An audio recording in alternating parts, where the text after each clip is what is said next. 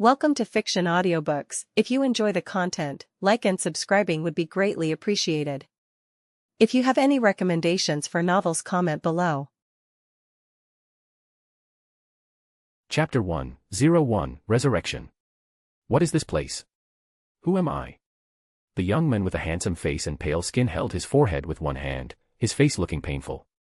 Memories flooded into his mind like a tide, and then quickly receded, leaving only some basic frameworks and impressions, which just reached the upper limit of the capacity of the young boy's immature brain. I am Slytherin, Salazar Slytherin. The boy finally remembered his name. He is the greatest wizard in the world and one of the founders of Hogwarts School of Witchcraft and Wizardry. Thousands of years ago, Salazar Slytherin, who was about to come to the end of his life, accidentally found a mysterious stone. Inspired by snakes, he prepared a potion from the powder of this stone. After taking the potion, he fell into an eternal snake-like sleep. According to the plan, while in hibernation, he will shed his skin like a snake every 100 years. With each layer of skin he sheds, his body will transform into a younger state. Slytherin wasn't able to wake up until his body became the appearance of a 10-year-old boy. His bold experiment succeeded. After waking up, Slytherin fell into confusion after a brief period of joy. He didn't know what to do. According to the plan before sleeping, he only needs to wait for this body to grow into an adult before he can retrieve all his memories and restore his peak strength. But should he find something to do for himself during this time? Why don't you go back there and have a look? An idea appeared in his mind, and then grew like a weed inside him, out of control. He wanted to go back to Hogwarts to see what the school he and his friends founded was now like. Fortunately, the condition of my body just meets the admission standards, and I can go back to Hogwarts as a student. However, since it will be a private visit, as a student, the name Salazar Slytherin must not be used, and he needed a new name. After Slytherin thought for a moment, he stretched out a finger and drew a few times in the air. The name, Salazar Slytherin, appeared in the air, and then the letters changed positions on their own, creating a brand new one. The name appears. Reese Chaz Sala Lint. Being an ancient old man, Salazar thought the new name was a good one. From today on, my name will be Reese. After choosing a name, Reese began to pack the things in the stone chamber and used magic to transform the chair into a white linen robe and put it around him. A few minutes later, Reese saw the sun again. Reese, who had not seen the sun for 1,000 years, couldn't help but close his eyes and enjoy the warm sunshine. The entrance to the stone chamber slowly closed behind him and finally disappeared. Everything belonging to Slytherin was completely destroyed. Buried deep underground. The gentle breeze blew through his hair, bringing a few distant voices. Here is the right place. What are they talking about? Reese frowned. Over the course of thousands of years, the language used by the people living on this land has undergone tremendous changes, and Reese cannot understand this strange language at all. Fortunately, he is an excellent wizard and it is not difficult to solve the problem at hand. After adding a knowledge spell to himself, Reese finally understood those strange words and accents. The Muggles not far away were discussing camping. Reese's eyes narrowed slightly. Although he didn't have a good impression of Muggles, it was not bad to have a little contact with them and understand the changes in the world. After all, a full 1,000 years had passed, and even a prophet could not predict 1,000 years. What will the future world look like? He walked quickly towards the voice. Compared with the previous time in the stone chamber, Reese had a small brown leather bag on his waist. As he walked, it occasionally made a sound that was disproportionate to its size. This bag contained the contents of Salazar Slytherin before he went to sleep. The living expenses prepared for his future self are all Reese's current net worth. I'm going to pick up some firewood. As soon as they arrived at the campsite, Hermione Granger volunteered to take over the task of collecting firewood. Go ahead. Mr. Granger replied absent-mindedly and then continued to struggle with the camping tent in his hand. Don't run too far, be safe, and remember to come back for tea later. Mrs. Granger, who was packing her luggage, warned her. However, before she could finish her words, the little girl had disappeared from Mrs. Granger's sight. After getting her mother's permission, the little girl ran into the woods and ran into Reese, who was coming to them. In Hermione's eyes, Reese was a weirdo. He wore an outfit that could only be seen in history TV series, and his skin was horribly pale, as if he hadn't been exposed to the sun for a long time. However, even though he was dressed strangely, Reese still looked like a teenager at first glance, so Hermione did not put too much caution on his appearance and instead took the initiative to strike up a conversation with him. Are you here to camp too? I came here with my parents. Where are you from? Your clothes are quite retro. Are they the special clothes from your place? Are you lost? Speaking of which, we don't know each other's names yet. My name is Hermione. Hermione Jean Granger. What's your name? Reese Chaz Sala Lint. After asking a few simple questions, although Reese did not respond to most of the questions, Hermione made her own inference. Reese was probably a child who had been separated from his parents. Out of a simple sense of justice, Hermione decided to take him to her parents and let them help Reese find his family. Reese didn't refuse and followed the talkative little brown-haired girl back to the camp. Mr. Granger had already pitched the tent, and Mrs. Granger was boiling water on the fire. They had brought charcoal and solid alcohol blocks, so there was no need to gather firewood to light the fire. "You are back already. Did not you find dash?" Before Mrs. Granger could finish her sentence, she saw Reese following Hermione. Her daughter didn't need to explain, she roughly guessed what happened. She took the initiative to walk up to Reese, leaned down, and showed an amiable smile. After thinking that she could definitely gain the trust of the little boy in front of her, she began to ask Reese. "Where's your mother?" "Dead." Reese told the truth. "Mrs. Granger." "Hermione." "So, what about your father?" In a panic, Mrs. Granger, who felt she had said the wrong thing, quickly changed the question. "Dead too." "Mrs. Granger, Mr. Granger, Hermione." Mrs. Granger, who was constantly deflated, really didn't know what to say, and her smile froze on her face. Finally, she choked out a sentence, "Let's drink some tea first." Chapter 2:02 Didn't we exterminated the werewolves? Reese was sitting by the campfire, holding a rather strange drink in his hand, which Muggles called black tea. This is a drink obtained by boiling some dry leaves in water. The color is a bit like wine, but the taste is different from all the drinks he has drunk before. Its taste is rich and unique, with a sweet fruity and deep taste and a woody aroma. Every time you take a sip, you can feel its rich layers and delicate taste, like a silky ribbon dancing gently on the tip of your tongue. After just one small glass, Reese fell in love with this magical drink. Mrs. Granger on the other side gradually came back to her senses after a brief panic. She was keenly aware of the loopholes in Reese's words. How did he come to the Forest of Dean alone without his parents? Therefore, there is a high probability that she had failed to gain the child's trust, so that he refused to disclose his family background. It's not Mrs. Granger's fault. Even if she tried hard, she couldn't imagine that the boy in front of her was actually an old antique who had been sleeping for 1,000 years, and his parents were indeed dead. This forest is, in a sense, his graveyard. After a brief exchange of glances with her husband, the couple reached a consensus: let Reese stay in their own camp for now, and maybe his parents would come over after a while. If the parents don't show up by the end of the camp, they'll contact the police and have professionals contact the child's parents. After thinking about it, the couple started preparing dinner, and Reese and Hermione also walked to the edge of the camp, chatting while collecting firewood. Who is the lord of this land? After hearing this question, Hermione was stunned for a moment. After thinking for a moment, she answered hesitantly, Elizabeth II. Which family does she belong to? What title does she hold? Hermione. After some communication, Hermione was shocked to find that Reese didn't even know about the Normandy dynasty, let alone the Plantagenet and Lancastrian dynasties that followed. He seemed to be someone who lived 1,000 years ago. Reese was even more shocked than she was. Someone could really unify the British Isles. The Roman Empire in the East actually perished. And most importantly, the wizards disappeared from this world. He tentatively asked Hermione about her attitude towards wizards. As a result, he got to know that Hermione actually believed that magic did not exist at all. According to her, the so-called magicians in the world were actually clever tricksters or liars. This answer shocked Reese. He could tell that the girl in front of him was not lying. She had really never seen a wizard or been exposed to magic.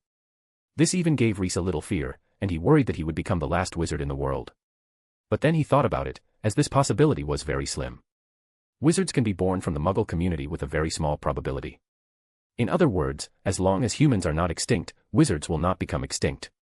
So why has this child never seen a wizard? It's worth pondering. Is it possible that the wizards are hiding themselves? Reese had a bold guess in his mind. He originally wanted to continue chatting with Hermione for a while to collect more information, but the Grangers had already prepared dinner, so the conversation between the two could only be interrupted. Although it was a camping trip, the food prepared by the Granger family was extremely rich: sweet and sour apple pie, pudding with jam, potatoes cooked in the ashes, skewers of grilled meat and soft and delicious food that reflected the attractive luster of white bread, and Mrs. Granger even prepared a pot of vegetable soup. It's richer than what they eat at home. This bread-named thing is so soft. Reese was completely attracted by these tempting foods. In his opinion, Mrs. Granger's cooking skills had reached an extraordinary level, not inferior to Helga Hufflepuff, and even better than Helga Hufflepuff in some aspects. How can this thing be so soft and that thing be so tasty? And how did she cook that apple pie to be this sweet? Yes, this woman's cooking is better. You must be an excellent cook, right? After enjoying the food, Reese couldn't help but ask Mrs. Granger. Mrs. Granger smiled very happily. This was the first time someone had praised her cooking skills so highly, which made her have a good impression of Rhys. "No, I'm a dentist." Rhys raised his eyebrows. "The food is so delicious," but she said no. After eating and drinking, the Grangers and Rhys chatted around the campfire for a while. Mr. Granger took out his camera and took a few photos of the full moon. Then the four of them went into the tent to sleep and rest contentedly. Drowsiness hit like a tide, and the people in the tent gradually fell into sleep. The bonfire outside the tent dimmed little by little, and eventually turned into a pile of glowing red embers. Suddenly, a strange-looking giant wolf broke into the camp. It is as big as a person, and its whole body is covered with thick dark brown hair.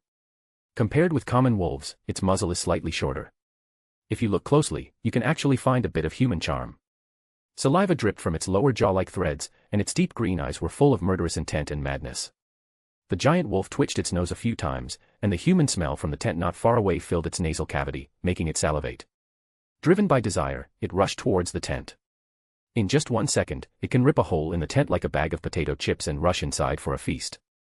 It could already imagine the sound of chewing and breaking bones of its soon-to-be victims, and the taste of steaming blood seemed to have filled its mouth. But the giant wolf found that the soil under its feet seemed to come alive, binding it firmly in place. Even after a while he couldn't even take a small step. The greed in the giant wolf's mind was suppressed by this sudden change, and was replaced by fear from the heart. It no longer cared about the delicious fat meat in the tent, and now it just wanted to escape. But the more it struggled, the stronger the suction force of the soil became. At first, only the soles of the feet were stuck, and soon the entire paws, and then the calves. By the time the tent door curtain was opened, the 4 legs of the giant wolf were almost completely submerged in the ground. Rhys walked out of the tent, stared at the giant wolf expressionlessly for a while, and then muttered in a low voice, "I remember that we exterminated the werewolves. Did we not clean them up entirely?" "Yes, tonight's uninvited guest is a werewolf." When the werewolf saw someone approaching, he couldn't help but open his mouth wide, exposing his dagger-like teeth as a threat, and made a grunting sound in his throat. It was a horrifying scene, but given its circumstances, it was undoubtedly a bluff. Rhys waved his hand, and the werewolf's mouth closed instantly. He could no longer make any sound and could only sink quietly to the ground. After easily dealing with the uninvited guest, Rhys wanted to go back to the tent and continue sleeping, but the moment he lifted the tent curtain, he suddenly changed his mind. He slapped his thigh fiercely. Before dinner, he was still worried about the disappearance of the magic from this world. Now, didn't clues about the magic come to his door? I almost wasted this precious opportunity due to my negligence. He immediately turned around and terminated his earth trap spell. Chapter 3:03, The Humanoid Restoration Spell. On second thought, I remember there is a spell that can force a werewolf to return to human form. Rhys put his fingers on his forehead, frowning and thinking. Oh yes, it's the humanoid restoration spell. Finally, in the corner of his memory, Rhys recalled the spell. This is a spell for werewolves developed by his old friends Helga Hufflepuff and Rowena Ravenclaw, which can force the transformed werewolf to return to human form. However, he is not proficient in this spell. In his opinion, if he encounters a werewolf he just kills it. Is there any need to change back to human form? But now he needs answers. He carefully recalled the details of the humanoid restoration spell and then cast it several times on the werewolf stuck in the mud. Since he didn't have much magic power at his disposal, he didn't have a wand in his hand, and he wasn't particularly proficient in this spell. Rhys failed 7 or 8 times before he successfully cast the restoration charm to turn the werewolf he controlled back into its original form. The human form. The thick hair faded little by little, the limbs gradually became thinner, and the body shortened little by little. After about a minute, the wolf on the ground turned into a pale brown-haired woman. The madness in her green eyes was gradually replaced by reason, and the murderous intent slowly turned into shock. She raised her head blankly, and when the bright moon came into view, she lowered her head suddenly, as if it was not the moon, but a red-hot iron. Then she heard a boy's voice. "You are lucky. You are still of some use to me, so I am willing to give you a chance to work for me." She looked towards the source of the sound and found a pale-skinned boy looking down at her. The boy had a pair of black eyes, as deep and cold as a lake. She had the illusion that she had no clothes on. Her intuition told her that in the eyes of this boy, all her secrets had nowhere to hide. "You are you." She spoke, her voice very hoarse, as if she had just been singing at the top of her lungs for several hours. "Rhys. My name is Lupit." After giving her name, Lupit was silent for a moment. After understanding her situation, she said thank you from the bottom of her heart. This thank you is absolutely sincere. Although she didn't understand how Rhys did it, she knew that the great magician in front of her had forcibly interrupted the process of transforming into a werewolf. This was simply a miracle and good news for werewolves. Except for a very few lunatics, who would be willing to transform into an irrational, bloodthirsty, and violent beast every month. In the morning after a full moon night, her mouth was always filled with the disgusting smell of blood. Lupit couldn't even think about what happened last night. Reese's spell planted a sapling called hope in her long-withered heart. Nothing to thank. Reese shook his head. The humanoid restoration spell was not his invention, and his motive for saving the werewolf in front of him was not simple. The two were just using each other. After some effort, Reese put Lupit out of the ground. Wand. Reese stretched out his hand to Lupit, who was patting the dust on her robe. Lupit was stunned for a moment, then she took out her wand from her robes and handed it to Reese with respectful hands. At this moment, Lupit made up her mind to follow Reese and accept him as her master. No reason, just the fact that he can suppress her transformation into a werewolf is enough. Reese nodded with satisfaction. He was lucky. The werewolf in front of him had a magic wand, which meant that she was once a wizard. She would definitely be able to take him back to the world of wizards. Thinking of this, he lowered his head and observed the wand that Lupit gave him. It was a very old wand, with some parts peeling off, and one end was still shining with white light.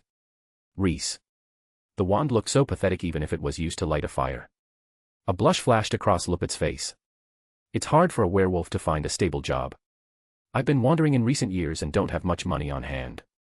Something is better than nothing. Reese interrupted her defense.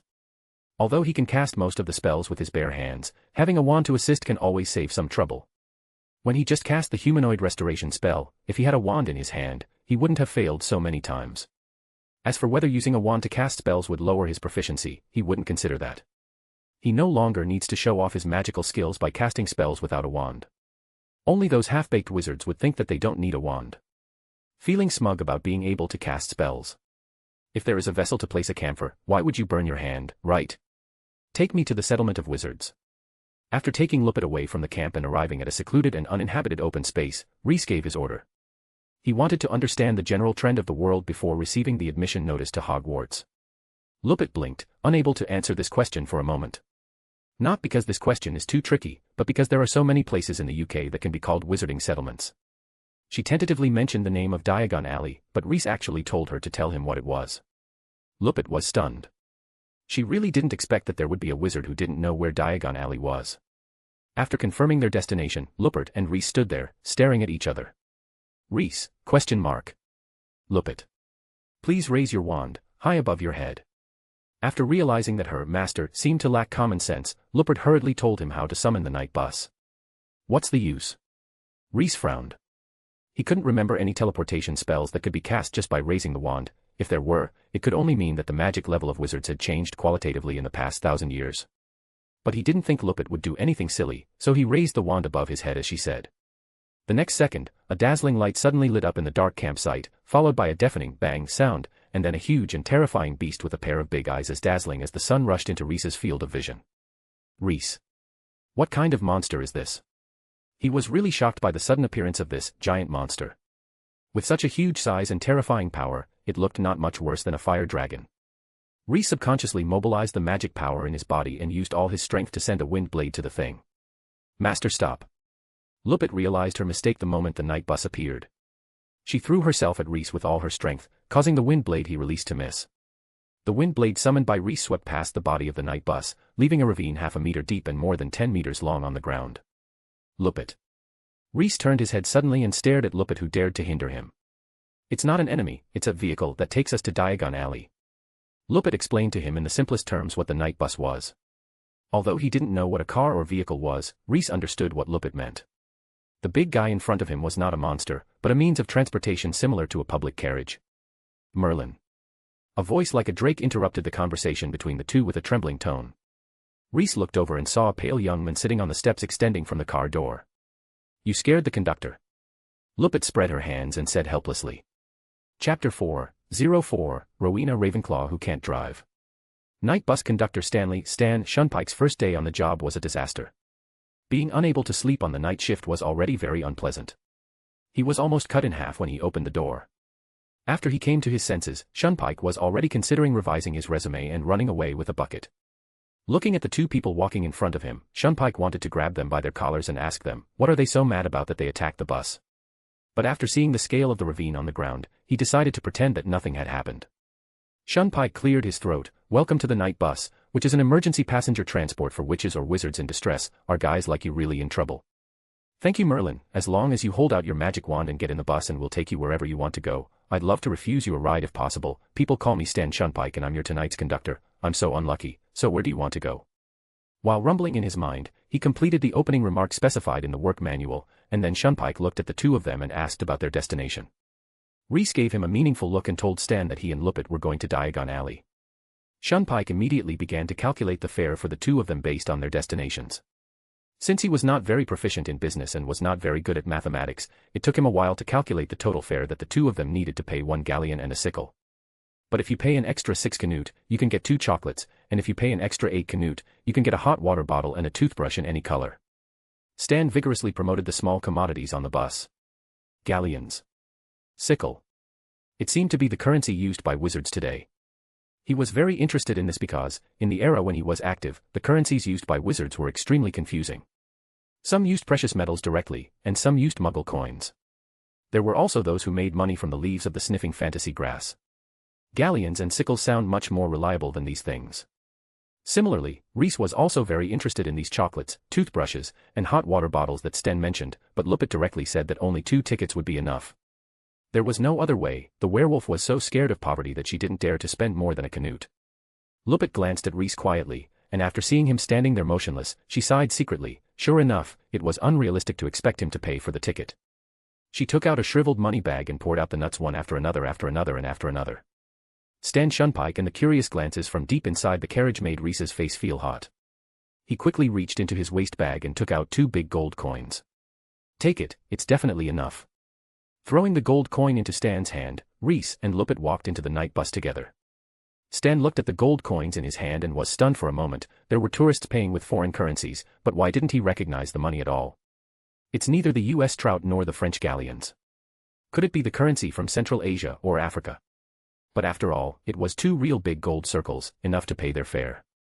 As soon as he entered the carriage, Rhys couldn't help but take stock of the environment inside. The layout of this carriage was completely different from that of a carriage. There were no seats inside, only 6 beds with curtains. Some beds had their curtains lowered, and from time to time 2 loud snores came from behind the curtains. Stan had no intention of arranging the 2 of them on the first floor. He took Rhys and Lupit along the narrow stairs to the 3rd floor. There is no one here, it is absolutely clean, and the 2 of them can choose a place to sleep that suits their eyes. Not only did Stan arrange a place to sleep, but he also brought them chocolates, toothbrushes, and hot water bottles. He thought Rhys had paid enough. After Stan left quickly, only Rhys and Lupit were left in the car. Looking at Stan's leaving figure, Lupit whispered, "He seems to be afraid of you." The corners of Rhys's lips raised slightly, of course. Before the 2 of them had even exchanged a word, there was another loud bang from the car. The 2 of them staggered together and were almost knocked down by the sudden start of the car. Rhys held onto the brass pillar beside the bed and looked out the dark window. He found that the car had left the Forest of Dean and was driving steadily and quickly along a flat road. What surprised Rhys was that there were pillars erected at regular intervals on both sides of the road, and the top of each pillar was actually lit. Looking around, these lampposts spread all the way to the horizon. There may be thousands of them. How much lamp oil or candles must be burned this night? Rhys was secretly stunned in his heart. This is just a deserted road with not many people, but this Queen Elizabeth II Hermione mentioned today must be extravagant. He admitted that he was somewhat particular about ostentation, but he couldn't do it to this extent. After sharing his shock with Lupit, Lupit looked at Rhys with strange eyes. Actually, it's not bad, right? I heard that Muggles use electricity for lighting, and it doesn't cost a lot of money. Although Lupit knew little about Muggles, she still knew some common sense about daily life, so she could also provide some information to lessen the curiosity of Rhys. Electric lighting. He didn't quite understand the principles behind it. He only knew that the world had changed too much and he really needed to make up for it. The driver of the car didn't seem to be very good at controlling the steering wheel. He tried his best to hit street lights, fences, and even oncoming trucks, but in the end, he didn't hit anything, because those obstacles were all blocked when the car came over. They jumped out of the way and waited until this bus passed before returning to their original position. Interesting spell. I remember Ravenclaw seemed to have used a similar spell before. Looking at this familiar scene, the memory sleeping deep in my mind began to come to mind. Next time you let me drive the cart, I beg you. Godric's face turned pale. Just when he was wiping his sword, Rowena drove the cart straight and hit a big tree on the side of the road. The long sword in his hand almost stabbed him through. This cart is very expensive, Rowena. After getting out of the car and taking a look at the state of the carriage, Salazar Slytherin's face turned dark. I will definitely fix it. A blush appeared on Rowena's face, and she repeatedly assured him that she could fix Salazar's cart in the blink of an eye. It doesn't change the fact that you are a bad driver even if you fix this cart. And my horse has a dent on his forehead. I will cure it, but Rowena, you are really not suitable for driving.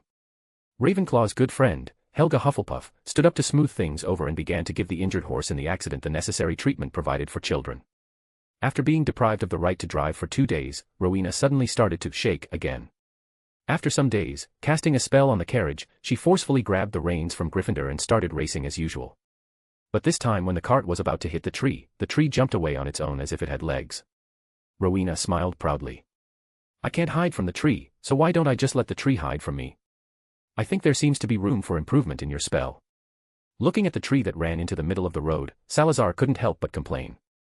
I've been too busy these days, let's talk about it later, Ravenclaw said casually and speeded up the cart. Until the day Salazar left, he was unable to see Rowena's optimization of that spell. Looking at the obstacles that automatically avoided and then returned to their original positions, Reese smiled with relief. Rowena, someone has helped you improve this spell. Chapter 5:05, Diagon Alley. After watching the night view outside the window for a while, Reese found a bed by the stairs and lay down, while Lupin chose the bed opposite him. Lupin lay on the bed and closed the bed curtains. There was a rustling sound, and then the bed curtain lifted a corner, the boots that were taken off were placed under the bed, and the robe was hung on the hook at the head of the bed. After a while, Lupin's voice rang. Sir, have you not had any contact or communication with the outside world for a long time? Yes. Reese, who was lying on the bed with his eyes closed, replied to her question. Then who are you? Lupin couldn't restrain her inner curiosity. She wanted to know the origin of the adult she was following. Aren't werewolves all dealt with in the previous era? How did you become a werewolf? In order to prevent Lupin from continuing to ask questions, Reese took the initiative to change the subject. Lupin was silent for 2 seconds and then told Reese that she had been attacked by a werewolf when she was a child. Although she was lucky enough to survive, she was still infected and became a werewolf. At a young age? Reese opened his eyes instantly. He thought Lupin was accidentally bitten and infected by a werewolf as an adult, but turned out to be a werewolf since she was a child. So how did she get a wand and become a wizard? This is so confusing. When I was 11 years old, I received the admission notice to Hogwarts. I was also surprised, but Hogwarts, or Professor Dumbledore, will always give people like us a chance. Ah, that's right, Reese sighed. I guess this Professor Dumbledore must not be from Slytherin house. Yes, he's a Gryffindor. The carriage fell into silence, and there were no words all night. When the sun rose from the horizon again, the night bus came to a sudden stop in front of a shabby little bar. After their heads came into close contact with the metal bedrail, Reese and Lupin woke up out of sleep at the same time. The humble bar in front of you is called the Leaky Cauldron, which is the entrance to Diagon Alley in the Wizarding World. Lupin rubbed her head and jumped down from the steps of the bus, leading Reese into the Leaky Cauldron. Dirty and shabby. This was Reese's first impression of the Leaky Cauldron. The bar was damp and dark, with suspicious black marks on the floor. There were not many customers in the bar. There were only a few old ladies sitting in the corner, drinking sherry and chatting with the bar owner. As soon as they entered the door, the chatter suddenly stopped. After looking back at the two of them, they started to continue their chat. It may be a little dirty, but the safety here is unquestionable. It is very suitable for a short rest. Lupin quickly introduced Reese to the Leaky Cauldron bar in a very low voice, directly changing his impression of this place. As a wizard who has experienced the most turbulent and chaotic era in the wizarding world, Reese understands the importance of the word safety very well. Lupin led Reese across the bar to a small patio surrounded by walls, with only a trash can and some weeds. Just when she was about to tell Reese the secret to entering Diagon Alley, Reese took a step forward, took out his wand, and lit it on the correct brick. How did you find the core of this magic mechanism? The flow of magic will leave traces on the medium.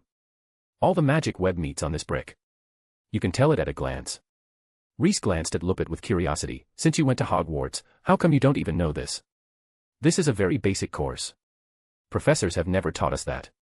Lupin said with a guilty conscience. Reese frowned. The teaching content of Hogwarts seems to have changed a lot. I don't know if it's good or bad. Out of the simple thought of things are moving forward, Reese chose to believe in the wisdom of future generations and believed that they could find better teaching content. While the two were chatting, the brick that Reese had knocked began to move, and a hole appeared in front of them. The hole became bigger and bigger, and soon a wide archway appeared in front of them. At the end of the archway was a winding, cobbled street. This is Diagon Alley.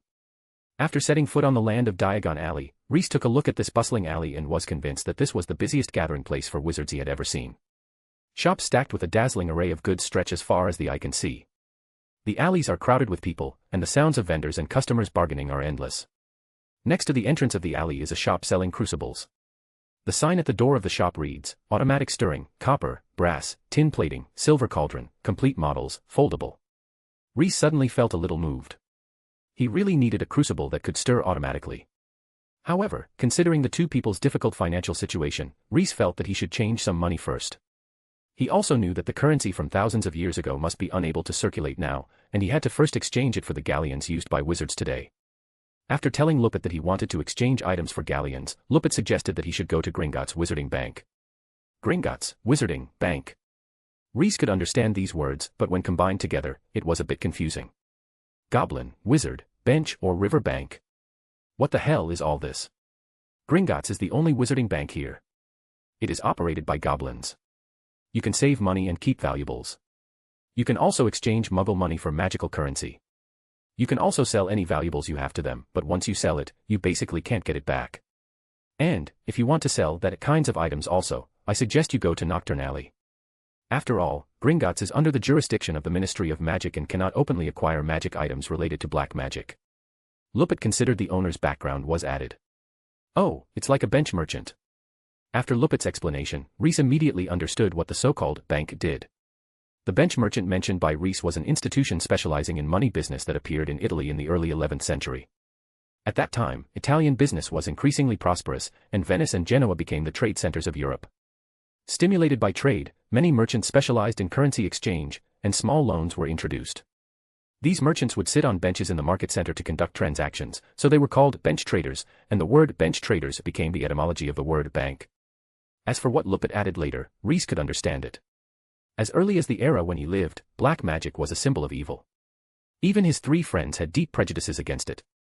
So people still think of those items as evil and are against it. No wonder. There were indeed some items in his hand that were related to dark magic, so he will go to Nocturn Alley to sell them. After coming back from Gringotts, the two of them rushed directly towards Gringotts. Chapter 6:06 The goblins are still as annoying as 1,000 years ago. It's interesting. Rhys glanced at the goblins in the hall and raised his eyebrows. The wizards of later generations are really full of martial virtue. Thousands of years ago, the unruly king of his own tribe and the goblins who had fought several wars with the wizards were willing to work for the wizards and run the bank for them. It was obviously not a sign of conscience. The youngsters really one-upped them.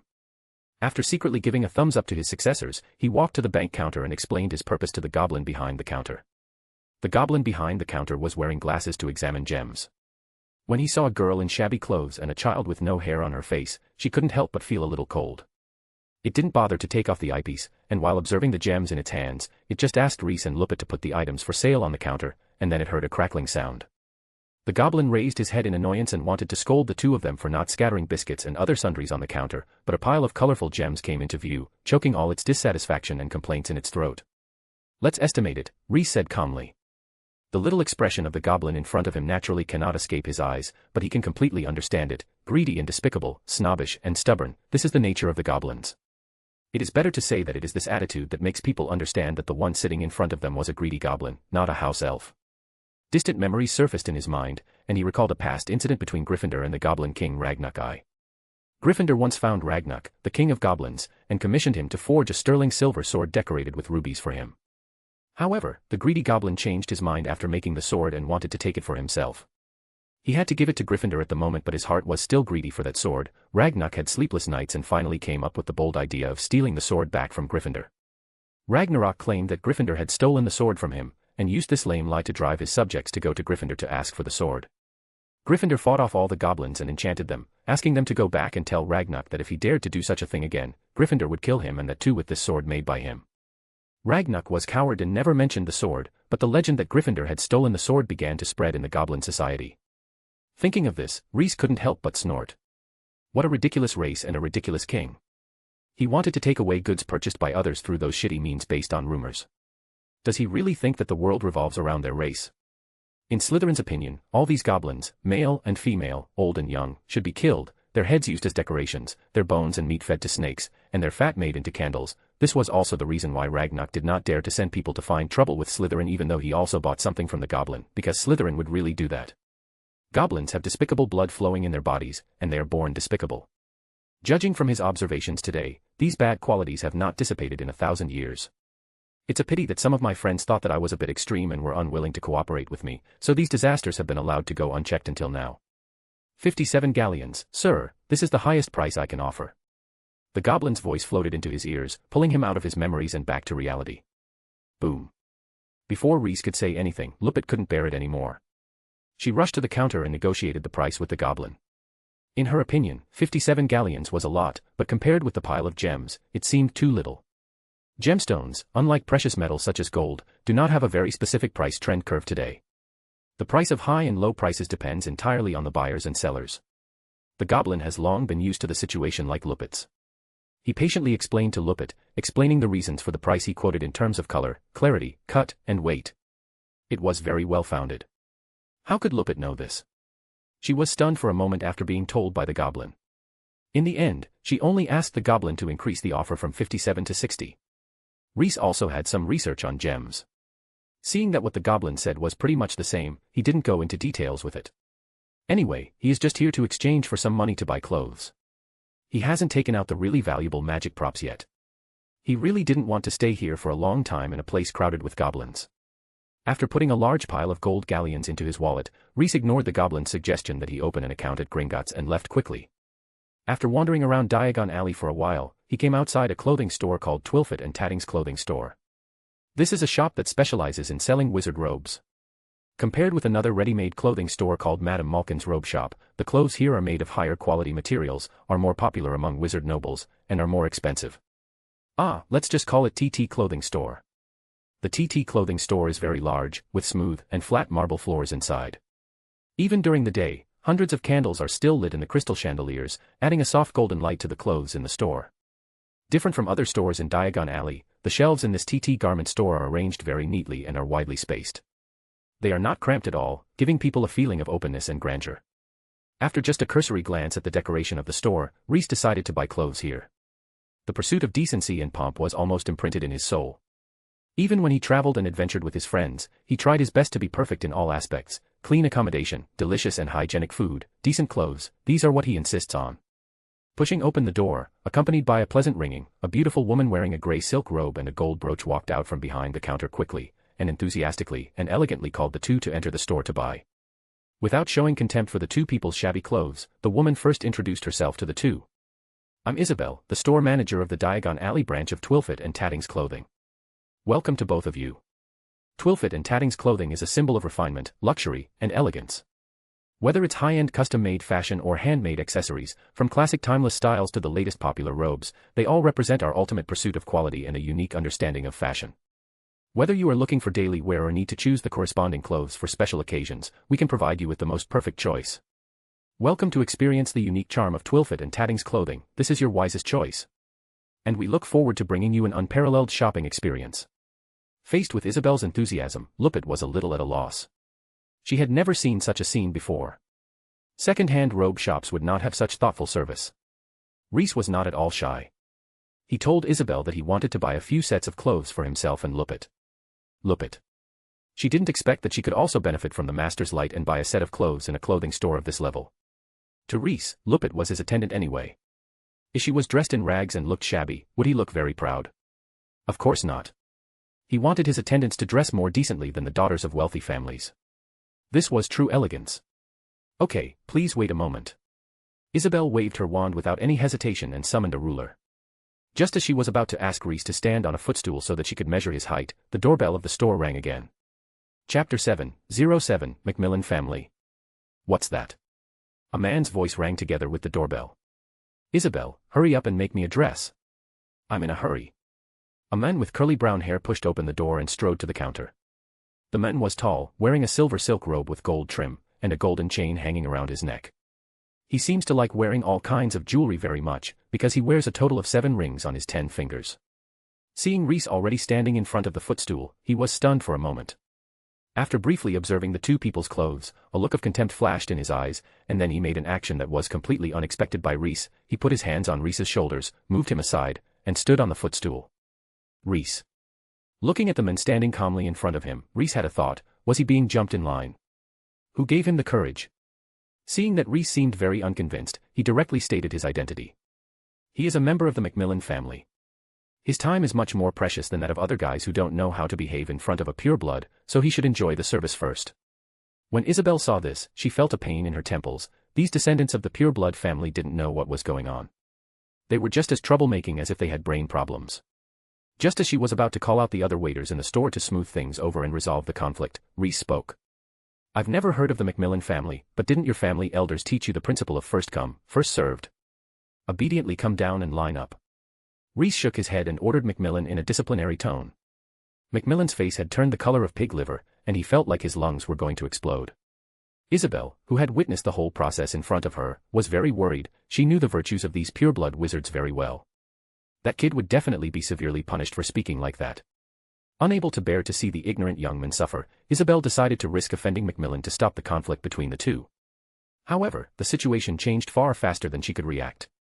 You damn slugs, I have long said that I will enact a law so that you mudbloods with dirty blood flowing in your veins should kneel down and salute after seeing a pureblood wizard. Fudge, Lucius, they didn't listen, but now it's better. These bugs dare to talk to me like this. The man bent down, stretched out his index finger, and stabbed Reese on the shoulder. His other hand reached for the wand on his waist. He decided to leave some unforgettable memories for the young man and let him understand that there are hierarchies among wizards. But, aha! The next second, McMillan let out a heartbreaking scream. Reese didn't use any curse on McMillan. He just took hold of McMillan's outstretched finger and then bent it back hard. The severe pain from the fingertips made McMillan scream. Have you figured it out? Can you come down and wait for your turn now? Under the threat of pain, McMillan chose to surrender and expressed his willingness to queue up. Seeing that he gave in, Reese let go of his fingers. But McMillan was not a man of martial ethics. After Reese let go, he directly pulled out the wand stuck in his waist. But no matter how fast he moves, how can he be as fast as Reese's? As soon as he pulled out his wand, Reese cast a disarming spell on him, and his wand flew out of his hand in a swirl, rolling to the corner of the shop with a rumble. After disarming McMillan, Reese waved the wand 4 or 5 times with a cold face. Slap. Slap. Slap. Slap. Slap. Each time he waved the wand, there was a loud slap on McMillan's face. After several hard slaps, his face swelled up and stars appeared in his eyes. In Reese's view, McMillan's shameless behavior of surrendering and then fighting back really tarnished the wizard's glory, and he had to give this guy some punishment on behalf of the elders of the McMillan family. After several slaps, McMillan fell directly to the ground. Reese gave him a cold look and pointed the wand at his left hand. The 5 fingers of his left hand were raised at an extremely unnatural angle at the same time. There were 5 crisp sounds in unison: dash asterisk pat asterisk tap asterisk tup asterisk put asterisk snap asterisk. All the fingers on his left hand were broken off by Reese. Ugh, guy. McMillan, who was dazed after being beaten, suddenly woke up, covered his hands, and screamed. Looking at McMillan, who was lying on the ground with his fingers covered, Reese said in a pitiful tone, "Too weak, really too weak. If a wizard like you walked out of school 1,000 years ago, he wouldn't have survived for 3 days." He turned to look at Isabel, who was completely stunned, with a kind smile on his face. "Can you come over and help me measure the size now? Please hurry up, I'm also in a hurry." Reese is also in a hurry. After buying clothes, he also needs to buy 2 magic wands that he has handy, and then sell a few magic props. If there is still time after selling the props, then he still needs to buy some other odds and ends. He has a lot to do. Still standing in shock, under the blow of a series of changes, Isabel was completely confused. When she heard Reese calling her, she walked to Reese blankly and measured his height based on muscle memory. At the same time, McMillan's screams continued, which made Reese feel bored. He waved his wand lightly, and McMillan's lips stuck together tightly like 2 magnets, absorbing all the sounds. His cries were all stuck in his throat. After finishing cooking McMillan, Reese turned his attention to Isabel, who was measuring her waist. Seeing that Reese was no longer paying attention to him, McMillan on the ground quickly endured the pain and ran out of the TT clothing store without even having time to pick up his wand. After the screams disappeared, Isabel came back to her senses and realized how big a trap the boy had just stabbed. She quickly advised in a low voice, "Run away quickly, the McMillan family will not give up. Judging from your age, you should still be in school. Are you from Hogwarts? If so, then you must stay in Hogwarts Castle obediently this year. With Dumbledore being the headmaster there, the McMillan family won't dare cause trouble." From Isabel's point of view, although the young man was somewhat extraordinary, he was still alone. How could he be a match for a pureblood family that had been rooted in the magical world for hundreds of years? However, the young man just shook his head and did not take the McMillan family, one of the sacred 28 pure-blooded families, seriously. Seeing that the boy did not listen to the advice, Isabel could only sigh and speed up her hands, hoping that he could leave this place of right and wrong as soon as possible after buying the clothes. 3 sets of black plain work robes, 2 plain black peaked hats, 1 winter cloak, 3 sets of women's robes. Isabel wrapped the clothes Reese selected into a package and handed it to him. After choosing some suitable shoes for himself and Lupit, the two left the TT clothing store.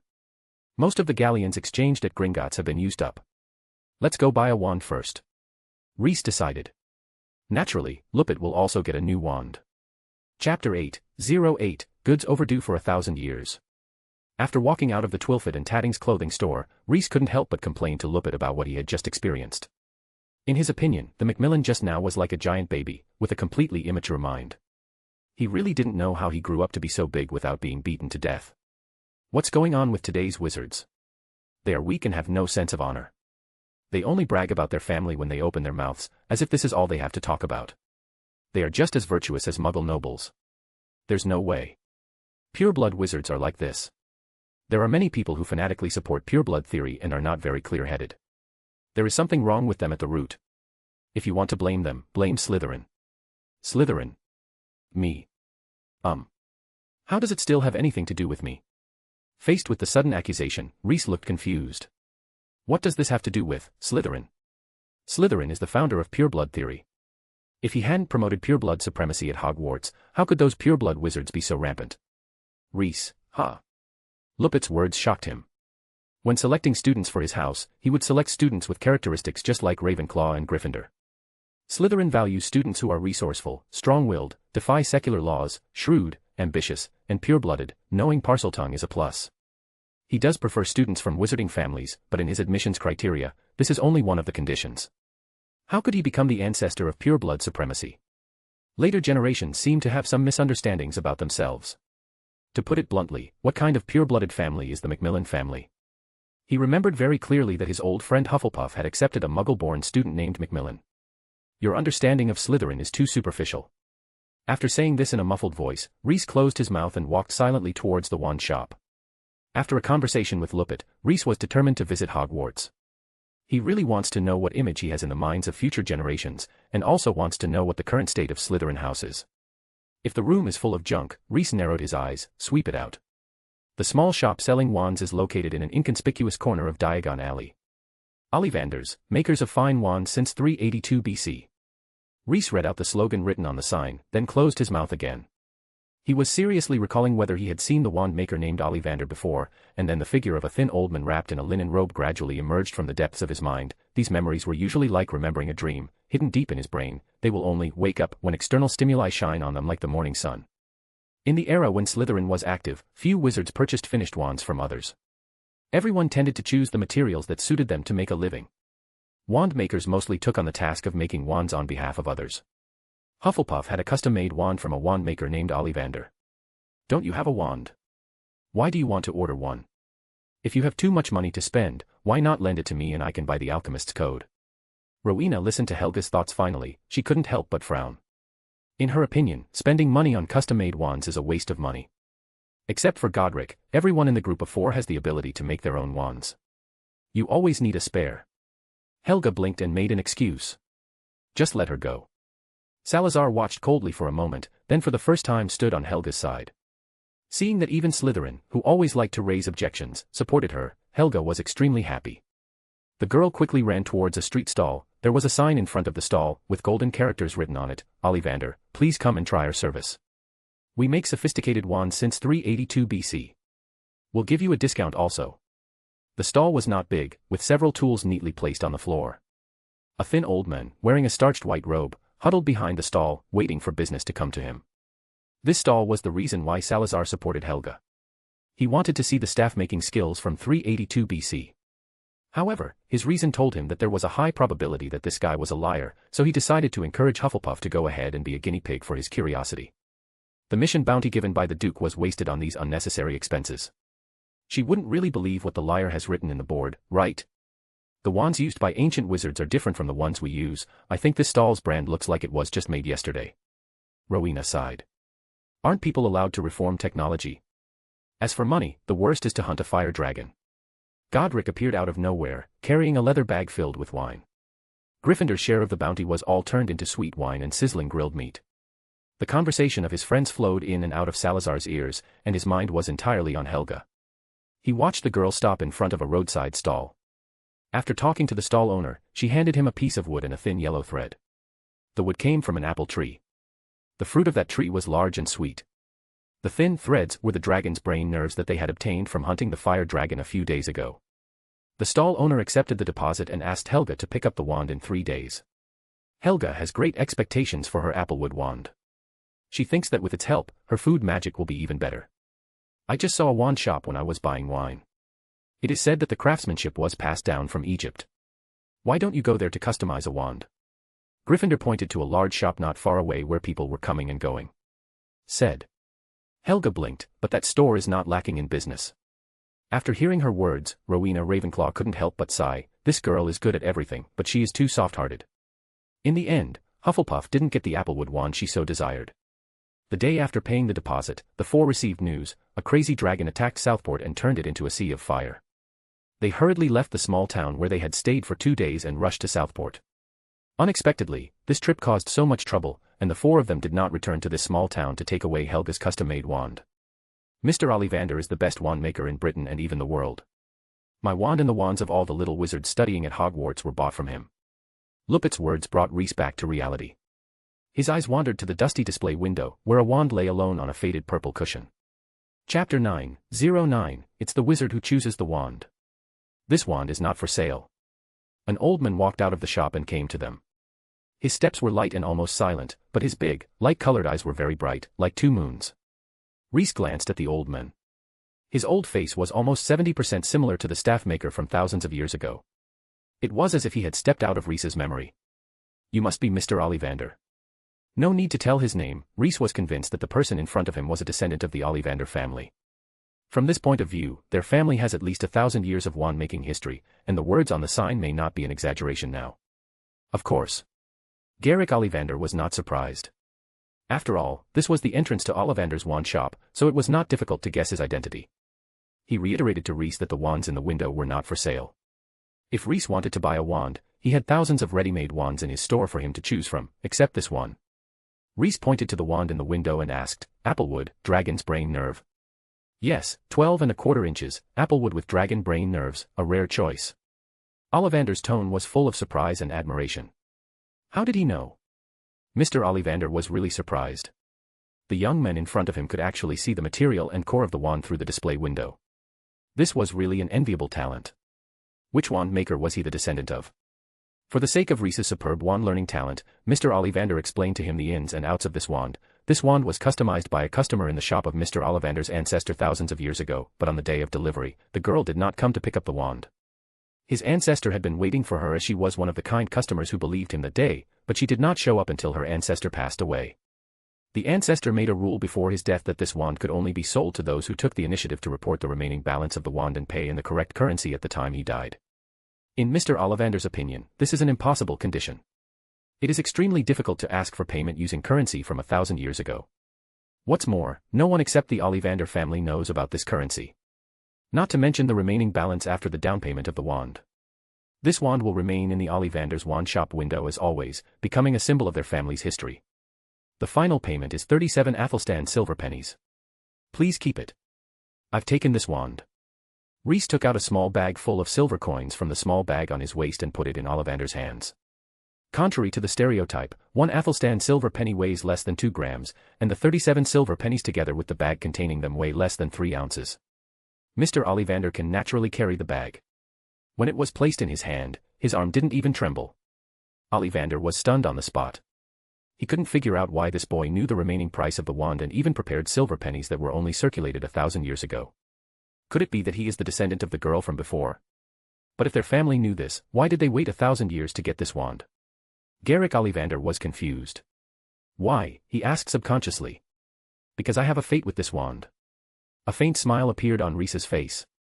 He was curious and wanted to see the wand, so he had paid attention to Helga and the old man while ignoring his 2 friends' banter. Secondly, he had only exchanged rubies and crystals with the goblin and had these silver coins. Wasn't this the fate of the wand to be his? Garrick Ollivander's thin cheeks trembled twice, and finally, he put the bag of silver coins into his pocket. The core of this wand is the brain. Nerve of the fire dragon. Although this material is also a very good core material, it is not as stable as the heart nerve. It requires higher requirements on the user's magic control ability. More importantly, it was made 1,000 years ago, so I can't guarantee its quality. Out of professional ethics, Ollivander reminded Rhys. Well, so I also want to buy myself a wand. The one I just got is for a friend of mine.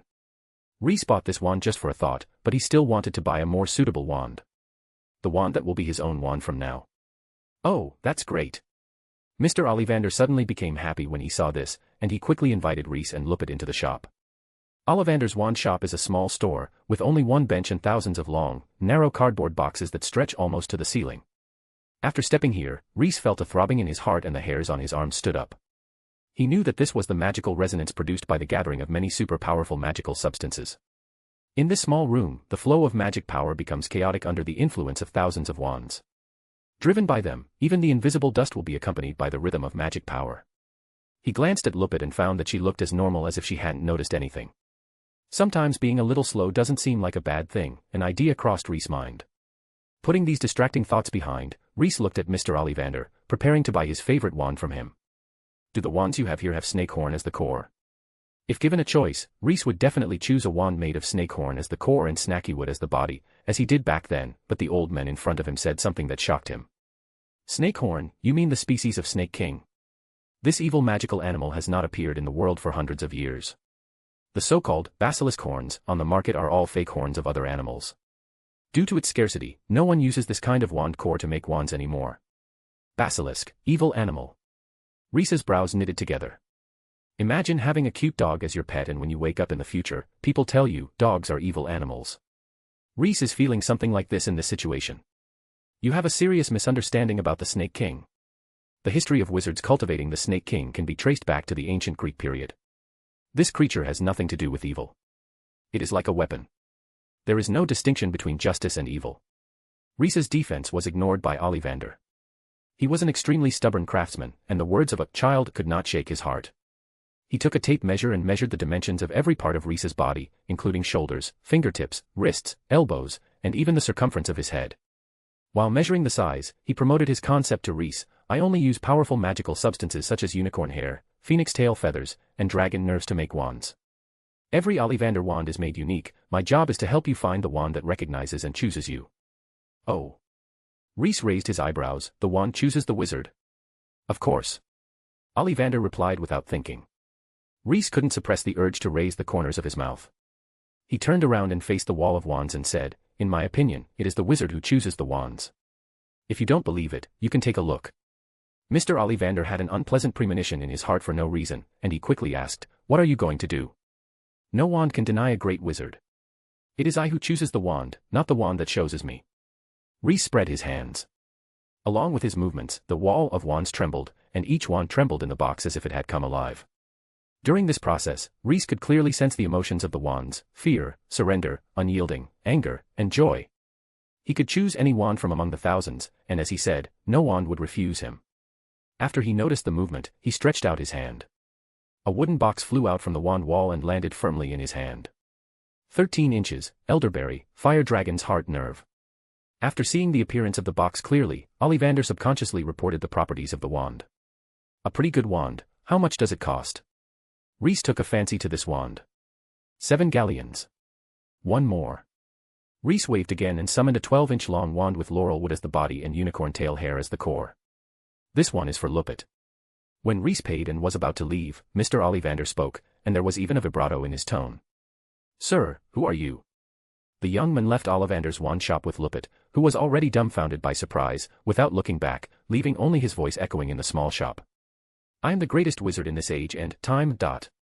The greatest wizard. This statement is so arrogant, but Mr. Ollivander felt for a moment that this boy who was no taller than his chest was not bragging or lying, because the scene just now was still deeply imprinted in his mind. And this day and scene cannot fade away for a long time. Does the wand choose the wizard, or does the wizard choose the wand? Ollivander didn't notice a crack in his ironclad faith, all because a teenager walked into his wand shop and picked out a wand for himself. Chapter 10, just a few inconspicuous gadgets. My lord, you. Here, take it. Rhys put the laurel wand into Lupit's arms. This is the first time I have seen someone actively choosing a wand. While putting the wand in his pocket, Lupit said with emotion that today was really an eye-opener. In other words, ever since she decided to follow this adult, her horizons have been constantly refreshing. So what is the normal process? Reese's curiosity was also aroused, and he wanted to know what kind of the wand chooses the wizard scene would happen if there were no interruptions. Mr. Ollivander would have selected a suitable wand for us based on his experience after measuring our body data, and then let us try it. If the wand chooses us, that's fine. If we are not chosen by the wand or Mr. Ollivander says it doesn't fit, we get another one. In his opinion, the essence of this operation is still that the wizard chooses the wand, and the wand maker plays an overly strong role in the process, which requires extremely high levels of the producer himself. He himself was not very optimistic about Ollivander's persistence. In his opinion, using only unicorn tail feathers, phoenix tail feathers, and fire dragon nerves to make the core of the wand is an overkill. Just like beef, honey, and wine are great ingredients, but which restaurant only uses them? Cooking with only these 3 ingredients is a bit too extreme. But in general, Garrick Ollivander is still making progress. The 3 wand cores he chose are indeed extremely powerful magical substances, and more importantly, they only cost 7 galleons. Reese is really doubtful. Can Ollivander make money at this low price? Reese just passed by the drugstore and noticed that the price of an ounce of dragon liver almost exceeded 1 galleon. If he really was the kind of charitable wand maker and was helping the younger generation like that, Reese wouldn't mind giving Mr. Ollivander any help he could. After looking up at the position of the sun and realizing that it was still early for lunch, Reese decided to go to Nocturn Alley again for new knowledge, sell some of his unused magic props, and use the money in exchange to buy some books. Nocturn Alley and Diagon Alley are actually connected. As a werewolf, Lupit is naturally a frequent visitor to Nocturn Alley. She expertly led Reese around an inconspicuous corner, through a twisting alley, and then arrived at Nocturn Alley, a gray area in the magical world. Unlike the glamorous Diagon Alley, the overall tone of Nocturn Alley is dark and gloomy, and the shops in the alley seem to be inseparable from black magic. The shop window near the entrance displayed a pile of shrunken human heads, while the shop diagonally opposite had a large cage crawling with huge black spiders at the door. There were some ragged wizards gathered in groups in the alley, whispering, and they didn't know what they were talking about. Most of the shops here have something to do with the big shots in the Ministry of Magic, Lupit whispered as they were not in a hurry. She introduced Nocturn Alley to Reese. Those big shots from pureblood families like to do shady deals here, and many of the unsatisfied wizards here will also take on tasks that wander on the edge of the law to make a living. Reese nodded, indicating that this kind of operation is very common. Wizards and Muggles were playing this glove trick thousands of years ago. He believed that this routine would not be lost for another 1,000 years. You seem familiar with the people and concepts here. Lupit forced a forced smile, because I am a werewolf. It was also hard for her to make ends meet. While the two were chatting, a pair of eyes full of hatred fell on them. McMillan, who had healed his finger, stood at the corner of the alley, looking gloomily at Reese and Lupit, who were going deeper into Nocturn Alley. Originally, he was planning to swallow the bitter pill and admit that he was unlucky, but who would have thought that these two people actually dared to take the initiative to step into Nocturn Alley? In such a mixed area, it is normal for accidents to happen. McMillan would not miss this chance. A God-given opportunity. He looked around and found a familiar figure in a dark corner. He quickly walked up to the man who was wrapped tightly in a robe and threw a money bag filled with gold galleons in front of him. 20 galleons, and there will be 20 galleons left after this is done. Good. Is this the store you recommended? Reese stopped in front of a store called Borgin & Burke's. Borgin & Burke's, like other shops in Nocturn Alley, has a dilapidated and gloomy appearance. Through the window, he can vaguely see many magic props exuding evil aura in the store, crazy rotating glass eyeballs, blood-stained playing cards, withered of manpower. Yes, if you want to sell black magic items, this is definitely the best choice. The owner of the Borgin & Burke store has a vicious vision, but they also lower the price very hard. It's okay, I know it. Reese paid special attention to the prices of magic materials when he was in Diagon Alley. He had a basic idea of the prices in today's magic world. It was still very difficult to trick him. After entering the store, a hunched man appeared in front of the two of them and said in a smooth accent, "Welcome to Borgin & Burke's." After taking a look at the two people's clothes and seeing clearly the shopping bags with the extraordinary clothing logo on their hands, the smile on his face became stronger. Borgin & Burke's is a shop that specializes in providing secret valuation services for rare and ancient magical artifacts inherited from ancient wizarding families. Believe me, there is no one more professional than us in Nocturn Alley.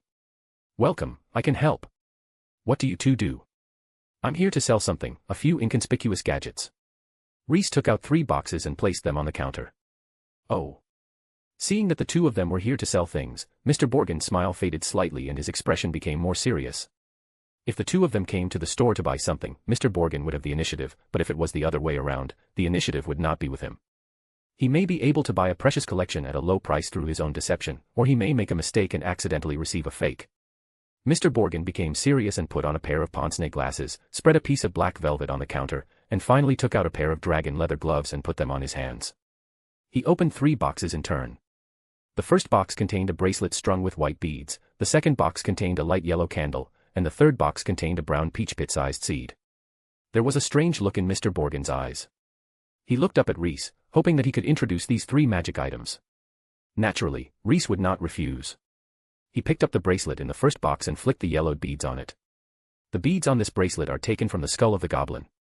Wearing them is very helpful in making magic props. Adding one in when making metal products can greatly improve the quality of forged weapons. Borgin. Lupit. Chapter 11, The Ancient Greengrass Family. This first prop surprised Mr. Borgin. He could tell at a glance that the bracelet was made of some kind of animal bones, but he didn't expect it to be the skull of a goblin. Looking at the size of the beads, one goblin can only make 1 bead, but there are 13 beads on this bracelet. This means that in order to make such a bracelet, at least 13 goblins must be hunted. It would be impossible to make this bracelet now, and not to mention the difficulty of hunting goblins, the pressure from public opinion alone can mess up everything. This is no longer the time in the Middle Ages. Although there is no "goblin life is precious" atmosphere, the Ministry of Magic prohibits wizards from hunting goblins. Although the bracelet that Reese took out was very precious, Mr. Borgin couldn't praise it all, so how could he lower the price? How can he make money without lowering prices?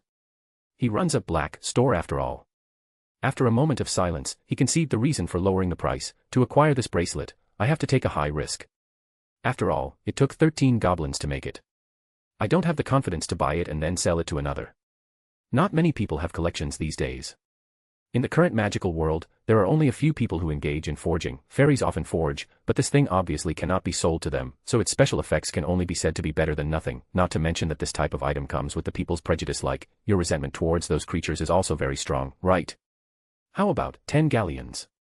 After looking for a lot of flaws in the bracelets, Mr. Borgin had a pained look on his face, slapped the table, and quoted an astonishing price in a tone of, "You got a big advantage." He was talking to Lupit as she was clearly an adult. Lupit's 2 slender eyebrows immediately stood up when she heard the quotation. Before she could get angry, Reese revealed his own price. 130 galleons, even 1 sickle less. It's hard dash. Reese made a direct gesture to put the box away. Wait a minute, I won't make any money from this deal, so let's just make friends. Mr. Borgin burst out with agility that shouldn't be expected at his age. He grabbed the small box and touched it with a speed that was difficult to distinguish with the naked eye. A bag of gold galleons comes out. Reese chuckled lightly, which was regarded as approval of the business. Judging from Mr. Borgin's actions, his price was still low, and he felt that the price could be higher if he worked hard. Just when Reese was about to introduce his other 2 magic items, Mr. Borgin cleared his throat. Speaking of which, are those people outside the door your friends? Oh. Reese raised his eyebrows, and Lupit subconsciously held the wand in her arms. They have been lingering outside the door for a long time, just like children outside a candy store. Mr. Borgin grinned at Reese, showing his incomplete teeth. Sorry, but I don't think they have any good intentions at all. The store's Flynn network has left. I'm still a bit thin in Nocturn Alley. Even so, no matter how arrogant they are, they won't dare to act wild here. Mr. Borgin had already noticed that the boy in front of him looked young, but he was the dominant one between the 2, so the person he was talking to changed to the boy. Reese shook his head and didn't take these people to heart. The wandering wizard outside the door didn't know that his whereabouts had been discovered. They even sent a person to pretend to be a customer entering the store to monitor Reese's movements. As if he didn't see it, Reese introduced the other 2 magic items to the men. The light yellow candle has a soothing effect when burned, allowing people to fall into sweet dreams and soothe the restless soul. That core is the seed of an extremely rare plant that can dispel evil spirits. Plant the seeds in the soil and cultivate them with dragon manure to produce a dispel evil fruit. If you swallow the fruit whole, the fruit will absorb the disease or curse in your body. The patient will recover after the fruit is expelled from the body. However, before they reached the stage of negotiating the price, the conversation between the 2 was interrupted again. A well-decorated carriage parked outside the store. The door of the carriage was inlaid with gold and silver threads and various gems. A coat of arms that looked very familiar to Reese. The coat of arms consists of 5 parts. In the middle, the largest and most conspicuous one is a snake coiled in the shape of the letter G. There are 4 small patterns surrounding the snake's body. In the upper left corner is a fiery red wing. In the upper right corner is a snake. It is blue water droplets, a bunch of golden wheat ears in the lower left corner, and a bunch of green oak leaves in the lower right corner. The entire coat of arms is surrounded by a complex silver border, on which the Greengrass family motto, survival, liberty, wealth, and purity, is written in cursive script. Greengrass, a true pure-blood family from Greenland. Rhys sighed in his heart, feeling quite happy. The younger member of the McMillan family just now had really shocked him. How could he have imagined 1,000 years ago that the McMillan family dared to call themselves pure-blood saints? He remembered clearly that if Hufflepuff hadn't been kind-hearted, the ancestors of the McMillan family were not even eligible to attend Hogwarts. It's really unpredictable. The carriage door slowly slid to both sides, and a small silver ladder stretched out from the carriage and landed on the ground. Two girls with one silver hair, fair skin, and other brown hair, dressed like exquisite dolls walked out of the carriage accompanied by a well-dressed middle-aged man. "Merlin, it's Mr. Greengrass. Sorry, I need." A guilty smile appeared on Mr. Borgin's face just right now. "You guys talk first." Rhys showed amazing patience when facing the descendants of the Greengrass family. "Mr. Jameson, it's so nice to see you again. Your presence makes the shop so bright. What can I do for you?" "Still the same." The middle-aged man named Jameson Henry Greengrass glanced at the other customers in the store, and his eyes fell on Rhys and the 3 open boxes on the counter. "Oh, you were in the middle of a transaction." "Ah." Mr. Borgin was stuck for a moment. Restocking in front of other customers was obviously not a good idea. And what Jameson just said reminded him even more, making him realize that the 2 remaining magic props in Rhys's hand seemed to be very valuable. Greed is the nature of businessmen, and Mr. Borgin is no exception. He immediately began to think of ways to make money from it, but he soon realized that there was no way he could make money from it. Mr. Borgin wanted to buy those 2 items and took them out to sell them after a while for a much higher price. But now Mr. Greengrass looks interested in them. How could he not realize that he was reaping the price difference? Do you really think Jameson is stupid? Now if Mr. Jameson wants those items, he can't buy them in front of him and sell them for a profit. In a flash, Mr. Borgin made up his mind. This business would not make any money, because Mr. Greengrass's friendship was above all else. Chapter 12, Kindness from Greengrass. When Jameson Henry Greengrass looked at Rhys, Rhys was looking at his little daughter. Mr. Jameson's 2 daughters were both well-behaved and lovely. Their skin is white and tender, as plump and elastic as a peeled egg. They both wore white robes and were almost identical, except that one had silver platinum hair and the other brown, and that the lace on the sister's cuffs was green, while the other sister's cuffs had no pattern decoration. 2 energetic and beautiful girls are a lovely sight wherever they are, but Rhys felt a strange fluctuation of magic power the moment they entered the door. After a little discernment, Rhys targeted his gaze solely on the younger girl. Her soul state was not stable enough, and her flawless soul was contaminated by something dirty. As if aware of Rhys' gaze, the girl gave Rhys a slight smile. "Daphne and Astoria, my daughters." Seeing the child Rhys staring directly at his little daughter, Mr. Jameson decided to remind him that her father was still here. Rhys Chisala Lint." Rhys glanced at Henry and then at Borgin. Mr. Borgin cleared his throat. "Mr. Greengrass, Mr. Rhys may have something you want." After he introduced the 2 magic props that Rhys had not yet sold, Mr. Greengrass's eyes suddenly lit up. Candles that can calm the nerves and fruits that can cure diseases.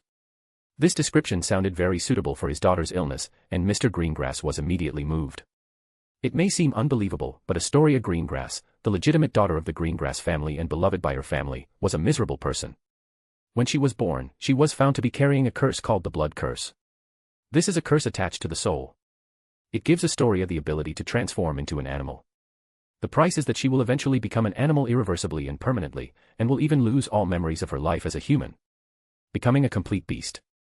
The lively and lovely daughter will eventually turn into an unintelligent beast that drinks blood from raw and alive hair.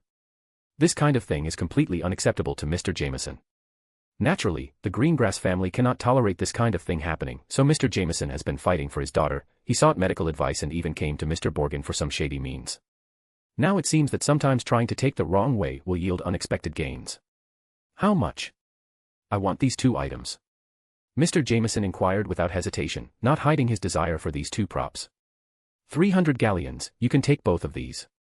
Mr. Borgin on the side heard this quotation, and his breathing was disturbed for a moment, because the quotation given by Rhys was really too low.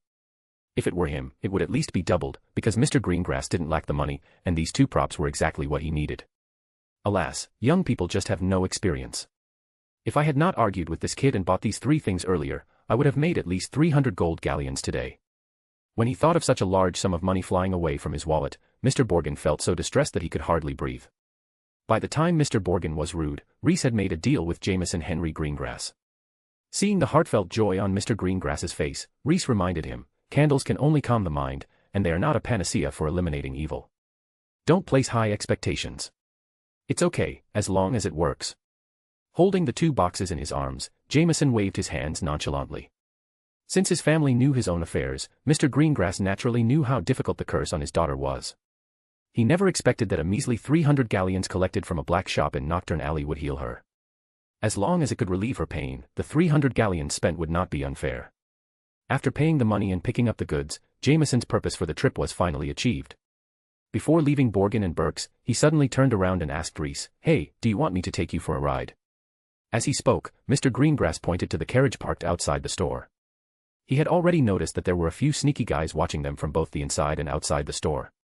Seeing what Jameson Greengrass said, the wizard who was monitoring Reese suddenly became anxious. If Reese agreed to hitch a ride, what would happen to their promised money? They would naturally not dare to stop the Greengrass family's carriage. Isn't this roasted chicken going to fly away? But since it was the head of the Greengrass family who spoke, they could only stand aside and stare. The Greengrass family was not something they, the stinky fish and shrimps in the sewers, could afford to offend. Fortunately, to his relief, Reese declined Mr. Greengrass's invitation. Mr. Greengrass was a little surprised by Reese's refusal. After he repeatedly confirmed that Reese didn't need a ride, he stopped worrying and left the store with his daughters. After Mr. Greengrass left, Reese chatted with Mr. Borgin for a few more words and verbally promised him to come here to sell things next time, making friendly impressions with him. After coming out, Reese immediately felt a few unfriendly eyes sweeping over him and Lupit. He couldn't help but sigh. If the wizards 1,000 years ago had only this kind of quality, they would have been exterminated by races such as werewolves and goblins. However, this also reflects from the side that the living environment of modern wizards is not bad. The 2 of them deliberately walked in a remote direction, and did not stop until they reached a dead end deep in the alley. Looking at the 4 people following us, Reese spread his hands and said helplessly, "If I were you guys, I would definitely not follow me in such a way. Look at you even trying to act discreet. But almost everyone with a brain better than a tool can see that you are following us. Don't you think that you are not very suitable for this kind of business?" Seeing the mocking smile and hearing what Reese said, the 4 wandering wizards looked at each other, and finally, the wizard who seemed to be the leader spoke. "Stop being so verbose, don't you understand the situation you are in? It's the 4 of us versus the 2 of you. The advantage is that I'm not here to kill you. If you give up the resistance and come quietly, we can go back to the business as soon as possible. If you're to blame someone, blame yourself for messing with someone above you." From the information revealed by the other party, Reese understood the root cause of the conflict. The McMillan's younger generation was causing trouble again. This made him feel a little angry. Some people are really ungrateful, and it seems that he have to teach him a profound lesson. When the 4 of them confronted Reese, a transparent string slowly wriggled on the ground. The transparent color was its best cover, and Reese didn't seem to notice the inconspicuous string at all. Just like that, it slowly swam to Reese's feet, suddenly accelerated, and flew toward his neck while he was talking to the 4 people. Chapter 13. Not every magic school is Hogwarts. Snap. The transparent string was tightly tied around Reese's neck, but Reese didn't even blink, because an extremely thin but extremely strong mini-shield appeared on his neck, supporting him where the rope was tied up. At the same time as the wizard hiding in the dark took action, the other 4 wizards each took out their wands and attacked Lupit. In their plan, Reese would definitely be killed instantly by the hidden boss, and he only needed to deal with Lupit. But it happened that something went wrong with the strongest member of the gang, and their previously invincible tactics failed, which also led to their defeat. Facing the enemy's attack, Lupit, who was experienced in combat, jumped to the side astutely and avoided all the incoming magic spells. Lupit, who had dodged the attack, pulled out her newly acquired wand, but before she could fight back, a blinding flash of light accompanied by a loud explosion exploded in the dead end. The 4 people on the opposite side rolled their eyes and all fainted. After easily knocking out the 4 people, Reese shook his wand again, and a stream of black smoke spurted out from the tip of the wand and drifted towards the corner of the alley. Stupefy. A figure wrapped in a black robe instantly appeared from under the wall, raised his hand and cast a stun spell on Reese. After casting the stun spell, he didn't even look at the impact of the spell, and directly began to imagine the place where he wanted to apparate in his mind. In the brief confrontation just now, he had realized how powerful his opponent was. Now he had no intention of continuing to fight with Reese and Lupit like the others. He just wanted to escape from this ghost place. The teleportation spell apparition requires you to focus on conceiving the destination in your mind, and then you can teleport to the place you want in your mind. This process is very short, and a skilled wizard doesn't even need a second. "Give me a second, just 1 second. As long as we can reach that place," the black-robed wizard roared hysterically in his heart. Fortunately, the apparition was performed very smoothly this time. He could feel strong squeezing force from all directions, and the scene in front of him gradually dimmed. The black-robed wizard knew that his apparition was successful, and his inner uneasiness began to subside little by little. Suddenly, a different feeling appeared. The surrounding air seemed to have solidified, locking him in midair. His apparition failed. How?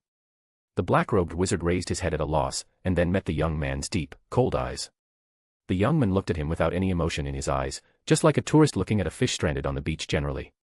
The wizard couldn't help but shuddered, and his intuition told him that he was finished this time. After casting the anti-apparition spell, Rhys slowly put down his wand and patiently untied the string around his neck. The black mist condensed and formed little by little as it flew toward the black-robed wizard, turning from a cloud of mist into a piece of black gauze. By the time it flew in front of the wizard, it had become as tight as a steel needle.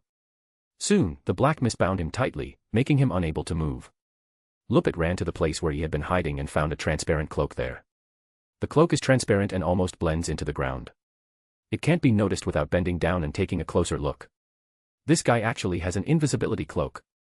Lupit felt incredible. Why do these down-and-out wandering wizards have such expensive things as invisibility cloaks? How can they afford it? Just keep it. For wizards who can use the disillusionment charm, things like invisibility cloaks are very useless, and only half-empty guys like Lupit will regard them as treasures. Therefore, Rhys was not interested in the invisibility cloak. He was more curious about the condition of the string. After studying the rope in his hand, Rhys discovered that it was a delicate prop with a steel wire as its inner core and an invisible beast's hair wrapped on the outside. After seeing this, Rhys couldn't help but applaud this wonderful idea in his heart. The hair of invisible beasts is usually used by wizards to weave invisibility cloaks. This is the first time that Rhys has seen the operation of wrapping steel wires. It can be said that it is very creative. It is indeed miraculous when used for sneak attacks. If it weren't for the magic power fluctuations attached to the rope, Rhys might not be able to detect it. For an ordinary wizard, there is a high probability of being attacked by a sneak attack. After taking away the most valuable magic items, Lupit searched the bodies of the 4 unconscious people. However, she was greatly disappointed with the results of this battle. She couldn't even collect a single gold galleon from the 4 of them, and it seemed that they spent all their money to buy cheap invisibility cloak. Of course, not all was lost. The wands worn by the 4 of them could also be sold for a few bucks, which was naturally accepted by Lupit with an unceremonious smile. Wizards after 1,000 years are really too weak.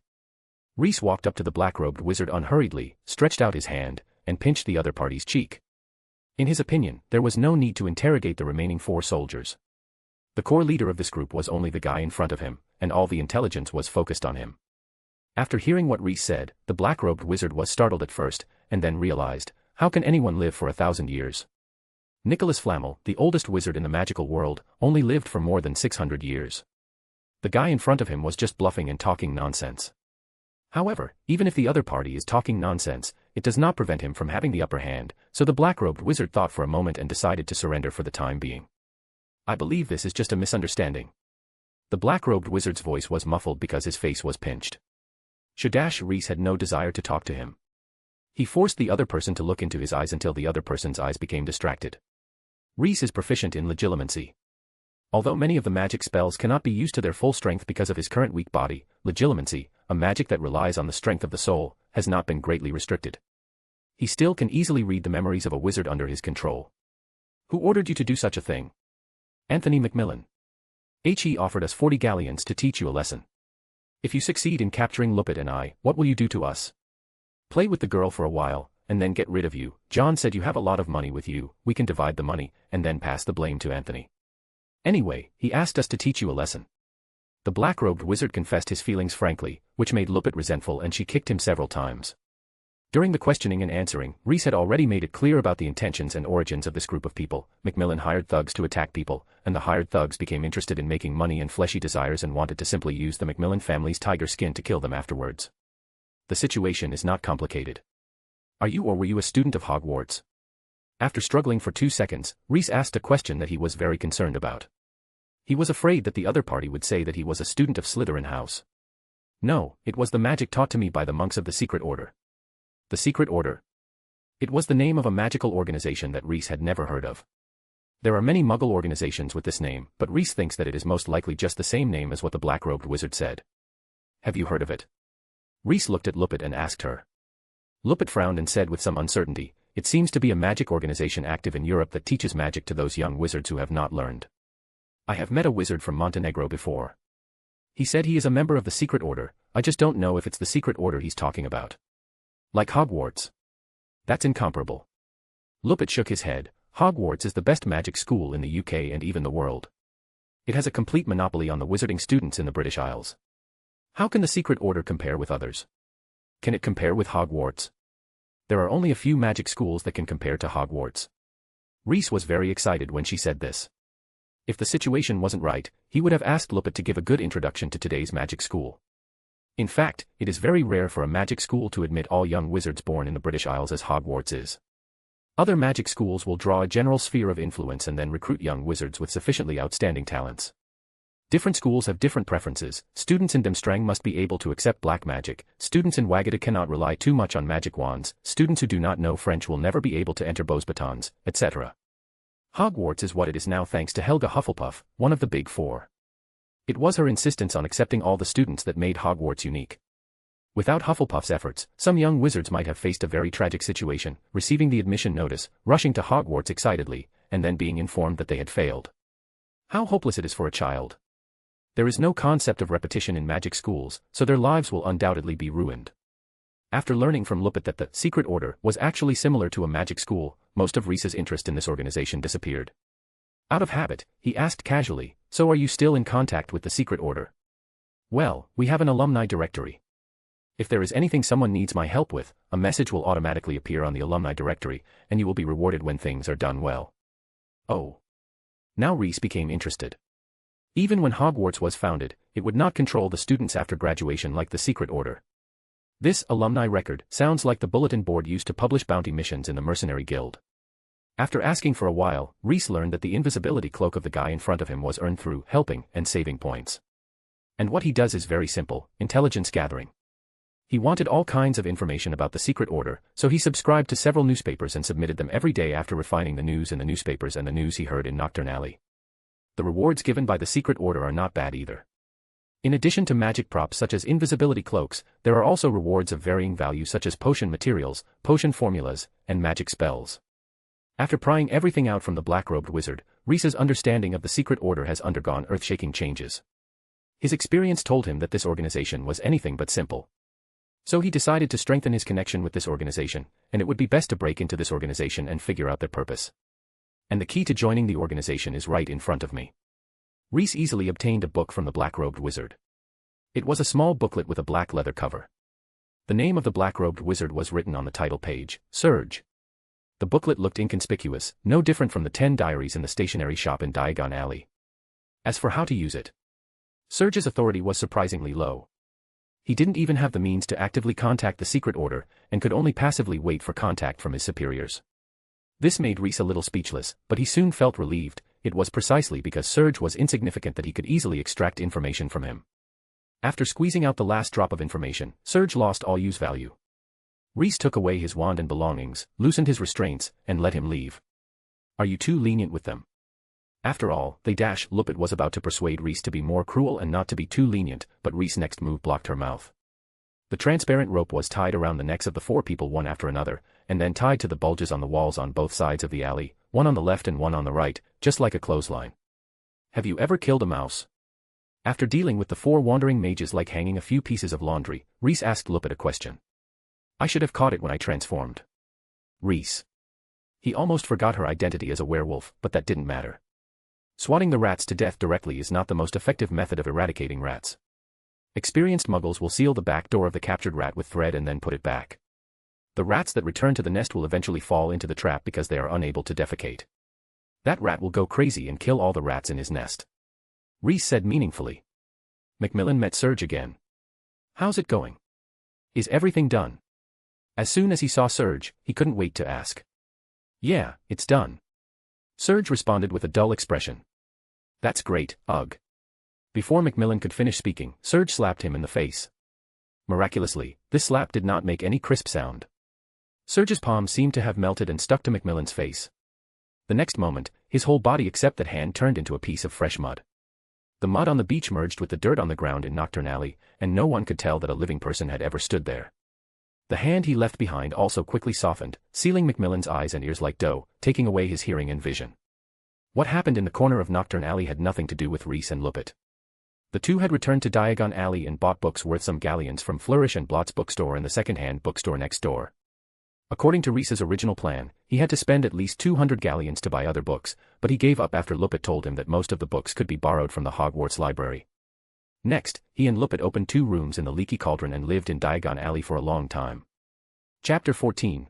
No need to bring your own armor to school now. Lupit has never lived such a comfortable life since graduating from Hogwarts. When she gets up every morning, she doesn't have to worry about today's food rations as before. Reese was responsible for the living expenses of the two of them, and the money in his wallet seemed to be endless. It took her several days to get used to it. Eat whenever you want, sleep whenever you want, and move anywhere in Diagon Alley with Master's permission, of course. This kind of life was something that Lupit never dared to think about before. She even had time to visit all the shops in Diagon Alley that she hadn't visited as a student and then didn't have the money to visit. As for her owner Reese, apart from occasionally going shopping with her in the shops in Diagon Alley, he rarely left Florian Fortescue's ice cream parlor, a shop selling ice cream and cold drinks in Diagon Alley. The boss is an interesting little old man with extensive knowledge of all aspects of the Middle Ages. What Reese likes to do most is to hold a few books, order a sweet cold drink, sit under the umbrella outside the elegant ice cream shop, and then order a box of ice cream every half hour and chat with the shop owner. Florian talks about the Middle Ages. Most of the time, Reese was the one telling Florian, but there were also times when he was rendered speechless by Florian. Often at this time, Reese would close his mouth and lower his head to read, while Florian would laugh and give him some milk-flavored ice cream. He only returned to the Leaky Cauldron when it was time to eat or when the ice cream parlor was closing. Of course, Serge did not give up his career. He asked Lupe to specify a few newspapers, summarize the news on them every day, and then send them to a specific address via all mail. Yes, he was making it like Serge was still in the information business. Serge is the one who turned into mud in the previous chapter. It's just that there has been no news or feedback from classmates, and Reese is not in a hurry. He has plenty of time to wait for the fish to take the bait. As the days passed, Reese's understanding of the modern world gradually deepened. He learned a lot of things from books, and the most discussed among them was Harry Potter, the boy who lived. Counting the days, that boy is going to go to Hogwarts. Which boy? Who else could it be? Harry Potter, the boy who lived. Such conversations could ring in Reese's ears several times a day. In his impression, he and his 3 old friends were not as popular as Harry is when they were at the height of their fame. Who is Harry Potter? That was what Reese had thought at that time. Reese's confusion was quickly answered, and he read books published in recent years, such as Modern History of Magic, The Rise and Fall of Dark Magic, Important Magical Events of the 20th Century, and various children's books like The Boy and the Princes, The Savior and Cinderella. Harry Potter's name is often mentioned.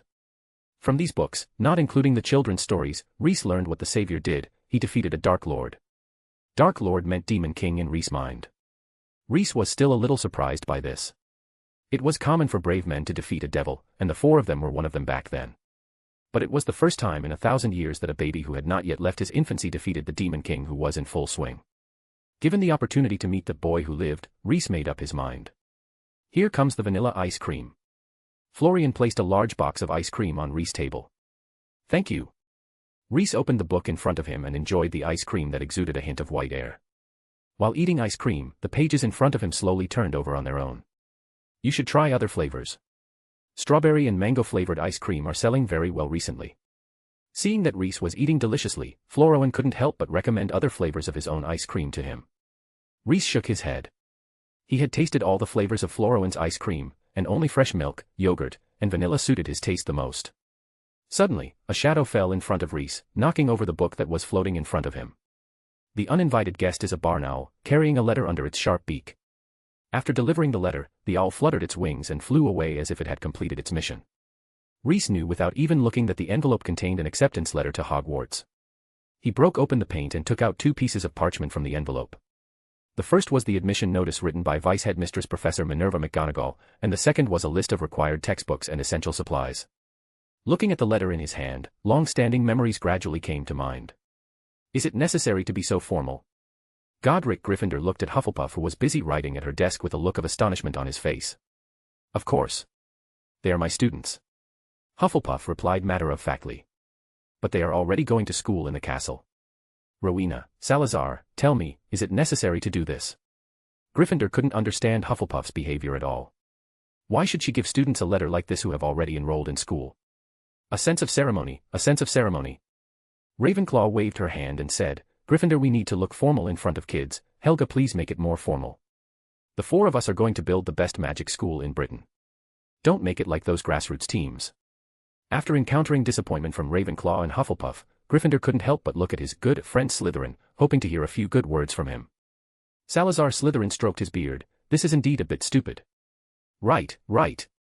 Gryffindor's eyes lit up. They must be old friends from another life also, although he and Slytherin argue sometimes. Good friends should back each other up. I chose to let the quill write the letter by itself. Just take a look. Slytherin showed his friend the automatic writing quill he had developed a few days ago. Dear Miss Greengrass, we are pleased to inform you that you have been admitted to Hogwarts School of Witchcraft and Wizardry. Attached is a list of required books and equipment. Looking at the quill writing on the parchment, the three founders looked shocked. Can you still play like this? We all wrote the admission notice by hand honestly, but you are the only one using magic to be lazy. Although they said that the written notice was not sincere, Ravenclaw and Hufflepuff still silently chose to take an automatic writing quill from Slytherin to write an acceptance letter to each student. The workload of issuing notices is simply too much. A letter was written and then sent to the student's home via an owl raised on campus. At the insistence of the four founders, this behavior became a tradition at Hogwarts. Eventually, every child born in the British Isles with magical talents will receive a letter from Hogwarts at the age of 11. After Lupit completed today's intelligence-gathering mission, she brought a piece of pudding to the Floro and ice cream shop. Then she saw the master staring at a piece of parchment attentively and muttering something in his mouth. Now you don't need to bring your own armor and sword to enroll. Lupit. Chapter 15. The journey starts from platform 9 3/4. Time always passes inadvertently. In the blink of an eye, the weather in London goes from cool to hot, and then from hot to cool again. As the temperature switches, the first day of school arrives. In our time, wizard apprentices who wanted to come to Hogwarts had better bring their own set of armor. If they couldn't afford the armor, they should at least prepare a long sword. Magic is important, but good skill swordsmanship is equally important. Yes, that's what you said. Lupit picked up the suitcase and agreed casually. Lupit had long been immune to her master's weird words.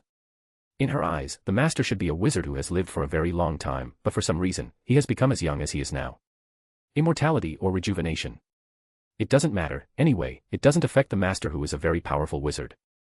I'm looking forward to the legendary platform 9 3/4 and the Hogwarts Express. In the Middle Ages, students went to school by their own means, which also led to some students arriving at school half a month after the school started. And this was not safe either. The letter will contain the school's address, which is a hidden danger. Reese was a little excited today because he was finally going back to that place. Although all my old friends have left, it is still the place where I have left indelible memories. It's going to be a fantastic trip.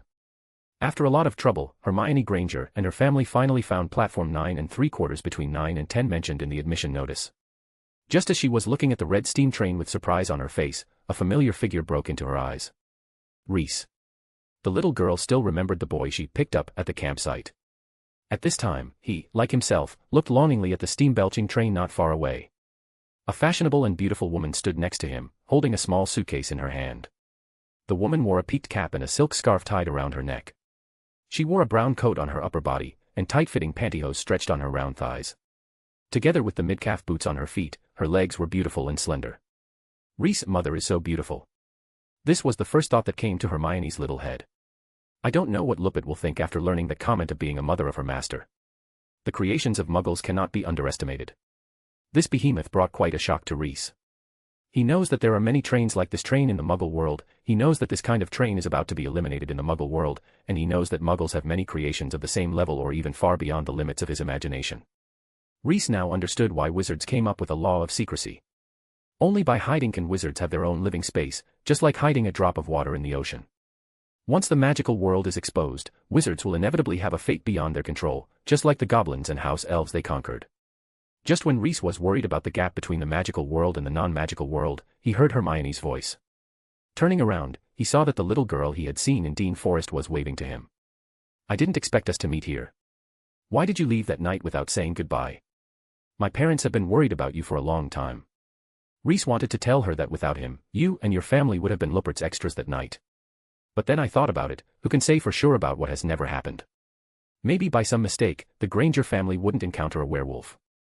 Hermione did not dwell on the reason why Reese left without saying goodbye, but turned around to greet Lupit. Before setting off, her mother had taught her that she should be polite and get along well with her classmates when she went to Hogwarts. She should take the initiative to say hello to each other's parents when she met them, and behave like a well-educated lady. So she did. Hello, Auntie, I am Hermione Granger. I met him before in the Forest of Dean. Are you Reese's mother? You are so beautiful. Hermione felt that it was right for a lady to be complimented on her youth and beauty when she met her. When she said this before, the aunts were very happy, and it would definitely be the case this time. Besides, Reese's mother was indeed good-looking. However, the situation of Lupin and Reese is a bit special. After quietly taking a look at Reese's face and realizing that he didn't care about the title, Lupin felt relieved and did not correct Hermione's words, but followed her words. Of course, she wasn't crazy enough to call herself his mother in front of Reese, but she used another wonderful way to change the subject. You are cute too. Hurry up and get on the express. If you get there late, there will be no seats available. Ah, are they your parents? Hello Mr. and Mrs. Granger. The adults started to chat, while the children gathered together to chat. Have you also received the admission letter to Hogwarts? After blurting out the question in her heart, Hermione suddenly realized that this question was a bit stupid, so she quickly added, I mean, you knew before that you would receive one. A letter from the magic school. Yes. Not only did Reese know, but he also knew exactly how such letters were sent. Then Hermione's eyes glanced towards Lupin. Yes, she is a wizard. Hermione. She glanced at Reese with envy. In her opinion, having a wizard mother was simply too cool. Moreover, a child like Reese who comes from a wizarding family has been influenced by the magical atmosphere since he was a child. He is definitely far ahead of her in magic. Fortunately, I read a lot of books during the summer vacation, so the gap between me and these children from magical families should not be that big. Before Hermione started to introduce the books she had read during the holiday to Reese, the parents of both parties finally ended their greetings, took their children on the Hogwarts Express, and luckily found an empty compartment.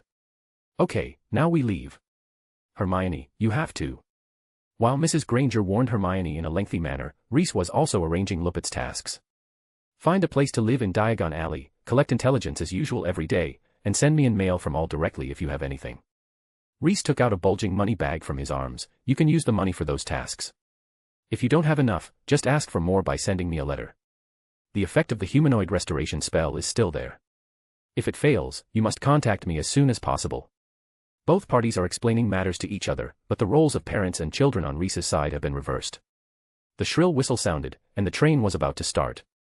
The Grangers spoke faster, said their final goodbyes to their daughter, and then quickly ran out of the train with Lupin. The whistle sounded again, the train started slowly, and the journey starting from platform 9 3/4 began. Chapter 16, a little bit about magic. The train picked up speed little by little, and the lovely couple of Mr. and Mrs. Granger as well as Lupin standing on the platform gradually turned into 3 little black dots whose faces were unclear. Then the train turned a corner and all 3 people disappeared. Hermione sat back in her seat and took out a heavy tome from her bag. Hogwarts, a History, is about Hogwarts School of Witchcraft and Wizardry and its history. I love reading it. You can read it if you have time. I've read it, and it's very interesting to understand what happened after the 4 founders founded the school and after that how it is going. Reese didn't lie. He bought this book without even a second's hesitation after seeing it in Flourish and Blott's bookstore. This book was also the first book he read in Diagon Alley. Although the book contains more than 1,000 pages, Reese finished the tome in just 2 days and 1 night. While reading this book, the 1,000-year history of Hogwarts unfolded in front of him like a scroll, giving Reese a glimpse of what Hogwarts looked like after he and his friends left. It is like a sapling, growing up little by little and becoming what the planter wants it to be. Really? That's great. After learning that Reese had read Hogwarts, a History, Hermione was so happy that she couldn't suppress her desire to discuss the contents of the book with Reese, but before she could speak, their conversation was interrupted by 2 uninvited guests. The door of the carriage suddenly opened, and a silver-haired girl as delicate as a doll appeared at the door of the carriage pushing a pile of boxes. It was Daphne, the older sister of the Greengrass sisters whom Reese had met at Borgin and Burke's. Ah, excuse me. Every other place is full, can I sit here?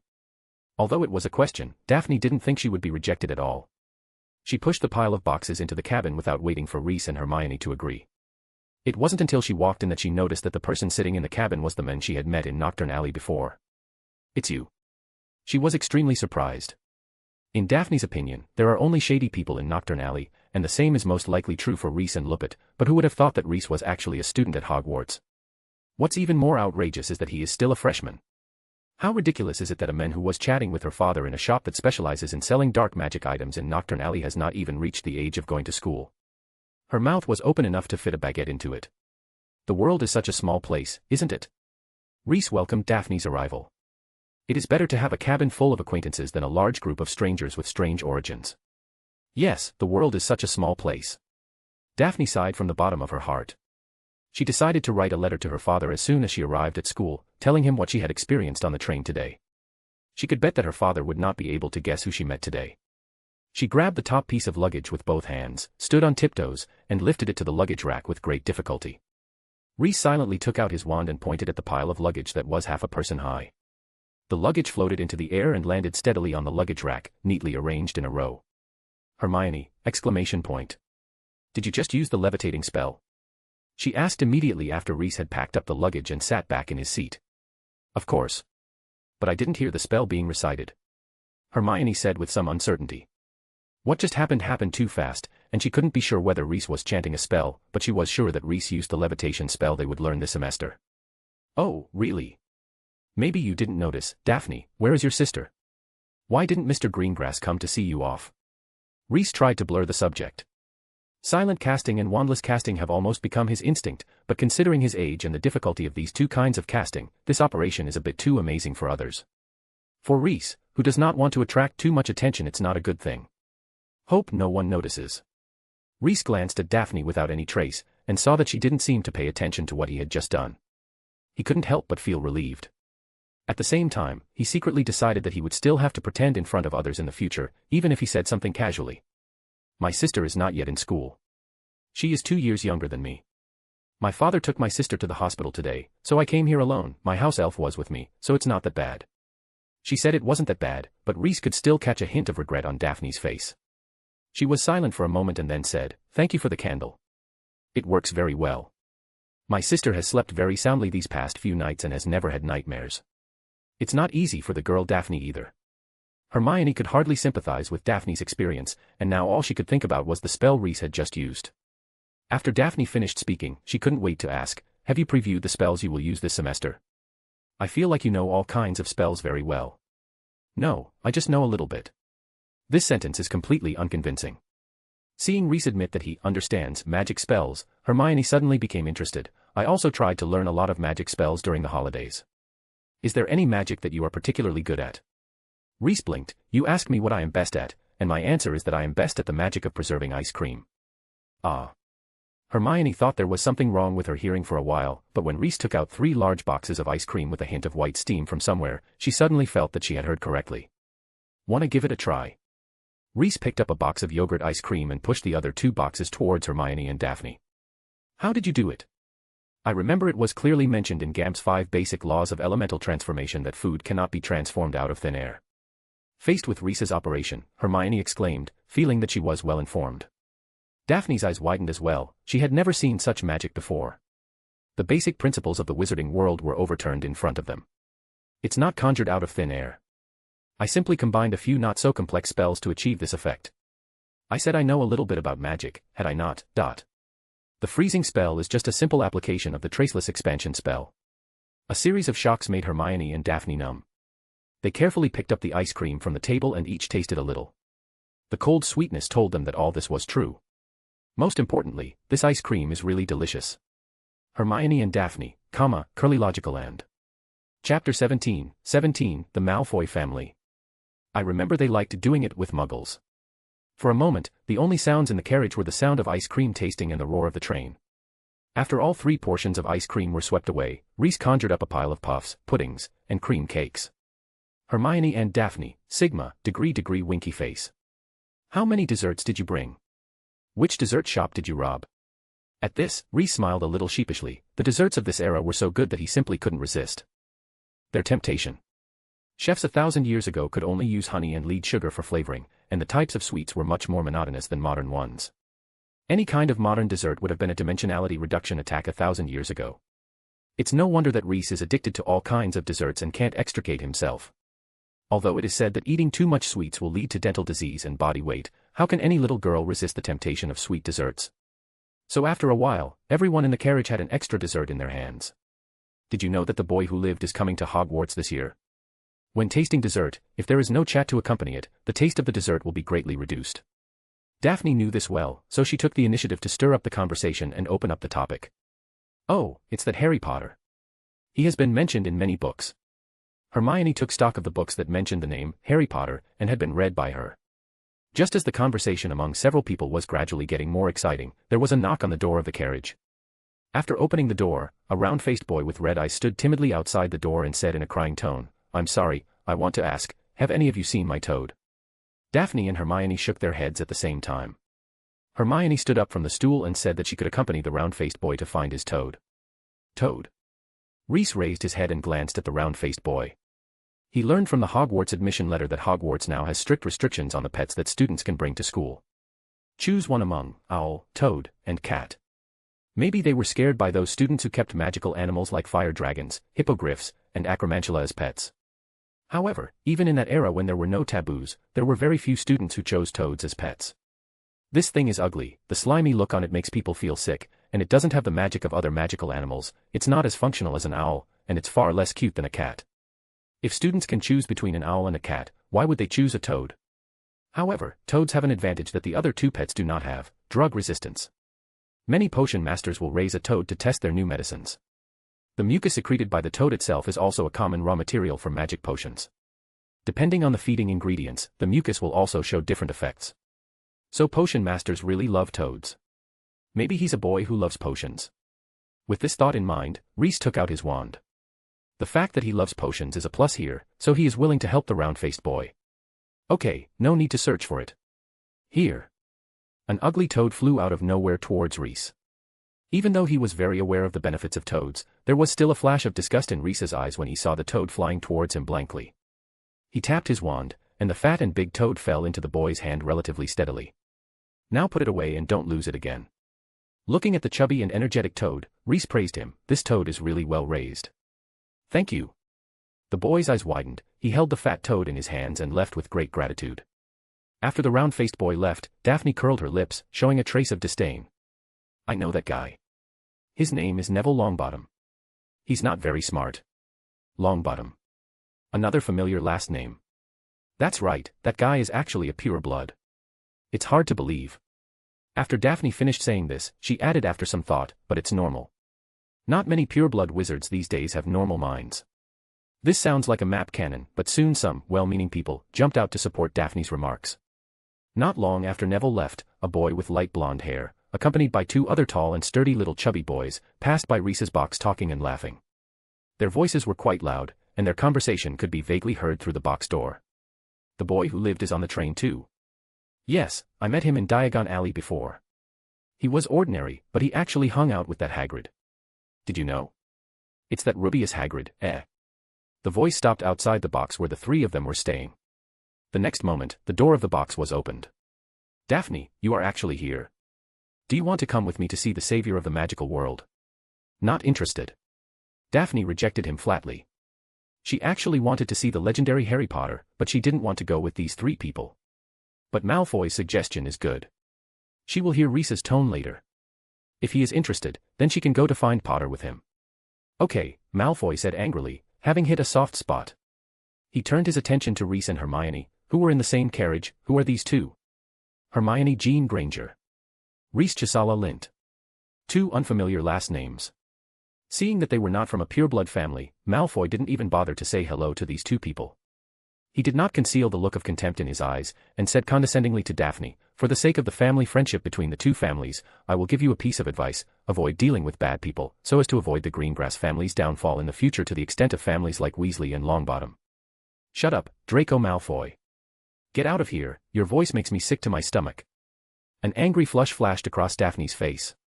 Although they didn't get along for long, Daphne already regarded Reese and Hermione as her friends, as she has been shamelessly eating sweets with them for a long time.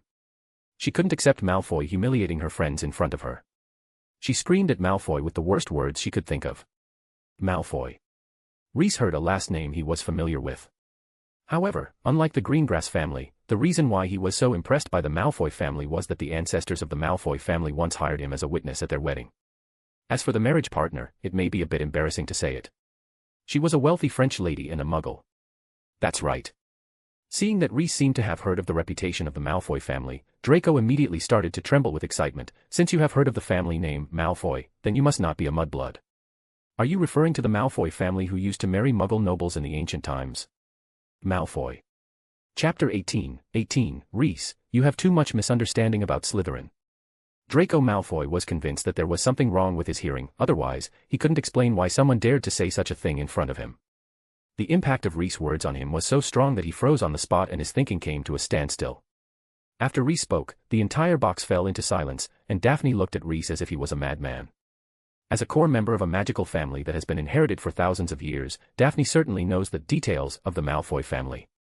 The courtship letter written by the ancestor of the Malfoy family to Queen Elizabeth I is still stored in her family's vault. But there is a saying that goes well, even if some things are true, you can't just talk about them everywhere.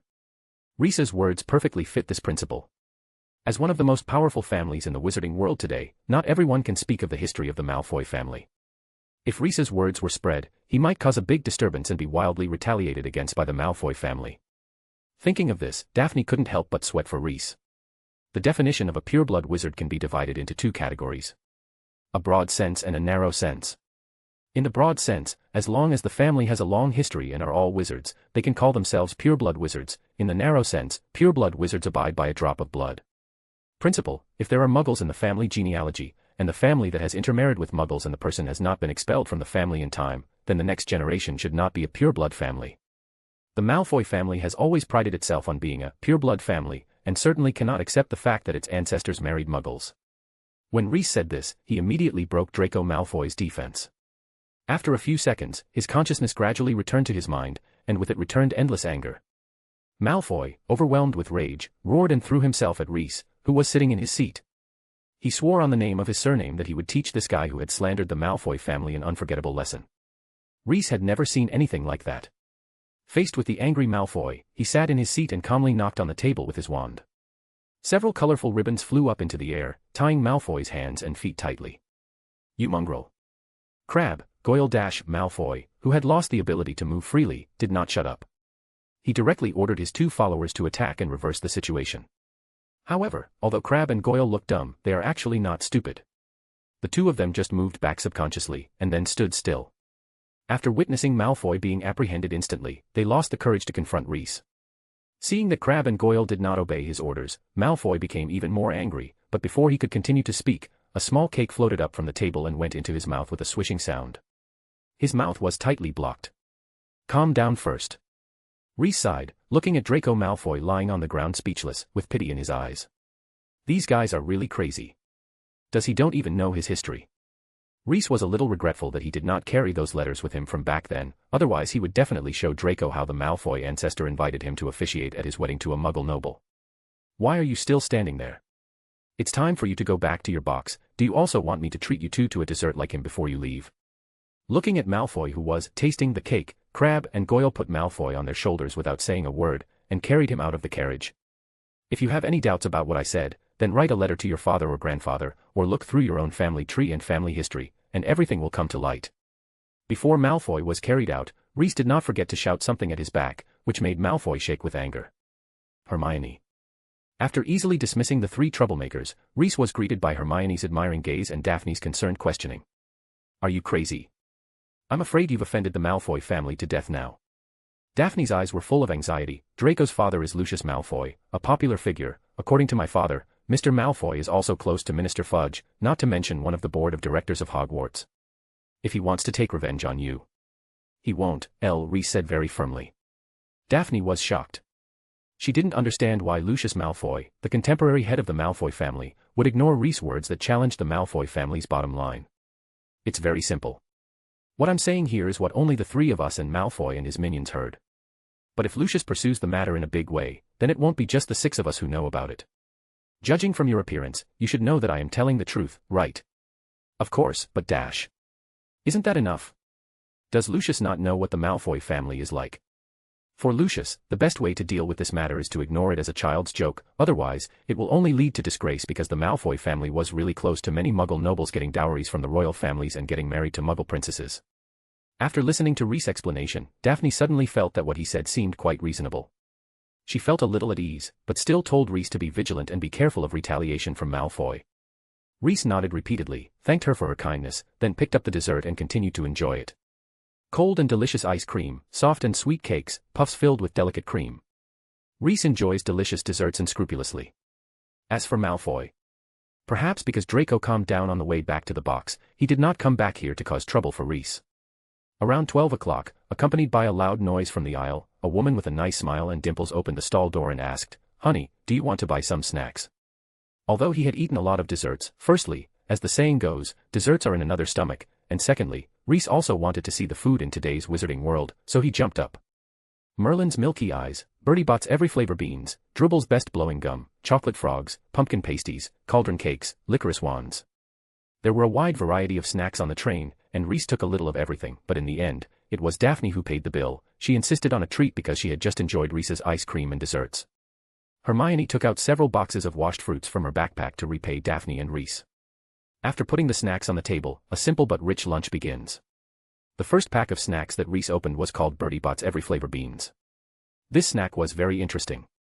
The first one tasted just like Muggle chocolate beans, but the second one had a different flavor. It was a mint flavor, the third one was lemon flavor, and the fourth one was a beef flavor. The taste of each one is actually different. Merlin's milky eyes were just like an actual eyeball. It looked quite disgusting at first, but after popping inside the mouth, the taste was like milk. Reese was stunned by all these snacks. "What is this?" Hermione picked up a small box and looked at it curiously. "Chocolate frogs. Are they chocolate made of frogs?"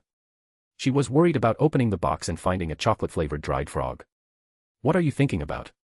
Daphne shouted. Hermione said this, and Daphne had a picture in her mind. She quickly shook her head to drive away the terrifying picture. Chocolate frogs are chocolates in the shape of frogs. They also come with pictures of famous wizards and witches. Many people like to collect chocolate frog pictures. Daphne's words reassured Hermione. She randomly selected a box of chocolate frogs and opened it. The box contained a card and a lifelike chocolate frog. Just when she was about to pick up the card and read it, the frog stretched its hind limbs. Hermione's eyes widened suddenly, and then she let out a scream. Why is this frog still moving? Screaming could not stop the chocolate frog from moving. After seeing the light again, the chocolate frog curled up its hind limbs and then jumped hard. Just when it was about to be freed, a slender hand stretched out and cut its escape off midway. That's what a chocolate frog looks like. You must remember to hold it tightly after opening the box, otherwise it will run away. Daphne caught the chocolate frog that was trying to escape for Hermione. When she was about to return it to Hermione, Hermione rejected Daphne's offer. The chocolate frog was too realistic, which was hard for her to accept for a while. She needed to do some mental construction. Let me see. Reese also became very interested in chocolate frogs. It was not difficult for him to make the chocolate turn into a frog, but he also knew very well how difficult this spell was for ordinary wizards, and it required high levels of transformation. So how does the company that produces chocolate frogs manage to mass-produce this product? Is there a transfiguration master willing to work for them? After taking the chocolate frog from Daphne, Reese found that the magic spell on it did not change its essence as chocolate, and the temperature of Daphne's fingers even caused it to melt partially. But the magic also gives this chocolate frog its instincts. It can kick its legs, move around, and has the same survival instinct as a living frog. From this chocolate frog, Reese could feel very weak magic fluctuations. Based on his own experience, he judged that this chocolate frog could jump around for at most 30 seconds, and after trying to jump 1 or 2 times it would turn into a lump of stiff chocolate, no different from the chocolate candy sold on Muggle shelves. Reese pinched the chocolate frog's hind legs and put it into his mouth. The chocolate frog struggled twice and then stopped moving. As for the taste, it tasted like ordinary milk chocolate, no different from the chocolate he bought before. While Reese was tasting the chocolate frog, Hermione picked up the picture in the box and stared at the characters on it. Salazar Slytherin, medieval, exact date unknown, one of the 4 famous founders of Hogwarts School of Witchcraft and Wizardry. He was one of the earliest recorded Parselmouths and was good at many kinds of spells. After hearing Hermione's words, Parselmouths raised his head directly. What? There is actually a picture of himself in the chocolate frog's box. Recalling that Daphne had said that only famous witches and wizards could appear in the chocolate frog picture, Parselmouth suddenly felt a little happy. Did you draw Slytherin? Let me see it. After seeing Hermione draw the Slytherin picture, Daphne immediately put down the snacks in her hand and borrowed the picture from Hermione. After just one glance, she returned it with disappointment. It's just a regular gold card, not a bonus card. It's a pity. From Daphne's mouth, Parselmouths was surprised to learn that the chocolate frog pictures were divided into 3 types, gold, silver, and bronze, as well as some rare hidden models. This was a gold card, and there are also hidden pictures called reward cards. Reese himself opened a box of chocolate frogs. Perhaps it was fate, but the picture in this box of chocolate frogs turned out to be Salazar Slytherin as well, and according to Daphne's identification, it was actually a reward card. You see, this is the difference between the ordinary gold card and the reward card. There will be an additional sentence in the introduction of the reward card. he is also a supporter of pure blood supremacy. Daphne patiently told Reese and Hermione. Difference between card and rewards card. Reese. I don't quite understand why Slytherin is called a supporter of pure blood supremacy, he couldn't help but ask. Because he only recruits pure blood wizards as students. Even Hermione knew the answer to this question. Reese felt as if something was stuck in his throat, choking him, and his eyes turned black. You have a deep misunderstanding about Slytherin. It is a rumor that only pure blood students are recruited. There are also mixed blood wizards among Slytherin students. Isn't the son of Malfoy and the Muggle he took considered mixed blood? He tried hard to defend himself, but with little success. He discovered that after thousands of years of fermentation, future generations' understanding of him had been severely distorted by the amplification of caring people. The Slytherin in the eyes of modern wizards was not him at all. They just made a statue named Salazar Slytherin according to their own preferences and then enshrined it. As for what the statue looks like and what clothes it wears, it is up to future generations to decide for themselves. They used Slytherin's mouth to speak their own words. Listening to Reese's explanation, Hermione shook her head and just told him, this is what is recorded in the book. Daphne couldn't accept Reese's statement either. In her opinion, the name Slytherin is bound to pure blood. Reese himself is helpless. You have to consider the environment when Hogwarts was founded.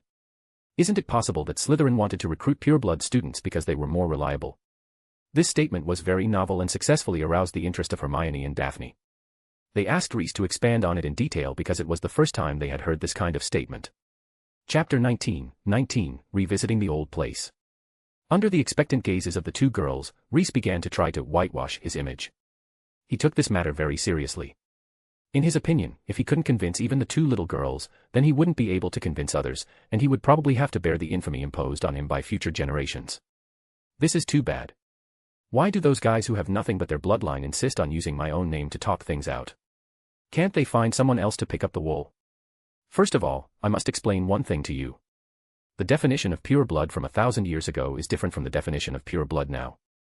Reese found an entry point and began to explain Slytherin to Hermione and Daphne about the reason for insisting on recruiting pure blood wizards as students.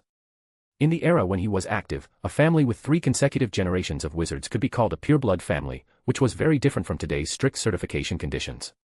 The living environment of wizards was also very different from modern times. In the era when Slytherin was active, the boundaries between Muggles and wizards were not as clear-cut as they are now, and the opposition was more intense. Back then, it was really possible to kill you for being a wizard. What's worse is that some wizards do not stand on the side of their own community. They choose to join the Muggle camp, help the Muggle lords hunt down wizards, and get deeply involved in Muggle politics to save themselves and earn wealth and recognition at the time. Using the freaks to defeat other freaks, those Muggle lords. Ha! Reese let out a weird laugh. After describing the situation at that time, Reese looked at Daphne and Hermione. Can you understand Slytherin now? Only pure-blood wizards were reliable enough, and the actions of the other 3 founders were very risky. In fact, there has been civil strife in Hogwarts. This is something you won't see in Hogwarts A history. What civil strife? Hermione asked quickly, while Daphne looked doubtful. She had never heard her father say that there had been a civil war in Hogwarts. After the founding of Hogwarts, the 4 founders recruited their favorite students on this land. In order to teach, the founders collected a large number of magic books and stored them in the Hogwarts library. In addition to books, various magic potions and a lot of raw materials were also stored. Hogwarts' reputation grew, eventually attracting the covetous attention of local lords. The greedy lord colluded with several young wizards from nearby Muggle families in an attempt to capture the castle. In his plan, even if he could not capture Hogwarts Castle, he would force Hogwarts School of Witchcraft and Wizardry to pay him taxes, provide him with combat mages, and make Hogwarts his vassal. What about the final result? Hermione asked impatiently, and Daphne also pricked up her ears, eager to hear the follow-up story. Regardless of whether the events described by Reese are true or false, the storyline alone is still fascinating enough. Reese looked at them both with strange eyes. Of course, the founders won in the end. How could a lord and a few ineffective magic apprentices be the opponents of the 4 founders? Besides, if they lost, where in the world will there be any Hogwarts School of Witchcraft and Wizardry? Although they also invaded the inside of the castle. But from then on, there were no lords around Hogwarts, which was a good thing. But why would a Muggle lord dare to take advantage of Hogwarts? Daphne also realized the plot loopholes in this story and couldn't help but ask. He was not an ordinary lord. He was also a very powerful magician. This is the reason why he dared to pursue Hogwarts. I said that the boundary between the Muggle and magical worlds was not as clear as it is now. Some powerful wizards also found ways to get themselves a title and a fief currying favors to the royals and whatnot. Although the truth of the matter is far more complicated than what Reese told Daphne and Hermione, there is no need to go into too much detail with the two little girls. Just give them a general outline. Then it seems that Slytherin has his own reasons for doing this. Daphne gradually began to understand Slytherin. She comes from a pureblood family, and it is easier for her to empathize with Slytherin. But how did you know about this? Hermione was confused because how could Reese know as much about this as the people who had witnessed it? This is an old story that even Daphne, who comes from a pureblood family, doesn't know. What happened always leaves traces. I saw him mention this in a letter from a medieval wizard. At that time, his friend asked him why the stairs in Hogwarts were shaped like this, and he explained it to his friend. The whole story. What stairs? You'll know when we get there. In the following time, Reese did not leave the box. After Malfoy made such a fuss, he also lost interest in taking a look at the legendary savior. As time goes by, they will eventually meet. The sky outside was gradually getting darker. Hermione left the box midway and went to the front of the train to find the driver. She came back after learning that Hogwarts was approaching. We'd better change into our robes, we'll be there in 30 minutes at most. Reese cast his gaze out the window, trying to find the outline in his memory among the rolling hills. He failed. Even the undulating contours of the mountains were so unfamiliar that he could not find any trace of familiarity. When he turned around, Hermione and Daphne had already changed into their robes, and Reese noticed a silver-green pattern on Daphne's cuffs. Have you decided to join Slytherin House? Reese was a little curious because he remembered that the sorting process was not like this. Students were not supposed to know which house they would be sorted into before the opening ceremony. Although I don't know the result yet, I think I will definitely go to Slytherin. Daphne didn't think she had the possibility of being sorted into other houses. My whole family graduated from Slytherin. Reese nodded. Students like Daphne did meet his admission requirements. Even if he was asked to choose, he would pull Daphne into Slytherin. The train will arrive at Hogwarts in 5 minutes. Please leave your luggage on the train. The school staff will take you to school. The driver's voice echoed on the train, and the speed of the train seemed to be decreasing, and finally stopped. Students pushed and shoved in the narrow aisle, rushed to the door, and finally arrived at a dark and small platform. Reese followed the flow of people and came to the cold platform with Hermione and Daphne. He looked around and finally found a sense of familiarity with the surrounding scenery. This is Hogsmeade. Now, Salazar Slytherin has set foot on this land again after 1,000 years. Chapter 20, Hogwarts. When he left, he vowed never to set foot on this land again, but now he has broken his promise. No, it was Salazar Slytherin who swore never to set foot in Hogwarts territory again. What does this have to do with me, Reese Chisala Lint? Reese comforted himself. He had also imagined before what kind of scene it would be like if he came back, under what circumstances he would come back, and what he would say to Godric and the others when he came back. As a result, even the biggest fantasy he had imagined, none of it is as magical as the current situation. A full 1,000 years have passed since the last time I came here, and my 3 old friends from back then have also left here. But to say that the 3 of them turned into a handful of lus, Reese didn't believe it. Even if he can find a way to extend his life, will his 3 old friends really welcome death calmly? Reese thought it was unlikely. Maybe the 3 of them had woken up from a long sleep just like him and returned here anonymously. Or maybe they were still sleeping. Or maybe they really didn't find a way to extend their lives. No. Reese shook his head. Reese would never admit that they were dead until he saw their bones. A gust of cold wind blew by. Although the thick robes on his body blocked most of the cold, the exposed head, face and hands were unavoidable. The 3 of them all trembled. A light suddenly appeared above the crowd, and a rich voice shouted, first years, come over here. Harry, come over here, how do you do? Harry Potter. So was it the truth that he was in this train? Hushed voices came from other little wizards. Like the students around him, Reese looked in the direction of the lamp and saw a thin little wizard wearing a wizard robe and with messy black hair coming out. That's Harry Potter. This is the thought that pops into many people's minds. Everyone was a little disappointed when they saw Harry, because the person who appeared in their field of vision was an ordinary child, about 10 years old, thin and small, with a hint of timidity. But if you think about it carefully, Potter should be like this. Take away the aura of the savior from him, and he is only an 11-year-old child. Reese met the boy who survived without any precautions. Daphne tugged at the corner of Reese's clothes and whispered to him in a low voice, he looks so ordinary. She was at a loss for words, but finally found the adjective that best suited Potter. Yes, ordinary. Reese also felt that the guy was unremarkable and looked like an ordinary boy. He didn't look handsome than any other, or like a god how the over-exaggerated fictional books about the boy who lived portrayed him.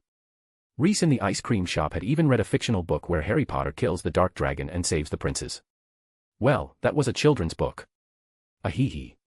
If you ignore those fake stories, it is understandable that this was not ancient times where everyone used to train their body in swordsmanship. But he really didn't know how the Dark Lord fell into his hands. Maybe he would be able to figure it out after a close encounter in the future. So what do you think he should be like? Reese replied with a question to Daphne while taking out several candy jars from his pocket. I don't know. Wavy dash, she wanted to reply, like you, but when the words came to her lips, she was too embarrassed to say them. Take it. Reese put a candy box containing a ball of blue fire into her hand, gave one to Hermione, and kept one for himself. It's a simple trick, you can use it to warm your hands. The effect will go automatically after half an hour, so you don't have to worry about it. Holding the candy jar in his hand, Reese felt a warmth spread from his palms, and soon his hands were all warm. He wiped his face with his hand, and all the chill left by the cold wind was dissipated. Daphne, Hermione, V. Logical and V. Amazing. What a blessing it is to have a warm feeling in the cold wind. I'll teach you guys later. A smile appeared on Reese's lips. This spell was invented by him and improved by Rowena. It once helped them survive the bitter cold polar night in the Nordic wilderness. Magic is like this, it has the effect of turning decay into magic and saving lives. Ignoring the talks of people about the savior, Reese and the other three came to Hagrid with jars of fire in their hands. He held a lantern and shouted a few more words. After confirming that no first-year students were left behind, he led the group of little wizards towards the school. The road to Hogwarts Castle was steep and narrow, and it was pitch dark. The little wizards followed Hagrid as they stumbled along this bad road. The scenery became more familiar to Reese the deeper he walked. Finally, a black lake suddenly appeared at the end of the path. On the high hillside on the other side of the lake stood a majestic castle. The castle was lined with spears and windows. It twinkles under the starry sky and competes with the night sky, just like a blurry dreamy wonderland. Reese seemed to have jumped through time and returned to 1,000 years ago. On that morning thousands of years ago, the four of them walked through the rugged path and came to this lake, and finally decided to build their own magic school on this hillside. Before that, the four of them had been arguing for a long time about the location of the school. Perhaps they were thinking about it day and night. Rowena Ravenclaw dreamed that a warthog led her to the lake. It led her to a land with abundant water and grass. After dawn, she and her friends followed the guidance in the dream and finally found the place in the dream. There are swamps, lakes, valleys, and mire here. Each founder can find a place they are satisfied with here, so everyone unanimously decided to build their own magic school here. Of course, Reese felt that Rowena's so-called dream was nonsense. She must have used some method to find this piece of land that she was very satisfied with, and then she was afraid that the other three people would have objections, so she made up such a story. Giving everyone a psychological hint to like this place even before seeing it. If she really had such a dream, Reese thought that the four of them should clean up the surrounding lakes and forests as soon as possible and find the ghost-like monster who lured them here. Can such a dream be done casually? It contains two strong prophetic hints, and Rowena Ravenclaw is not good at predicting the future. After seeing the Hogwarts castle, everyone was shocked by the scene in front of them and couldn't help but let out a loud "Oh." Ah, Hogwarts. Reese couldn't help but sigh, and all kinds of emotions and feelings were condensed in this sigh. There was a row of small boats by the lake, and the students boarded the boats one by one under the guidance of Hagrid. A boat can seat up to 4 people, and Hagrid has one boat by himself. Reese, Hermione, and Daphne boarded a small boat closest to them, and Neville followed. Reese noticed that Harry Potter and a red-haired boy sat on the boat next to him. Once everyone was aboard, Hagrid shouted, "Go." Yup, Reese could see how those boats were moving or what was carrying them. The boat immediately glided across the mirror-like surface of the lake and headed for the huge castle that towered into the sky. As they approached the cliff where the castle stood, the castle seemed to tower over their heads. The boat slowed down as it approached the cliff, carrying the freshmen through the ivy curtain covering the front of the cliff, into a hidden entrance, through a dark tunnel under the castle, and finally to an underground dock. The students climbed up a patch of gravel and pebbles, followed the tunnel in the rock, and finally reached a flat, wet meadow in the shadow of the castle. A huge oak door appeared in front of them, and Hagrid walked up the steps and knocked on the door 3 times. The door opened. Chapter 21, The Wealth of Hogwarts. Behind the oak door is a tall black-haired witch wearing an emerald green robe. Her hair is tightly tied back and she has a serious look on her face.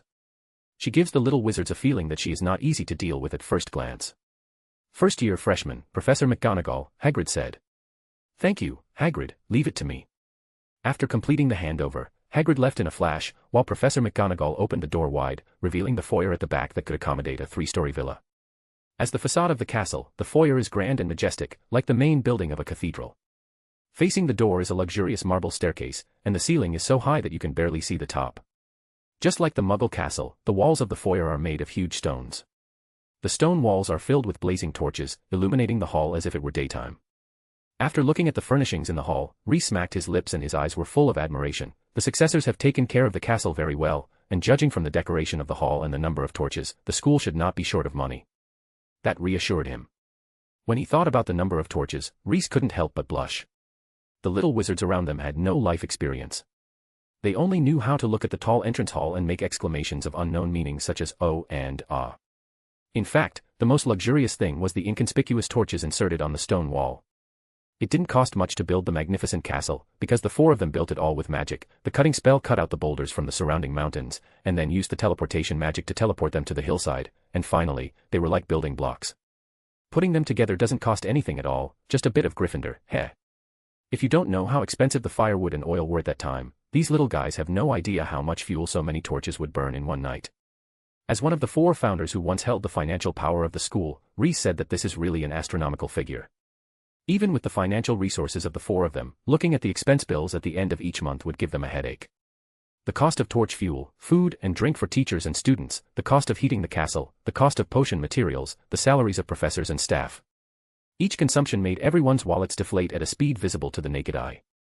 Rhys once wanted to impose high tuition fees on all students, but in the end, Hufflepuff stopped him from taking action. Helga, do you have any idea about money? The money we spent last month could buy a fire dragon. This is still an ongoing expense, we must find a way to make money.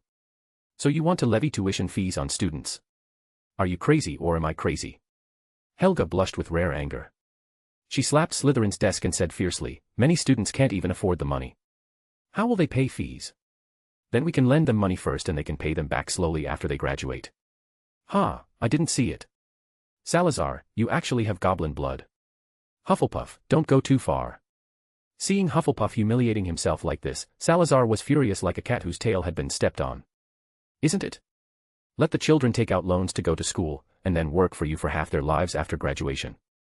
Haha, even the greediest goblin didn't expect such an operation. Seeing that the two were about to fight, Rowena and Godric hurriedly stood between them to separate the two, and then came up with a compromise plan. They contacted the parents of the wealthy students and asked them to donate to the school. If you donate enough, even if your child is not qualified to the standards of getting admitted, he can still come in and learn magic. At the same time, they also decided to reduce school expenses through various means. For example, Hufflepuff teaches herbal medicine and also takes the students to grow vegetables together. Gryffindor's fighting class adds the content of hunting in the forest next to the castle. Don't forget to collect firewood after hunting. When Rowena taught everyone alchemy, she had to make some alchemy props and sell them. Slytherin also had to find a reliable way to sell potions. The potions that the students and he prepared in the potions class must not be wasted. In order to get through the difficult time, they came up with a lot of ideas. For a while, even the torches used for lighting at night were conjured by Slytherin. It's not that the four founders are too stingy, but that people who don't have long-term concerns must have immediate worries. Now it can still be supported by the savings of the four people. In the future, the school will become bigger and bigger, with more and more students, and the four people will eventually be gone. What will Hogwarts do then? A successful school must be able to balance its revenue and expenditure, otherwise it will end up sitting on nothing. Stop being in a daze, let's go. Hermione poked Rhys on the back and motioned for him to follow Professor McGonagall. She was leading the first-year students to a room at the other end of the hall. Isn't it shocking? Daphne looked proud. Rhys nodded silently, pride lingering in his heart, even making his face flush. Good, really good, very good. This is the school I founded. Seeing how prosperous Hogwarts was, Rhys was as happy as a fruit farmer seeing fruit trees full of fruit. He also deliberately approached a torch, felt it up close, and found that it was actually fueled by grease instead of magical flames. This made him shocked by the wealth of Hogwarts. What Rhys didn't know was that with the advancement of the Industrial Revolution, productivity had been greatly developed, and consumables such as grease were no longer as valuable as they were in the Middle Ages. The price of lard fat, a material that can extract a large amount of oil, is no different from giving it away for free. Using oil to light a torch is more economical. The room that Professor McGonagall took everyone into was not that big. The freshmen crowded in and rubbed shoulders with each other. Tension filled the air. Professor McGonagall cleared her throat and gave a brief speech. Welcome to Hogwarts. The opening banquet is about to begin. But before you take your seats, we must first conduct a sorting ceremony to determine which house you will enter. This is the most important ceremony at Hogwarts, because during the 7 years of school, the house is your home in Hogwarts. You will attend classes and live in the house's dormitories with other students in the house as your friends and family. The students' nervousness eased slightly, and they were also a little eager to try. Everyone was looking forward to the upcoming sorting ceremony. Gryffindor, Hufflepuff, Ravenclaw, and Slytherin, each house has its own glorious history and has produced outstanding wizards and witches. During your studies, your outstanding performance will make your house gain points, and any violation will result in points being deducted from your house. At the end of the year, the house with the highest score will receive the house cup, which is a very high honor. I hope you aim to win it no matter which house you are assigned to. Bring glory to the house. In a few minutes, the sorting ceremony will be held in front of all the teachers and students of the school. I suggest you tidy up and be refreshed. Her eyes swept across the faces of the students who were not so well dressed, causing a commotion. Everyone hurriedly adjusted their clothes to avoid embarrassment when they went on stage later. Professor McGonagall emphasized a few words of discipline before leaving the small room. After she left, the little wizards breathed a sigh of relief. How can they accurately assign us to the houses we are suitable for? Reese heard the Potter asking his friend. Some kind of test, right? Fred said we would need to fight a troll, but I hope he was joking. The red-haired boy had a strange look on his face. Merlin, I hope to go to Gryffindor. My mother, father, and several older brothers all went to that house. I don't know what they would say if I didn't go to Gryffindor. Although the two of them were talking quietly, several people around them could still hear what they were saying. Hermione muttered in a low voice, I hope I can be sorted into Gryffindor. They say it is the best.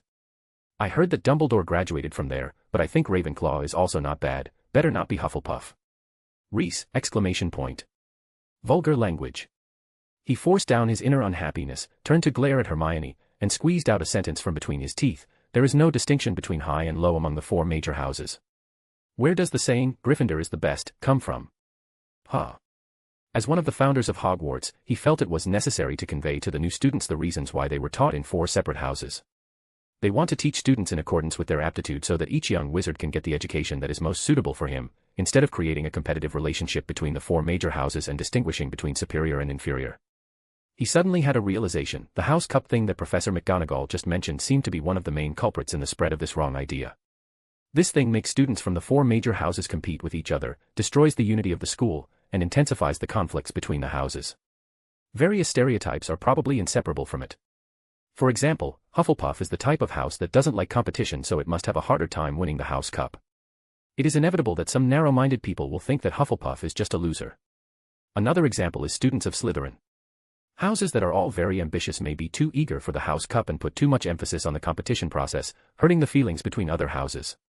The house cup was not a good thing, so Reese decided to find an opportunity to ban it. But Dumbledore. Every academy has given birth to very outstanding wizards. Reese predicted what Hermione would say and shot her words back. Listen to me, don't look at the famous people the academy has produced. It's meaningless. The one that suits you best is the best. Brave and fearless students can go to Gryffindor, students who are upright, loyal, and uncontested can go to Hufflepuff, those who are smart and are more interested in knowledge can go to Ravenclaw, those who want to be enterprising can go to Slytherin. Each house has its own advantages and disadvantages. Hufflepuff, for example, is the warmest place. The relationship between classmates is very harmonious. Their lounge is very close to the kitchen. Ravenclaw is suitable for children who decide to study academics. The learning atmosphere there is very strong. If you want to develop in the Ministry of Magic in the future, Slytherin is definitely the best stage. Your classmates and seniors are your best helpers, but such a life is destined to be very tiring. Think carefully about what kind of house you want to go to and what kind of life you want to live. Reese's voice was slightly higher, and many people heard his words, with thoughtful gleams in their eyes. The red-haired boy who had just been chatting with Potter also blinked. He just vaguely heard that the Hufflepuff lounge seemed to be very close to the kitchen. But given the choice, he would still prefer to go to Gryffindor. Neville heard the words about the harmonious relationship between Hufflepuff classmates, which made him feel a little moved. Suddenly, there was a burst of exclamations and screams from the end of the line. Reese looked up and saw about 20 translucent pearl-white ghosts suddenly emerging from the wall behind the freshmen. They were arguing about something and almost didn't notice the new life in the room. I say we should give it another chance. My, haven't we given Peeves enough opportunities? But what's the result?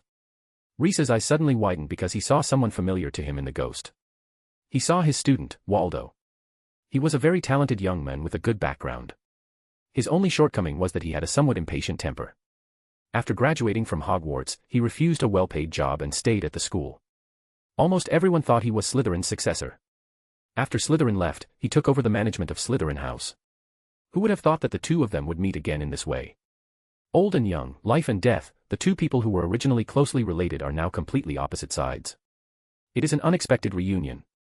There was almost no difference from the appearance in his memory.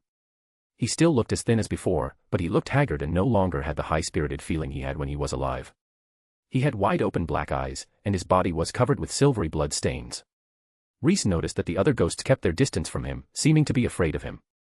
The ghosts filed out and disappeared through the opposite wall. Professor McGonagall also returned. She asked the students to line up in single file to attend the sorting ceremony. The sorting ceremony was held in the auditorium. After entering, not to mention the new students, even one of the founders of Hogwarts was shocked. How could there be such a magical, wonderful, and magnificent place in the world? Students from other grades of the school were already at 4 long solid wood tables. There were gold plates and goblets on the table, sparkling and illuminated by thousands of candles floating in the air. Judging by Reese's eyesight, they were all made of gold. There is another long table on the table at the top of the auditorium, which is where the teachers sit. It is also equipped with gold tableware. Reese's breathing quickened. The financial situation of the school is really good. It is so good that the founders could not even imagine it. In their time, only the 4 of them used gold tableware, ordinary professors used silver plates, and students all used copper plates. As wealthy as Slytherin was, he never thought that one day nearly 1,000 teachers and students at Hogwarts would be able to eat with gold tableware. He couldn't help but look up and saw stars twinkling on the velvet black ceiling. This starry sky dome was exactly the same as it was 1,000 years ago. Chapter 22, Sorting Hat. Professor McGonagall led the first-year students near the teacher's stage and asked them to line up in a row facing all the senior students. Reese could feel the professor's eyes on them from behind. At this moment, all the students and ghosts in the auditorium were also looking at them. Caught between thousands of eyes, many freshmen began to sweat from behind. Not only did Reese notice that the dome of the auditorium was unusual, Hermione also looked up to observe the ceiling for a moment, and then she whispered, "The ceiling here has been enchanted and looks like the sky outside. I read about it in Hogwarts, a history." Yes, Reese agreed, there is an extremely profound spell cast on the dome, which was cast by the 4 founders together. It can be consistent with the outside sky, and powerful wizards can also change the weather conditions on the dome. He squinted his eyes, looked at the dome, and added, "If someone with ulterior motives enters the castle, the weather on the ceiling will also worsen." Really? It's never mentioned in the book. Hermione was surprised. She didn't expect that the ceiling of the auditorium could have such an effect. If it's just an ordinary synchronized weather, then why bother the 4 founders to do it together? This is confidential, and only the headmaster and vice-headmaster level know about it. Reese said with a smile on his face, this was given by the 4 of them. One of the precious legacies left by future generations is part of the defense system of Hogwarts Castle. Then how did you know? Reese. While Reese and Hermione were chatting, Professor McGonagall walked up to them. The stern-faced witch holds a square stool in one hand and a pointed wizard hat in the other. She gently placed the 4-legged stool in front of the first years and placed the wizard's hat on the stool. Reese looked at the patched and tattered old hat with a complicated expression. My days, has no one washed this hat in 1,000 years? He almost couldn't hold back the desire to complain. The thought of putting this hat on his head that had not been washed for hundreds of years gave him goosebumps. It's no wonder that the successor doesn't dare to clean the sorting hat. If the hat is damaged, who will sort the new students? The sorting hat, which carries the will of the 4 founders, has never assigned students to the wrong house. It is the embodiment of the will of the 4 founders. Not all of the succeeding headmasters have the ability to recreate the sorting hat, and the will of the 4 founders contained in the original sorting hat cannot be reproduced. Over time, not cleaning the sorting hat has become a Hogwarts tradition, inherited by generations of headmasters. After the sorting hat was placed on the stool, a wide crack opened in the brim, and then the hat sang. "Oh, you may not think I'm pretty, but don't judge on what you see. I'll eat myself if you can find a smarter hat than me. You can keep your bowlers black, your top hats sleek and tall. For I'm the Hogwarts sorting hat. And I can cap them all. There's nothing hidden in your head. The sorting hat can't see. So try me on and I will tell you where you ought to be. You might belong in Gryffindor, where dwell the brave at heart.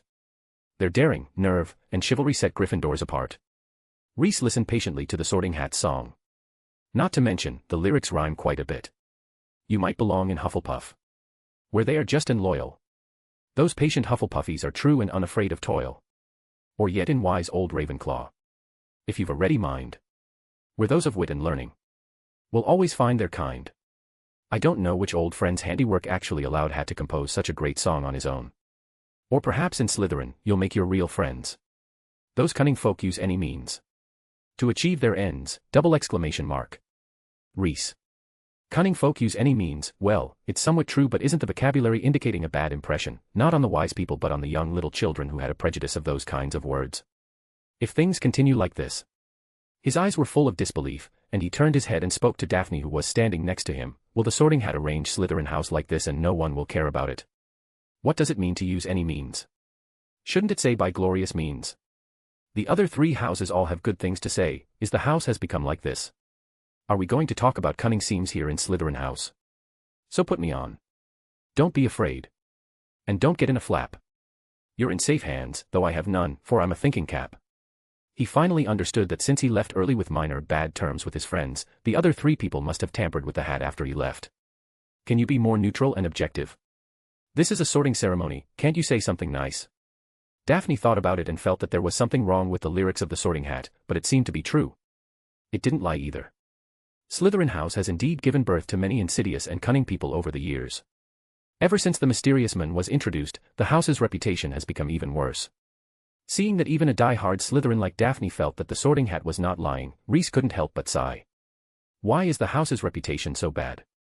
After waking up, Reese didn't have a clear goal. Now that he has one, he decides to reverse the reputation of Slytherin House. At this time, Professor McGonagall held a roll of parchment in her hand and took a few steps forward. Whoever's name I call now will put on the hat, sit on the stool, and wait for the sorting, her voice echoed in the auditorium. Hannah Abbott. Hufflepuff. The hat shouted. Susan Bones. Hufflepuff. Terry Boot. One name after another came out of her mouth, and the queue in front of the staff table gradually narrowed. Neville Longbottom was called forward. There was silence for a while after the sorting hat was placed on his head. The hat seemed to have some conflicts with Neville, and it began to communicate with Neville. After Neville blushed and shook his head firmly, the hat called out the name, Hufflepuff. The Sorting Hat's decision did not surprise those who knew Neville. Isn't it normal for him to go to Hufflepuff?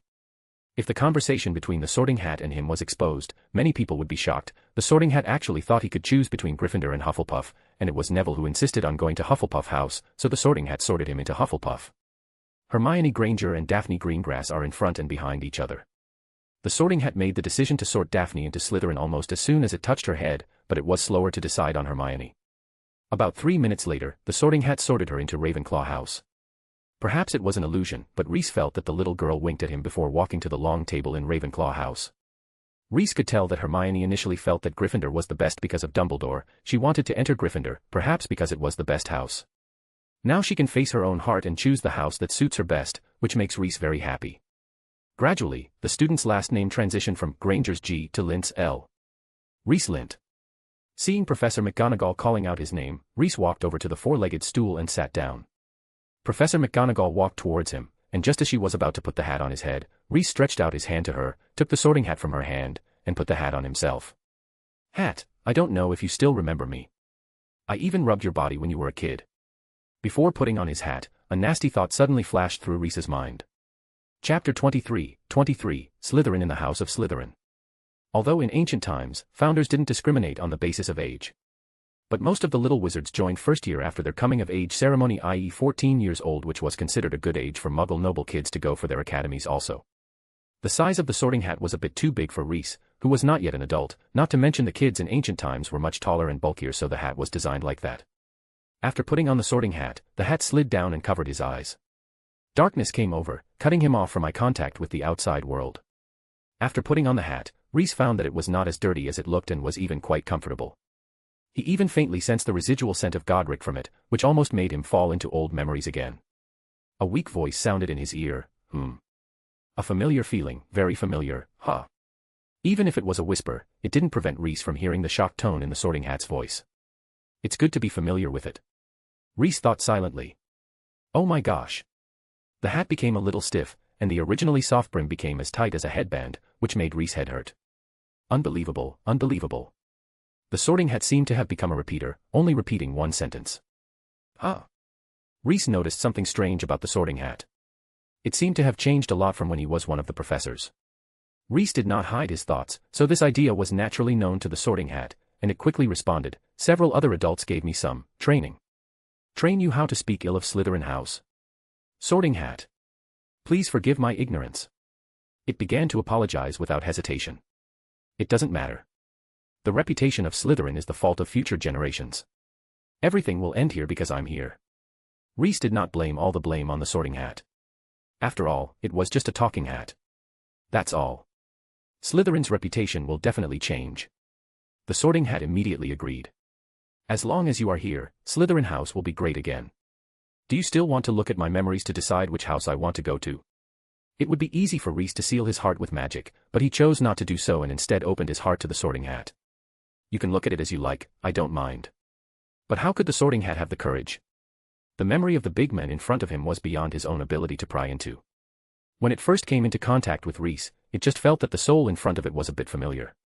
But after closer contact, the more it looked at the young men in front of it, the more it felt like he was an old friend. Someone it can't afford to offend. It didn't dare to think about it anymore. As a hat, the Sorting Hat was actually a little sweaty at the moment. Haha, please don't joke, sir, how can I, a mere hat, decide which house you should go? The Sorting Hat smiled coyly. If the man in front of him cannot enter Slytherin, then Slytherin House should simply be disbanded. Have you ever seen the other 3 people during the 1,000 years you stayed at the school? When Reese asked this question, there was no emotional fluctuation on the surface, just like asking something as trivial as, have you eaten? But if you walk into his heart, you will naturally find something strange.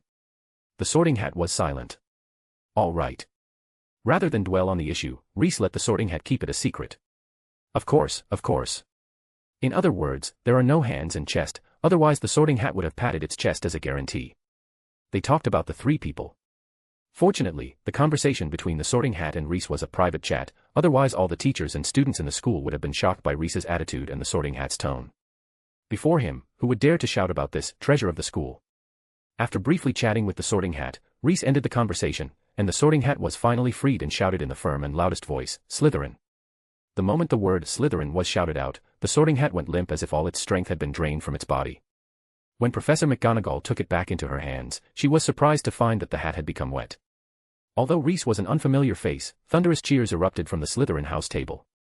Slytherin students also know that they are not popular with the other 3 houses. Ravenclaw may be okay, but the young wizards of Gryffindor and Hufflepuff really hate them. This external factor prompted them to become more united. Regardless of the origin of the outstanding-looking little wizard in front of him, as long as he can come to Slytherin, it is worth celebrating. As for what will happen next, that is a matter for later and does not conflict with their celebration now. Even Malfoy clapped his hands twice with a straight face. He concealed his emotions, not because he thought about what Reese said, but because he just didn't want others to know that he had suffered a loss at the hands of Reese. Daphne clapped the most vigorously. She clapped her hands very hard and her face turned red. She didn't regard Reese as an ordinary first-year student. Could a first-year student have his magical abilities? Most graduates are not at this level. The father also said that the magic props he sold to him were very precious and rare things, which were of great help to her sister's illness. Then if I get to know him better, will I be able to get more precious props? Maybe my sister's disease can be cured. This was what she thought after seeing Reese on the train. It would be great to be a classmate with a wizard like Reese. This is her thought now. Some indescribable emotions were brewing in her heart. Seeing Reese walk down from the stage, she quickly squeezed aside to make a space for him. Thanks. Reese walked to the space. Daphne made for him and sat down, and then watched the sorting ceremony with the surrounding Slytherin students. Weasley, Parkinson, Patil, Harry Potter. The students at Hogwarts suddenly cheered up and turned their attention to the thin black-haired boy. Do you think he will come to Slytherin? Daphne asked in a low voice. Why do you think he will come to Slytherin? Reese was a little surprised. He didn't see any temperament in that Potter that fit the Slytherin house. Well, it will be a good thing, if we have Potter. Students from other houses won't always say that Slytherin is the cradle of dark wizards. Daphne pouted her mouth and muttered in a low voice. It was obvious that she also had a grudge against the poor reputation of the house. Actually, who doesn't mind? What little wizard would want to go to a house with the reputation of being a potential Death Eater? If the boy who lived was also a Slytherin, the house's popularity might improve. Unfortunately, the beautiful idea was completely shattered with a loud Gryffindor. Looking at the cheering Gryffindors on the other side of the auditorium, many Slytherin students couldn't help but have disappointed looks on their faces. Many Slytherin students even loudly told the new students the legendary story of the school's 7 consecutive house cups. When the last new student named Blaise Zabini was sorted into Slytherin, the sorting ceremony finally ended. After Professor McGonagall rolled up the parchment, picked up the sorting hat, and left, Headmaster Dumbledore stood up. Chapter 24, Daphne is a good friend. Seeing the headmaster stand up, many freshmen from Muggle families couldn't help but tremble. Fortunately, the headmaster of this magic school did not behave like the headmasters of Muggle schools and didn't bother them with a boring speech. Headmaster Dumbledore's new semester speech was so short that it could hardly be called speech. "Welcome," he said, "welcome to Hogwarts to start the new school year. I would like to say a few words before the banquet begins. That is, nitwit, blubber, oddment, tweak. Thank you and enjoy your meal." He sat back down. I feel like Professor Dumbledore is a weird person. Daphne did not understand the meaning of Dumbledore's words. She couldn't help but want to complain to Reese about this weird old man. "Yeah." Reese nodded. He was about to say something but was dazzled by the sumptuous dishes that suddenly appeared in front of him. In the blink of an eye, the plate in front of him was filled with food: roast beef, roast chicken, pork chops, lamb chops, sausages, steaks, boiled potatoes, baked potatoes, potato chips, Yorkshire puddings, pea shoots, carrots, gravy, ketchup, even peppermint hard candies that didn't fit in with the rest of the food. Even Salazar Slytherin, who paid attention to pomp and luxury, rarely holds such a grand banquet. The various spices introduced to Europe over the millennia made these dishes even more delicious than the dinners of the Slytherin era. Reese was even a little dazed for a moment. Is this the financial strength of Hogwarts? He couldn't help but be impressed by the richness of Hogwarts again, and he felt happy at the same time. He felt as if the fruit trees planted in the past were full of fruits. Of course, and this is normal. A senior sitting diagonally across from Reese heard Reese's sigh and couldn't help but show off to him. "In the future, you can eat ingredients like this every day. Sooner or later you will start to feel bored by it. It's boring because the school only cooks British food most of the time." As he spoke, he made a face, causing a burst of laughter. Everyone knows the gold content of British cuisine, which is something only rare for old antiques like Reese who only enjoyed it 1,000 years ago. What a pity. The kitchen only knows how to cook these. The senior smacked his lips, looking extremely regretful. "I will write to my father to respond. My father is one of the board members of the school directors. His words have some weight. He will definitely make the kitchen cook more dishes from the US or add some Indian spices." Malfoy wanted to boast. The word board member of school directors was emphasized, and he secretly observed Reese's reaction. He wanted to see the annoyance and fear on the guy's face. Draco thought in his heart that if Reese sincerely apologized to him, as the heir of the Malfoy family, he would certainly forgive him generously and give him a chance to follow him. Talent is rare, and a wizard like Reese is qualified to stand behind him, provided that he is at least a half-blood. However, Reese didn't seem to hear what he said at all. At this time, he was concentrating on destroying the roast beef brisket in front of him. Draco Malfoy felt as if he had been punched in the air. Reese had good hearing, so he naturally heard what Malfoy said, but he didn't take it to heart at all. School directors.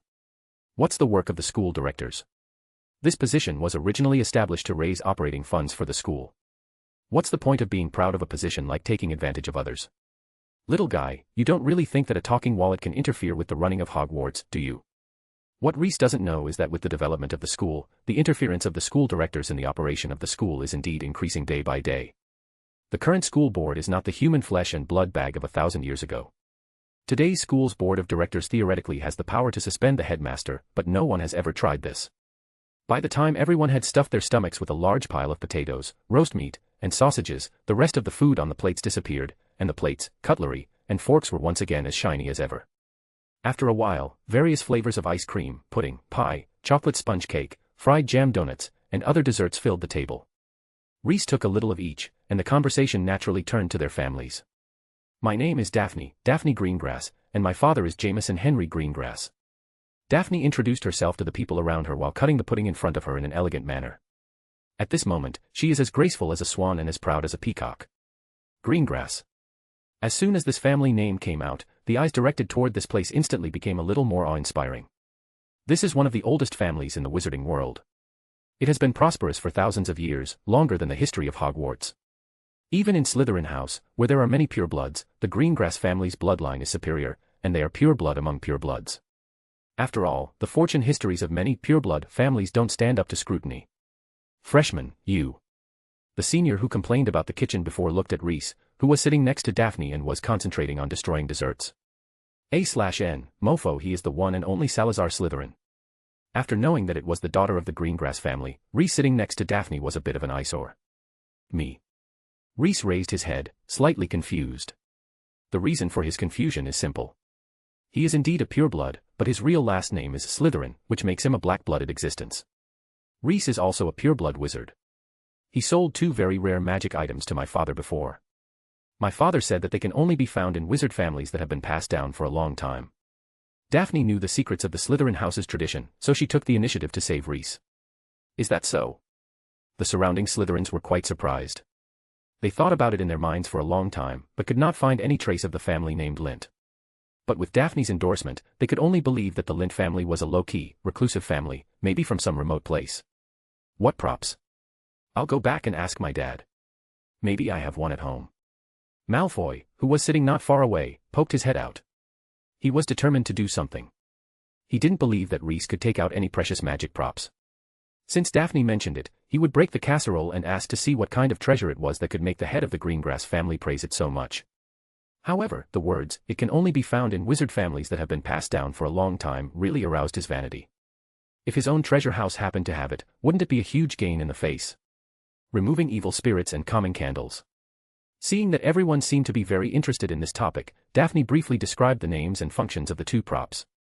After listening to Daphne's words, Malfoy's brows knitted together. He had never even heard of these two things. So Master Malfoy, do you have these two things in your family's storehouse? My little sister has been sick since she was a child and needs these two magic items to relieve her pain. If you have any in store, I hope you can part with her.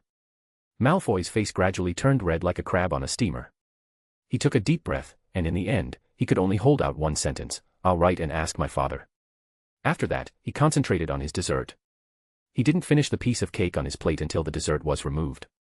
Chapter 25, the school song that made the founder despair. After the desserts were removed, Dumbledore stood up again, and silence returned to the restaurant.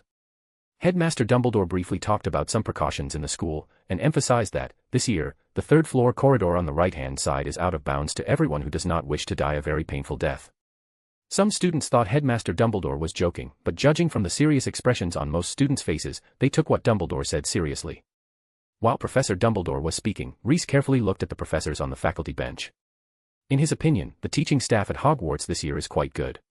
There are several professors who exude strong magic fluctuations, which were enough to help in the civil war between wizards and muggles even 1,000 years ago.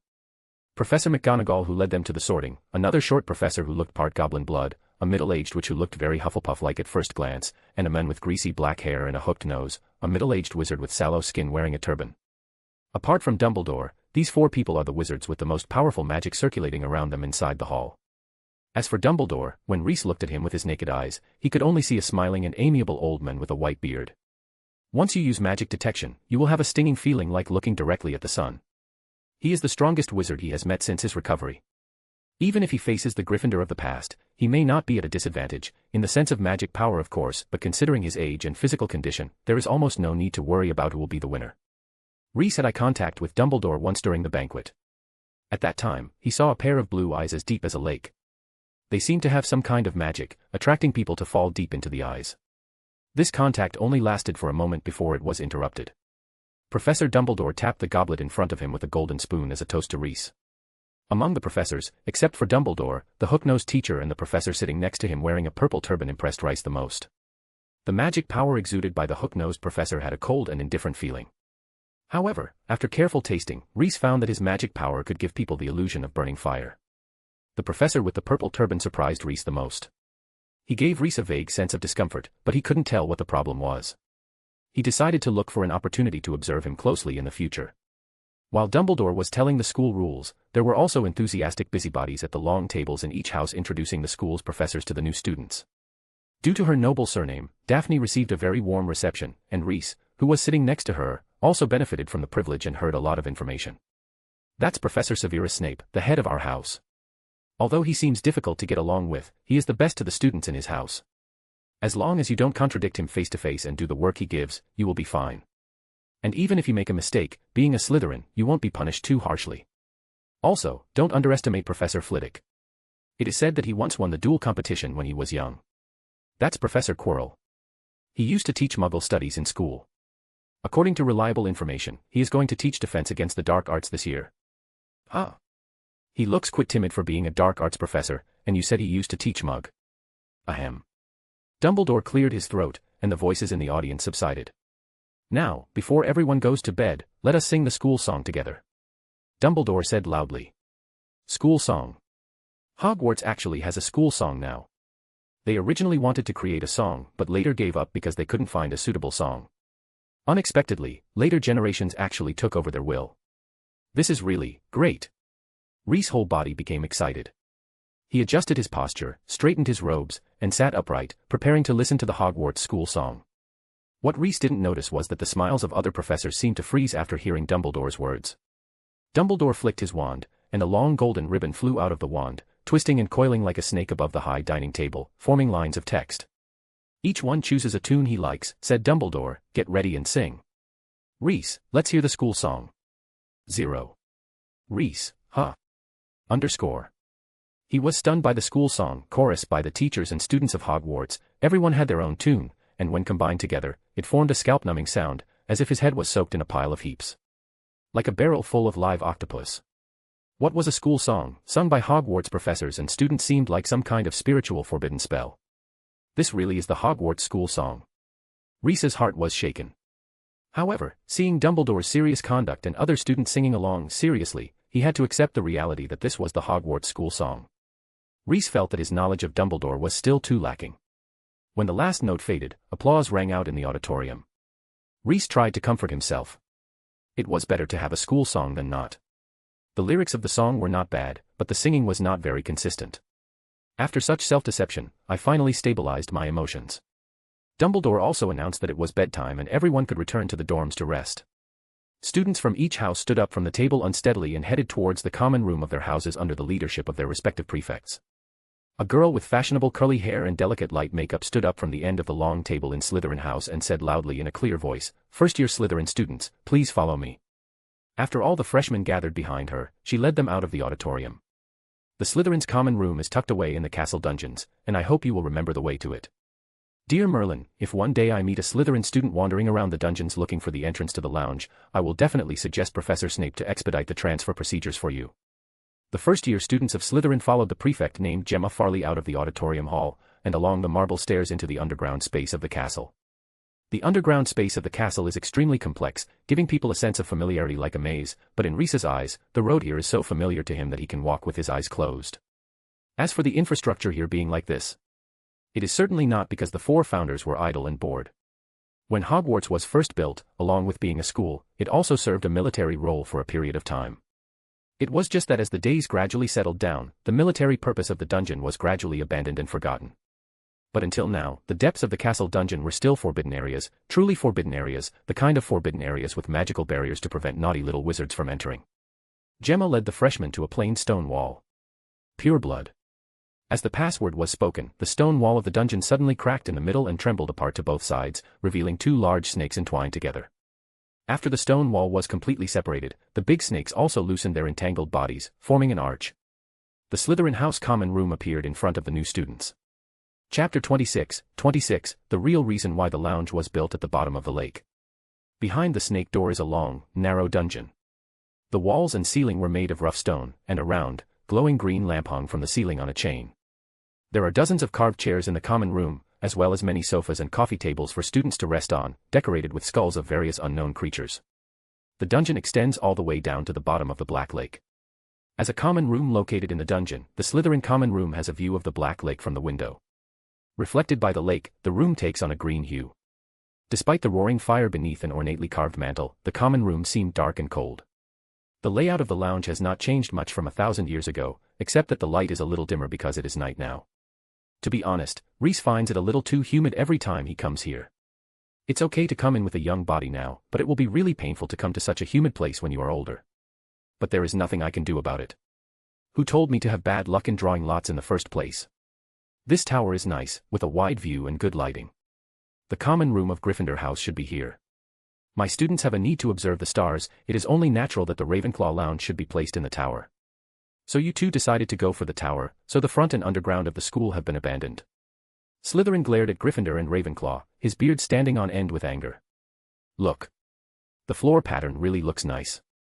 Ah, how did I not notice the grandness of the ceiling all this time? Rowena and Godric. Rowena and Godric turned their attention elsewhere. One of them became very interested in the floor pattern, while the other suddenly paid attention to the splicing of the ceiling. In front of them was a miniature version of Hogwarts Castle. The castle is very exquisitely made, even the number of glass windows on the tower windows are perfectly reproduced. Looking through the windows, you can see desks, chairs, fireplaces, chandeliers, and other furniture. Of course, such an exquisite model was not built by the four founders, but was reproduced to the same proportions using magic. Not to mention the layout of various furniture, even the pattern of the floor tiles is exactly the same. The model was about the size of a sheep, standing on the table and turning slowly. The founders were quarreling over the location of their respective house lounges. Everyone wants to live in a bright, atmospheric, and well-lit tower for themselves and their students, but for the safety of the castle, a sufficient number of people must be placed at the bottom of the castle.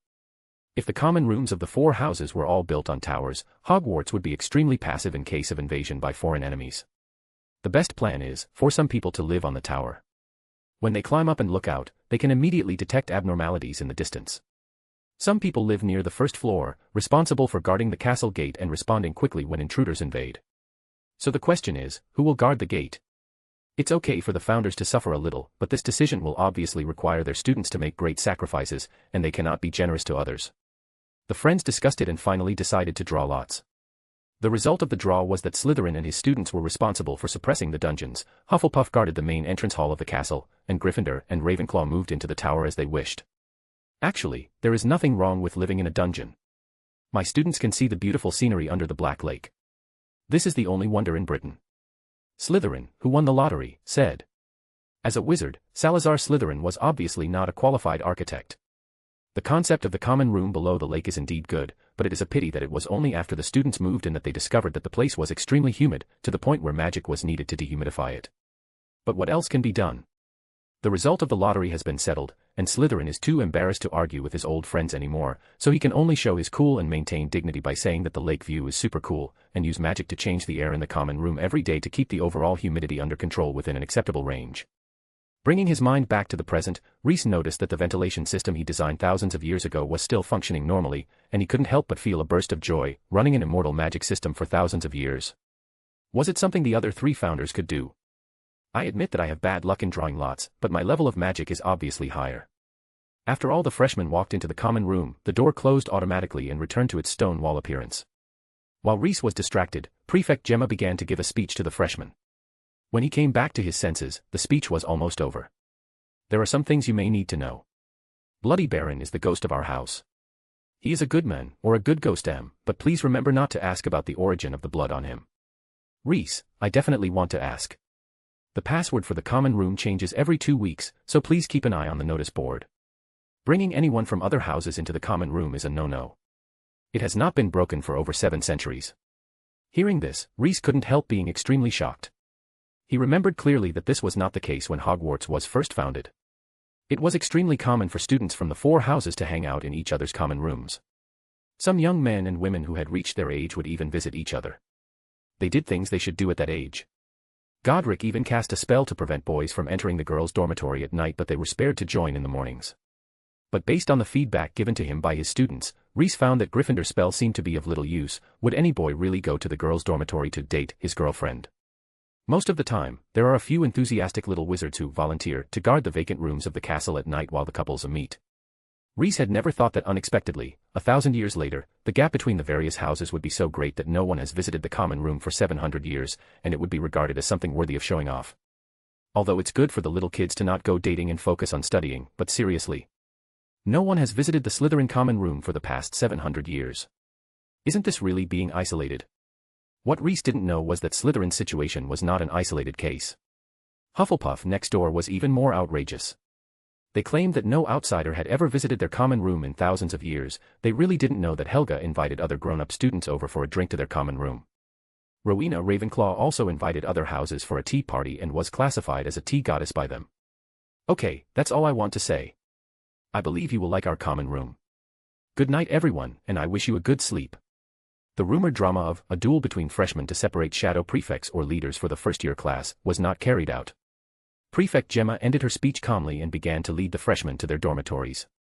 Gemma first led the girls to their dormitories and then led the boys to the other side of the common room. After going around a few times in the not-so-wide corridor, they finally arrived. Chapter 27, Night walks are a fine tradition of Hogwarts. Hogwarts has a 6-person dormitory for first-year Slytherin students, with silver lanterns hanging from the roof to provide lighting. There are 6 four-poster beds in the bedroom. Green silk bed curtains are hung around the beds, and the beds are covered with silver-embroidered bedspreads. As for their luggage, it has been placed under their respective beds. The ancient stone walls are covered with medieval tapestries, and the blankets are outlined with delicate pictures in gold and silver threads. After Reese took a closer look, he suddenly felt his blood pressure begin to rise, because the picture depicted the adventures of the great wizard Slytherin.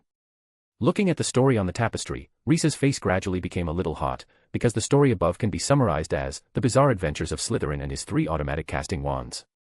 Fortunately, the other little wizards couldn't see what was on the tapestry, otherwise, Reese would have to run away again.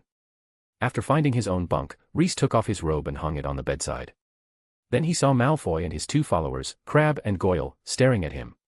"What? Do you still want to taste some cake?" Reese looked at Draco Malfoy with a half-smile, but the latter moved his eyes to the side, not daring to talk at all. If he was force-fed cake in front of his classmates, he would really have to consider going to them strang. "If you have nothing to do, go to bed early." After saying these words, Reese jumped onto the bed and closed the bed curtains, leaving Malfoy standing outside, his face changing colors between green and red. Blaise Zabini and Theodore Nott, who followed into the room, looked at each other. The atmosphere in the dormitory seems a bit bad. But it doesn't matter if the atmosphere is not so good, as long as there is no fighting. The 2 of them unintentionally intervened in the fight between roommates and went to bed silently. Seeing this, Malfoy could only take 2 deep breaths to endure the anger. After lying on the bed, he began to silently imagine the scene in the future when Reese would apologize to him. Needless to say, the soft mattress is indeed a breeding ground for sweet dreams. With the sound of the lake water lapping at the window, Malfoy fell into a deep sleep. In the dream, he defeated the arrogant Reese with his own strength in front of everyone. Looking at Reese lying in front of him, he laughed happily. Soon, the dormitory was filled with a heavy sense of sleepiness, and the little wizards who had been working hard all day slept particularly soundly. However, Reese opened his eyes while his roommates were sleeping, gently opened the bed curtain and got out of bed. "There will be plenty of time to sleep in the future, but I can't waste my time on this kind of thing. I slept for 1,000 years before, so I should sleep less after waking up." But Reese didn't just get up secretly at night to study. The first-year wizards didn't need to worry about what they were going to learn the next day. He had to do something important. He wanted to make sure that the succeeding headmasters had fulfilled their obligations and strengthened the dungeon's seal. Listening to the snoring one after another, Reese's mouth curved. Look at them. Young people have such good sleep quality and they sleep so peacefully. "Reese Lint, you can't escape today, you have to." Malfoy's vague sleep murmurs reached Reese's ears, making his face darken. "It's endless with you, huh? You won't let me go even in your dreams. Are you having an argument with me there?" He took out his wand and pointed at Malfoy's bed. A small star with a faint light emerged from the tip of his wand and flew lightly into the curtains of Malfoy's bed, quietly changing his dream. Malfoy, who had defeated Reese and was laughing triumphantly, suddenly felt someone tugging at his trouser leg. When he looked down, he saw a ragged Muggle beggar. "Let me go, you filthy thing." Malfoy was furious. He would rather fall into the cesspit than let this kind of thing soil his robes. "Son, actually I am your father." "What father?" "No." Malfoy jumped up as if a hot iron had hit his butt. "My child, he is right," came the vicissitudes of his father's voice. Malfoy looked towards the source of the sound and saw his father standing in the crowd of onlookers with a complicated expression. "Yes, you are indeed his child. This is the voice of Mother Narcissa." Draco Malfoy. The classmates were talking a lot, and their eyes were wandering between himself and the beggar. When he looked at the beggar's face, he found that he actually looked a bit like him. This can't be. No. The sweet dream turned into a nightmare in an instant. While Draco Malfoy struggled in the quagmire of nightmares, Reese had left the dormitory. When he walked to the common lounge area, Reese was surprised to find that there were still people lingering in the lounge so late at night. The lights came on as he walked, and saw Daphne sat by the fireplace, looking straight at the window. "What are you doing here? It's already night, shouldn't you be asleep?" Reese was quite surprised. This little girl seems very energetic. The other little wizards were so tired that they fell asleep as soon as their heads touched the pillows, but she could still stay in the common room and look at the lake view. Daphne blinked. "How can you ask me this as if yourself are not awake in the night?" "After taking a shower, my hair is still a little wet. I want to wait until my hair is dry before going to bed. If I go to bed without drying my hair, I will wake up with a headache." Reese took a look and saw that the girl's silver hair was in strands and was indeed wet. "I'm afraid this will take a long time, right? With this kind of long hair, it probably takes an hour to dry naturally. The common room is quite humid, so it may take longer. Dad helped me before." Daphne looked a little aggrieved. It was done with just a click of the wand. "There is indeed such a charm." Reese took out his wand and with a flick of his wand, the excess moisture was removed from Daphne's hair. Ah. Daphne looked at her dry and smooth hair. Thanks. Okay, now you can go back to sleep. Daphne looked at Reese. So what are you going to do? The route in the dungeon is very complicated. It would be bad if you get lost. I heard that there are night watchmen patrolling at night. If you are caught, you will be deducted a lot of points and will be put in solitary confinement. Night walks are a fine tradition for Hogwarts students, Reese said with a smile. Anyway, when he was running the school, the students liked to get up at night and wander around the castle. There was even a famous saying among the students. Having never seen Hogwarts at night is equivalent to not having attended Hogwarts. The founders also turned a blind eye to this kind of behavior. Only wizards who dare to take risks can survive in this cruel world, not to mention that students who wander at night can also play a night watchman role. Reese turned and walked towards the common room's door. However, as soon as he went out, he heard footsteps behind him, and when he looked he saw Daphne silently following him. Seeing that Reese wanted to say something, Daphne said first, night walks are a fine tradition for Hogwarts students, right? Reese. You're so good at breaking school rules, you might as well get transferred to Gryffindor. The probability of two people getting lost is always smaller, and I am the daughter of the Greengrass family. If we are caught, you will definitely not be expelled with me here. Daphne began to analyze the pros and cons. Seeing the expectant look in the girl's eyes and imitating an adult's negotiation, Reese couldn't help but sigh. Follow me, don't get lost. Sooner or later, he will eventually leave. Some things must be passed down, and some younger generation should also know the secrets hidden in the school. The little girl from the Greengrass family in front of me is young and reasonably savvy, so telling her about these inheritances would not be a bad thing. Chapter 28, Godric Gryffindor. Seeing that Reese agreed to take her on the adventure, a bright smile broke out on Daphne's face. She quickened her pace, trotted over to Reese, and then asked him what his purpose was for sneaking out of the dormitory tonight. He isn't up just to go to the kitchen and find something to eat, right? You may not know why this area is called a dungeon. Reese glanced at Daphne who was following him and said softly. Isn't it because it's in the dungeon area of the castle? Reese. It's almost the same as, your name is Daphne, so you are called Daphne. He pursed his lips, because this place has really imprisoned and sealed some enemies of the four founders and evildoers who tried to get involved in Hogwarts business. Why not kill them? Are you a child because you were born 10 years ago, or is it because you were born 10 years ago that you are a child? Reese slapped her back. He suddenly felt that he had made a mistake. Reese forgot he wasn't a teacher, he should not have hit her back. But Daphne didn't mind, instead, she was bewildered about what Reese had just said.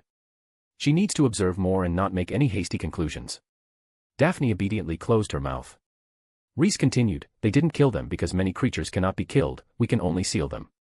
The dungeons of Hogwarts have sealed many dark creatures that the Big Four defeated during their adventures. You have always heard of dark creatures, right? Daphne thought about it for a moment, remembering the Dementors who guard the Azkaban her father had mentioned to her. Yes, they count too.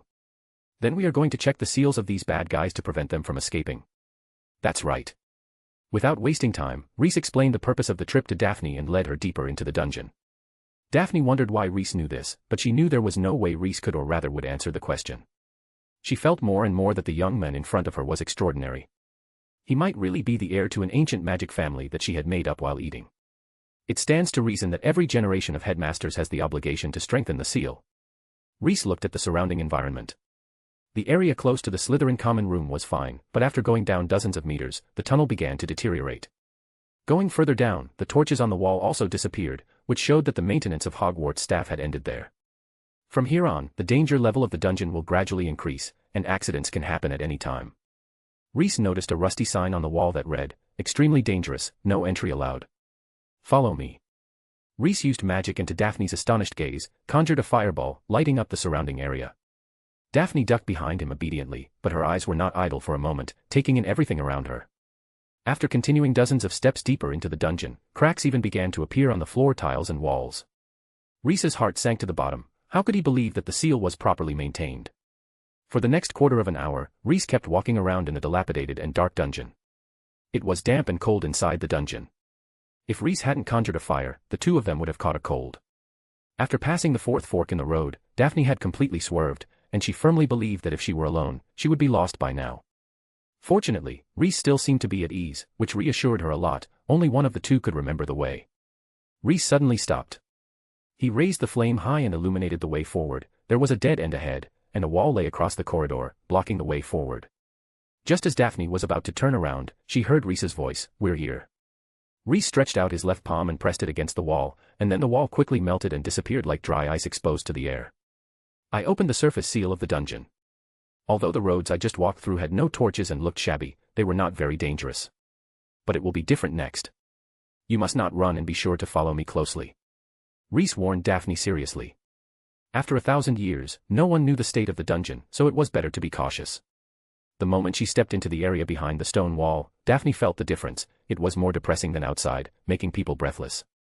She subconsciously wanted to leave, but after seeing that Reese showed no sign of returning, she could only grit her teeth and persist. After walking along the passage for more than 10 meters, a cloud of mist actually rose in the corridor, and Daphne subconsciously covered her mouth and nose. "Don't worry, just stay behind me." Reese pulled out his wand and pointed forward. The mist surged toward him, but stopped a few feet in front of him, as if it had hit a wall of air. After being blocked, the fog in the corridor suddenly thickened and became substantial in a few seconds. Then, a figure appeared in the fog. Daphne suddenly covered her mouth. "Is it the caretaker Filch that the headmaster had mentioned at dinner?" Her first reaction was that she and Reese were going to be expelled, but she immediately realized that this was deep in the Hogwarts dungeons. How could there be staff patrolling here? Reese had already guessed the opponent's true identity, which made him a little worried. He had encountered this kind of monster on the surface, and if he went deeper, he might encounter something else. The white mist gathered towards the figure, solidifying little by little, and the figure gradually became clear. Finally, a tall and strong middle-aged man appeared in front of Reese and Daphne. This man has a lion-like mane and exaggerated wavy red hair and a beard that is no less than hair in scale. But the most eye-catching thing is his eyes. Even the thick hair cannot cover these green eyes. They are piercing and bright, like two emeralds in a ball of flame. "You know what to do." The man's voice was rich, like a bass in a stage play. He looked down at the short and thin Reese and grinned. "Yeah." Reese sighed. A bright light emerged from the tip of his wand, and with a whoosh, it pierced the man's chest, leaving a hole as big as a fist. The smile on the man's face froze for an instant, and then his facial features became distorted. White mist rushed towards the hole as if it was not a big deal, trying to fill it up. However, the bright light came one after another until the man's upper body was blown into pieces. After being broken by the bombardment, the man returned to his white mist form and fled away from Reese. At this time, the wall of air conjured by Reese moved. It trapped the fleeing white mist like a fishing net, and then slowly closed it without letting go of a wisp of mist. Reese slowly turned the wand, shrinking the scope of the air wall little by little, compressing and recompressing the white mist. Finally, the white mist that covered half of the corridor was crushed by him into a white bead the size of a fist. This desire demon has not made any progress in thousands of years. Reese smiled and weighed the beads in his hand. The demon of desire is a monster that changes into the appearance of the person in the memory by reading the memory. Under normal circumstances, it takes a lot of trouble. Unfortunately, today this ignorant monster chose to become Godric Gryffindor. Its transformation did not fail. On the contrary, it was so successful that it even copied Gryffindor's character, which resulted in it being directly forced to surrender. Chapter 29, You Want to Learn. I'll teach you. Is this a boggart? After Reese solved the strange fog, Daphne's heart dropped to her stomach again. Now she is interested in exploring the true identity of this strange mist. Judging from the characteristics it showed, Daphne felt that it looked a bit like the boggart mentioned in the bedtime stories told by her father. After hearing this, Reese was almost glaring in anger at Daphne. Not a boggart at all. Reese immediately retorted. He couldn't accept this statement at all. Boggarts would become the most feared thing in people's hearts. If the monster just now was a boggart, wouldn't it mean that what he fears the most is Godric Gryffindor? It's called the Desire Demon. Reese gave Daphne a good introduction to what the Desire Demon is. After holding the bead-turned Desire Demon in his hand for a moment, Reese regained his composure. He took out a crystal bottle from his arms, scraped some chips from the beads, put them into the bottle, and then sealed the mouth of the bottle with fire paint. After the debris fell into the crystal bottle, it sublimated all of a sudden, and the bottle was instantly filled with white mist. While Reese was doing these things, Daphne stood aside silently, staring at him. The image of Reese standing in front of her just now, neatly and expertly dealing with the demon of desire, was deeply imprinted in her mind, making her mood agitated and unable to calm down for a long time. Powerful and mysterious, this is Daphne's impression of Reese. She dared to bet on the honor of her last name that Reese was no ordinary student, and his identity as a first-year student was most likely a disguise. As for his true identity, Daphne believed that he would take the initiative to tell her after she got along with him for a long time. She won't take the initiative to ask until the time is right. Although these dark creatures are quite dangerous, their bodies are magical raw materials with a wide range of uses. For example, the desire demon can assist wizards in reading other people's memories, and can also be used to make potions. I have knowledge of over a dozen different types of potions that utilize it. After taking the samples, Rhys began to introduce the uses of the desire demon to Daphne. Wait a minute, you just said that dark creatures cannot be killed, but it, the demon of desire, can be used as a potion. So if we make it into a potion, can't we kill it?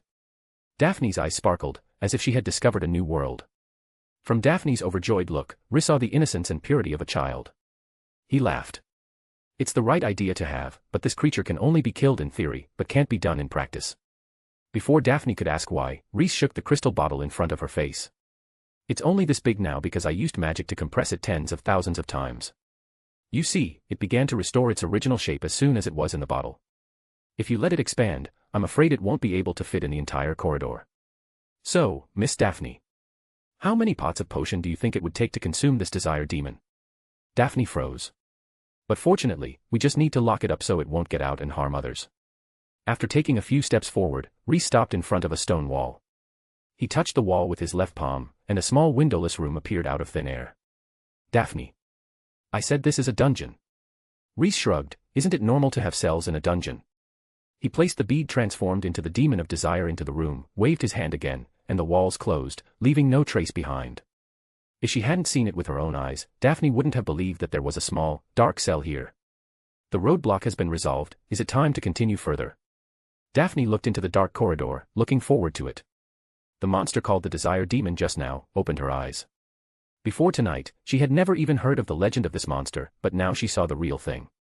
Daphne's desire for discovery has been ignited, and she wants to know what magical creatures are waiting for them deeper down. Because Rhys gave her an excessive amount of confidence, she ignored the risks involved in the expedition. Contrary to Daphne, Rhys, who was responsible for contributing during the expedition, was not optimistic at all. It was not a good sign to meet the desire demon as soon as he entered. Based on his own experience, Rhys judged that the seals in the dungeon might have been damaged in many places.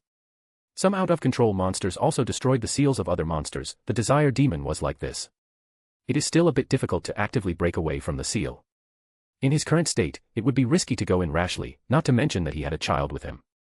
It would be unwise to act like a Gryffindor. After a brief moment of consideration, Rhys made a decision: go back the way he came, make enough preparations, then go deep into the dungeon, clear out the monsters, and strengthen the seal. Are we going back now?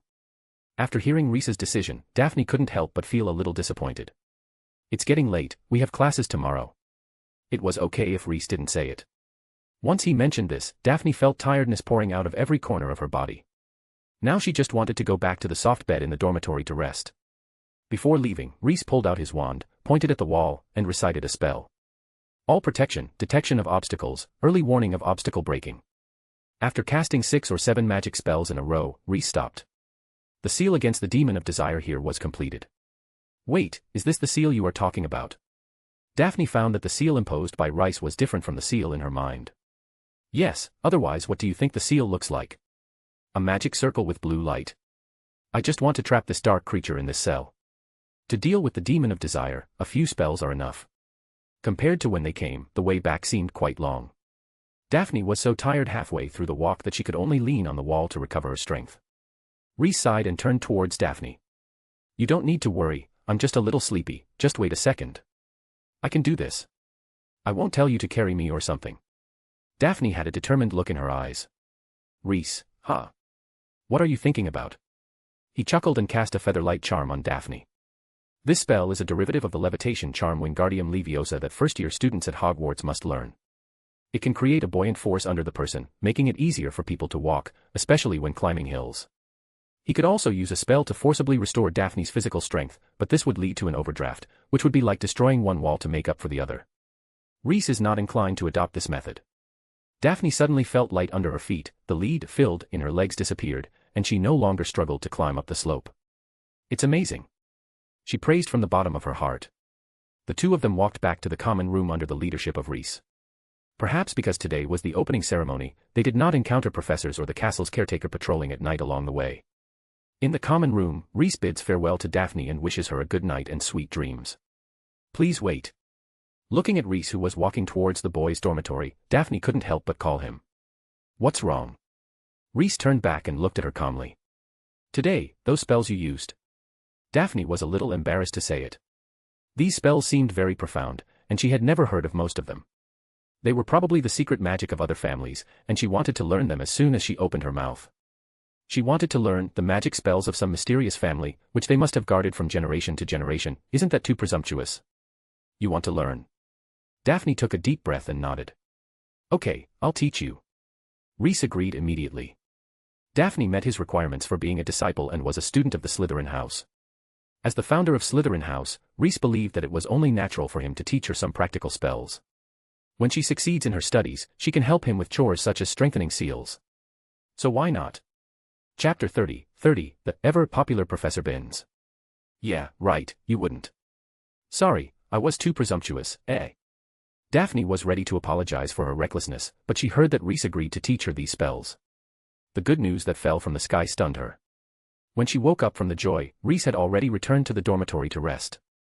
After returning to the dormitory and lying on the bed, Rhys was not in a hurry to fall asleep.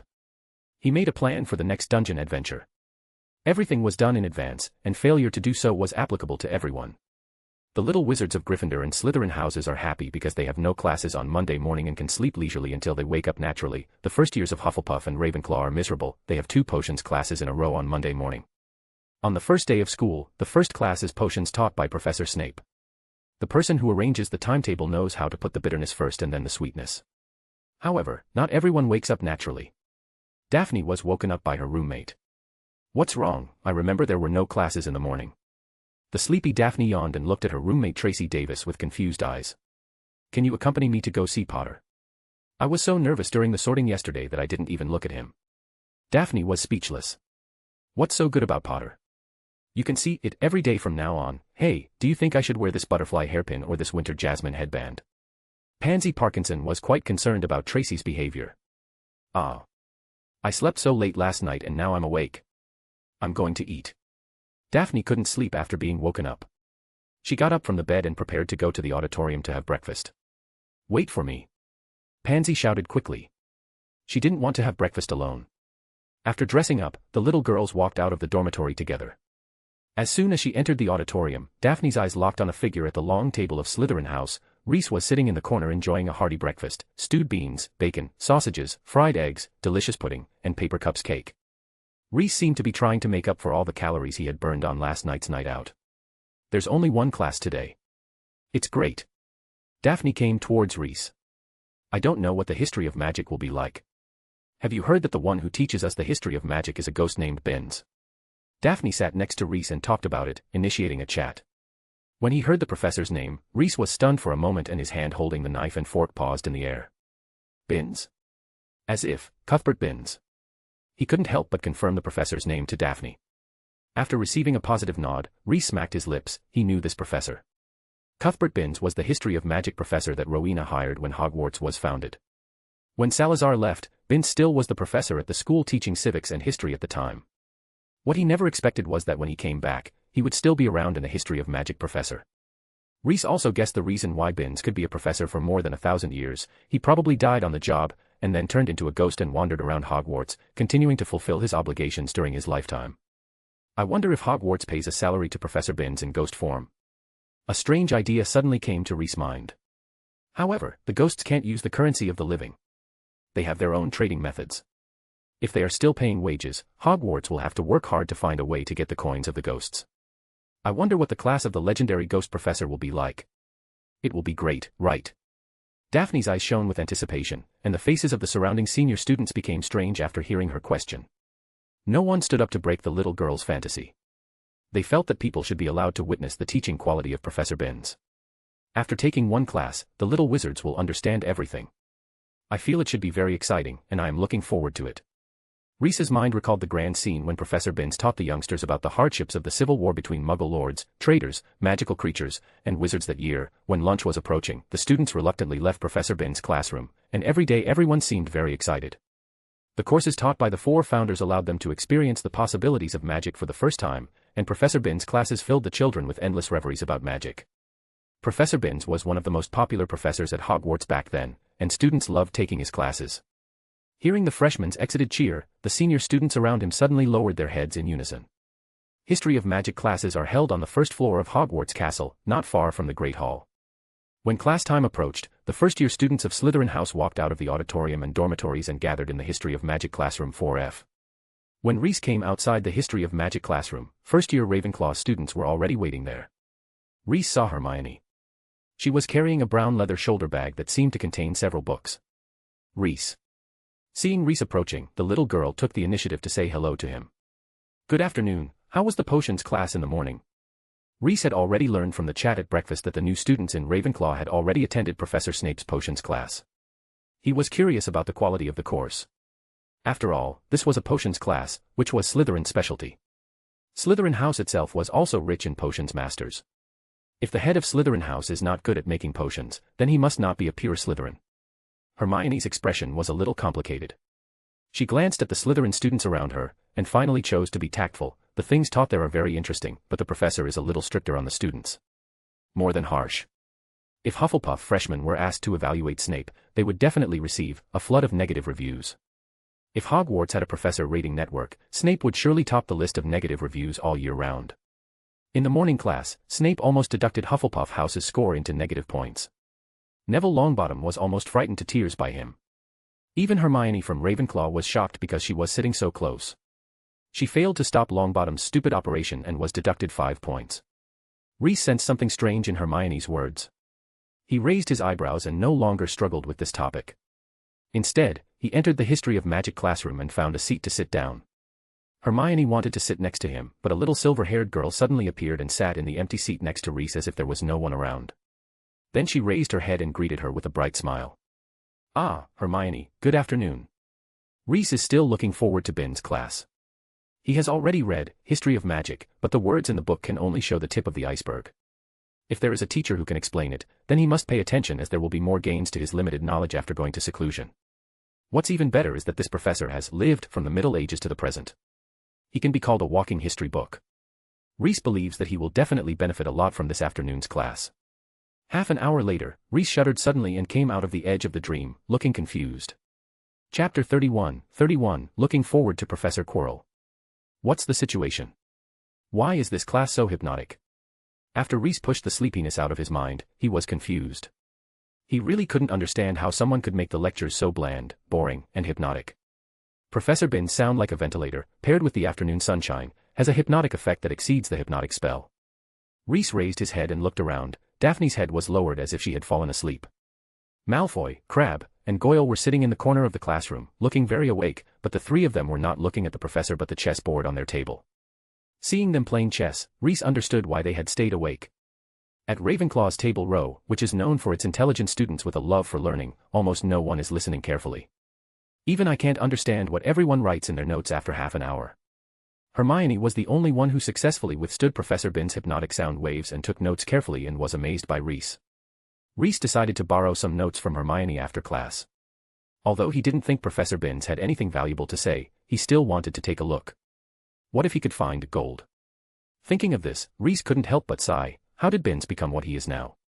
Turning into a ghost doesn't necessarily mean your personality will change drastically, right? Could it be that? Reese had a terrible suspicion in his mind. Had Professor Binns' teaching quality deteriorated to this level before his death? Is there something wrong with the tenure system for professors at Hogwarts? Finally, the course is over. Professor Binns picked up his lesson plan and went directly through the blackboard behind him to go back to the staff lounge to rest. The little wizards in the classroom gradually woke up. Unforgettable course.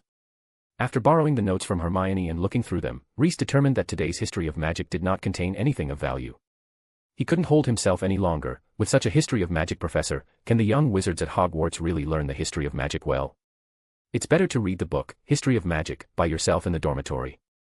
Starting today, Reese's class schedule will be closed for Monday. Taking this kind of water lesson is simply a waste of life. Normally, if you borrow your notes before the end of the semester and read them, you are complying with the school rules. It is difficult for people like Reese to be bound by secular rules. If you let him sit in the classroom and be in a daze like other students, it's better to go to bed as soon as possible. He will have everything in his dreams. Today he did not just throw the table and leave. It was purely to show respect to Professor Binns, who had worked hard for 1,000 years and was still making contributions to the school after his death. In the days that followed, Reese followed his classmates in taking herbology, transfiguration, charms, astronomy, and other courses offered by Hogwarts. After taking these classes one after another, Reese felt that his eyes had been opened. Compared with 1,000 years ago, modern magic teaching is more systematic and institutionalized, and the textbooks are better revised. This is a good thing. Reese had a brief contact with it and felt that overall, modern wizarding education must have made huge progress compared to thousands of years ago, but it also has its shortcomings. To summarize, the lower limit is higher and the upper limit is lowered. The average level of students trained in modern magic education is definitely higher than that of the medieval times, but the probability of the emergence of top experts is also much lower. In this era, I am afraid that no wizards as powerful as myself and my 3 old friends will be born. Thinking about it this way, Dumbledore is indeed powerful. To have such strength in such an environment, he can be regarded as the darling of the times. However, I have only taken a few introductory classes, so it is indeed a bit hasty to draw this conclusion. How exactly are the news and rumors true about the White Wizard remains to be seen in depth. The professors of the required courses at Hogwarts are even more distinguished. For example, Professor McGonagall, who teaches Transfiguration, actually showed off her animagus transformation when she gave the first class to the freshmen. Animagus. This kind of wizard who can transform into an animal was rare in any era, and only a handful of people were registered. But not all professors of required courses are elites. Professor Quirrell, who taught defense against the dark arts, was so stupid that Reese was frightened. The classroom where he taught was filled with the smell of garlic, which everyone said was to ward off a vampire he met in Romania. Reese scoffed, "Garlic can't ward off vampires." Wizards who hope that garlic can exorcise demons might as well break their wands and become Muggle priests so that they can at least smash vampires' heads with a cross. Professor Quirrell wears an iconic scarf, which he says was a gift from a prince as a token of gratitude for helping him get rid of the resurrected zombies. However, when the student asked how to deal with the resurrected zombies, he couldn't explain how. This greatly undermines the veracity of his story. Reese was also quite speechless, be it zombies or vampires, just blast them with a spell and that's it. If you can't kill them with an explosion spell, add a burning spell. If it doesn't work, just seal it. How can there be so much nonsense? However, Reese did not agree that Quirrell was a complete waste. This professor had a big secret hidden in him. To be more specific, there is something fishy in his turban. There is a very evil power within his turban, comparable to the pollution in the soul of Daphne's sister Astoria. Maybe that's the real Quirrell, or maybe it's some crooked means Quirrell used to gain power. This was very common in the magic world 1,000 years ago. Wizards could do all kinds of crazy things in order to become powerful. No matter what, Reese believed that Professor Quirrell would never look like the doormat he is now in a real life and death fight. Reese was looking forward to this. Unfortunately, it is said that the professors who teach defense against the dark arts in recent years only have 1-year terms, so he may not be able to see them anymore. On Friday, the Slytherin students will have potions class with the new Gryffindor students, which is what Reese is looking forward to the most. Can you really be head of Slytherin if you're not good at potions? I don't know since when the headmaster of Slytherin House has been bound to potions. Professor Snape is a master of potions, and it is said that the previous generation of head, Professor Slughorn, was also a prodigy in potions. After Salazar Slytherin, going forward, there are also endless potions masters in Slytherin House, which have become the label of Slytherin. The roots here may be traced back to Salazar Slytherin, the founder of Slytherin House, who was the top potions master of that era. Perhaps he planted the gene that made Slytherin House good at potions. Potions classes are located underground, like the Slytherin House common room. The students were taught by Snape in a damp and dark underground classroom.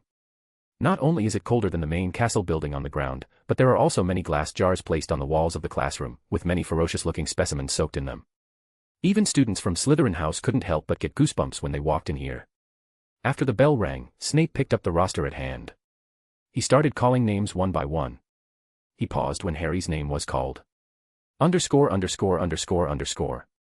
Vote with Power Stones. Read 10 chapters ahead. Chapter 32, Snape. Mass release February 3rd.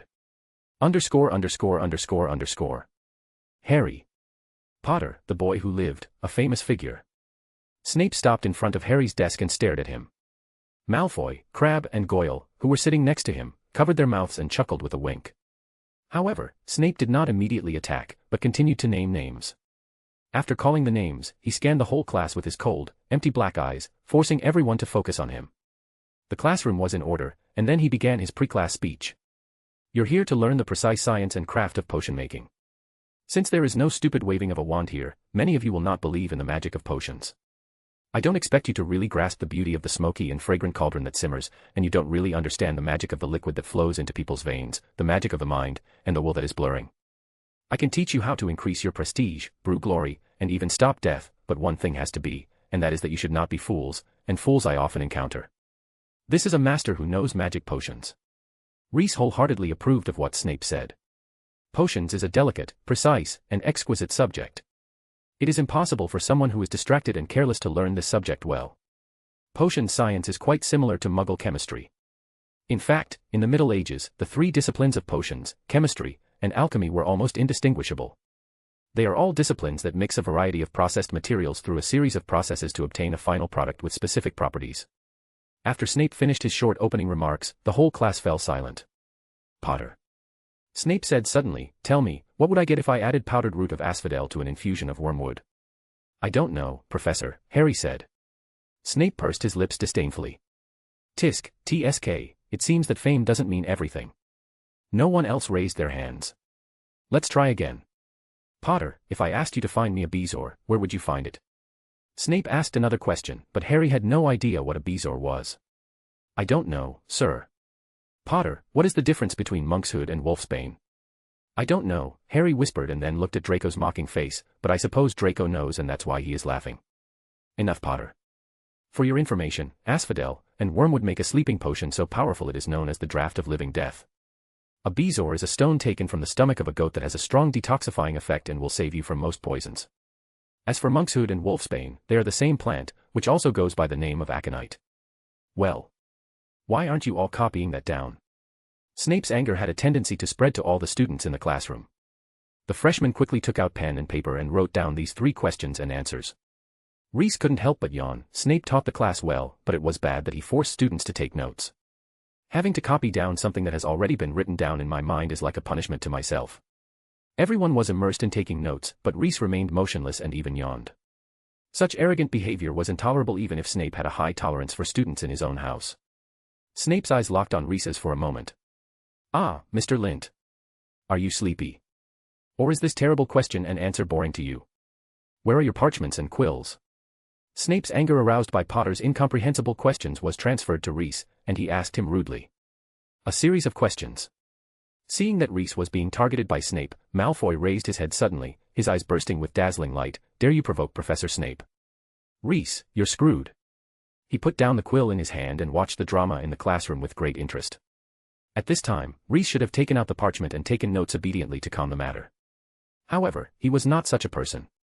He directly stated that what was recorded in his notebook should be valuable, not, "Bezoar is a stone taken from the stomach of a goat, monkshood and wolfsbane are both the same kind of plant," and such nonsense. Snape. Other students.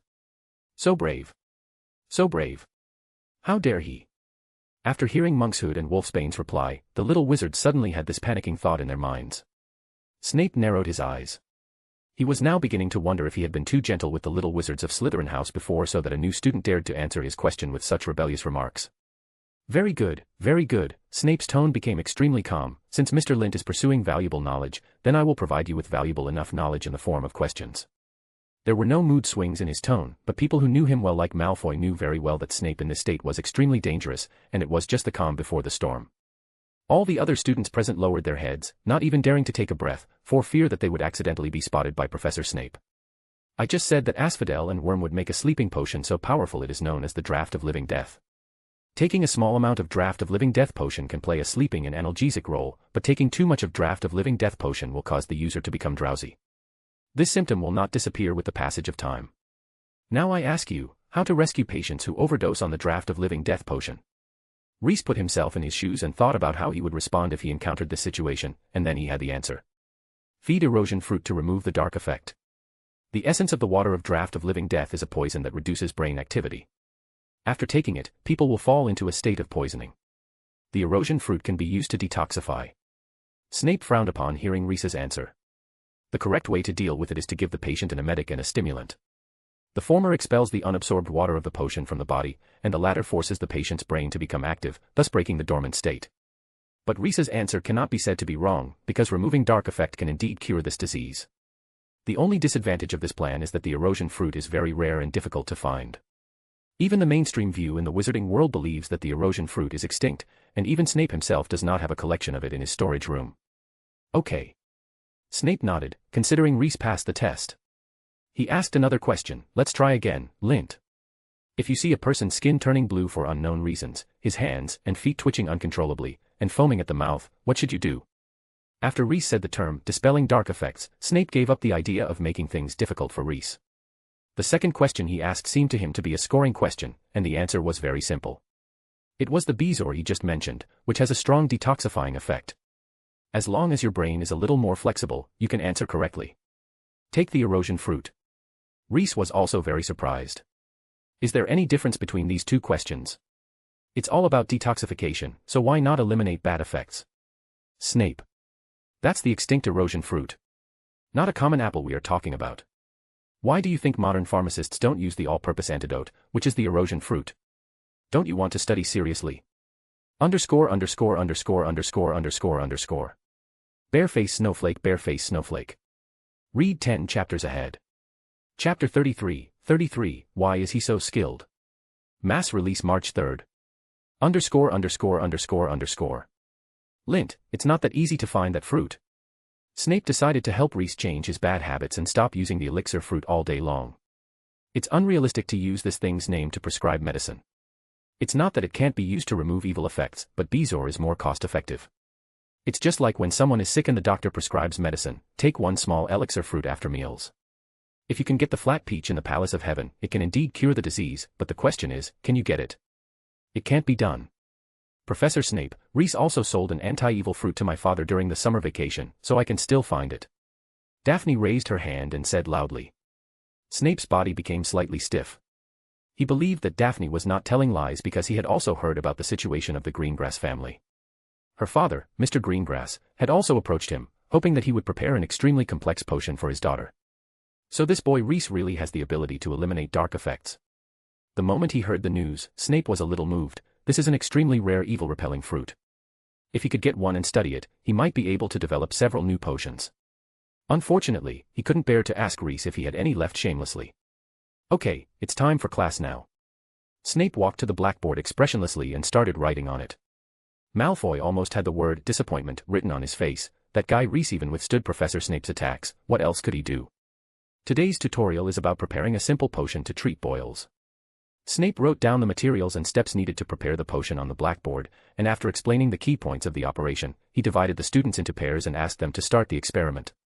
Dried nettles, snake teeth, slugs, porcupine quills. Standing in front of the public material cabinet in the potions classroom, Reese put the potion materials he selected from the cabinet into the box held by Daphne. Before making the potion, you must have all the materials before you can start. While looking for the materials, he was not idle and began to tell Daphne the details of preparing the potion. It's not that Reese wanted to show off his skills, he did it completely subconsciously. Because 1,000 years ago, he had repeated this operation countless times, so that it formed a conditioned reflex. You must pay attention to the quality of raw materials, and do not use rotten materials, even if they are only damaged. My advice is to throw them all away. If possible, make sure you use the same batch of materials. I don't know if you understand. Snape, who was standing not far away, looked on with cold eyes and listened quietly to Reese's words. After listening for a while, he was surprised to find that the child got everything to the point. He doesn't look like a new student, but like an old pharmacist who has been immersed in the potion shop for more than 10 years after graduation. He knows a lot about potions and possesses an extremely rare evil-repelling power. Whose child is Reese Lint? Why haven't I ever heard of any potion family named Lint? Reese returned to his seat with Daphne and the ingredients for the potion, then weighed dried nettles, crushed venomous snake teeth, and cooked slugs with tentacles. During this period, Professor Snape dragged his long black cloak around the classroom, observing and correcting the movements of the little wizards. He was extremely strict with the students' movements, and almost all of them were criticized by him, except for Reese, Daphne, and Malfoy. Malfoy was exempted because his father, Lucius Malfoy, had a good relationship with Snape. Reese was because his movements were really impeccable and Daphne was not making mistakes under his guidance. While others were still busy dividing the materials, Reese's potion was almost ready. He even had time to explain key points to Daphne next to him every step of the way. Snape felt that if he didn't use a wand, even if he could operate it himself, he would take no less time than that. Do you understand? If there is enough time before the class ends, I will let you do it alone. Reese spoke to Daphne like a real teacher. He moved too fast, and only Reese completed the potion alone. The experiment that was supposed to be completed jointly by two students was completed, which was not good for Daphne's growth. Yeah. Daphne nodded repeatedly, the parchment in hand filled with notes. A plume of acidic green smoke suddenly erupted from the underground classroom, followed by a loud hissing sound. Seamus' cauldron was burned somehow, and the potion in the pot spilled onto the stone floor and flowed everywhere. Snape's pupils suddenly dilated and his blood pressure began to rise, but before he could have an attack, no worries, Reese had already taken out his wand and waved it towards the ground. The potion that was spread rolled into a ball, and then he controlled it and threw it into an abandoned crucible in the corner of the classroom. The operation was so smooth that most of the little wizards who were looking at the scene were all dumbfounded. Reese was still helping Daphne and solve this problem without even seeing what was happening. It was as if nothing had happened. Only the twisted crucible, the corroded table, and the stained floor silently told of the recent changes. Why is this kid so skilled? Although Snape was confused, his reaction was extremely swift. He roared, "Idiot boy! I suppose you added the porcupine quills before taking the cauldron off the fire, didn't you?" After scolding Seamus, he ordered Seamus' partner Dean Thomas to take Seamus, who was stained with a lot of potion and grimacing in pain, to the infirmary. 5 points to Slytherin for Mr. Lind's quick response. After finishing the emergency response, he looked at Reese and praised his quick handling without hesitation, and gave Slytherin 5 points. Of course, it is also appropriate to deduct points from Gryffindor who made the mistake. Everyone has to write a 1-foot-long paper introducing the process and key points of preparing the potion for boils. It is due before class next week. After leaving an assignment of large quantity and full control, Snape announced the end of class and kicked all the little wizards out of the potions classroom. He had to seize the time to deal with the potions and garbage left by the little wizards, put the unused potion materials back to their original places, and replenish the supplies needed by the students in the next class. The tables and floors burned by Seamus were also waiting for him to be fixed. Only after finishing all this will he have time to have lunch. Perhaps this was the reason for his grumpy temper. But these have nothing to do with the little wizards after class. The Gryffindor wizards had no more potions lessons after surviving these 2, and the Slytherin students still needed to take an herbology lesson. They stepped on the stone steps out of the underground classroom and quickly left there. Even without Snape's declaration, they would leave as quickly as possible. Reese also heard the Weasley boy comforting Potter with his brother's example, and then reminding him that he had to visit Hagrid. "Are you free on the weekend? I think I can teach you some spells on the weekend." Reese calculated the time and set an appointment to teach Daphne the spells. Support with Power Stones, comments and reviews. Read 10 chapters ahead at Chapter 34, Who is Lockhart? Should we eat first or go to the library first? After the herbal medicine class, Reese picked up his school bag and walked out of the greenhouse. "Let's eat first and then go. I'm a little hungry." Daphne replied a little embarrassedly with a blush on her face. Sure enough. Reese didn't force it. In his opinion, learning is actually a physical job, and you have to eat well to have the strength to do it. Wait a minute. Suddenly a voice sounded, interrupting the conversation between the two. Reese turned his head and saw that it was Hermione who had come over from nowhere. "Did you just say you were going to the library? Do you want to go together? We can discuss about each other's notes." Hermione looked at Reese expectantly. Reese never hesitated to teach studious students, even if they were not students of Slytherin House, so he naturally agreed to Hermione's team request, but he still had to go to fill his stomach first. The senior of Slytherin House at the opening ceremony was right, the delicacies at the opening banquet can also be eaten in normal times. Every time he saw the sumptuous dishes on the table, Reese felt a sense of peace of mind, which meant that the school was still running normally. Speaking of which, you were really skilled in handling the potion that just spilled. How did you do that? When Daphne thought of Reese's skillful technique in potions class, even the steak on the plate was unattractive. "It's nothing. You'll get used to it after you come to learn a few times." Reese sighed, and there was a hint of inexorable vicissitudes in his eyes. Snape may not know that the person in Hogwarts who can empathize with him the most is Reese. During his time as head of Slytherin House and potions professor, Reese felt that his mental endurance had been greatly enhanced. The situation encountered in the potions class today was really a small scene. Those little wizards who were suspected of having troll blood were really capable of getting into any trouble. What's the point of burning the crucible?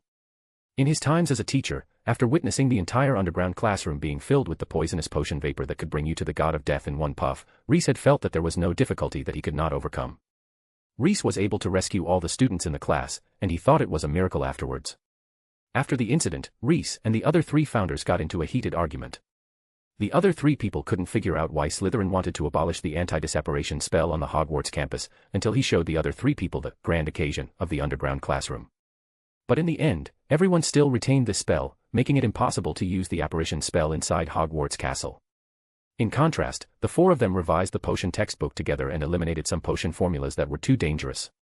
After shaking his head to get those unpleasant memories out of his mind, Reese began to fight against the food on his plate. After a full meal, the 3 of them came to the library of Hogwarts and sat down at an empty table. Daphne and Hermione took out the homework assigned by the professors from their school bags, while Reese went to get a book from the bookshelf and came back. "Aren't you doing your homework?" Hermione couldn't help but ask, looking at Reese, who was holding a book and reading it with gusto. "Homework?" Reese couldn't help but glance at Daphne. He really didn't want to waste energy on these slightly childish things. What was the point of studying the werewolf code of conduct? As for Little Snap's paper, it's even more nonsense. The formula of the Boyle's potion was improved by him back then. It's outrageous to write a paper on this topic now. In comparison, the tasks of transfiguration and charms are much more friendly. He can teach Daphne various magic spells, so Daphne can also be said to be his student. Isn't it natural for students to do things for their teachers? Play button, reverse button. After feeling Reese's gaze, Daphne had a bad premonition in her heart. There's a lot of homework. She laid down on the table with a whimper. It would be great if the quill could write homework by itself. If given the choice, Daphne naturally doesn't want to do 2 homework assignments, so it is necessary to be miserable. Don't say it, you really don't say it. This sentence touched Reese immediately. The idea of letting the quill do the homework by itself is indeed feasible. He had previously invented a quill pen that could automatically write admission notices, so it would not be nonsense to make a pen that could automatically write homework based on it. But after thinking about it carefully, Reese found that it is still a bit difficult to actualize this idea, because unlike the admission notice, which is basically the same content with just different names, the content of the assignment is ever-changing. Sometimes if you change a word in the question, the answer will be completely different. The ability of the quills to identify what should be written is very demanding. Making a quill pen that you can use to write your own homework is no less difficult than making a sorting hat, but it can indeed challenge you. Reese put the quill project on his schedule. After a brief chat, the 3 of them went about their own business. Hermione was solving the homework assigned by the professors, Daphne took out a roll of parchment and wrote a letter to her father on it, and Reese was immersed in the world of novels. "What are you reading?" Hermione stretched after finishing writing a paper, and then her attention was attracted by the book with a fancy cover in Reese's hand. Break with a Banshee, written by Gilderoy Lockhart, tells the story of his efforts to expel the ghost from Bandon. It's a very interesting novel. Break with a Banshee. Lockhart's book. Hermione and Daphne caught different keywords from the words. A banshee, or a female spirit, is a dark creature active in Scotland and Ireland. It looks like a woman, but her cry is as deadly to humans as a mandrake. Reese explained to Hermione what a banshee is. Who is Gilderoy Lockhart? A novelist. This is the definition Reese gave her. A very powerful adventurer. Daphne's positioning of Lockhart is somewhat different from Reese's. Reese had noticed this best-selling author when he was at Flourish and Blots before, but his books were too expensive. One book was worth 3 other books. He weighed the pros and cons for a long time and finally gave up buying them. Unexpectedly, he saw these works in the library of Hogwarts. These books of Lockhart were most likely purchased by the librarian Madame Pants on behalf of the Hogwarts school. This is a very common operation. Hogwarts will regularly purchase books on the market to enrich its library collection. It is this operation that has been going on for thousands of years that has made the Hogwarts Library the largest magic library in Europe. In Reese's eyes, Lockhart's adventure story is quite interesting, but many details are not quite consistent with the real situation, but it is understandable. After all, novels need to be processed literary. He is a novelist with rich experience and can write interesting stories. This is Lockhart in Reese's eyes. Subset of, superset of. Support with Power Stones, comments and reviews. Subset of, superset of. Chapter 35, Teaching Venue.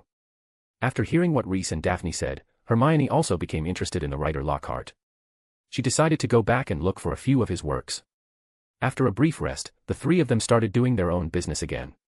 Once a person starts to do something seriously, time passes very quickly, and it's library closing time in the blink of an eye. It wasn't until the librarian, Mrs. Pants, passed by the 3-person table with a stack of books in her arms and told them that the library would close in a quarter of an hour that they were shocked to find out how late it was. Hermione put the inkwell, parchment, and textbooks on the table into her bag. When she looked up, she saw Daphne handing the potions paper she had written to Reese. Hermione! Exclamation point. Reese, you should do your own homework. She lowered her voice and glared at Reese angrily. I just asked Reese to check it for me. Daphne jumped out to help Reese explain without even needing a response from Reese. Hermione was at a loss for words. From her perspective, Reese was a lazy student who borrowed his friend's homework and copied it. But the person who was copied was not in a hurry, so there was nothing she could do. Don't make that face, since you were not there you don't know how wonderful Reese was in potions class today. Even Professor Snape praised him. Seeing Hermione's look, Daphne proudly told Hermione about Reese's amazing performance in the potions class. What? That's great. But students should do their own work. But I really gave that for correction. While the two were chatting, Reese had already helped Daphne correct the paper. Let's go. Reese pushed the revised paper into Daphne's hand and tapped the book, Gaddying with Ghouls, with his wand. The thick hardcover book floated up and flew back by itself toward the bookshelf in its original position. Daphne's essay is really good. It would be great if Reese could fool her. He meant to persuade this child to write one for him also. After returning to the dormitory, Reese lay down directly on the bed, pulled the bed curtains, and became isolated from the outside world. It was really isolated, because Reese cast a spell on his bed curtains that blocked the noise and could only be opened from the inside. The dormitory atmosphere of different houses is different, and there is quite a feeling of no contact between other houses and no fun talks with ghosts among the first-year Slytherin students. Malfoy and his two henchmen usually stick together and are hostile to Reese, but they are frightened by the powerful strength displayed by Reese, and the three of them dare not act rashly. They rarely even talk to Reese on weekdays. The other two Slytherin first-year students are quite withdrawn, and they don't want to get involved in the disputes between the four of them, so they usually keep to themselves. The atmosphere in the dormitory was quite peaceful, to the point it even felt as if there was something strange about the tranquility. But Reese liked this atmosphere very much, and he hoped that Malfoy could always be so knowledgeable. Reese and Daphne had arranged to study on Saturday, but Reese was still a little confused about where to choose the location. Although the spells he can teach at this stage are all simple spells that can be used in any classroom, but as Daphne grows older and her body matures, the power and momentum of the spells will become greater and greater, and then it will be inconvenient to teach in an empty classroom. After thinking for a while, Reese chose a location where he taught graduates at Hogwarts thousands of years ago. It was his exclusive classroom. When Hogwarts was founded, the four founders had a discussion about the purpose of running the school. At first, they just wanted to recruit a group of disciples to pass on their knowledge and will. Later, they found that the foundations of the wizards who came here were uneven, so they started teaching the young wizards who had just shown their magical talents. A little wizard who has not learned magic is like a blank sheet of paper, making it easier for the founders to draw on it. But 7 years is still a bit short. Compared to the vast knowledge reserves of the four of them, what the little wizard could learn was just a little bit superficial. Therefore, some students will stay at Hogwarts for a period of time after graduation to assist the professors in teaching and learn some extremely advanced magic. Each of the four founders has an exclusive classroom for teaching advanced spells, and Reese is no exception. On Saturday morning, Reese left the dormitory early and saw Daphne waiting quietly in the common room. Morning. After a brief greeting, he took Daphne to his exclusive classroom. I remember the entrance is on the second floor. Reese took Daphne around the second floor of the castle twice, and then he was a little confused. Why was the entrance to his exclusive classroom missing? Reese judged that there should have been several major renovations in the castle over the millennium, which had blocked the entrance. He needed to search carefully. Finally, Reese came to a girl's bathroom. Reese? ? According to the location in memory, it should be here. But this is the women's restroom. No, he has to look for it again. But after another round, Reese returned to the girl's bathroom. He stared at the nameplate on the bathroom, his face gradually turning red and warm. This is definitely the location. But what kind of bastard built a women's toilet above my sacred and exclusive classroom? This was the angriest moment he'd been since waking up. But it's not without good news. This bathroom looks like it has been abandoned for a long time, otherwise he would really not be able to bear it.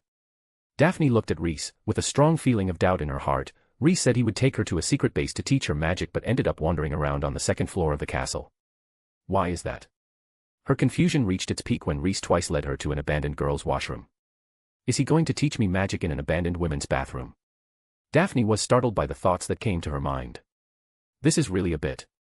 If others find out, my face and the honor of the Greengrass family will be completely ruined. Then she saw Reese step into the bathroom with a solemn expression. Daphne, .. She seemed to have been struck by lightning. After struggling for a moment, she followed Reese in with a pale face. Actually, why don't we change places? The cubicles are quite small here and there's not enough space. There is a lot of space, Daphne stammered to persuade Reese, but Reese only responded with silence. Do you think I want it? Miss Greengrass. At this time, Reese hated the men who built the toilet on top of his exclusive classroom's door, but there was nothing he could do about it, because based on the time it was built, this man would have been buried long ago. Reese ignored what Daphne said and carefully observed every corner of the bathroom. Finally, on the side of a copper faucet, he discovered a small snake-shaped carving with weak magic fluctuations on it. Ah. My mark on this tap. I guess this must be it. Reese couldn't help but breathe a sigh of relief. Seeing this mark, he knew what to do next. Sheds Haxka, he said in Parseltongue. Ow ow. 10 Advanced Chapters. Chapter 36, The Chamber of Secrets. Today has been the most tumultuous day in Daphne's life. Her friend Reese, who is steady and mysterious in his heart, agrees to teach her a powerful magic spell, but the class takes place in the school's women's bathroom. Just when she was seriously thinking about whether her friend had a mental problem, he found a secret entrance hidden in the bathroom. She only saw Reese open his mouth, but what came out was not a human voice, but a strange hissing sound. Daphne, surprised face. As an heir to the ancient Greengrass family, Daphne was knowledgeable, and she instantly recognized that Reese was using Parseltongue. Thanks to the contribution of a certain Dark Lord, Parseltongue has a very bad reputation in the modern magical world. It is almost tied to the concept of dark wizards. Many people are prejudiced against Parselmouths. After Reese gave the order, the faucet emitted a dazzling white light and began to spin rapidly. Then, all the basins started to move. It slowly cracked open and sank into the ground, revealing a water pipe large enough for a man to crawl through. Looking at the tube, Reese fell silent. This was completely different from the entrance to the exclusive classroom he had built, but his intuition and reason told him that this was the place he was looking for. What would be the impression? This way of entering is too disgusting, right? This was Reese's first reaction when he saw the water pipe. He is one of the founders of Hogwarts and the great wizard Salazar Slytherin. How could he enter his own exclusive classroom in this way? He was extremely eager to find the culprit who built the entrance like this inside the bathroom, pull him by the collar and have a good chat with him about what Salazar Slytherin was in his eyes. He does like snakes, but that doesn't mean he has the same habit with snakes, or that he's willing to get into a pipe full of hair and mud. If only the outstanding students of Slytherin House were aware of the existence of this classroom, Slytherin would definitely think that this was a trick done by Gryffindor students. Looking at Reese standing silently by the pipe, Daphne felt a little scared. She took 2 steps forward and asked in a trembling voice, "Reese, are you a Parselmouth?" "MHM." After receiving a positive reply from Reese, Daphne fell silent. After a moment, she asked, "So Reese, you are the heir of Slytherin?" "I am Slytherin." But Reese didn't want the secret to be made public, so he acquiesced. "Then you want to restart the Chamber of Secrets?" Daphne's eyes flashed with a look of intolerance. Being from the Greengrass family, she had naturally heard the legend about the secret room. Perhaps it cannot be described as a legend, because that news was revealed to their ancestors by the Gaunt family, the descendants of Slytherin. Reese, the Chamber of Secrets. Oh, that's right. If you think about it carefully, one can indeed use the word secret chamber to describe my own exclusive classroom, because now, the students and teachers from the other 3 houses don't know this place. I am opening my own exclusive classroom. I am indeed restarting the secret chamber. There is nothing wrong with it. He nodded naturally, but at the same time, he felt a little strange. What happened to Daphne? Why has she started behaving so dull today? Didn't you fully wake up after the history class? At this time, Reese still didn't know how shocking the words, restarting the Chamber of Secrets, were to the young witch who came from a pure-blood family. Daphne looked at Reese whose face was full of "that's it," and her heart was filled with shocking emotions. It turns out he is this kind of person. She couldn't help but tremble. The boy in front of her was about to kill all the Muggle-born students in the school, but his expression didn't even change. This kind of person is a natural killing machine. Does he really have human emotions? His gentle appearance before was all an act. It's really terrible. Daphne had goosebumps all over her body. She took a deep breath and said with a look of death, "Do you want to kill Hermione too?" Reese, huh? He was confused. How did their conversation jump from opening the Chamber of Secrets to killing Hermione? He actually couldn't keep up with the thoughts of the little girl in front of him. Why? Reese spread his hands. He was really confused now. Why should I kill Miss Granger? There must be a reason, right? Because she is a Muggle-born student. Reese, Daphne, I thought you were a good girl. Miss Daphne Greengrass, you are a bit too extreme. Reese stared at Daphne and said seriously, Miss Granger is a student of Hogwarts. She has not betrayed the wizarding world in Hogwarts. Even the headmaster Dumbledore had no power to execute her. Even if the 4 founders were resurrected, they would not support your idea. Reese didn't understand. Daphne, a little girl who usually seemed quite normal, had such extreme thoughts in her mind. Want to kill a student just because he is a Muggle-born? What a crazy delusion. He couldn't help but want to use legilimency to see what she was thinking. Yes, although he is a master of legilimency, he hardly uses this ability in daily life. Looking at the serious Reese, Daphne's brain was also stuck. She didn't understand why Reese would stand on the moral high ground and say such righteous words to herself. You are the heir of Slytherin who wants to open the Chamber of Secrets. Didn't you come here just to eliminate the Muggle blood in Hogwarts? What's with that look? How do I act like I'm a pure-blood supremacist? But, aren't you going to open the secret room? She stammered in response. Reese, so. Does this have anything to do with the conversation just now? It is said that the Chamber of Secrets was built by Salazar Slytherin before he left school, and was sealed after he left school. Only he and his heirs can open it. He placed a terrifying monster in the Chamber of Secrets, and only the heir of Slytherin can control it. When it is put into use, it can purify the school and remove all those who Slytherin deems unworthy of learning magic. Daphne told Rhys the legend about the Chamber of Secrets that she knew. Rhys fell into a long silence. Now he finally understands why Slytherin House is like a villain in public reviews. How can it not look like a villain if it promotes this crap every day? This rumor is half true and half false. You can't say that it is pure nonsense because Rhys really built a secret room and raised a monster in it. But if you say that this was the reason he raised the chamber's monster, Rhys will be very happy to hit someone with a killing curse. This is slander. Rhys said categorically, there is no such thing as purifying the school. Slytherin didn't do it when he was in school, so a beast he left behind after he left can do it. Ridiculous. What's more, Slytherin has no such crap intentions of purifying the school. At the end of the sentence, Rhys did not forget to add something to avoid misunderstanding. Underscore. Snake snake. Chapter 37. Daphne would rather die than obey. Daphne froze. What Rhys said conflicted with the legends told by her ancestors.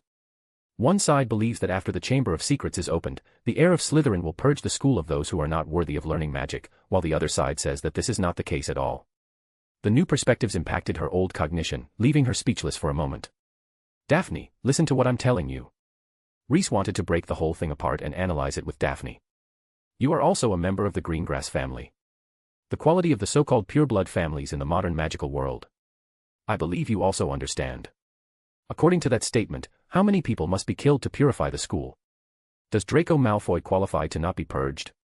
Does Ernie McMillan of Hufflepuff qualify? His pure bloodline can only be traced back 9 generations. If we zoom in, what about professors? Should half-goblins like Professor Flitwick be purified? The legend of the Chamber of Secrets is fundamentally untenable. What's more, what can Slytherin leave behind? What kind of monster can do such a difficult operation and is willing to be left in a dark secret room all the time just for that cause?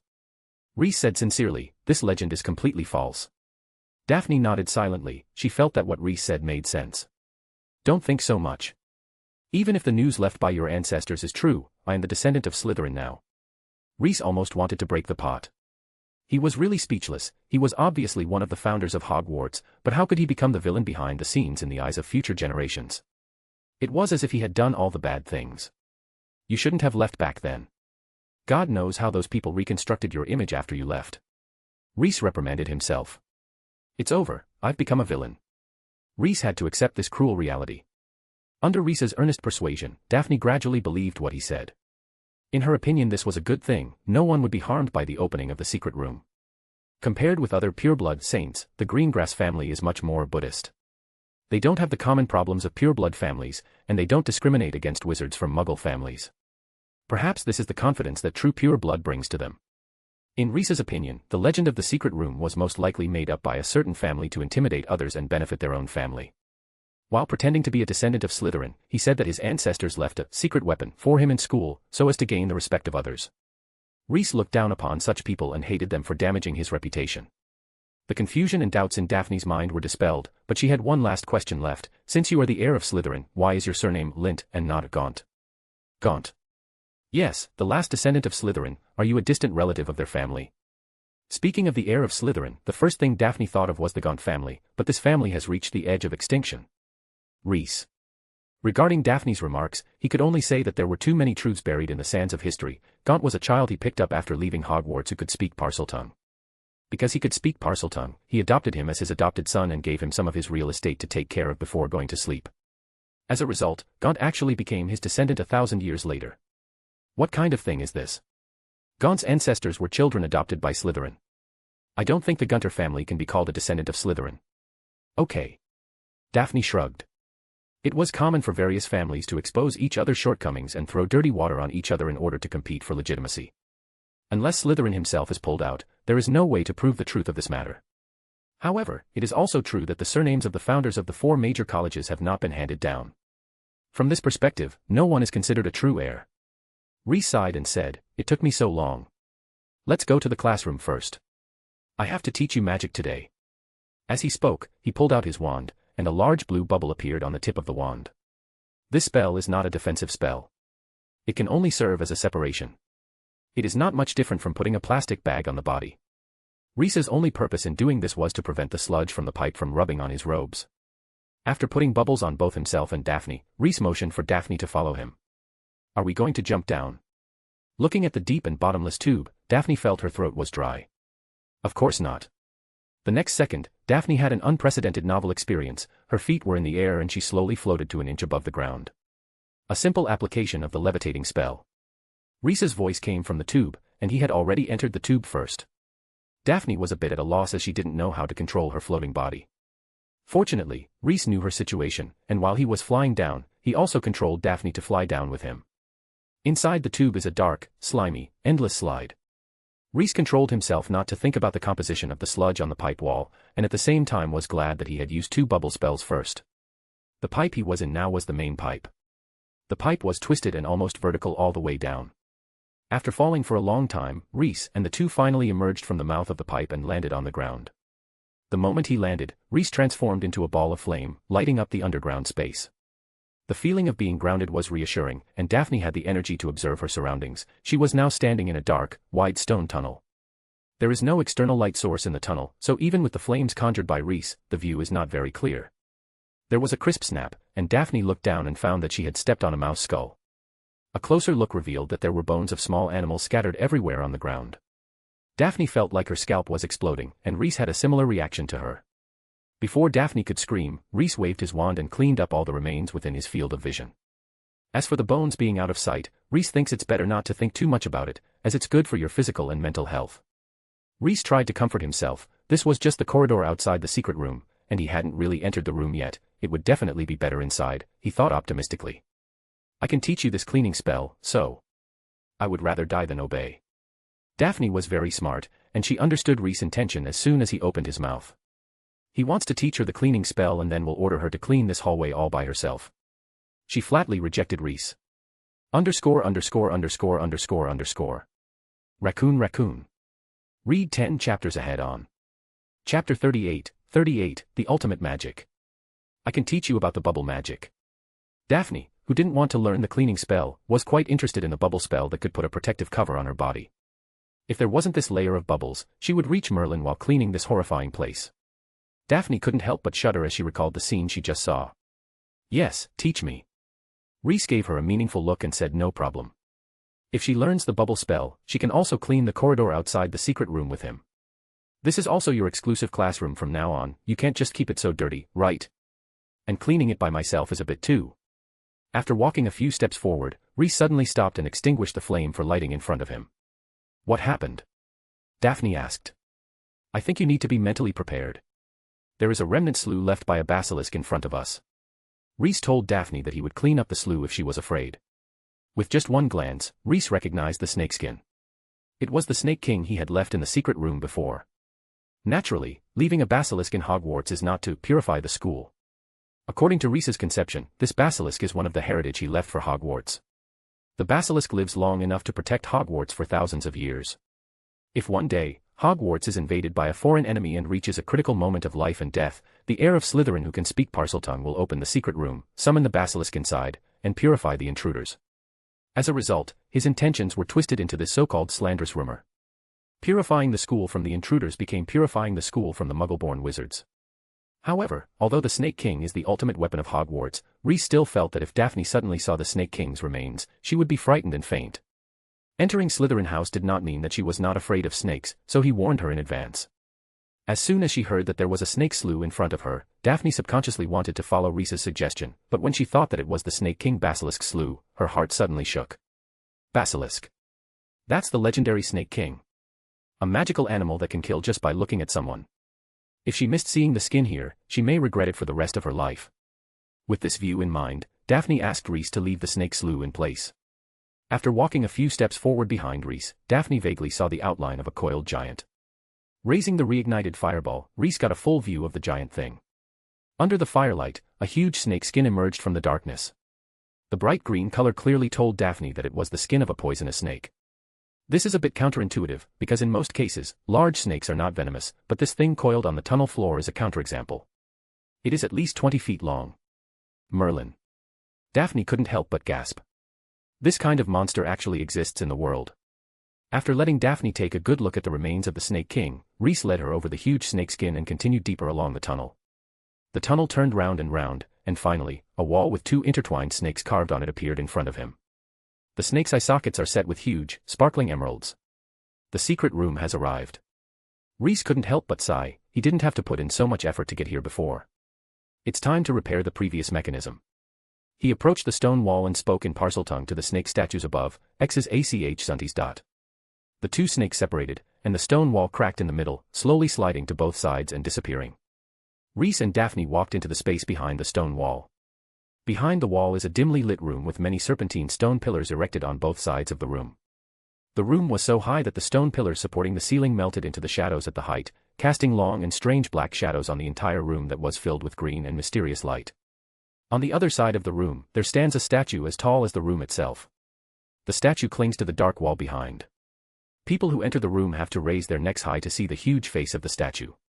When people come to the statue, they will have the illusion of being overwhelmed by a mountain, and some people may even be out of breath. So this is Slytherin's Chamber of Secrets. Looking at the room shrouded in a strange atmosphere, Daphne's eyes were filled with awe. Only students approved by Slytherin can enter here.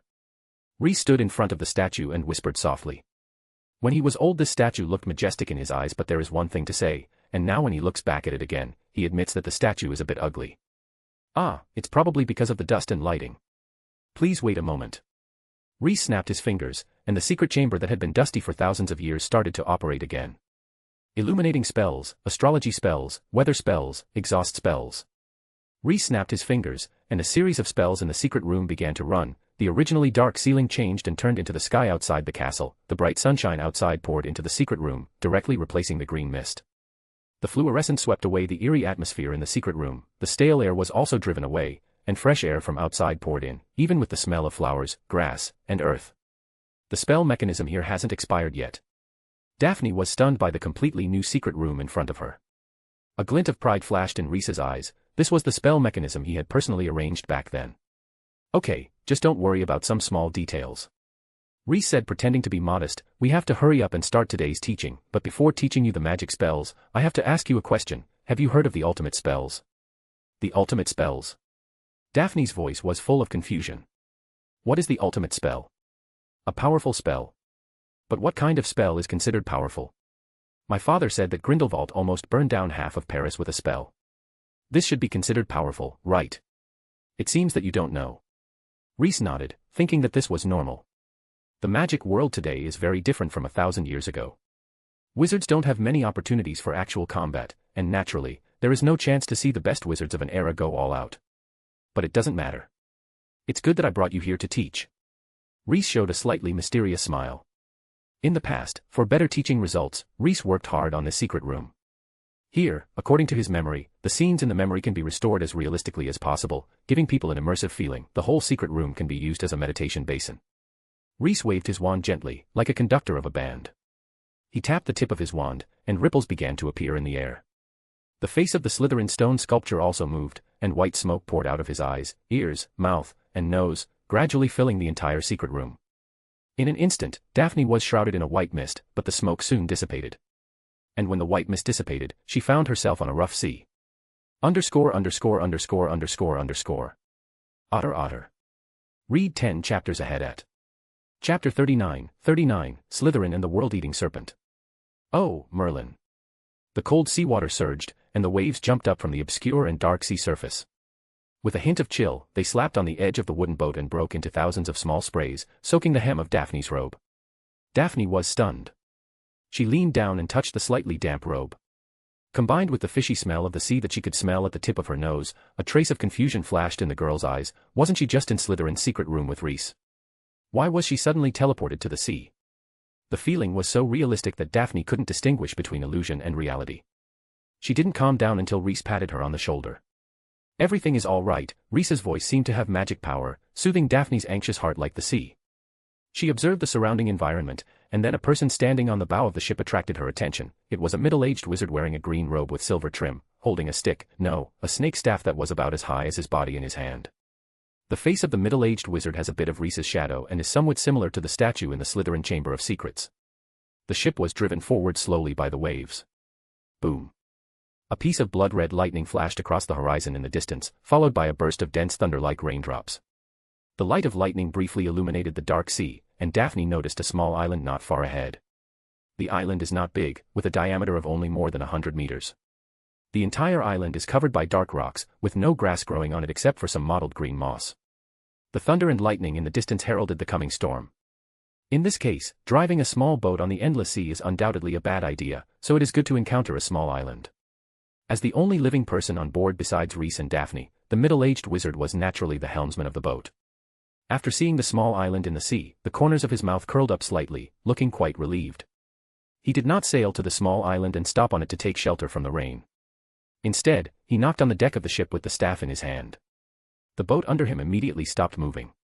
No matter how windy and cloudy the weather, it seemed to be stuck to the sea with glue. Still motionless. Small raindrops floated in the sky. Daphne looked like she wasn't a fan of the sea smell. Rhys raised his hand, and a transparent barrier appeared above him and Daphne, shielding them from the wind and rain. Rhys would use magic spells to help block the rain, but the middle-aged wizard just let the rain wet his robes like a muggle without magic. As time passed, the thunder in the distance became more intense, and the raindrops falling from the sky became more and more dense. Finally, when a red lightning bolt pierced the clouds and a roaring thunder exploded in the sky, the situation changed. The small island in front of the boat suddenly trembled, and the next moment, the sea surface cracked with a deafening sound. Time seemed to freeze for a moment, and then these fragments of the sea turned into boundless waves.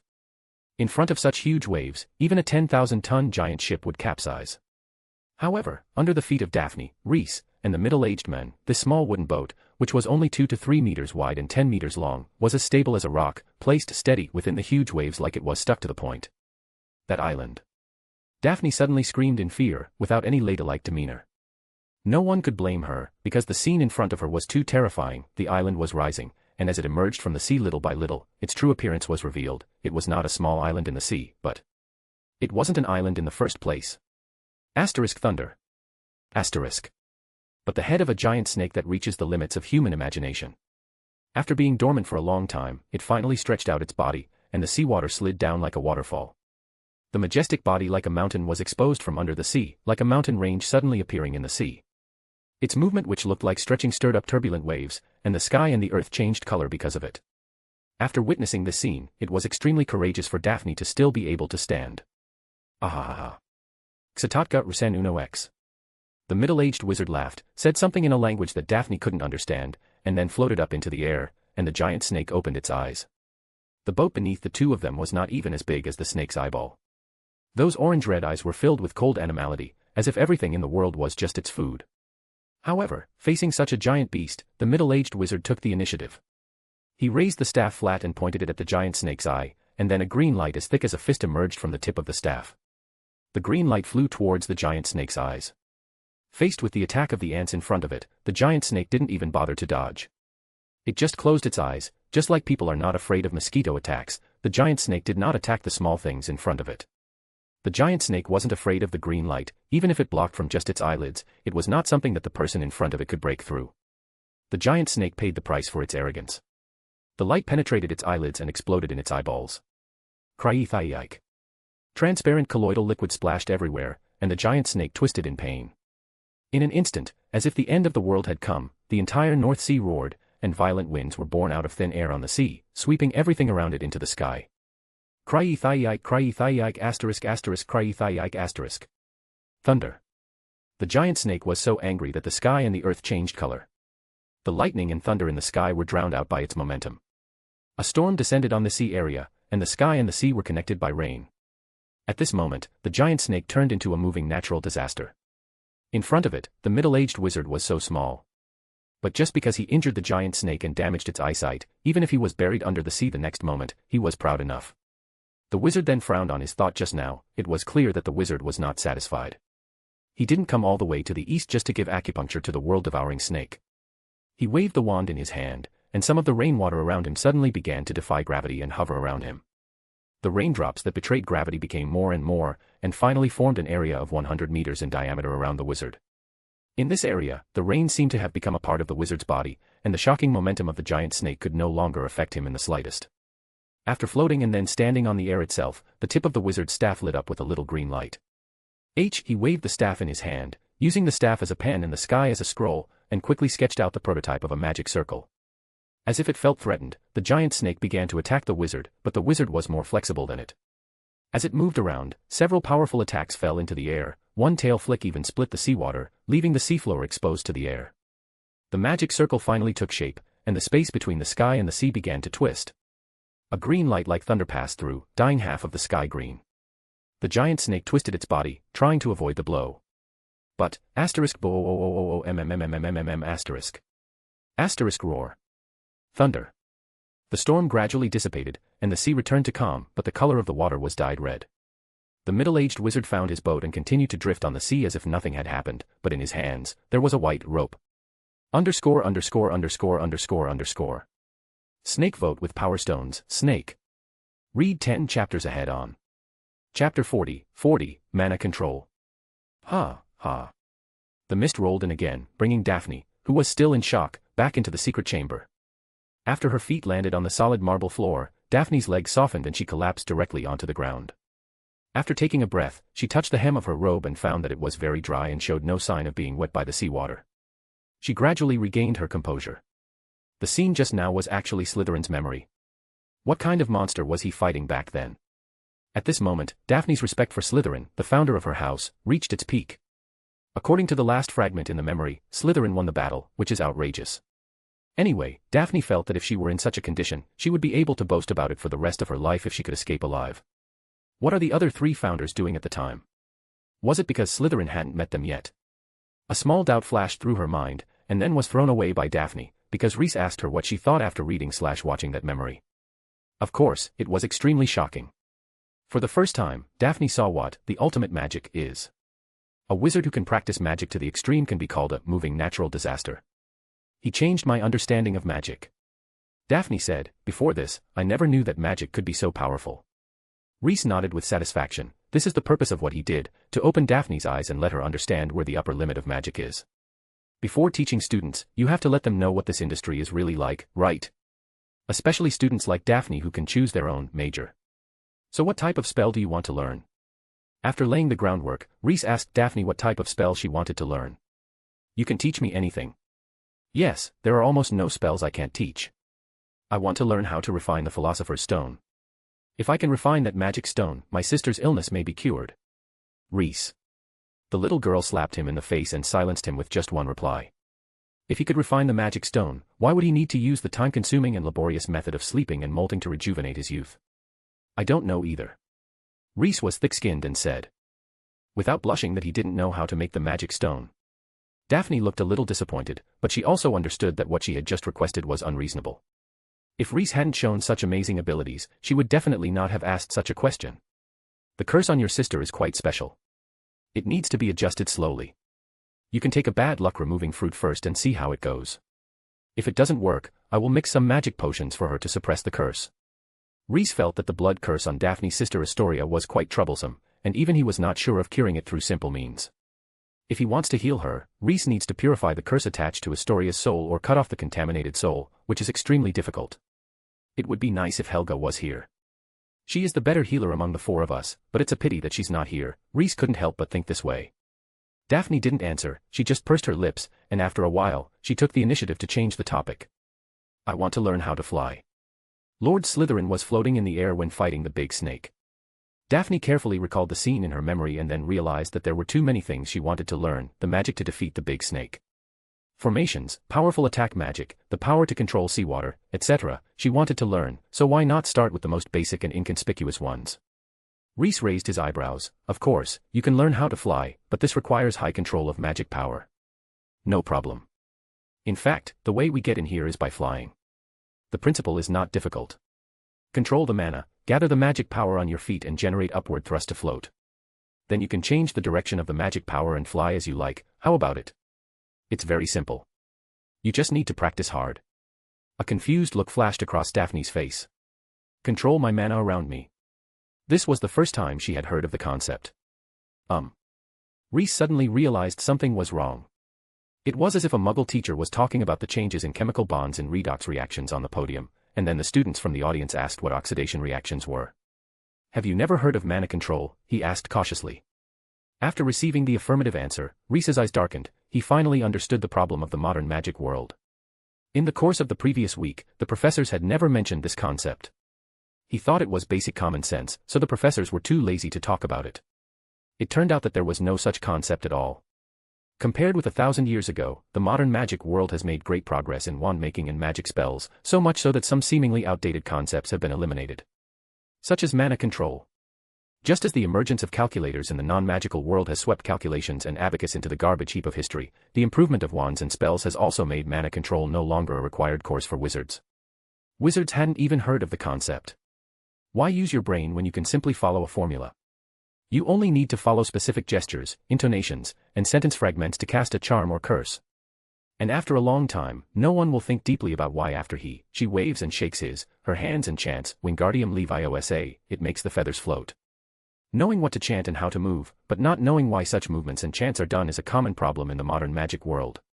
It is also the reason why in such a large modern magic world, very few wizards can fly without a broom. The one who is best at flying is actually the Dark Lord Voldemort. Well, Reese doesn't know this. Think more, wizards. So they just follow the formulas. Reese sighed, I think we should start practicing by controlling your magic power first. Fearing that Daphne would be impatient, he also explained, if you don't understand mana control or the principles of magic, you can't become a wizard like Slytherin even if you master 10,000 spells. Then he began to explain to Daphne how to mobilize the magic power in her body and release it. Because the content he talked about was too basic, Reese was quite awkward when talking about it. He really didn't expect that one day he would talk about something this basic to a young witch from a pure-blood family. Fortunately, he had listened to a few enlightenment lessons about patience from Helga Hufflepuff, otherwise, he would have been in trouble. With Reese's guidance, Daphne succeeded after a few tries. A tingling warmth flowed in her left arm, eventually gathering at the fingertips of her palm, and then... puff! A small cyclone was born from Daphne's palm and then dissipated. Congratulations, you have learned how to release your magic power. Reese praised her from the side. Butterfly vote with Power Stones, Butterfly. Chapter 41, Who Changed My Password? Learning to release magic power is only the first step. Next, Daphne must learn to control the mana. The goal that Reese set for her was to maintain the small cyclone formed by the external magic power for a long time before dinner today. After finishing the key points, he left Daphne aside and let her practice on her own. The more you practice, the more you practice, and the more you practice, the more you can make up for your weakness, Reese said 3 times to emphasize. This principle is universal even in the wizarding world. Daphne's talent is good, and her progress is much faster than what Reese expected. Before it was lunchtime, she was able to control the magic output and keep the cyclone in her palm stable. Very good, next you try to change the location of the magic power to the soles of your feet. It's very simple, there is no difference from releasing it in the palm of your hand. Reese recalled Helga's teaching method of patience and taught her the most basic things step by step. Daphne nodded and began to try further. In order to better control the magic output, she simply took off her obstructive boots and socks and stood barefoot on the marble floor. The stimulation brought by the cold ground made her curl up her toes, but the coolness also made her mind clearer. Under her control, magic power gathered in the center of the foot, forming 2 stable magic power groups. Under the influence of magic, Daphne floated up, hovering an inch above the ground. Wow, would you look at that? This kid has talent. Looking at Daphne's rapid progress, Reese was stunned. After a moment of silence, he continued with the next step of guidance. He split the flying magic into a dozen independent points. As long as Daphne masters these points skillfully and then releases them in one go, she will be able to fly successfully. In the following time, Daphne was completely immersed in her own world. Even lunch was packed by Reese in the auditorium and brought back to her to eat in the secret room. During the learning process, she showed great talent, and in just one day, she roughly mastered the magic of flying. Be careful to control the magic output when flying for the first time. Don't fly too fast and too high. Looking at Daphne floating in the air, Reese gave guidance to avoid wasting all previous efforts due to eagerness for success. At this time, Daphne turned a deaf ear to Reese's words because she was experiencing an unprecedented experience. Human beings have never concealed their desire to fly freely in the sky, including wizards. In order to fly into the sky, Muggles invented airplanes, while wizards chose broomsticks. These methods all rely on external forces. But this sensation is what flying truly means. So, not using any hindrance and only by using your own self can you experience this feeling of freedom. Unlike being held and floated like a balloon, Daphne was really flying according to her own will this time. The excitement made her heart beat rapidly, and the blood was driven by the heart to flow at high speed in the blood vessels, causing her eardrums to ring loudly. The air blew through her silver hair, and her robe fluttered behind her. The feeling of flying was so wonderful that joy filled her brain. She is free and can soar freely in the sky like a bird. It was not until evening that she reluctantly fell back to the ground from the sky above the secret room. The consumption caused by flying was huge, and not a trace of blood was left on the girl's face. Looking at Daphne, who looked tired, Rhys thought to himself, he had to go to the storage cupboard at Hogwarts to get some potion ingredients and prepare some potions for her to replenish her physical strength and energy. If there aren't any in the closet, send Lupin a letter and ask her to buy some. The storage cupboard in Hogwarts is not strictly guarded. Rhys only needs to take more raw materials during potions class and put them in his school bag to take away before the class ends. However, the raw materials that are easily accessible are common raw materials. The rarer ones need to be purchased by yourself or searched in Professor Snape's private storage room. Excellent, I've never seen such a good start. Potions were in the future, and now he needed to praise the girl. In just one day, she went from having never heard of mana control to mastering flying magic. This talent of magic control was truly unique among the wizards he had ever seen. Fortunately, she met a traditional teacher like myself, otherwise this talent would only be wasted under the modern magic education system. Really? The girl sitting cross-legged on the ground raised her head, her eyes sparkling. Can I fly around again to consolidate my feeling? Let's call it a day for now. Rhys firmly rejected her request. Too much is not good, you have practiced enough today, here dash. He took out a box of chocolate frogs from his arms and handed it to her. Eat some chocolate first to replenish your strength, and then we'll go back to the auditorium for dinner. What about tomorrow? Daphne looked at Rhys with longing eyes, fearing that Rhys would not want to start classes tomorrow. I remember reading a magazine about how Sundays are for relaxing. You won't let me relax. Only Muggles have Sundays for that, we wizards don't talk about this. Daphne came up with a very clever answer, which made Rhys laugh. Since the student was so eager to learn, it was hard for a teacher to refuse, so Rhys agreed to her request. No, let's go out another way. Rhys stopped Daphne, who wanted to get out of the secret chamber. After flying along the pipe at noon, Rhys vowed not to fly up through the sewer pipe even if he starved to death in the secret chamber. That pipe has been sealed by him. How could Slytherin and Slytherin's favorite heir enter and exit the secret chamber through the sewer? It's too embarrassing. How dishonorable. Is there any other way out? Of course. Rhys took Daphne to his statue and stepped hard on a marble tile on the ground. A 2-meter square tile rose from the ground, slowly holding the two of them up until they were leveling with the statue's face. Rhys looked at the statue and said in Parseltongue, "Open." 1 second passed, 2 seconds passed, 3 seconds passed. Nothing happened. Rhys, ? Open. He repeated the operation again, and nothing happened. Rhys was a little confused. Why did the password he set become invalid? But the problem is not big. As the real owner of the secret chamber, Rhys has the highest authority here, and he will not be blocked by a password code. The password reveals itself. Rhys gave the order to the statue. One of the statue's eyes lit up, and a beam of light shot out from the pupil of the eye and landed on the marble slab at his feet, showing the statue's current password. Speak to me, Slytherin, the greatest of the Hogwarts Four. Rhys was silent for a moment, and then he felt his blood surge, dizziness, and chest tightness. This sounds too narcissistic. Who changed my password to something like this? What's even more desperate is that this password was also seen by Daphne. Rhys's face felt hot. This is flattery. Fortunately, his other 3 old friends couldn't see this password, otherwise, they would laugh at this ass-licking password for the rest of their lives. Rhys even had auditory hallucinations. Godric's voice seemed to ring in his ears, and he shouted happily, "Yeah. The greatest of us all. The greatest founder of Hogwarts. All bow down to Mr. Greatest." Rhys's eyes darkened. Snake vote with Power Stones, Snake. Read 10 chapters ahead at Chapter 42, Malfoy, the Meat Paste. After quickly turning off the projection of the password, Rhys glanced at Daphne with red cheeks. Fortunately, there was nothing wrong with the little girl. Maybe she didn't see the whole password clearly, or maybe she thought that sentence was correct. After using his authority to change the password back, Rhys said the statue's password for the 3rd time, in Parseltongue, "Open." This time there was movement. The huge stone face moved, and its mouth opened, forming a huge black hole. After the entrance to the cave appeared, there was a rustling sound inside, as if something was moving in the mouth of the statue. Rhys's expression changed, and he immediately recognized it. This was the basilisk he had left in the secret room that had been awakened. He immediately gave new instructions: go back and hide, and then the sounds in the cave gradually stopped. What is that? Daphne was not deaf, so she naturally heard the sound of the Snake King moving. After Rhys gave her a brief explanation, Daphne fell silent. So the basilisk whose skin we saw is not dead and is hiding inside the mouth of the statue. Daphne didn't want to get in now. It's a matter of opinion whether sewer pipes harboring filth and dirt are more disgusting, or whether a tunnel hiding a giant snake is more psychologically uncomfortable. Rhys didn't notice the change in the girl's mentality and led Daphne straight into the statue's mouth. Different from the first impression given by the appearance, the tunnel inside the statue is spacious and flat, and there are even candlesticks installed on the wall every few steps. But now that the candlesticks were empty, Rhys could only summon a sunflame for lighting. There were traces of large snakes crawling on the ground, obviously left by the Snake King. Daphne was still a little worried, fearing that she would encounter the terrifying monster at a certain corner.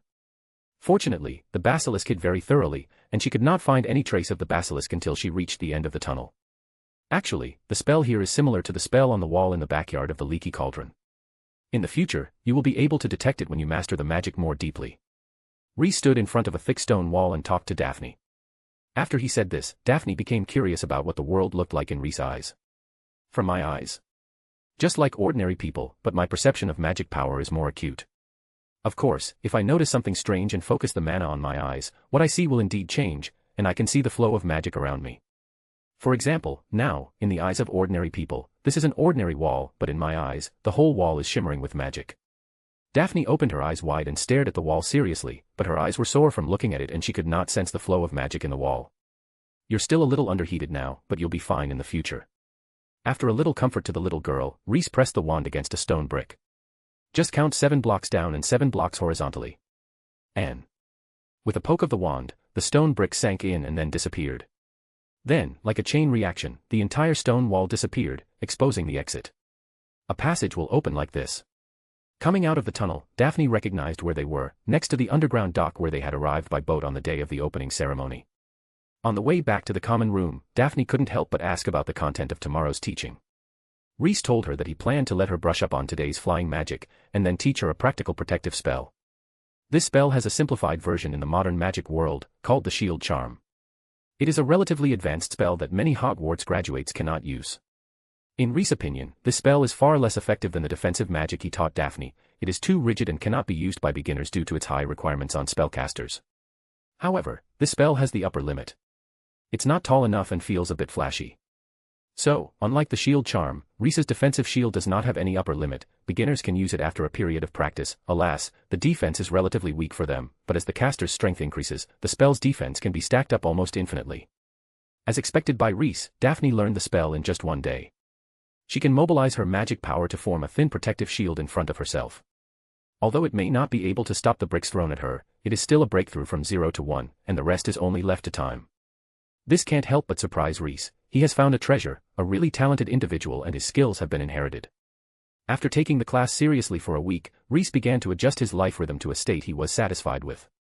What, just a history of magic class on Monday? Great, my weekend will be 3 days now. What, the professor gave me a lot of homework. It's not a big problem. Daphne, come here and write my assignment.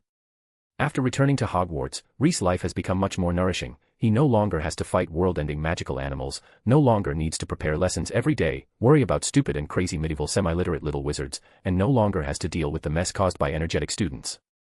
After some comparison, Rhys felt an inexplicable sense of happiness. Especially when he saw Professor Snape cursing and busy dealing with the mess left by his students, he was glad that he was not the professor of the school now. Draco Malfoy, who had had conflicts with him before, seemed to have complained to his father, but Lucius Malfoy seemed to have no intention of standing up for him for the time being. Malfoy, who failed to get his father's support, quickly forgot about the small friction between him and Rhys and turned to target the child named Harry Potter. Rhys could see that he wanted to be friends with Potter at first, but the reputation of Slytherin House dragged him down, directly strangling the budding friendship between the two in the cradle. Of course, the bad reputation of the house was only a secondary factor, and Malfoy's pompous, high-pedestrian character was the main reason. He was high-profile, flamboyant, and sometimes disgustingly narcissistic. If he didn't have a powerful father, he would have been locked in the toilet and beaten by the senior students in the house. In the first week of school, Malfoy kept showing off his distinguished family background to the people around him. In the second week, the topic became Quidditch. He talked about flying all day and complained loudly at the dining table that first-year students were not eligible to join the college Quidditch team. He liked to run near Daphne and brag loudly about his childhood flying stories. The content of the stories changed a lot, but the result was always the same. Draco Malfoy, who was good at flying, narrowly avoided a Muggle helicopter. Daphne, who had already experienced the beauty of flying by herself, didn't care about it at first, but Malfoy was so annoying, so she finally couldn't help it. At that time, my hair was only a few inches away from what they call a helicopter's propeller, and I could even feel the strong whirlwind. Malfoy's story was coming to an end as usual, but was interrupted by a girl's voice. Are you sure it was only a few inches? Daphne glanced at him. Of course. Malfoy patted his chest and assured. Daphne didn't say anything. She had heard of helicopters, a Muggle vehicle. After she and Reese briefly discussed the structure of the helicopter, Reese turned a pair of knives and forks on the table into the shape of a helicopter and turned a piece of grilled steak into a little man riding a flying broom. Even though the broom has some defense, mere inches away from the blades, how did you avoid the suction effect? What effect? In Malfoy's confused eyes, Daphne controlled the little man to fly to the helicopter floating in the air, and then... Pa! The little man was sucked in by the propeller and was instantly turned into meat sauce. The meat sauce and grease splashed everywhere, and a drop directly smeared on the face of Malfoy, who was completely stunned. So how did you manage to hold on? Or has the Malfoy family's medical technology advanced far enough to restore the meat paste to a human body? Daphne looked at Malfoy with a smile on her face. Malfoy. Humph. Daphne killed the discussion. Read 10 chapters ahead. Chapter 43, History of Quidditch. Quidditch, I didn't expect this sport to become so popular. After helping Daphne deal with the noisy Malfoy, Reese only felt that nothing was normal in the world. Did you know? Quidditch and Slytherin are closely related. On a whim, Reese decided to tell the young wizards around him a story about the origin of Quidditch. In Slytherin House, there will never be a shortage of listeners when you tell stories about Salazar Slytherin. As soon as Reese finished speaking, he noticed several eyes directed at him, either openly or covertly. There is no doubt that Quidditch is the most popular sport today, but do you know that in the 11th century when the Big Four were active, Quidditch was an extremely unpopular sport? Catching stones, mid-air collisions, these were sports that were more widely known. More and more people are pricking up their ears. Several of the sports mentioned by Reese were popular sports that once flourished in the Middle Ages but have now disappeared. Their extinction is related to their danger. For example, catching stones is an extremely violent and dangerous game. Each contestant had to tie a cauldron to his head with a leash and use the cauldron on his head to catch enchanted stones falling from a height of 100 feet. It is conceivable how high the casualty rate of this game was. The literal translation of the name of this game was even called injured head. People with no brain problems will not play this game. The birth of Quidditch is inseparable from a witch named Gertie Kidder. Reese began to tell the little wizards the story of what happened that year. Ha! Godric, look, the broom is flying. Salazar Slytherin drove his broom in a circle in the sky. What kind of broomstick is this? Oh, is it a new prop for flying? But aren't your balls hurting sitting on that? Godric Gryffindor took a jab at his old friend. I think it suits to the females more. Oh, just shut up, will you? Don't you want to give it a try? Slytherin was a little annoyed, although the mana control is basic and there is flying magic to assist players in flying and playing, using this as a vehicle to play is still a nuanced idea. Okay, do you want to come together to play catching stones on that thing? Godric was eager to give it a try. Slytherin fell silent. He felt that a positive feedback loop seemed to be appearing in front of him. Only a person with a brain defect would play catching stones. After playing catching stones, his brain would become even more damaged, and then he would want to play catching stones even more. Slytherin decided to fulfill his duty as a friend and save Gryffindor's precarious head, so he made up a game on the spot. This game is somewhat similar to the duck-bashing game often played by Muggle children. Two people throw balls at each other, and points are deducted if they are hit. What's so difficult about this? We just have to watch the ball. Godric was very excited and directly conjured a ball and hit Slytherin in the face. The two were having fun until Godric's conjured ball accidentally fell into Gertie Kidder's vegetable patch. Gertie confiscated the offending ball and fired several curses at the two men. Feeling justified, Salazar and Godric left in despair. But the game between the two is not over yet, they haven't had enough fun yet. So the next day, they came back again, Godric made a new ball, and Reese changed the rules of the game. In order to prevent what happened yesterday from happening again, he decided to change the scoring method by throwing the ball into the woods at one end of the swamp. This was the prototype of the quaffle and the scoring ring. Later, in order to make the game more interesting, they also cast magic on two stones so that they could fly around in the sky and interfere with their throwing. This was the predecessor of the bludger. Since the swamp was called Quidditch, Slytherin named the sport Quidditch. This is where Quidditch comes from. Reese naturally left out some details. After Reese's story was finished, the little wizards around him started a lively discussion on this topic. So it's normal that we are good at playing Quidditch. After all, Lord Slytherin invented the game, and the students of Slytherin House are born to play it. The relationship between Lord Slytherin and Gryffindor seems to be pretty good. They were good friends at first. What happened to the golden snitch? I know this. Is it recorded in medieval wizard letters again? Daphne raised her eyebrows. Reese looked away, indicating that you are really good at predicting things. When Malfoy was slapped in the face by Daphne in the Great Hall, the trend among freshmen bragging about their flying skills came to a halt. Reese's story about the origin of Quidditch gradually spread. In such an atmosphere, the first flying lesson for the first-year Slytherin students arrived. The weather is clear, the wind is sunny, and the most anticipated flying lesson is about to take place. For the new students in Slytherin, life on Thursday was very good. The only drawback was that they had to attend classes with the first-year students in Gryffindor. The person who teaches everyone flying lessons is a lady named Hooch. She has short gray hair and a pair of yellow eyes like an eagle. It is said that she was once a member of the professional Quidditch team and retired to teach at Hogwarts. Compared with other retired players, being able to teach at Hogwarts is undoubtedly an excellent job, so she is also very serious about her job. Okay, don't waste time, she snapped. Everyone stand next to a broomstick, come on, hurry up. Reese glanced down at the broomstick at his feet. It was old and worn, and its branches were messy. Although I didn't think this game would become so popular, why haven't they progressed in the matter of props? Still, using brooms to play this game. Reese though, maybe these broomsticks are comfortable and advanced. Technology is improving. Stretch out your right hand, place it on the broom handle, and say, up. Madame Hooch shouted from the front and gave a demonstration herself. Up. The little wizards followed suit. What? We just need to say up. But I guess it will still feel uncomfortable in the balls. Reese muttered.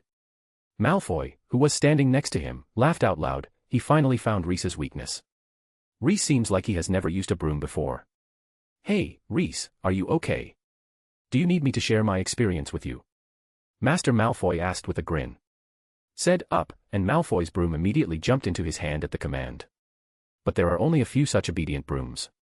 Daphne's broom just rolled on the ground, and some little wizard's brooms didn't move at all. Do I really need to ride this thing? It looks dirty. Unlike Malfoy, something else was going on inside Reese's mind. All brooms look shabby and dirty. Hogwarts is so rich now, why doesn't it use more money? Increase the budget to update the brooms used in school flying lessons. This is where Reese thought it over. Who are on the Hogwarts School Board of Directors? As an organization responsible for donating money, most of the members of the school board are from pureblood families, otherwise, it would be difficult to cope with the constant expenses. This also makes the Hogwarts School Board of Directors have a very high proportion of people from Slytherin House. The school's director board is generally biased towards Slytherin House. In their eyes, Slytherin House winning the House Cup and Quidditch Cup is a joy to see. Then it is very necessary to weaken the other three houses as much as possible. So how can they do that? No matter how rich the school directors were, they couldn't hire a few professional players to participate in the school competition, so they came up with the idea of broomsticks used in the competition. For most students, a broomstick is a luxury item. Except for the wealthy young children from Slytherin House, most students borrow brooms provided by the school during competitions, but there is no rule in the school rulebook to not use your own brooms. It's like a Muggle racing competition. One group of people uses a 500-pound scooter, and another group of people uses a supercar. The person who uses the supercar must have the upper hand. As a result, the free broomsticks provided by Hogwarts have never been updated. They are all old models of Clean Sweep and Comet, and the Slytherin Quidditch team uses the best-performing broomsticks. This is one of the reasons why it is so easy for the Slytherin team to achieve results. Mrs. Hooch was at the front of the line showing the new students how to mount a broomstick without falling off their heads. There are two mainstream ways of riding a broomstick, side straddle and straddle. Reese eventually stopped this chain of thoughts and decided to call for the broom below him. However, he will soon understand where the flying broomstick has achieved technological breakthroughs in the past 1,000 years. The medieval flying broomstick was an ordinary sweeping broom with a levitation charm attached to it, allowing it to fly under the control of a wizard. Broomsticks thousands of years later are very different. Reese overestimated these new brooms and underestimated the magic power of his calling, up. He simply said in a whisper. Whoosh whoosh. More than 20 broomsticks around him were all disturbed by him. Hedgehog support with Power Stone's Hedgehog. Chapter 44, Daphne shocked everyone. Whoosh whoosh. Only wizards like Madame Hooch, Malfoy, and Harry, who had talent and had grabbed their brooms earlier or whose brooms were of relatively good quality, held the flying broomsticks in their hands. The rest of the people's brooms all lost control and flew into the sky like rockets. In just one moment, more than 20 broomsticks flew 20 feet into the sky. Reese. He really didn't expect the school's broom to be so fragile. I made the nice going class into a mess. Reese reflected for a moment. He had used some of his magic while calling the broom, and if the power of the spell was reduced to 1/10, there would be a high probability that this would not happen. Reese's reflections can't make the broomsticks fall. As the broomsticks went berserk, the whole class fell into chaos. Madame Hooch no longer cared about the students. She hurriedly got on her broomstick, rushed into the sky, and began to catch the escaping broomsticks. In the chaos, Malfoy noticed Harry, who was holding a broomstick like himself. He managed to hold onto his broom. This is incredible, wait a minute. Malfoy had a flash of inspiration, and a bad idea crossed his mind. Hey, Potter, do you have the guts to challenge me? He raised an eyebrow and looked at Harry with a provocative look. What do you want to say, Malfoy? Harry was very disgusted with Malfoy. He had never thought that anyone could disgust him more than Dudley, until he met Draco Malfoy. How about we compete to see who can grab more brooms? Malfoy pointed at the broomsticks that were flying into the sky. Show some shame. Ron, who was standing aside, couldn't help it after hearing Malfoy's words. He said angrily, comparing your flying ability with someone who has just touched a broomstick for less than 5 minutes is really stupid. Okay, pretend I didn't say that. Malfoy shrugged his shoulders, with an "you're right" look on his face, got on his broom, and took off directly. Looking at Malfoy rushing into the sky amidst the screams, Harry felt a fire burning in his chest. Don't listen to his nonsense, Harry, he is just deliberately irritating you. Ron knew his friend relatively well, so he quickly tried to persuade him. However, Ron's words didn't work. Harry was usually a very friendly and easygoing person, but when he decided on something, no one could change his mind. He directly rode on the broom in the posture taught by Madame Hooch, kicked the ground hard, and rushed into the sky like Malfoy. Harry. Ron's face instantly turned pale. Harry had been living at his aunt's house before and had never even touched a broomstick. If he flew up like this, the consequences would be disastrous. Harry and Malfoy flew into the sky one after another, shocking the freshmen of Gryffindor and Slytherin. The sound of gasping and screaming could be heard clearly even dozens of feet away. At this time, Madame Hooch had already caught 2 out-of-control brooms. Originally, she didn't pay much attention to the exclamations on the ground. The little wizards had never seen a big scene, and it was normal to be startled. She had to hurry up. Catch the broomsticks, otherwise, with the urinary behavior of the school board, don't expect to have flying broomsticks in flying lessons this semester. But when she caught a glimpse of a black and green shadow out of the corner of her eye, she realized the seriousness of the problem. She turned her head suddenly and found that there were 2 little wizards flying into the sky on broomsticks. Madame Hooch felt 2 sap blows on her head one after another, causing her eyes to go black. When she came to her senses and regained her consciousness, she yelled with all her strength, "You two, stop it." However, if the 2 little wizards who were flying into the sky landed on the ground obediently because of the teacher's shout, they would not have been flying into the sky in the first place. Malfoy didn't take Madame Hooch seriously at all, and Harry selectively ignored Madame Hooch's words because of his growing enthusiasm. Malfoy rushed under a broom and raised his arm to grab it. After succeeding, Malfoy laughed loudly and directed himself towards the ground with the broom under his arm. Not to be outdone, Harry rode a broom for the first time and flew into the sky for the first time, as if he was born knowing how to fly. He leaned forward and grasped the broom tightly with both hands, and the broom shot like a javelin towards the ownerless brooms in the sky. In the blink of an eye, he was level with 2 stray brooms. Harry drew his bow from left to right, holding the 2 brooms like headless flies firmly in his hands. He clamped the brooms under his crotch with his legs, and the brooms suddenly turned around and faced the ground. Swoop away. The little wizards watching the battle from the ground applauded, but after seeing Harry's amazing dive, they all exclaimed. Malfoy couldn't help but feel proud when he saw his classmates on the ground applauding. Just as he was triumphantly landing on the ground, Harry whizzed past him on his broom, leaving only a dashing figure behind him. Malfoy's face was full of astonishment. He never imagined that Harry, who was exposed to a broomstick for the first time, could fly so well. After seeing Harry land into the Gryffindor team and win bursts of cheers, Malfoy couldn't help curling his lips and secretly cursing Harry for stealing his limelight. After thinking for a while, he thought of a cooler way to land. When he saw nothing and forced himself to forget about Harry, Malfoy flicked his broom and landed on the ground in a drifting posture, stopping right in front of Daphne. Malfoy, who felt that this landing was very cool, raised the broomstick in his hand and confidently said to Daphne, "Here, I got your broom back for you." In Malfoy's plan, Daphne must have been impressed by his charm. She only needed to cooperate with him a little, and he could completely overshadow Harry in an instant. But the reality was slightly different from his script. After hearing Malfoy's words, Daphne couldn't help but roll her eyes. No need. She even took a step aside and distanced herself from Malfoy. Puffed. At this moment, Malfoy's performance collapsed. The muscles on Malfoy's face twitched twice. After a few seconds, Malfoy finally reacted and threw the broom to the men standing beside him. Then kicked the ground hard with both feet and flew into the sky again. He needed this opportunity to resolve his embarrassment, but before he had flown a few feet, a shadow brushed against his broom and passed him. Malfoy thought it was Potter, but when he took a closer look, he realized it was Daphne. What was even more outrageous was that she was not riding a broomstick. She held the wand in her right hand, her left hand hanging down by her side, and she was looking back at him expressionlessly. "I can get it myself." After saying this, she turned around and flew high into the sky. Everyone present except Reese was stunned. In their understanding, wizards who want to fly must rely on the power of magic props such as broomsticks. How can any wizard or witch fly independently on her own? Malfoy also froze on the spot, looking at Daphne's back in a daze. "You. Stop. And you. Get off. Now." Suddenly, an angry shout came to Draco's ears, followed by a sharp pain from his right ear. Madame Hooch had rushed to him on her broom, grabbed his ears, and brought Malfoy and his broom back to the ground. Mrs. Hooch's face was pale with anger as she landed back to the ground, and her hands were shaking with anger. Not only was Malfoy caught by her from the sky, but Harry, who had already calmed down on the ground, and Daphne, who had just returned to the ground, were also caught by her. You, and you. How dare you three? You'll break your neck." Harry was a bit better, obediently bowing his head and being scolded, while Daphne and Malfoy were dissatisfied. In Malfoy's eyes, how could he possibly slip and fall off the broom? "I have been playing with brooms since I was 5 years old."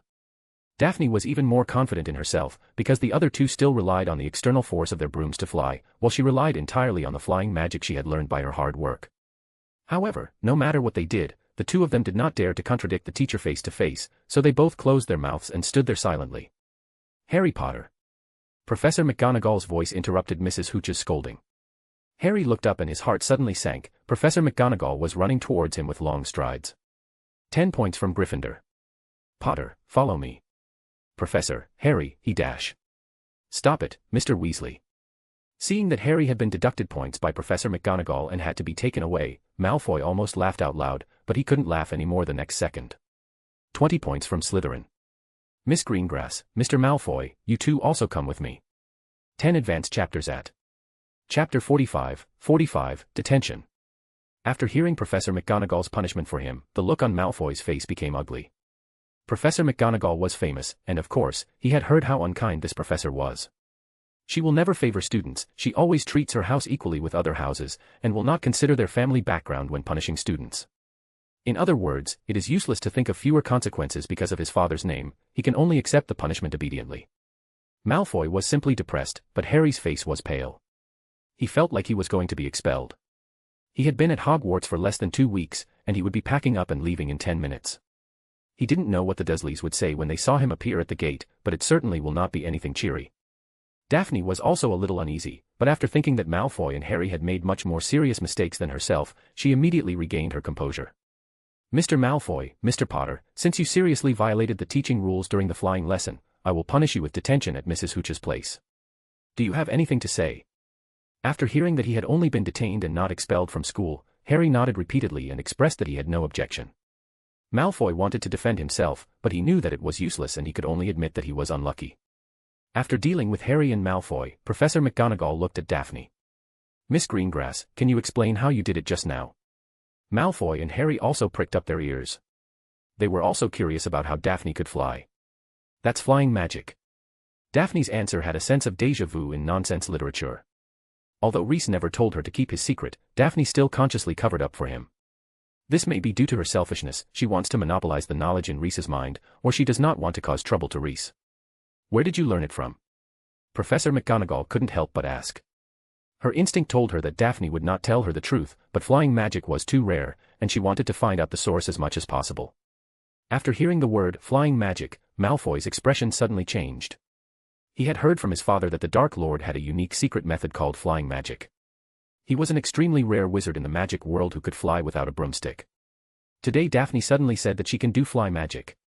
Could it be that the Greengrass family? But their stance in the previous Wizarding War was clearly neutral. Young Malfoy couldn't figure it out. Professor McGonagall has the same worries. She is worried that Daphne's flying magic comes from the Dark Lord, which is not a good sign. However, in the face of Professor McGonagall's questioning, Daphne just remained silent. Professor McGonagall stared at her seriously for a while, and finally shook her head, letting her go on this issue. The ancient Greengrass family might actually have flying magic stored in the family treasury, but no matter what, Professor Dumbledore needs to know what's going on.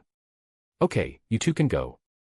Mr. Malfoy, Mrs. Hooch will contact you regarding matters related to the detention. Professor McGonagall sent Malfoy and Daphne away but kept Harry. This couldn't help but make Harry's heart lift again. Ha! That Potter is finished. I dare say he will be expelled. After the backs of Professor McGonagall and Harry disappeared from their sight, Malfoy immediately said with joy. You, the one who started it, didn't get expelled, how could he? Daphne glanced at him and replied coldly. She had seen everything that happened, and who was the culprit in Daphne's mind. Daphne was right. At dinner time, Harry showed up in the Great Hall on time, and Malfoy looked as if someone had punched him. Judging from the speed of the detention content being issued, Madame Hooch's inner anger seemed to not have dissipated. During dinner, an owl brought her punishment for Harry and Malfoy. Tonight they need to go to her place to repair and maintain the school's broomsticks. After arriving at the hut where the brooms were stored, Madame Hooch divided the brooms used in today's class into 2 piles and then threw a broomstick care manual, 2 cans of handle polisher, and 2 pairs of gardening scissors to the 2 of them. Your task is to wax the broom handle and build the messy broom tail branches. Madame Hooch's voice was quite cold.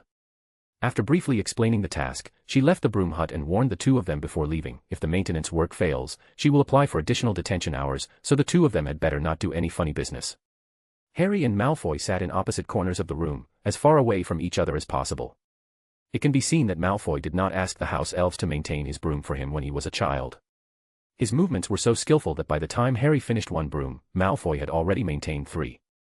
Can you hurry up? I still want to go back early. After looking up at Harry's progress, Malfoy couldn't help but darken his face.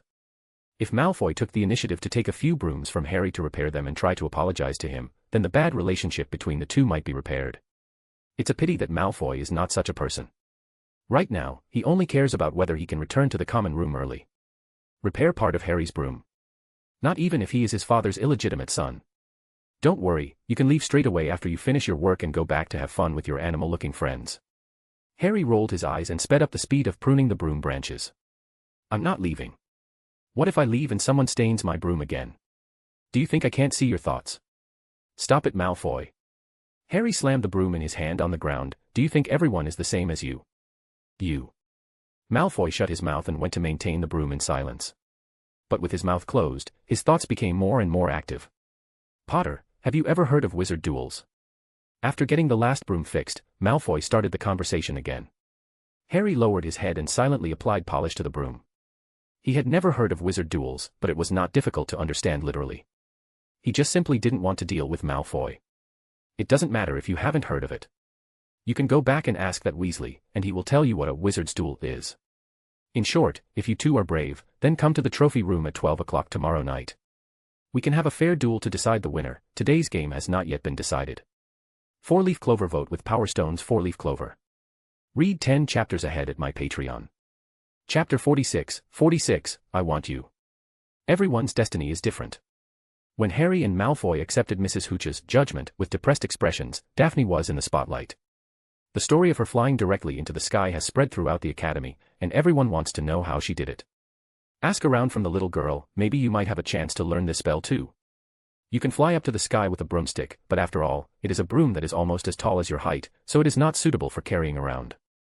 It would be great if you could learn the magic of flying, astronomy classes, divination classes, and other classes where the classrooms are located in the tower. You can fly up directly. These were some of the popular topics among the students. After separating from Professor McGonagall, Daphne met Reese, who was waiting for her in the corner. Recalling the rhetoric that Reese taught her, Daphne revealed to the school that the spell came from a scroll found in her attic. Miraculously, after reading the contents recorded on the scroll was automatically destroyed, and Daphne also automatically mastered the spell. Since Daphne's bloodline and origin are among the best in Slytherin house, even if she said that this spell was taught to her by the portrait of Slytherin, everyone would believe it. Isn't it normal for an ancient magic family to have some collections that no one understands or has heard of? Some understanding students also jumped out and said that in ancient times, earlier than the Middle Ages, ancient wizards would indeed use this method to pass on the magic spells they invented. The scroll Daphne mentioned is most likely the flying magic inheritance of an ancient wizard. The ancestors of the Greengrass family obtained an inheritance scroll by chance, but due to various reasons it was not used, as the scroll didn't find a suitable person and later generations forgot its existence, so it was passed down from generation to generation, and was finally opened by Daphne, a destined person. Listening to the clear and logical analysis of the little wizards, Reese couldn't help scratching his head. The performance of these little guys made him doubt that even if Daphne said that Slytherin taught her this spell, they could find a reasonable explanation. Explain. Slytherin uses magic to communicate with the gods, and it is unusual for him to be able to do this. Isn't it normal for a pureblood family like Greengrass to be favored by Slytherin? Gryffindor can leave the Sorting Hat, so why can't Slytherin leave the Flying Inheritance? That's what happened, Albus. At the staff table on the other side, Professor McGonagall told Dumbledore everything she had witnessed this afternoon. Oh. I didn't expect Harry to be so talented in flying a broom on his first try. After listening to Professor McGonagall's words, Dumbledore immediately put down the spoon in his hand with a serious expression. I think he can be specially recruited to join the Gryffindor Quidditch team. McGonagall fell silent. She didn't expect that Dumbledore's focus was so strange. Also, this serious expression obviously didn't match the topic he was discussing. I've decided on this, Albus, the child Daphne Dash. Everyone has their own secrets, including me. I don't think it's necessary to get to the bottom of everyone's secrets. What's more, isn't it normal for the children of the Greengrass family to be able to do special magic? Professor McGonagall sighed. Since Dumbledore was willing to think so, she was also willing to trust Dumbledore's judgment. As long as he knew about it, it was enough. But there is one last question. What about those brooms? I don't understand why they all got out of control. I tend to think that this is a burst of magic from the young wizard. Minerva, you should know that there are many types of bursts of magic. The look in Dumbledore's eyes turned dark for a moment, but then returned to normal. As for McGonagall, who was sitting next to him, she didn't even notice his changes. Some little wizards will make a lot of noise, while others will just silently make the glass disappear and let the withered flowers bloom. Maybe this time the cause of the accident was caused by one of the children. They had just entered school for less than 2 weeks. This is normal. This is not a bad thing. By this, we can ask the school board to allocate funds to replace the broomsticks in the school that have not been replaced in decades. Professor McGonagall curled her lips. This is difficult. I think they are more likely to find a broom expert and issue a quality certificate for these brooms to prove that they can still be used safely. The incident in the flying lesson was over again. The culprit of the accident successfully hid himself in the shadow under Daphne, like a snake waiting for an opportunity, making it impossible to detect its traces. We accept the challenge. After hearing Malfoy's invitation to Harry for a duel, Ron didn't even hesitate for a second and directly made the decision for Harry. A real man cannot refuse a duel. I will be your assistant, said Ron. Harry nodded. Even without Ron's persuasion, he would have agreed, because he didn't want to miss the opportunity to beat up Malfoy. He didn't understand wizard duels, but he knew about Muggle duels. What is a wizard's duel? Are there any rules? After listening to Ron's explanation, Harry frowned. You can only use the wand. After I die, you will take my place and continue to fight. Don't panic, you two know too little magic to really hurt each other. Malfoy can only use his little stick to shoot sparks, and his fists are more effective than your wands. Ron calmly analyzed Malfoy's sinister intentions for Harry. He must have thought that you would refuse, so that he could laugh at you everywhere. Ron analyzed Malfoy's thoughts very thoroughly. Fortunately, you don't know much about wizard duels. If it were me, I would have dueled him then and there. Then I will accept his invitation. Certainly. Ron's analysis was correct. After potions class the next day, Malfoy was obviously a little surprised when he knew that Harry had accepted the decision invitation he sent. After 2 seconds, he said, "Very good, let's go to the trophy room tonight. You see, the door is never locked there." He left in a hurry before he and Harry could confirm the candidate for his assistant. I envy you, Harry. You finally got a chance to beat Malfoy upright. Ron showed an envious expression. Thinking of that scene, Harry couldn't suppress the smile at the corners of his mouth. Under the training, bullying of his cousin Dudley, he is quite good at fighting, blocking punches. The reason why he was always at a disadvantage was because Dudley was several weight classes ahead of him. Instead of turning to his minion for help, Malfoy found Reese in the library. "Reese, I want you." "What?" "I mean, I want you to be my dual assistant." He directly explained his purpose before Daphne next to Reese could speak. Grinning cat face. Vote with Power Stone's grinning cat face. Read 10 chapters ahead. Chapter 47. No one knows school rules better than me. Dual assistant. Me. Reese was in a daze for a moment when he heard Malfoy's request. The last time someone asked him to be a dual assistant was 1,000 years ago. "Malfoy, you dash." Daphne wanted to refuse on behalf of Reese, but Reese raised his hand and told her not to rush. "Draco Malfoy, are you sure you want to participate in the duel?" Reese's interest was completely lifted by Malfoy. "Duel, this is a duel. But with whom did Malfoy have such a big hatred that he had to fight to the death? Malfoy swallowed, nodded, and added, but it's not a life-or-death duel. It's just that I plan to resolve some personal grudges with the Gryffindors, Potter. Reese nodded. This is in line with his speculation. It is reasonable. It would be strange if Malfoy had to fight to the death with others. Moreover, it is very difficult for wizards of this age to use magic to kill people. 100 galleons, give me 100 galleons and I will be your dueling assistant. You want 100 galleons for this? Malfoy's eyes almost popped out of his head. 100 galleons. This amount of money is almost as much as the annual expenses of an ordinary wizarding family of 3 and is enough to drain Draco's small pouch dry. This is already a preferential price. Reese spread his hands, indicating that the price is already extremely favorable and cannot be more favorable. 1,000 years ago, could you hire him as a duel assistant for 100 gold coins? What are you dreaming about? Of course, one is fighting a life-and-death fight with a powerful dark wizard, while the other is supporting children. The difficulty of the tasks is very different. But his identity was here, and his relationship with Draco Malfoy was not very close. After comprehensive consideration, Reese decided to charge a fee of 100 galleons. If Malfoy could afford it, he would just go through the motions. If Malfoy didn't have the money, there would be no need to talk. Malfoy's facial muscles twitched twice, indicating if it could be cheaper. After being rejected, he gritted his teeth and agreed to Reese's offer. But I will pay afterwards. Reese again flatly rejected him because it was against the rules. Then, can I pay half of the money first? I'll give you the rest after the duel. Malfoy's voice was almost squeezed out from between his teeth. Reese thought for a moment and suddenly remembered that the ancestor of the Malfoy family had paid half of the deposit before when he asked him to be a witness to his marriage. He suddenly felt a sense of intertwined fate, so he agreed to Malfoy's request. When 50 golden galleons were placed on the table, Reese could even hear Malfoy's heart bleeding. Looking at Malfoy's back as he staggered out of the library, Reese couldn't help feeling a little emotional. The ancestors of the Malfoy family gave him money 1,000 years ago, and the descendants of the Malfoy family are still giving him money 1,000 years later. This family has always been the same. Looking at the dumbfounded Daphne sitting across from him, Reese smiled. You can earn 100 galleons by spending time with a child. It's so easy to make money. No, I just think your soothing candles and evil spirit fruits are sold cheaply. Daphne shook her head, feeling like she was missing something. There is no need to make too much money on life-saving medicinal materials. The few hundred galleons were enough for me at that time. Daphne, Dad is very rich, there is no need to be polite to him. I don't know how much money has been wasted on those quack doctors who treat my sister over the years. Reese, tisk, he didn't know how to answer this. Sorry to bother you. Hermione's voice suddenly came from behind the bookshelf next to her. Reese, I didn't mean to eavesdrop, but I have to remind you that you must not wander around the school at night. Think about it, how many points you will lose if you are caught. Hermione came in front of him hugging a stack of books. The points deducted are from Slytherin House. What does it have to do with you being a Ravenclaw? Reese was stunned. What kind of broad and loving mind is this? I kindly remind you as a friend that this is against school rules. Hermione looked a little angry. Reese raised 2 fingers and said to her seriously, 2 things. 1, I won't be caught, they can't catch me, and 2, this special situation is allowed by school rules. Huh. Hermione was stunned.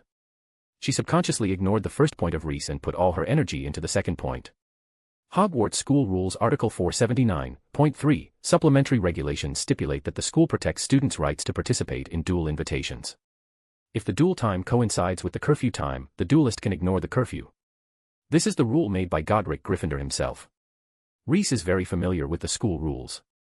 No one in the entire Hogwarts knows the school rules better than him. After all, he and his friends made them while drinking.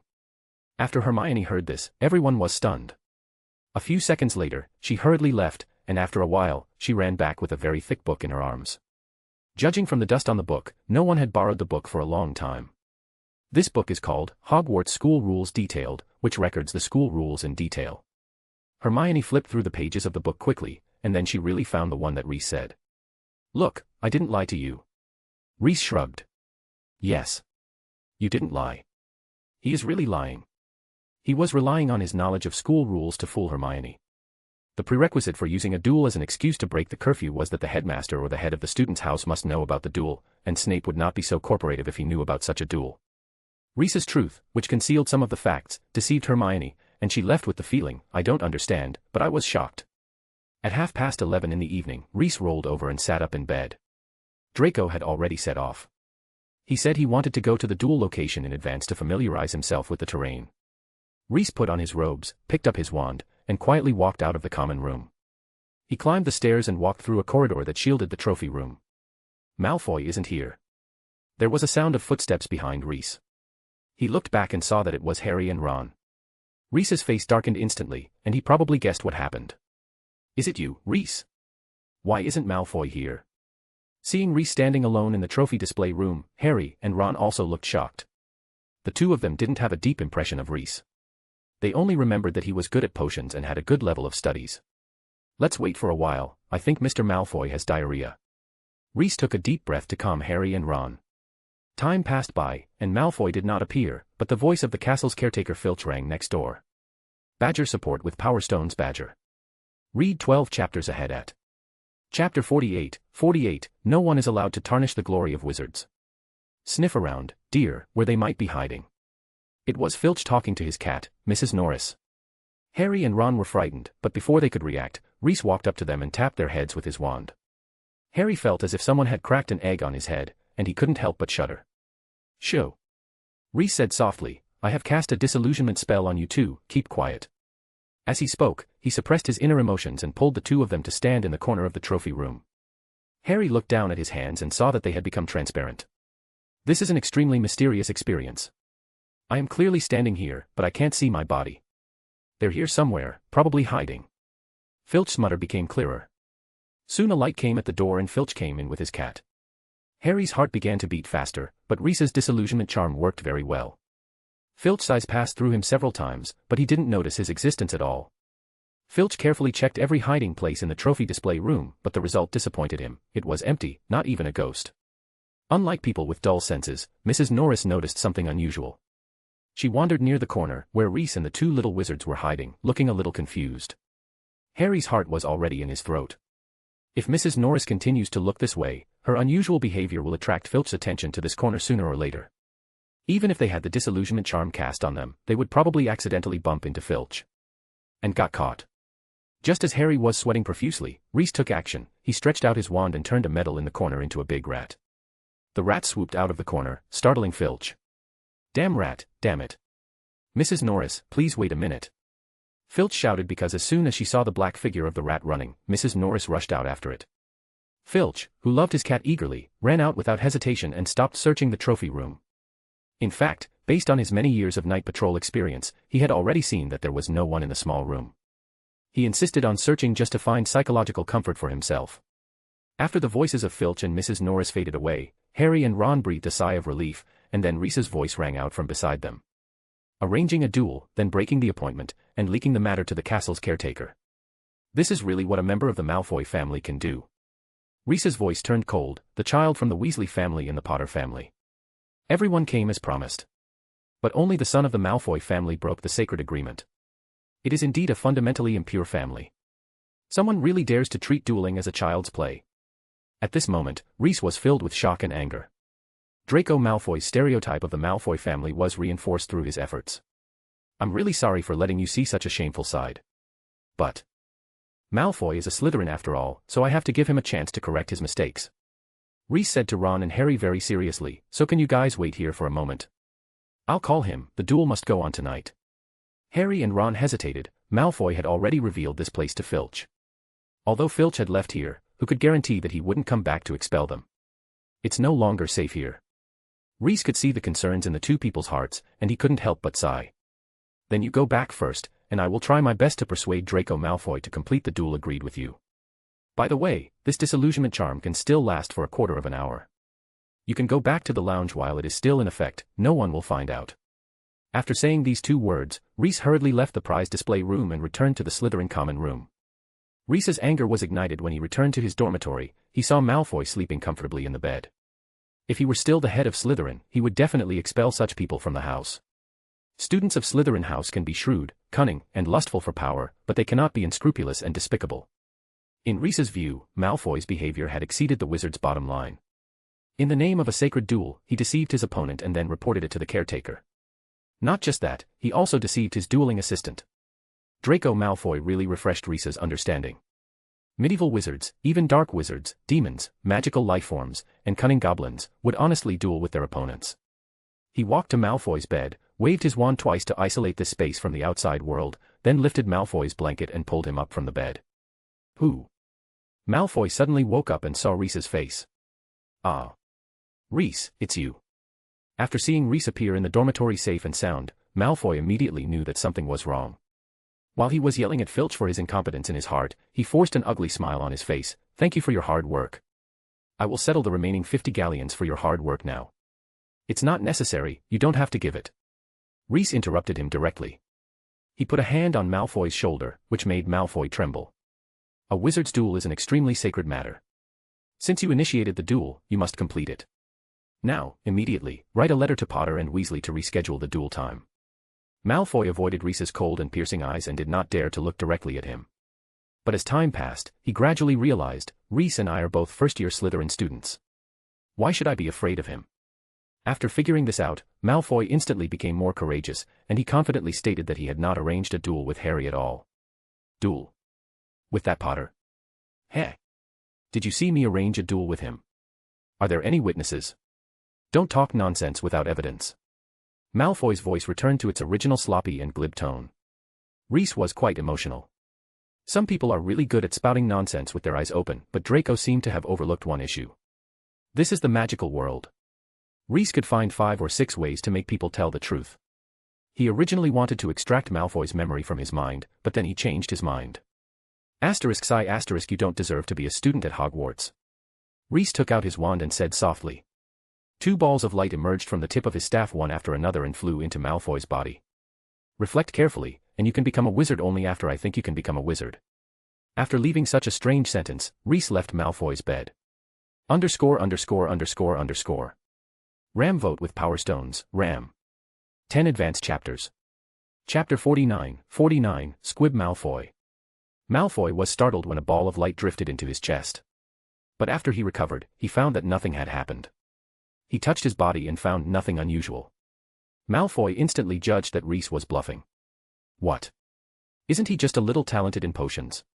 Does he really think of himself as someone special? He looked in the direction of Reese's bed and cursed in his mind. At the same time, he comforted himself in his heart, yeah, I am a pureblood. No one can deprive me of my right to be a wizard. After he calmed down, Malfoy lay back on the bed and fell asleep. When he woke up early the next morning, Malfoy felt refreshed after a good sleep. Looking around the dormitory, he found that Reese had gone somewhere, and his mood couldn't help but get better. Reese was as annoying and unwanted as the small bones in Malfoy's chicken soup. Malfoy was so annoyed after being targeted several times that he simply found it pleasing to not see him after waking up and didn't care. As if he had heard Malfoy's thoughts, Reese had really left early and had come home these 2 days, leaving Malfoy unable to see him for most of the weekend. Malfoy had a happy weekend. But this joy came to an abrupt end during the Transfiguration class on Tuesday. Before today's class starts, I need to check on your learning last week. Ignoring the disdainful glances from Harry and Ron, Malfoy calmly placed his wand on the table and waited for the arrival of Professor McGonagall to his table. The content of the test is very simple: turn a match into a needle. Professor McGonagall even relaxed the requirements, as long as the appearance of the match can change significantly, because this is a qualitative change from scratch, and the rest is just a matter of practice. When she walked in front of Malfoy, Malfoy picked up his wand and looked at the students around him very proudly. Look, I'll only demonstrate it once. He mastered this transformation technique last week, which allowed him to perfectly transform a match into a needle shape. He had just observed that no one in the class could do it, and that was his chance to shine. He pointed his wand at the match, and a moment later it was still the same match. Malfoy, What? The spell failed. Malfoy, who did not believe what he was seeing, tried once or twice more.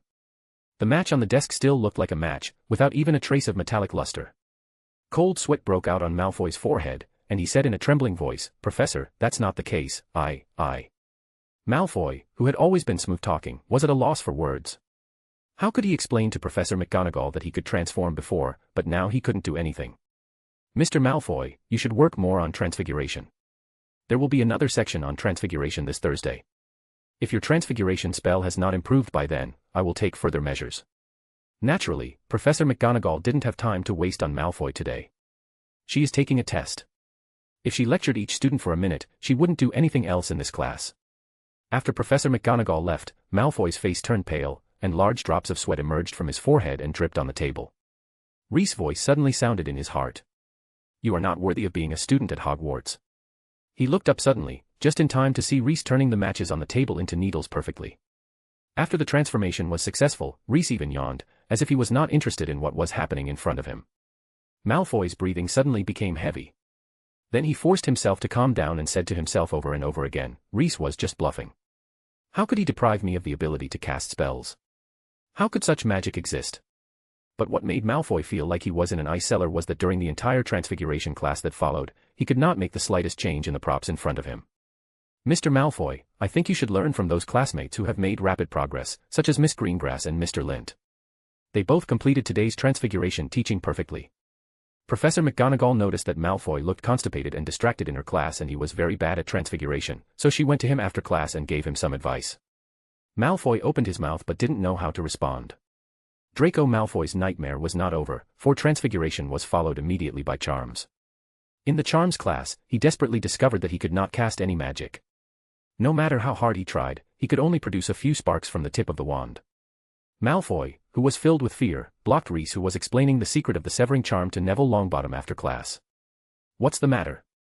Reese asked with a gentle smile, and his kind attitude even made Malfoy think that what happened last Friday night was his dream. You understand, I have a little problem here. With Longbottom present, Malfoy was unwilling to expose his embarrassment, so he could only give vague hints.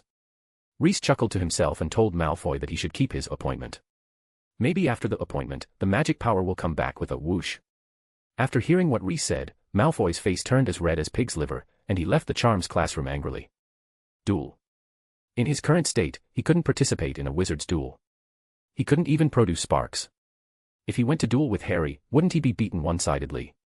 Malfoy went straight to the school hospital wing, believing that Madame Pomfrey, the school nurse, would be able to cure his illness.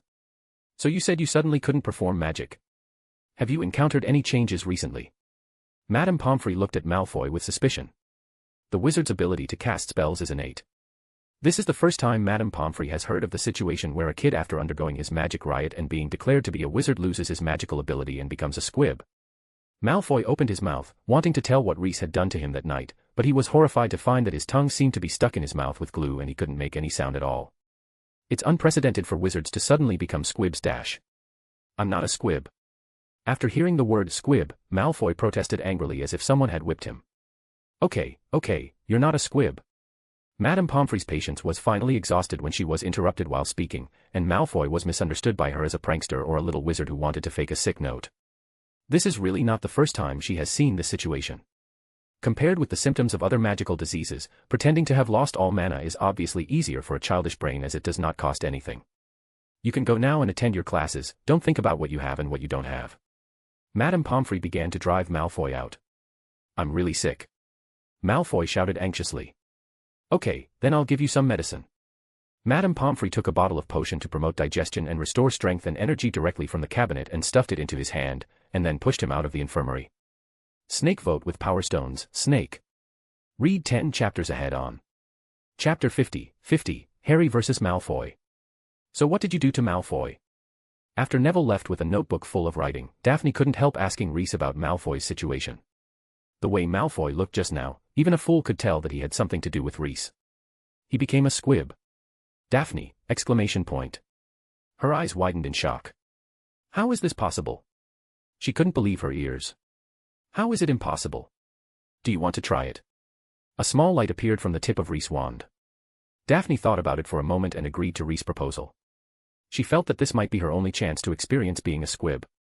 When the faint light entered her body, Daphne felt something strange that she couldn't describe. She tried to cast a cleaning charm but found that she couldn't use this super simple charm. She tried 2 more times, and then found that the magic power in her body always turned back when it reached her wrist, as if there was something blocked there. So that's it. You used your magic to block the path of my mana, making it impossible for me to complete the spell. Daphne understood immediately. That's it, I interfered with the operation of mana in your body. However, this blockage cannot exist for long. A witch like you who understands the operation of mana flow can easily understand what's happening and force the flow of your mana to shatter this blockage after a few more attempts. The same goes for Malfoy, but he doesn't know how to operate mana flow. I input more magic on his blockage, so it will take longer. I estimate it will take about 1 to 2 weeks. Reese couldn't help but admire Daphne's talent again. Then he must have suffered a lot in today's classes. Daphne covered her mouth and laughed. People's joys and sorrows are not connected to each other, and Malfoy is already on the verge of despair and collapse. As the future heir of the Malfoy family, he could not accept the fact that he had become a squib. Madame Pomfrey's potion has no effect, and judging from her appearance, she doesn't even believe a punctuation mark in her own words, so what should I do? Malfoy's first thought was telling his father, and then he immediately gave up the idea. He did not dare to let his father know the fact that he had become a squib. Then the name Snape appeared in his mind, making Malfoy grasp at straws like a drowning man. But as soon as he took 2 steps into Snape's office, he realized a problem: he couldn't say anything about the incident with Reese. If I can't say it, why don't I try and see if I can write it? Malfoy immediately took action, but he soon discovered that he couldn't even write about it. Whenever he thought about it, the quill in his hand would lose control and draw a bunch of garbled characters on the paper. If he couldn't explain why and how, would Professor Snape believe what he said? Malfoy thought hard about it for a while and finally gave up on asking him for help. In fact, he is also afraid of Snape, and usually communicates with him as little as possible, because he can feel that Professor Snape does not favor him as much as his father said. Relationships cannot be inherited like wealth, or in other words, passing it on to the next generation requires paying a higher proportion of tax than inheritance tax. There seems to be only one solution left. Although Malfoy had never heard of the saying, "The one who could tie a knot, can also untie it," but he also understood that if he wanted to return to normal, it was best to do what Reese said. So after lunch, Harry and Ron received Malfoy's duel invitation again. Harry and Ron, right now. Right now. Malfoy didn't want to delay for a minute, and said bluntly that he would go to the duel now, and you can decide the location. Harry and Ron looked at each other. They didn't expect that Reese would actually succeed in persuading him. How did he do it? Both of them had question marks on their foreheads. But now that they have reached this point, the two of them can only bury their doubts in their hearts and decide on the duel location first. History of Magic classroom, no one is there at noon. Okay. Malfoy agreed happily, and by the way, called Reese, the dueling assistant who he feared and hated. Look, wouldn't it have saved so much trouble if we had done this earlier? The expression on Reese's face was half-smile, which made Malfoy's heart tremble. There are many established rules among wizards, and it's best not to break them. What Reese said next made Malfoy think deeply. Was the method he used wrong? But isn't this the academic spirit of Slytherin? Draco Malfoy didn't have long to think about life, as they quickly arrived at the History of Magic classroom. After clearing a wide enough space in the classroom, this duel, which had gone through many twists and turns, finally began. Harry and Malfoy stood in the middle of the classroom, first bowing to each other, and then assuming the common dueling postures. 3, 2, 1, start. After Reese and Ron counted down 3 times, the duel began. Harry was a little nervous at first. He was worried that Malfoy, who came from a pureblood family, had mastered some strange spells. But to his surprise, at the beginning of the duel, Malfoy threw his wand aside and moved forward with an indomitable spirit. The momentum rushed towards him. Harry had the same concerns as Malfoy, and unlike Harry, Malfoy really couldn't use magic, so he chose to use physical attacks. The experience gained from fighting against his cousin for many years made Harry subconsciously duck to the side and avoid Malfoy's attack. Seeing Malfoy taking action directly, Harry simply threw away his wand and struggled with Malfoy. What followed was a mixed martial arts fight. Harry, who had seen how to punch and dodge, quickly gained the upper hand. He rode on Malfoy and suppressed him condescendingly. Malfoy also completely let go of his reserve as a wizard and punched him to counterattack. As he swung his fist, the fear, worry and other negative emotions deep in his heart caused by becoming a squib were also vented. After a few minutes, both of them were exhausted, and they lay on the floor panting heavily. Their noses were broken, and blood flowed from them. Harry was very happy because he really beat Malfoy hard many times. However, he felt a little regretful. When Malfoy pounced, he should have dodged a few more times to consume his energy, so that he would probably win more easily. Malfoy felt pure regret. What was the purpose of asking Potter to duel in the first place? Not only he was unable to trick them into being punished by Filch, but he also got himself beaten up. However, he didn't suffer too much because he also taught Potter a good lesson. What he didn't know was that while the two were fighting each other, the magic power that interfered with the flow of mana in his body had quietly dissipated. I'm willing to use all my pocket money to buy this duel spot from Harry, really. Ron, who was watching the battle on the side, whispered to Reese. Before the duel started, he was still worried about Harry, but after seeing the duel between the two, he really hoped that Harry would just admit defeat and then he'll go as Harry's assistant and beat Malfoy. Reese almost laughed. He came to Harry and Malfoy's side, helped them stop their nosebleeds, and restored the duel venue to its original state. After doing this, he, Harry, and Ron left the classroom together. Malfoy silently picked up his wand and waved it nervously, and a string of sparks emerged from the tip of the wand. Looking at the sparks on the tip of the staff, Malfoy breathed a sigh of relief. He could finally be a wizard again. Bareface Snowflake, Bareface Snowflake. 10 Advanced Chapters.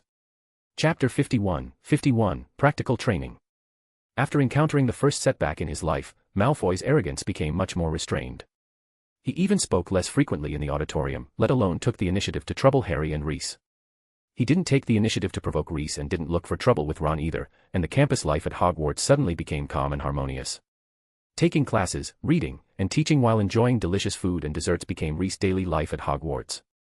His life is sorted now. He skips classes on Mondays, attends professors' classes from Tuesday to Friday to learn more about the modern magical world, and teaches Daphne magic on Saturdays and Sundays. Although he was enjoying life, Reese did not lie down doing nothing. He did two major things. First, he cleaned the corridor outside the secret chamber. Second, he added a seal in the sealed area of the dungeon to prevent any monster from actually breaking through the seal and running out. Adding a new seal is a helpless compromise, similar to knowing that the bottom of the ship is leaking, but due to limited conditions, we can only add a watertight door to the bilge. Anyway, it's better than doing nothing. Your talent amazes me. Looking at the feathers floating in midair, Reese couldn't help but praise his deskmate. Today Professor Flitwick taught the levitation charm to the little wizards. This is a magical spell that can make objects levitate through specific gestures.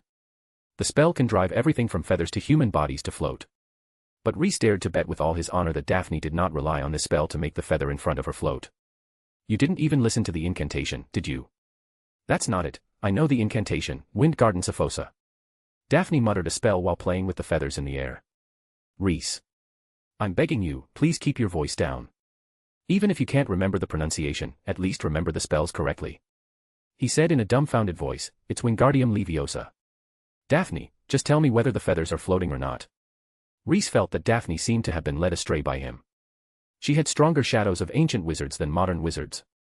Fortunately, Professor Flitwick didn't notice Daphne's version of the levitating spell, otherwise it would have been so much fun. Modern magic still needs to be learned.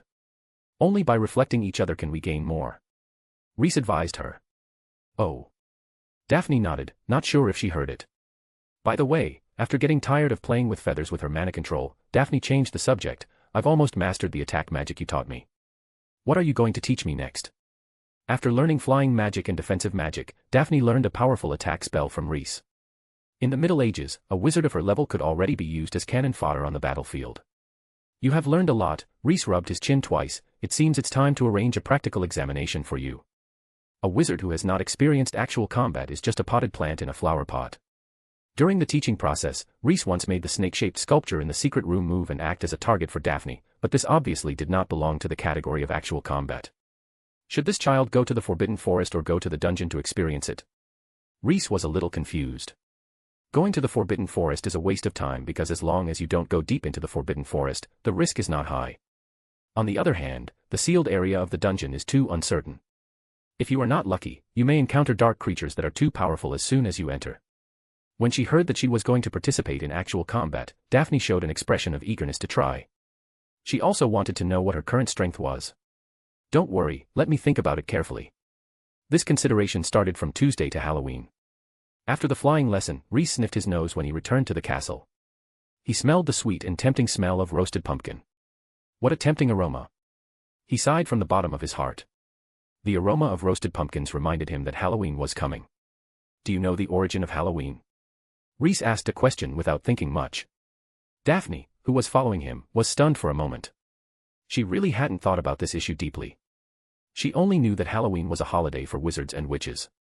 On Halloween, her father would light jack-o'-lanterns at home and prepare a sumptuous dinner and gifts for her and her sister. Reese looked around and saw the clear stupidity in the eyes of the students around him. It seemed that no one else knew the origin of Halloween. This is a Celtic festival. Reese patiently told the students about the original appearance of Halloween.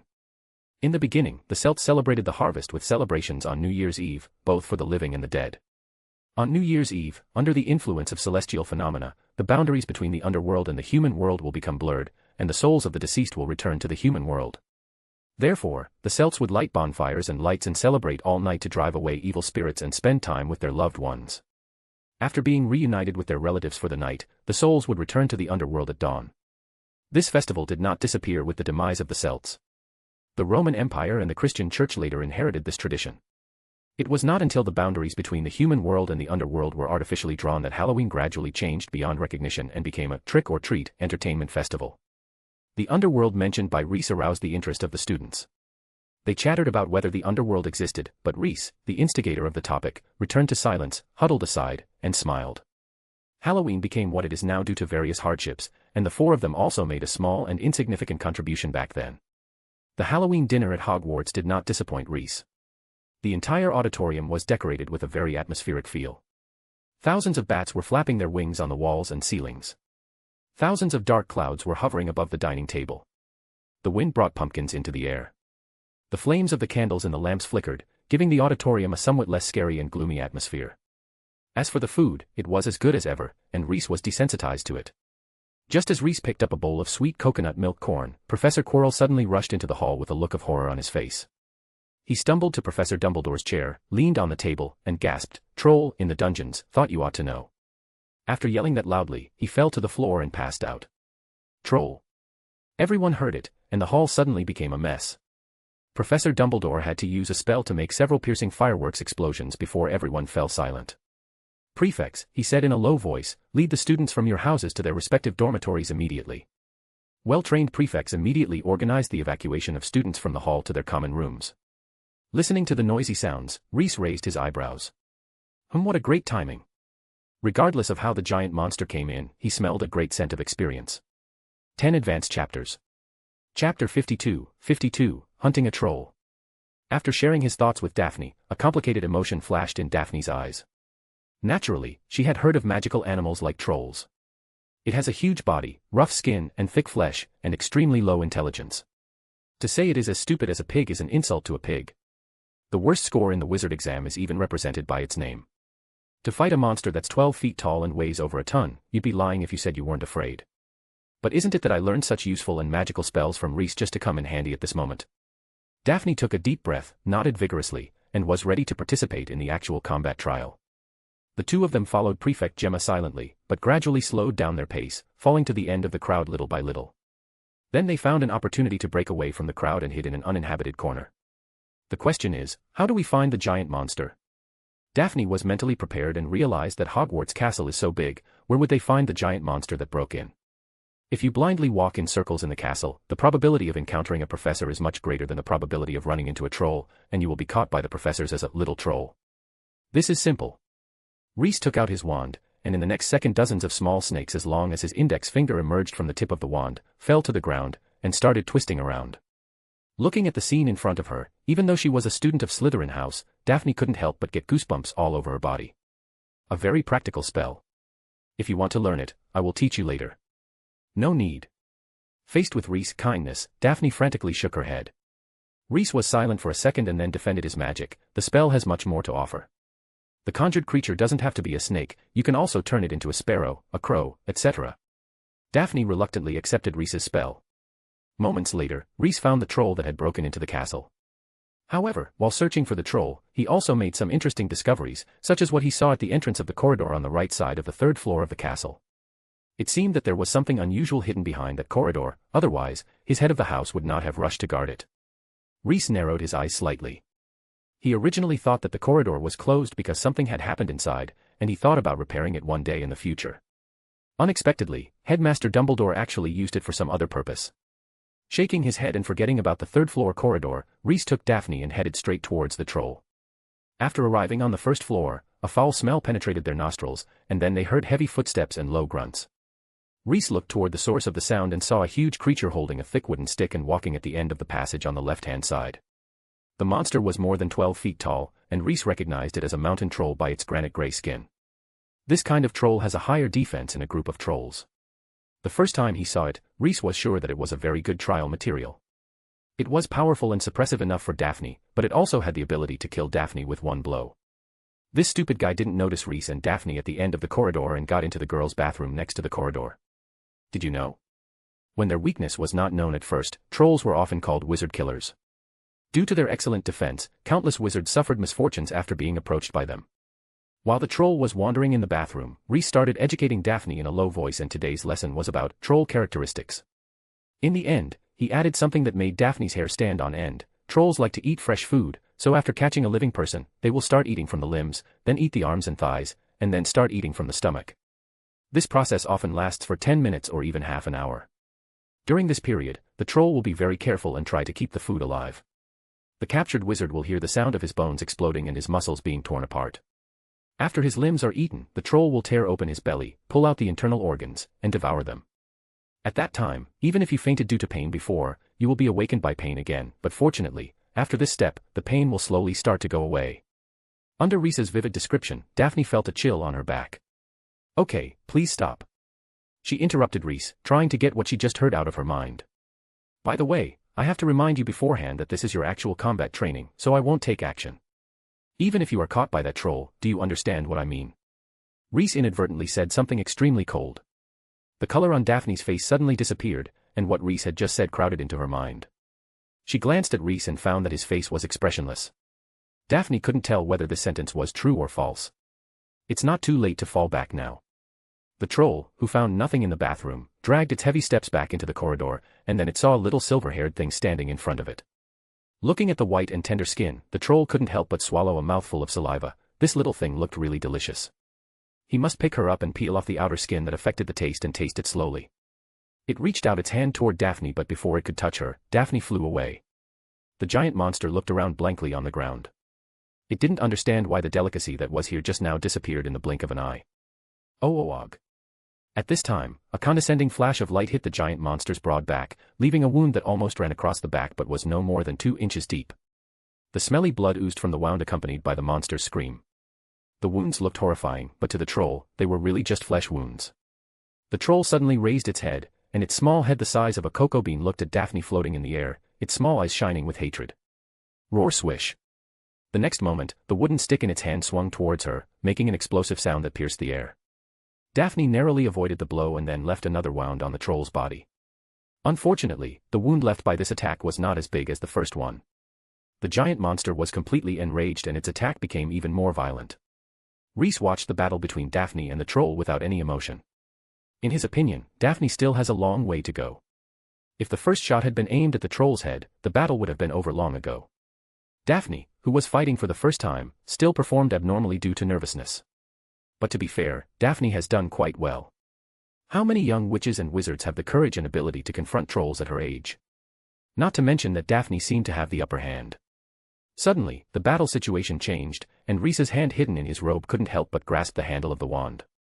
Read 10 chapters ahead at my Patreon Heartsuit. Chapter 53, Professor McGonagall's Judgment. A sudden turn of events, this is the most appropriate word to describe the battle situation.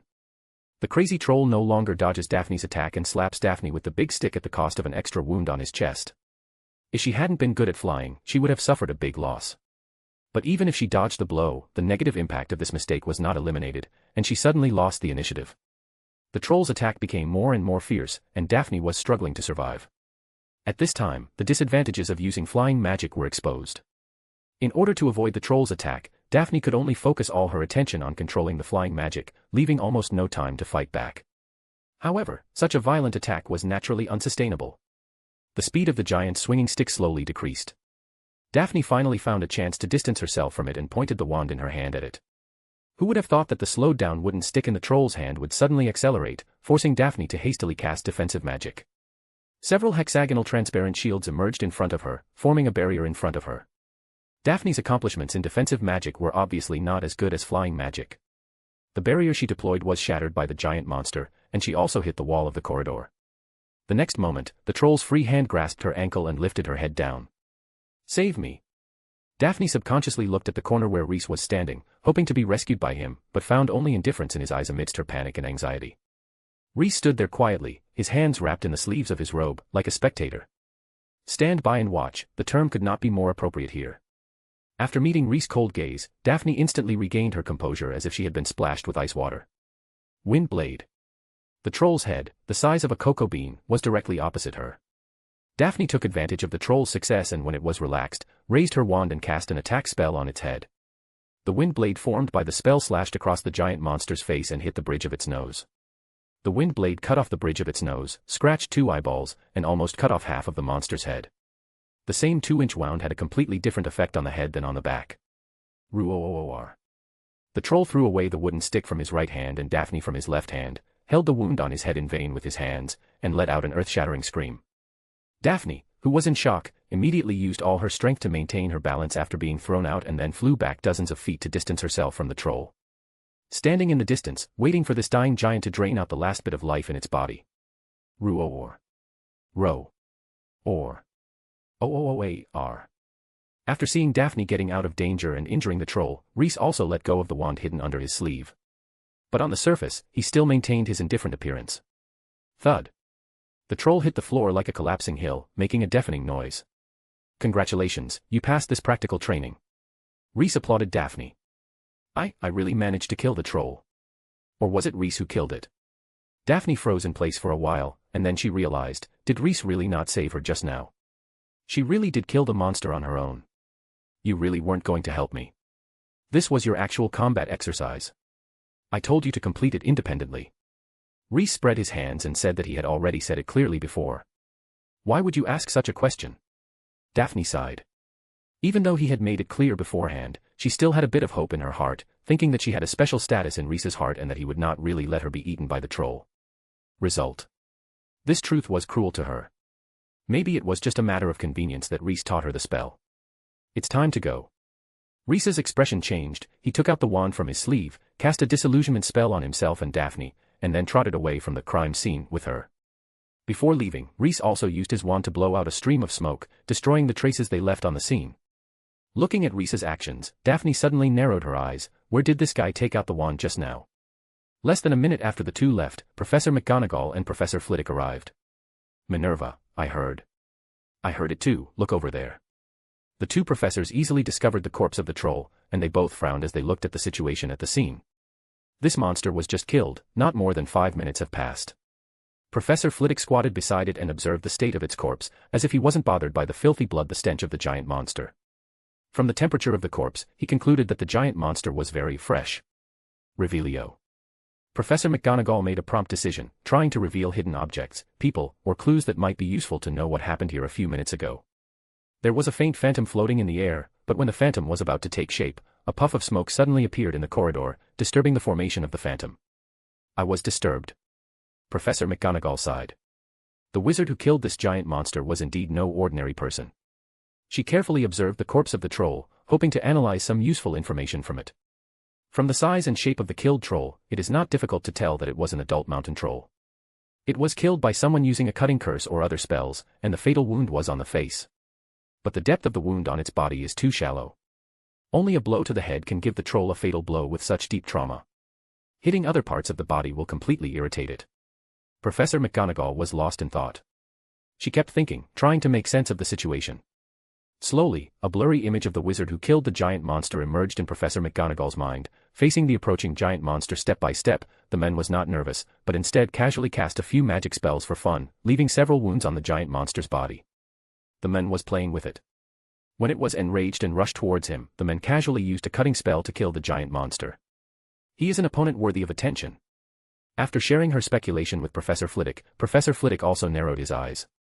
Using a mountain troll as his plaything, he must not be an ordinary man. He could have killed it with just a spell, but he tortured it before draining all the blood. This kind of person is lurking in Hogwarts only for that thing.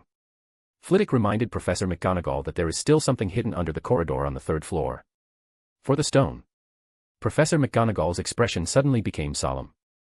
How this mountain troll came inside Hogwarts is also very suspicious. It has never happened like this in so many years. If it was put in artificially, it means that there is more than one force coveting the stone and sneaking into Hogwarts. The worry lingered in Professor McGonagall's heart.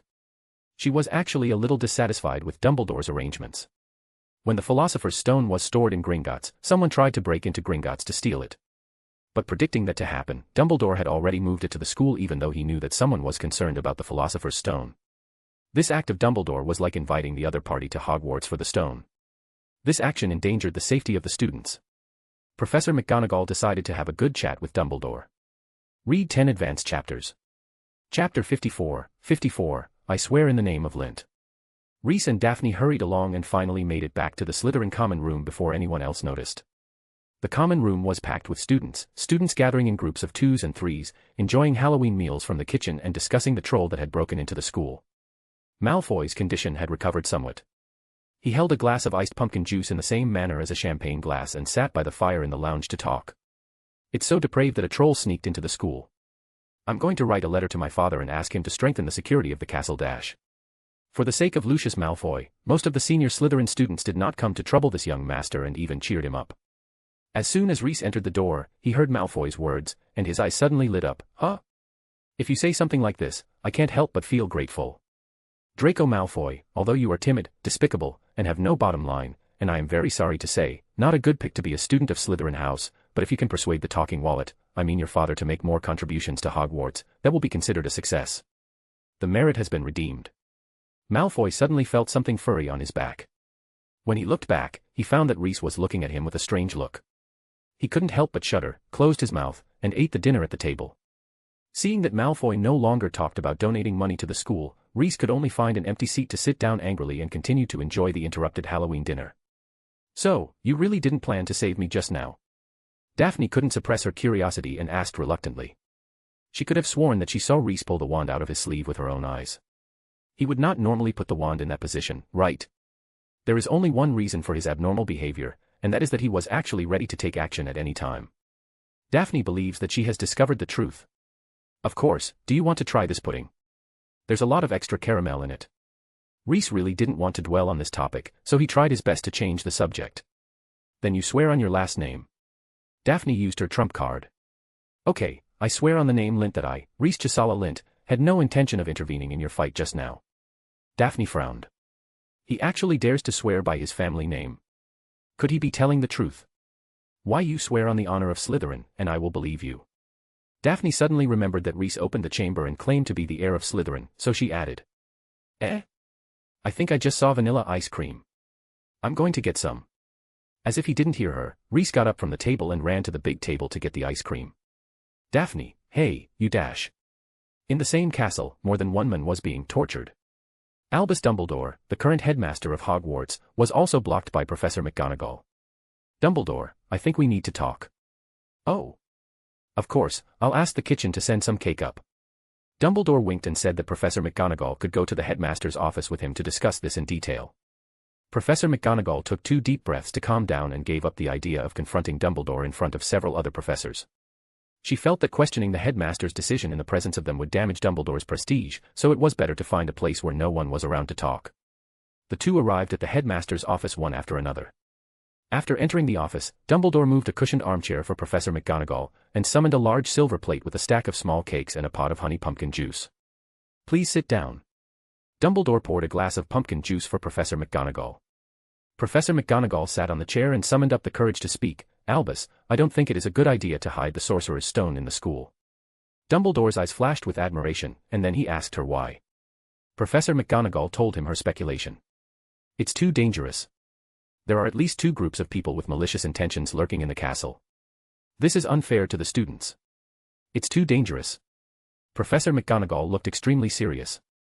Today's mountain troll, if it encountered any students, the consequences would be disastrous. The coveting party even breached Gringotts. Hogwarts is not as professional as Gringotts in the safekeeping of valuables. So unless you carry the Philosopher's Stone with you personally, I don't think we should keep it here. Professor McGonagall finished her thoughts. Professor McGonagall did not blindly follow him but had her own ideas. This made Dumbledore extremely satisfied, but he still had to stick to his own approach. Believe me, Minerva, I naturally have my own reasons for doing this, Dumbledore responded calmly. That was Dumbledore. If anyone else had dared to reply to her with such a lousy answer, Professor McGonagall would have scolded him until he lost his mind. I need an explanation. This has something to do with Voldemort. Minerva McGonagall was silent. After a long time, she picked up the pumpkin juice and took a sip, suppressing her inner surprise with the sweet pumpkin juice.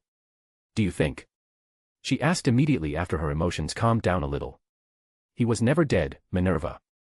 There is no point in deceiving yourself. Dumbledore took the silver pot and poured himself a glass of pumpkin juice. He discussed the whereabouts of the Dark Lord as if he were discussing a trivial matter in life with a close friend. This time, Minerva McGonagall remained silent for longer, and finally, a smile that was uglier than crying appeared on her face. You're right. She accepted this cruel reality calmly. There is no point in lying to oneself. Wizards who have experienced that dark moment all understand that the mysterious man only temporarily lost power. Sooner or later, the terrible devil will make a comeback. Fortunately, they still had Dumbledore. The old man led them to defeat Grindelwald and survive the Dark Lord's most rampant days. Even if the mysterious man comes back, he will definitely be able to lead the members of the Order of the Phoenix and the Ministry of Magic to defeat him again. So the Philosopher's Stone is the bait to catch him. Dumbledore nodded. Professor McGonagall felt relieved. If it was to deal with a mysterious man, she was willing to unconditionally believe in Professor Dumbledore's arrangements. After Minerva left, Dumbledore ate the rest of the cake alone. He was hiding something from Minerva. The bait hanging on the hook was not only the Philosopher's Stone, but also Harry Potter, who entered school this year and reappeared in the Wizarding world. Otherwise, why didn't he borrow the Philosopher's Stone from his good friend Nicholas Flamel this year, sooner rather than later? But the problem is not big, everything is under control, and Dumbledore can even use the existence of the Sorcerer's Stone to conduct an interesting and harmless little trial. But there are variables. Who is the person who killed the troll? Dumbledore fell into thinking. Minerva said that it was an external force that coveted the Philosopher's Stone. This was certainly possible, but he was more likely to think that it was a bold little wizard who did it. What a courageous kid. Dumbledore secretly praised the child. A/N, can you guess who Dumbledore is praising? Read 10 advanced chapters at Chapter 55, in the name of Slytherin. The young wizards of Slytherin House enjoyed delicious food and chatted with friends until late at night. When the hands on the clock jumped to 11, most of the students in the lounge had dispersed, and only a few scattered couples were still chatting in the corner. Good night. Sweet dreams. Reese and Daphne said good night to each other and returned to their respective dormitories. About half an hour later, Reese returned to the common room. Tonight was Halloween, and he couldn't sleep at all. In Reese's time, there was no obvious barrier between the world of the sun and the underworld as it is now. Every Halloween was a bitter battle between the living and the undead. Over time, Reese also developed the habit of staying up all night on Halloween. Now that he was suddenly asked to go to bed on time, he couldn't sleep. Reese, who was suffering from insomnia, wanted to come to the lounge and read for a while. But after walking out of the dormitory door, he suddenly remembered that every Halloween, the dark creatures imprisoned in the dungeon would become active and become more hostile. Although no monster has broken through the seal in thousands of years, he should go to the seal to fulfill his obligations. Even if it is just to clean up a few monsters that escaped from the cell, it would be great. At this time, the lounge was empty, only the fire in the fireplace was crackling. After making the decision, Reese did not set off in a hurry, but first used the remaining fire of the fireplace to boil a pot of tea. After drinking the tea as quickly as possible, Reese used the remaining tea leaves to do a divination for tonight's itinerary. This was something he learned from divination, looking through the fog to see the future, tea fortune telling. Looking at the divination results in the teacup, which symbolized ominous, Reese raised his eyebrows, ominous. Then it is even more necessary to go there. The poor divination results did not dampen Reese's interest but made him even more excited. If the divination result is accurate, it means that there is a big mess within the dungeon seal, and it is my duty as one of the founders of the school to suppress the seal. But before going to the dungeon, Reese felt he needed to leave something behind. He spread out a piece of parchment on the table, and after writing a few paragraphs, he felt that it was a bit verbose, so he simply balled it up and threw it into the fireplace, and rewrote a very brief note. After putting the note into his own purse and sealing the purse containing all his wealth with a spell, Reese left the purse on the table and left the common room. The Slytherin House common room was very close to the dungeons, but instead of going directly to the dungeons, Reese headed upstairs. He wanted to bring a few helpers with him.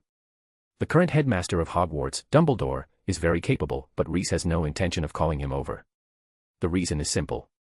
Dumbledore has a very special meaning to Hogwarts and the wizarding world.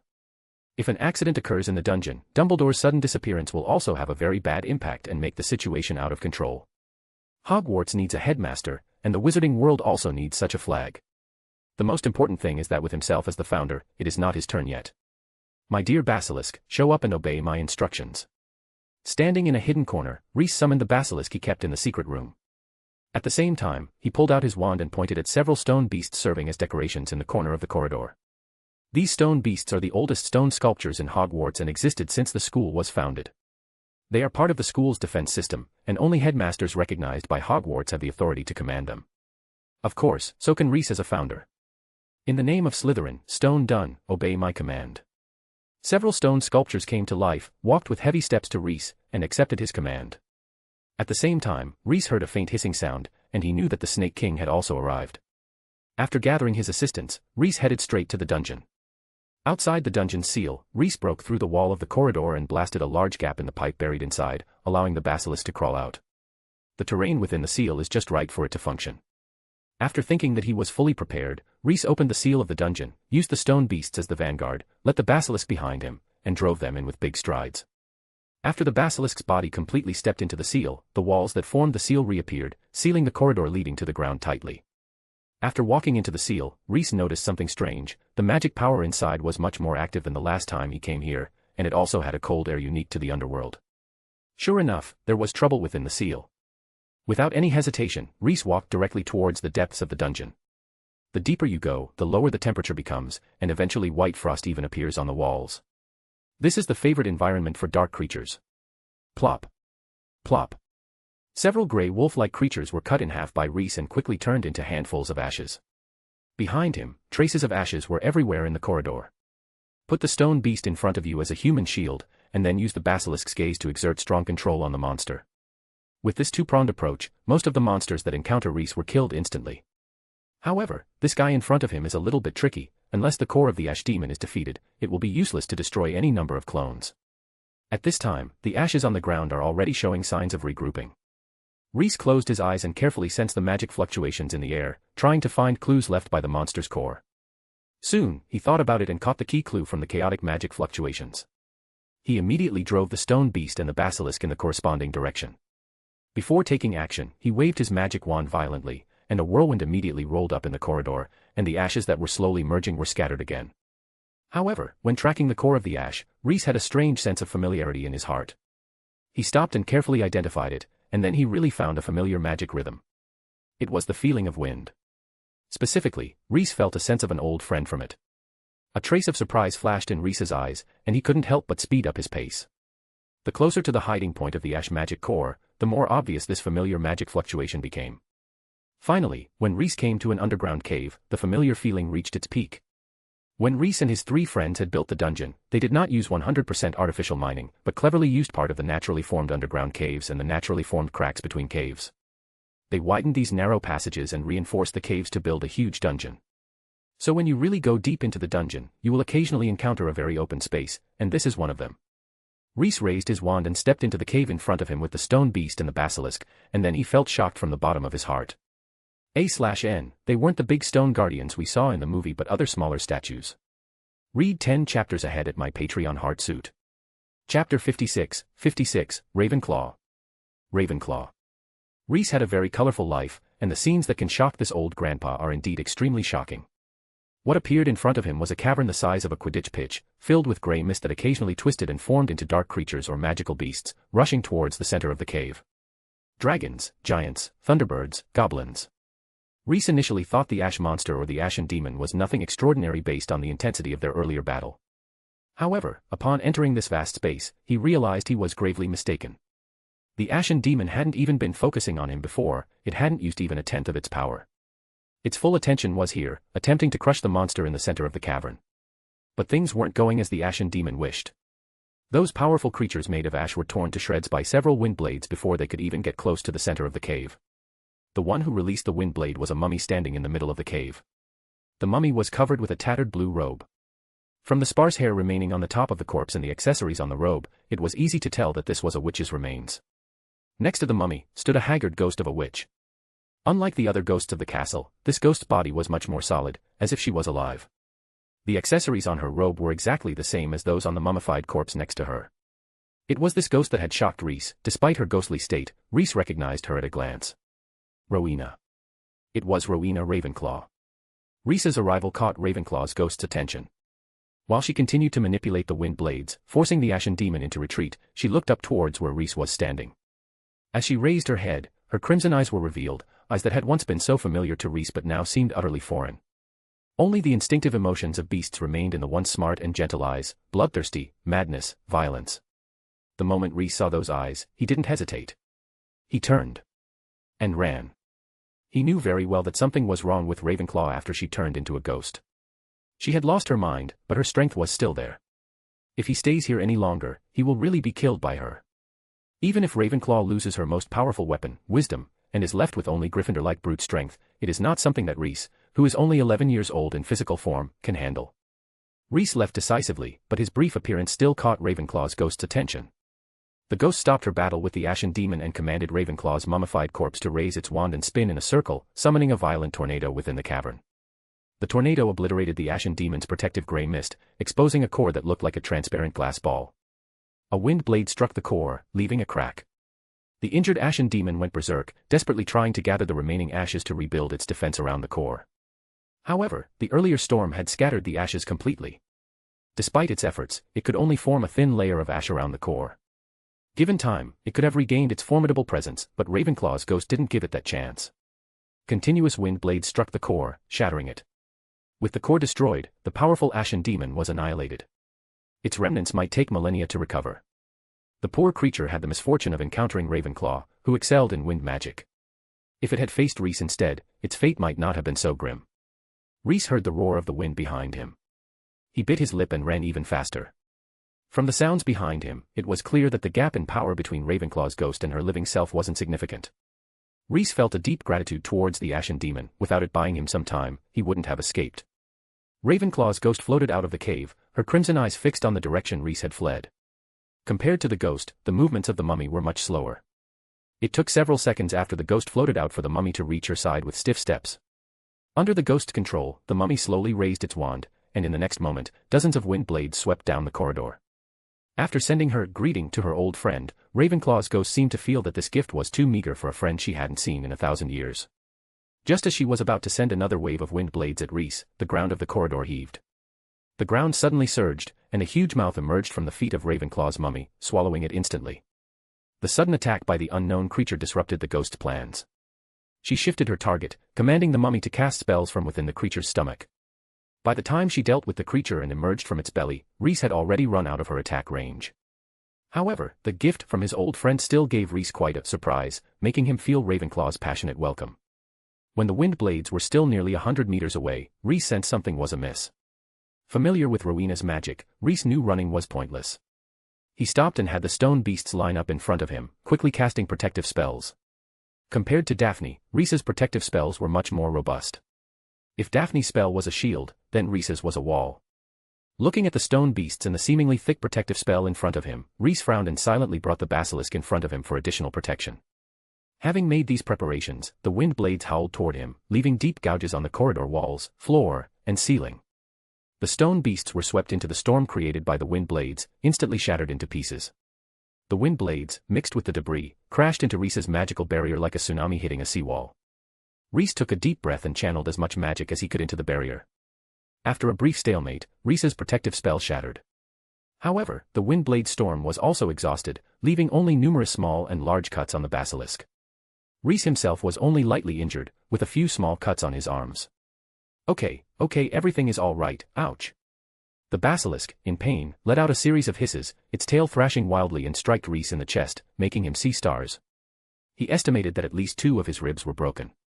Ironically, the most severe injury Reese suffered in this attack was caused by the basilisk. __________________________________________________ Medical symbol vote with power stones, medical symbol. Read 10 advanced chapters at Chapter 57, Ravenclaw's Prison. Under the stimulus of pain, the basilisk became less obedient. Reese had to give several commands before it calmed down. After soothing the basilisk, Reese didn't take time to treat its or his own wounds. Instead, he continued to retreat towards the surface. Knowing Rowena as well as he did, Reese was certain that she would not let her target escape this easily and would strike again. The second or third waves of attacks were likely on their way. Without the stone beasts to buffer the blows, Reese would have to use magic that would severely damage both his body and soul to block the attacks. He could always find a way to break through, but he wouldn't be able to protect the basilisk. It was only at this moment that Reese understood the source of the ill omen his tea leaf reading had predicted. A crazy Rowena Ravenclaw was indeed a lethal threat to him in an 11-year-old body. However, after running for a while with his injuries, the anticipated second wave of attacks never came. Had she changed after becoming a ghost, or was she delayed by something?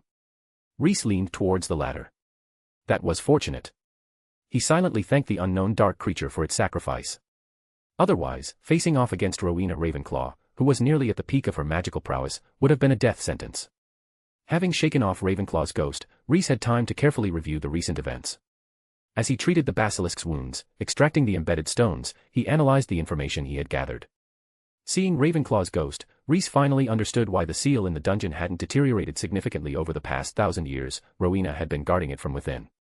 Periodically, she would clear out the powerful dark creatures that escaped confinement, like cutting down overgrown weeds. Even death couldn't stop her in preventing any creatures from breaking through the seal. Judging by her current state, she didn't show any signs of exhaustion. This dynamic equilibrium within the seal was likely to continue. Dark creatures would proliferate, Ravenclaw would suppress them, and the dark creatures would then lie dormant to regain their strength. Before her death, Rowena must have performed some special treatment on her body and voluntarily gave up the possibility of rebirth, becoming a ghost instead. Unlike other ghosts, Rowena Ravenclaw could still command her physical body to fight, retaining her combat prowess from when she was alive. Unfortunately, her body now looked like a rotten mummy, and the frequent and prolonged contact with these evil beings had inevitably tainted her soul, ultimately transforming her into that terrifying form. You have been performing your duties for 1,000 years, huh?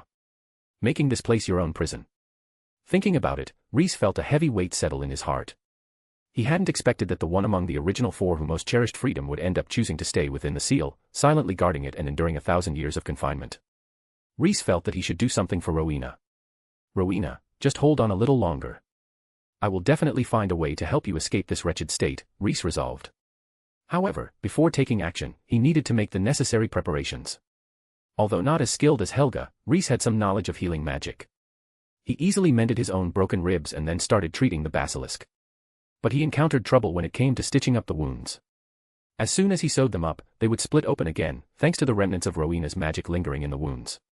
This added a lot of work to Rhys's healing efforts. He first had to carefully eliminate Rowena's residual magic with his own, then use magic to stitch the wounds back together. A few hours later, Rhys finally finished treating the basilisk's injuries. Given the basilisk's resilient vitality, these superficial wounds would heal in a few days of rest in the Chamber of Secrets. Rhys led the basilisk out of the seal, letting it return to the chamber on its own, while he, after a night of toil, returned to his dormitory in Slytherin House. Lying down on his bed, feeling the soft mattress beneath him, Rhys felt all his fatigue being absorbed by the bed. A smile crept onto his face as he drifted into a dream. In his dream, he saw his old friends again. Godric sincerely apologized to him, Helga prepared a lavish feast for him, and Rowena enthusiastically discussed the strange and wonderful spells she had invented during his absence from the school. The next day, despite the professor's efforts to contain the news, word got out about the troll that had been killed after infiltrating the school, sparking intense discussion among the students. Theories and speculations abounded. Some believed the professors had taken action, while others thought there might be some defensive mechanisms hidden within the castle. The more outlandish theories credited the castle's spirit, claiming that the soul of Hogwarts had killed the intruder. Eventually, the Halloween Eve incident gradually faded from the conversation, and the students' attention shifted from the troll to the upcoming Quidditch match. As November arrived, the weather turned exceptionally cold. The mountains surrounding the school were blanketed in snow, and a thick layer of ice formed over the surface of the Black Lake. The fish in the lake began to frequently gather outside the windows of the Slytherin common room, seeking the warmth there. Some curious young wizards speculated that the plump fish might attract the merpeople from the lake, allowing them a rare sight. However, they were disappointed. No matter how dense the fish shoals were, neither the mermen nor the mermaids appeared, as if they didn't exist at all. Someone, whose identity remained unknown, sent Harry Potter the latest model of the Nimbus 2000. This instantly made him a sensation in the school. The Nimbus 2000 was akin to a supercar in the non-magical world, and many people were green with envy over Harry receiving such a gift. However, the school's buzz had little to do with Rhys. These days, he was busy brewing potions. He had sent a letter to Lupin in Diagon Alley, commissioning her to purchase a large number of potion ingredients, thanks to a generous donation from young Malfoy. Using the material sent by Lupin, Rhys was concocting a series of potions so complex that merely explaining the steps could give one a headache. Rhys believed that his potions would be able to cleanse Rowena of her taint, even in her ghostly form. Moreover, if this potion worked on Rowena, it might also cure Daphne's sister of her illness. Astoria Greengrass's curse bore some resemblance to Rowena's affliction, both involved the soul being tainted by darkness. The difference lay in Rowena's ghostly form and stronger soul, allowing for more aggressive treatment, whereas Astoria required a gentler approach. However, Rhys still had a long way to go before his potion was complete, as he was missing a few rare ingredients. Time slowly passed, and the year's first Quidditch match quietly approached. Read 10 chapters ahead. Chapter 58, Magical Waves in Quidditch Match. Gryffindor vs. Slytherin. Rhys put aside the maple cake in his hand. Daphne's words successfully aroused his interest. Daphne looked at him like she'd seen a ghost. Did you just hear about this? Everyone has been talking about this game for a long time. Rhys has been very busy recently. He listens to lectures during the day and goes to the secret room to prepare potions at night. He also teaches Daphne on the weekends. He was excited to see Professor Quirrell's defense against the dark arts, but it would be nice if Professor Quirrell who taught the class was really as good as he appeared to be in his stories of defeating a vampire or aiding the prince, but unfortunately, he wasn't. Reese was very sure that Quirrell was pretending to be a weakling fool in front of the world, as Reese detected some dark aura concealed in his turban. However, there is one thing to say: Quirrell's teaching in this class is really bad. What makes Reese even more dissatisfied is that Quirrell is not a bad teacher, he deliberately messes up.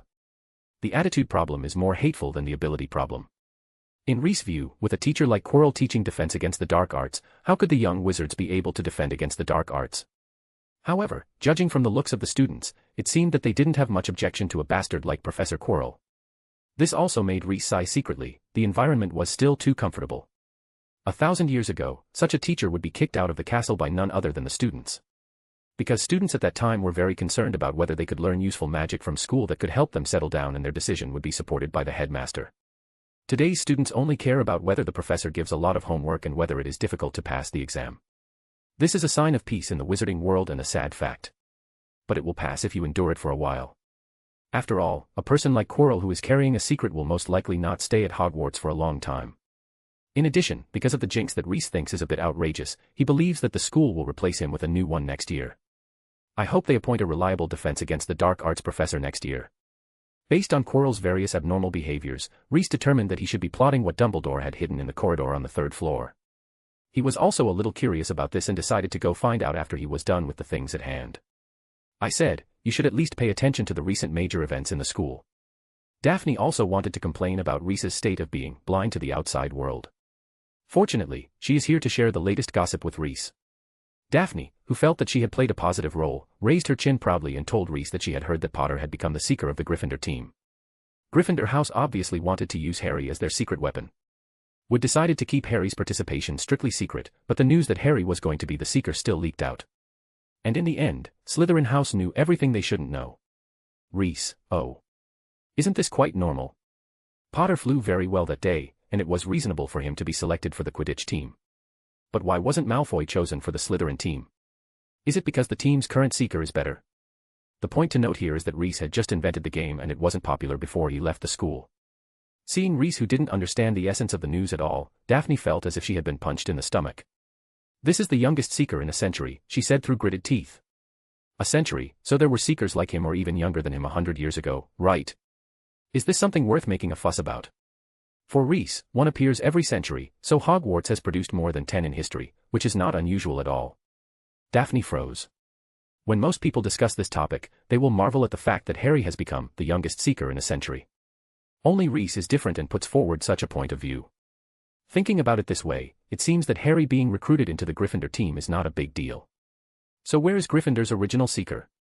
After learning that the previous seeker, Charlie Weasley, had graduated and the team's seeker position was temporarily vacant, Reese showed a sure enough expression. Harry's ability to make the team mainly depends on being in the right place at the right time and with the right people. When the opportunity comes, he will go up. If his and Malfoy's situations were reversed, Draco Malfoy would also become the youngest seeker in a century. A person's destiny, of course, depends on self-struggle, but the process of history must also be taken into consideration. Daphne was silent. Prefect Gemma heard the conversation between the two and was inspired. She analyzed the game situation with the juniors with a smile. "This match is a guaranteed win for our house," said Gemma, with a wide smile. "Slytherin has 3 wins while Gryffindor has 3 losses. Our team's players are battle-hardened and nearly perfect in their coordination. That Potter kid just joined the team a few days ago. How could he possibly coordinate with his teammates? Our players grew up riding broomsticks, whereas many in Gryffindor learned how to fly for the first time when they were 11 years old. Plus, with our superior equipment, I can't see how we could lose." After listening to Prefect Gemma's speech, Reese couldn't help but feel happy. "Godric, I admit that you are slightly better at playing this kind of sport, but my students are better at flying than your students. This time it's my turn. It seems I've already won." "No matter what, it's always good to beat Gryffindor on the field," Reese said, feeling quite pleased. Game day arrived soon, and the stands around the Quidditch pitch were filled with students. Many students even brought their own binoculars to see the game better. "Here, I have one more." Seeing that Reese didn't bring a binocular, Daphne planned to lend him her spare one. "No need, Eagle Eye Charm is enough." Reese pointed his wand at his eyes, significantly enhancing his vision. With the charm, he could even read the lips of the Gryffindor students across the pitch. After the game started, as expected, the Slytherin team had the upper hand and used the quaffle several times to score. Just as Reese was applauding goalkeeper Bletchley for a wonderful save, something unexpected happened. Harry's broomstick suddenly shook violently, as if the broom was trying to throw him off. Reese stopped clapping and narrowed his eyes. He discovered that someone was casting a spell on Potter's broom. Despicable. The Slytherin team does not need to rely on such underhanded tricks to win. Such dirty methods tarnish the glory of the house. Reese immediately started searching for the source of the curse and quickly identified it as coming from Professor Quirrell. During this process, he also noticed that Professor Snape was trying to use a countercharm to stabilize the broom in the sky. This is the real Slytherin. After giving Snape a thumbs up, Reese took action without hesitation. His magic and Quirrell's spell collided in the air, instantly defeating Quirrell's curse and restoring stability to the broom. Having learned the lesson from the flying lesson, he restrained the intensity of his spell this time and did not use too much force, but he still defeated his opponent and made the broom stable. However, as soon as Quirrell's spell was defeated, it came back again, and this time there was an extremely evil aura attached to the magic power. Oh! Is he showing his true skills now? Reese raised his eyebrows and boldly took action with all his strength. However, just as the two magic powers met, the magic power from Quirrell suddenly disappeared. The sharp broom was now firmly fixed in the sky. 10 Advanced Chapters. Chapter 59, Professor Snape takes the blame. Faced with Quirrell's sudden retreat, Reese felt a bit puzzled. Why didn't he continue the attack? Did he give up because he sensed he would surely lose? Or was he afraid of being discovered and thus stopped? Perhaps he realized it was pointless. Even if he threw Harry off the broom, it wouldn't affect the match or Harry's health significantly. But why is he trying to help Slytherin? He looked towards Quirrell and then burst out laughing. The reason was not as complicated as he thought. Quirrell was knocked down. The straightforward reason was that Quirrell had been physically defeated by a collision. The person who knocked Quirrell over was a familiar face, Hermione, a first year from Ravenclaw. She had also keenly noticed that Harry's broom was having problems and identified the culprit in the crowd. Severus Snape. Snape stared closely at Harry in the sky, his expression gloomy, and the way he muttered words looked so much like a villain who was doing bad things that Hermione did not hesitate to regard him as an enemy. Once she spotted her target, Hermione hurriedly headed towards Snape, intending to expose his villainy in public. Fortunately, as she navigated the crowded stands, she accidentally knocked over Professor Quirrell, unexpectedly achieving her goal. Her method was correct, and her algebra was wrong, but the accident led to the correct answer. This was an accurate description of Hermione's actions. Snape had no idea he had taken the blame. All he knew was that Harry's crisis had been resolved. He quickly closed his mouth and pretended he hadn't done anything. He couldn't be discovered casting a spell on Potter's broom. If it were known that the head of Slytherin House had cast a spell on the Gryffindor Seeker's broom during a Quidditch match, especially a Slytherin versus Gryffindor match, it would be an unshakable scandal. Even though proving his innocence would be easy, but the damage to his reputation would be severe because the students wouldn't believe it. Meanwhile, Harry found himself in an awkward predicament in the sky. Reese and Snape's spells stabilized the broom, but their combined magic had an unexpected effect. Harry's Nimbus 2000 froze, stuck in the air, and wouldn't move no matter how Harry tried to control it. The two culprits, Reese and Snape, soon realized the situation. Snape's face darkened, while Reese couldn't help but facepalm. Reese didn't attempt to restart Harry's broom with another spell. He knew the problem was the three competing spells on a single broomstick, causing it to temporarily fail to receive external signals. The best course of action was to do nothing. In a minute or two, the broom would reset itself. They had to hope the referee noticed the anomaly and stopped the match. Where was the referee? Madam Hooch, do something. At that moment, Madam Hooch's attention was elsewhere, not noticing Harry's predicament. Then, a golden glint flashed before Harry's eyes, making his breath catch. He was certain that was the golden snitch. Unfortunately, his broom wouldn't respond, keeping him pinned in place and unable to move. The next moment, the Slytherin Seeker zoomed past Harry on his broom, grasping the snitch tightly in his hand. After catching it, he gave Harry a puzzled look, not understanding why Potter was just floating there, watching. Harry. Reese. Snape. Both Reese and Snape were stunned by the unexpected end to the match. What could they say? Harry's luck was indeed unfortunate, as the mishap occurred during that brief window of a few minutes. Snape thought, I was helping him. Without me, Potter would have been thrown off his broom. Isn't it normal for there to be a bit of an accident during a rescue?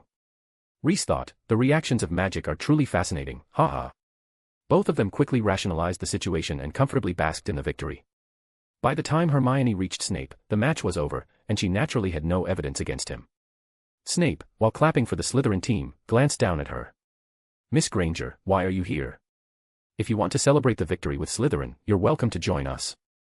Hermione stared at Snape for a while, then stormed off in a huff. Although she didn't have the evidence to expose him now, she silently vowed that she would eventually catch him. She decided to immediately find Reese and tell him what she had seen. Harry, surrounded by his teammates, landed back on the ground and handed his Nimbus 2000 to Professor McGonagall, who arrived quickly. She was going to conduct a thorough inspection of the broom. Thus, the first Quidditch match of the school year came to a rather absurd end. After the match, Reese didn't join the celebratory Slytherin crowd. Instead, he planned to take advantage of the professors being occupied with lunch to explore the third-floor corridor and find out exactly what Dumbledore had hidden in the school. As soon as he stepped out into the corridor, someone blocked Reese's path. "Hey Hermione, is there something you need?" "Hi Reese, I have something I must tell you." Hermione looked around to make sure no one else was nearby before lowering her voice. Reese motioned for her to go ahead.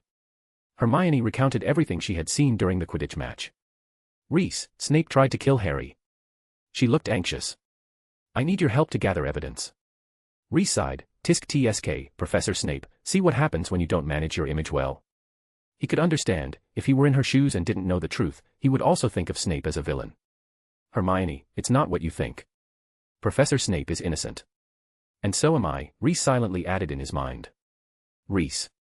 Hermione became agitated when she saw that Reese didn't believe her. Snape was helping Harry, not harming him. "If you don't believe me, you can ask Professor Flitwick. He can verify the truth for you." For Professor Flitwick, such an investigation would be a simple matter of casting a spell. Reese's suggestion made Hermione's eyes light up, but then they dimmed again. "But I don't have any evidence."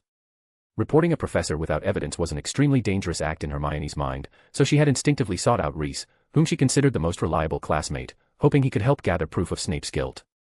Then write an anonymous letter. "Seriously, I can't believe you didn't think of that."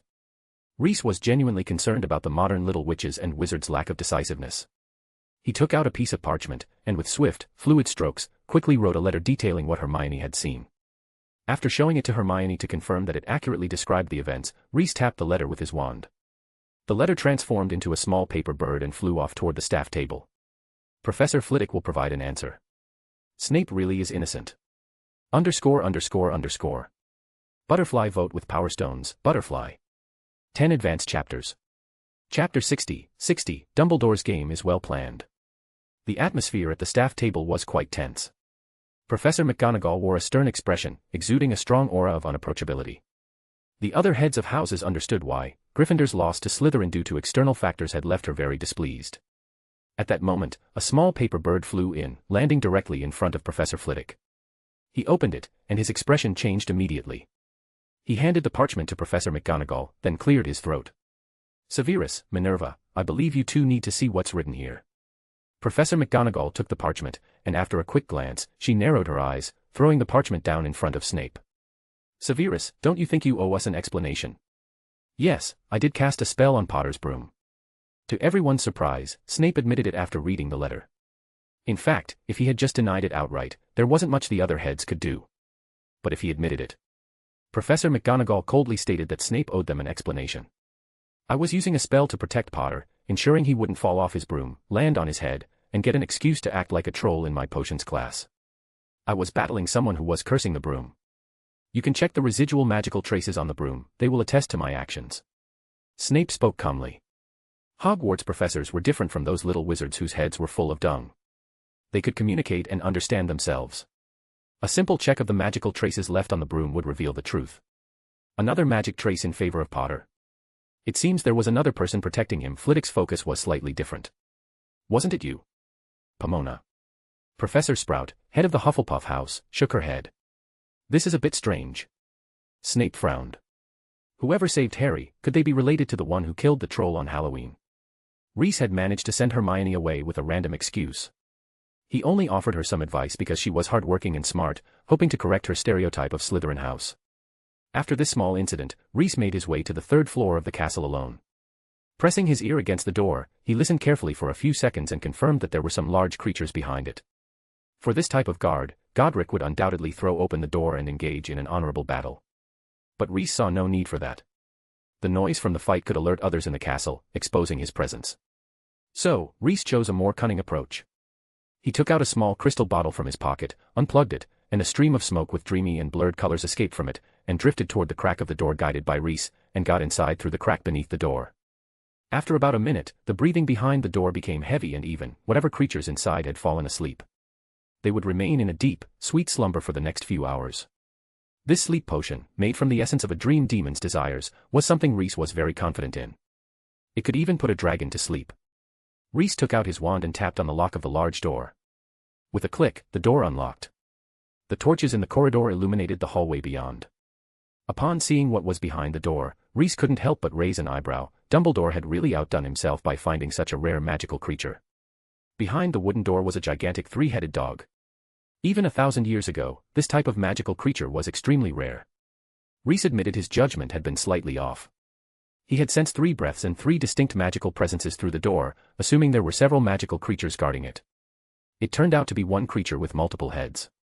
Judging by its massive body and shiny coat, this 3-headed dog was well cared for, which was quite unusual. Like the Runespoor, the 3-headed dog was notoriously difficult to maintain because each of its 3 heads had a separate consciousness and would sometimes even attack each other. To keep this dog in such good condition, its owner must have put in a lot of effort.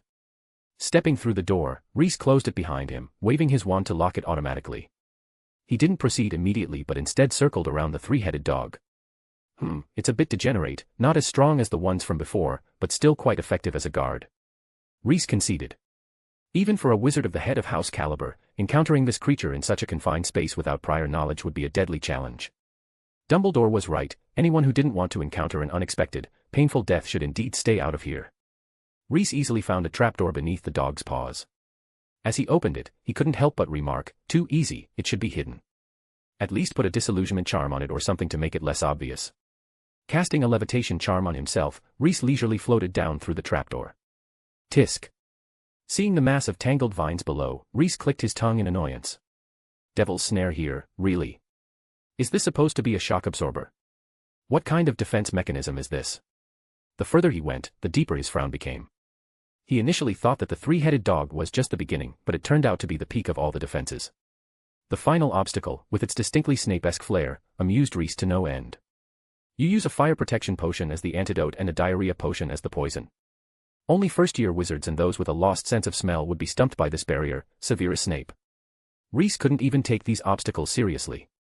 As he stepped through the fire door, a sudden realization hit him, were these simplistic defenses really intended to prevent theft? Beyond the fire door was the final room. Reese conducted an extremely thorough search, expending considerable effort, only to reach one conclusion: it was empty. There were no traps, spells, or secret doors, it was empty in the literal sense.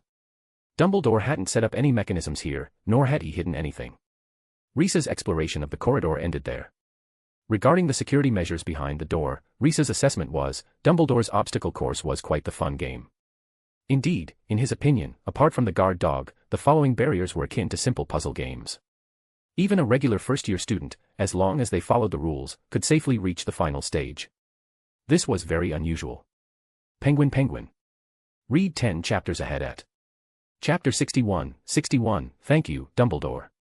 Reese silently left the secret space beneath the third-floor corridor and returned to the common room of his house. Leaning back in an armchair, Reese fell into deep thought. In Reese's view, most of the obstacles seemed deliberately easy. If it were up to him, the lethality could easily be increased tenfold. For instance, instead of placing the devil's snare below the trapdoor, he would replace it with sharpened stakes and line the passage walls with hallucinogenic magical plants. The hundreds of flying keys would be enchanted to attack intruders on sight, with the correct key not mixed among them but carried by the person who designed the barrier. Similarly, the giant wizard chess pieces should attack intruders instead of playing by the rules. Why negotiate with a thief, right? Reese easily thought of several improvements that would significantly increase the difficulty of protecting that mysterious item. He couldn't believe Professor Dumbledore wouldn't think of them. Combined with the empty room at the end of the level, the answer is obvious. Dumbledore likely never hid that item in the secret room beneath the third-floor corridor. He probably carried it with him. Those puzzle-like obstacles seemed more like a game maze for the children to play. If Dumbledore truly believed these flashy obstacles could stop intruders, Reese would seriously consider whether he had dementia. A game for children, a test for the students. Reese's thoughts suddenly paused on this idea. If we follow this conjecture, the levels in the secret space are very reasonable. Moreover, if we think about it carefully, the design of this secret space is really good, with moderate difficulty and guaranteed safety. It is very suitable for children to play a game of courage. Dumbledore may have other purposes. After all, it is very time-consuming and laborious to build such a space. Reese thinks it is probably used to catch fish. Which child does Dumbledore want to cultivate after spending so much effort? As soon as this thought came up, Reese had the answer.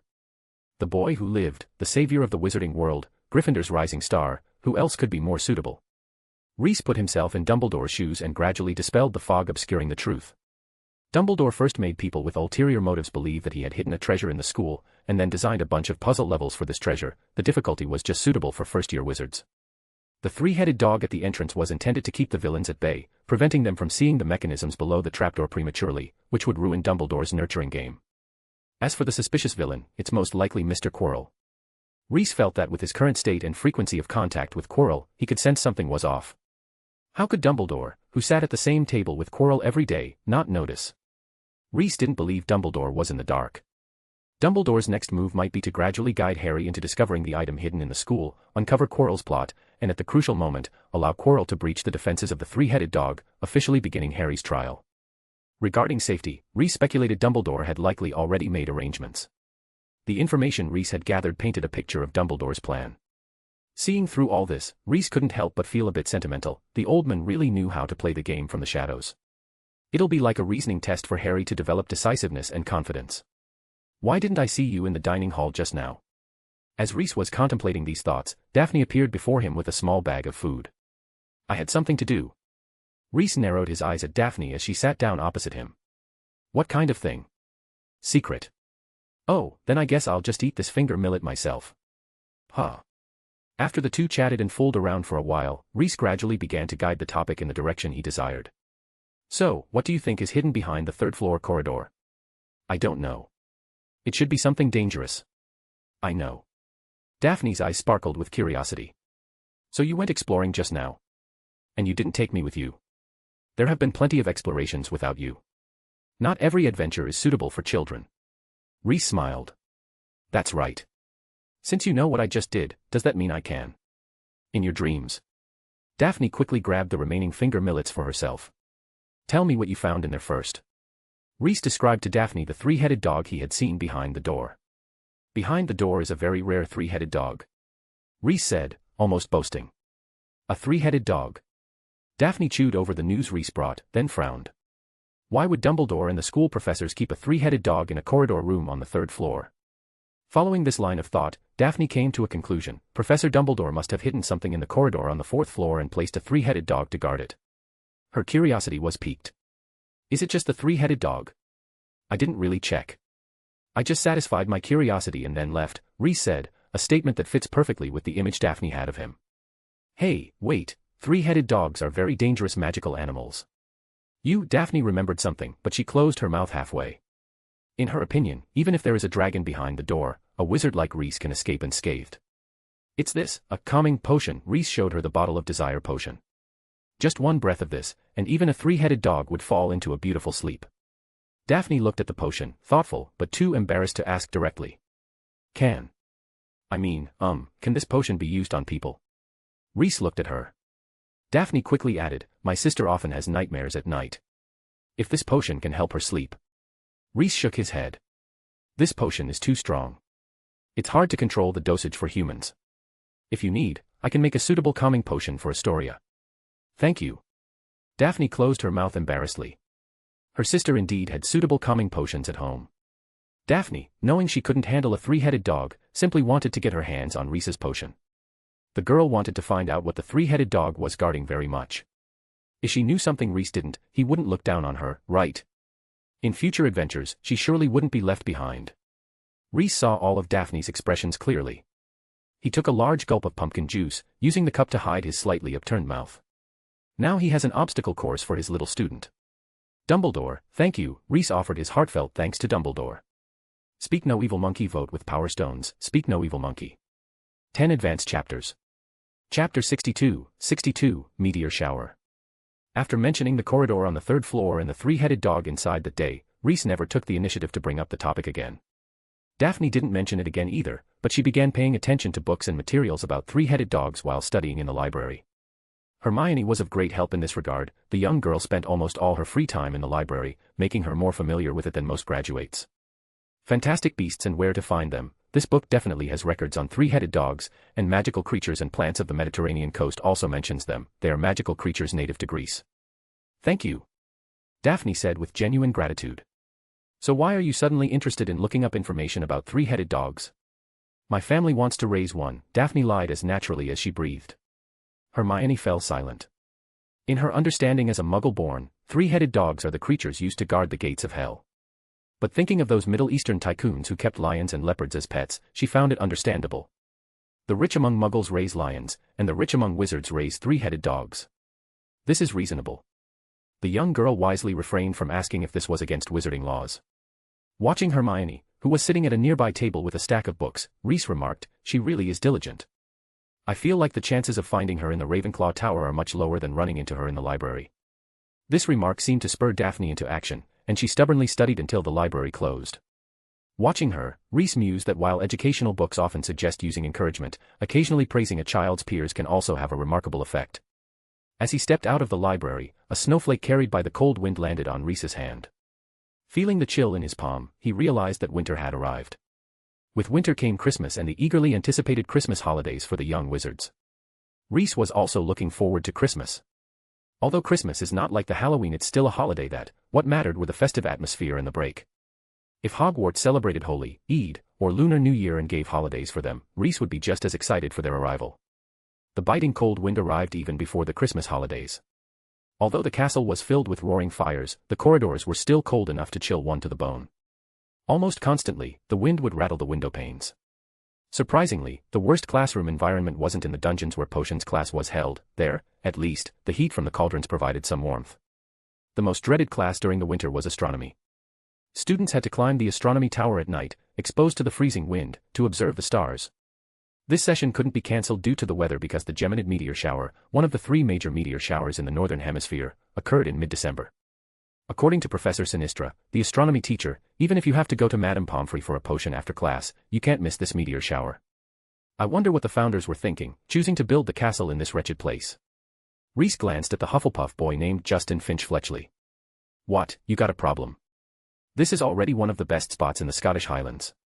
If you prefer a more pleasant climate, like Beau's Batons, you can ask Professor Dumbledore to write you a transfer letter, Reese retorted as he assembled his telescope, giving the cheeky young wizard a piece of his mind.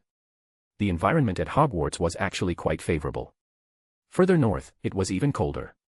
His friend, Nerita Volchanova, had founded Demstrang Institute in the icy Nordic region of Scandinavia, where it was as cold as this for 3/4 of the year. I wonder how Demstrang is doing right now. The school strictly followed his principles for admissions and focused heavily on martial magic, and Reese sincerely wished it well. Despite his sharp words, Reese conjured a small basin of magical fire, making the surrounding area a bit warmer. Oh, it's just that I am not good at French. What proper Englishman would bother with French anyway? Justin wasn't upset at all. Seeing the fire Reese had conjured, he happily brought his telescope over to warm himself. You learned French? Daphne asked, slightly surprised that this seemingly ordinary person had such a skill. I learned a little when I was a kid, just enough to say hello, thank you, croissant, goodbye, and things like that, Justin replied with an embarrassed smile. That's quite impressive. I only know Latin. As they chatted, the meteor shower began. Hundreds of stars streaked across the night sky, as if the north wind had blown them down from the heavens. The phrase, stars falling like rain, became a reality in that moment. It said that the origin of magic comes from the stars. A few stone tablets fell with a meteor shower in the Nile region of North Africa, giving ancient Egypt the first wizards in human history. The splendid and prosperous ancient Egyptian civilization was born from this. The night sky truly holds infinite secrets and possibilities, Reese remarked, deeply moved as he watched the meteor shower, unchanged from 1,000 years ago. 1,000 years ago, he and his friends had stood there gazing at the night sky, the brilliant starlight reflecting on their faces. Now, returning to the same spot, his friends were nowhere to be found, leaving only the meteors to traverse the cold, empty sky. Reese, are you going home for Christmas this year? Daphne interrupted Reese's thoughts. The legend about the origin of magic hadn't captured her attention. She was more interested in knowing whether Reese would be going home this year. No, I'm staying. Great. A few days later, when Deputy Headmistress Minerva McGonagall began compiling the list of students staying at the school over the holiday, Reese was surprised to see Daphne's name on it. Why aren't you going home for Christmas? Going home means being dragged around by my dad to meet all sorts of random relatives like a puppet. I'd rather stay at school and learn magic. Come on, think of some spells you can teach me over Christmas. Daphne declared. Reese had no objections to a student eager to learn. He had an abundance of spells to share. Daphne had already mastered her control over magic and had practiced the most basic offensive and defensive spells to a proficient level. Reese thought it was time to teach her some potion recipes and let her practice potion making. After all, she was a Slytherin student, it wouldn't do for her not to excel at potion making. _______. T-Rex. 10 Advanced Chapters. Chapter 63, Christmas Gift. During Christmas, there are fewer students in the school, which makes it much easier to grab the best seats by the fireplace. With his back to the fireplace, Reese prepared Christmas gifts for the little witches and wizards he had met and gotten to know over the past few months. At Hogwarts, you only need to put the gifts in the common room before going to bed at night, write the name of the recipient on it, and the recipient will receive the gift the next morning. It is much more convenient than the Muggle world. The next morning, when Reese woke up, he saw a small pile of gifts piled outside the bed curtains. Gifts, it's been so long since I've received any. Let's see what we have here, Reese said, drawing back the bed curtains and sitting on the edge of his bed to open the presents. Gift-giving is an art, and Reese had put considerable thought into his gifts. First was Lupit. For the first which he met upon awakening, Reese prepared a pot of sunflowers. These flowers resembled sunflowers but emitted a faint sunlight after blooming, perfect for nighttime illumination. More importantly, according to legend, sunflowers could lessen the pain werewolves experienced during their transformations on full moon nights. Though Lupit no longer had to bear this curse, having a pot of these flowers in her room would certainly lift her spirits. Of course, Daphne was also on his list.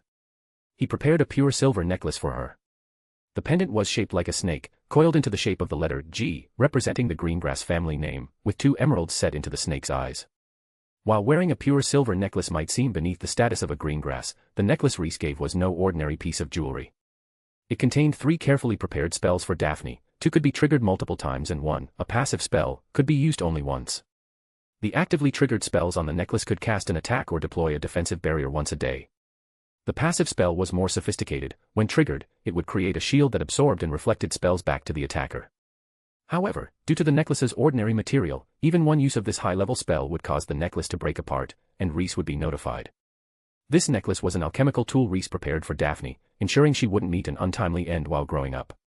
This kind of thoughtful gift was a tradition dating back to the founding of Hogwarts, with the other founders occasionally giving similar gifts to their favored students. For Hermione, Reese compiled his notes and reflections from the past few months into a booklet and gave it to her. He believed the studious young witch would appreciate it and hoped she would gain some insights from it. Reese also prepared gifts for other familiar young wizards like Neville, even though they didn't interact much. The goal was to be thorough and considerate. Christmas morning was the time for opening presents. After unwrapping the gifts in the corner and taking stock, Reese found he had received a few greeting cards and some candy, gifts from less familiar friends. Neville's gift was simple but interesting, a bag of herbs meant to hang by the bed to repel mosquitoes. Hermione's gift was a large box containing a manual water flosser set, useful for removing plaque. There was also a box of sugar-free lollipops, a new product from America that Mr. Granger had obtained, said to prevent cavities. Daphne's gift particularly delighted Reese.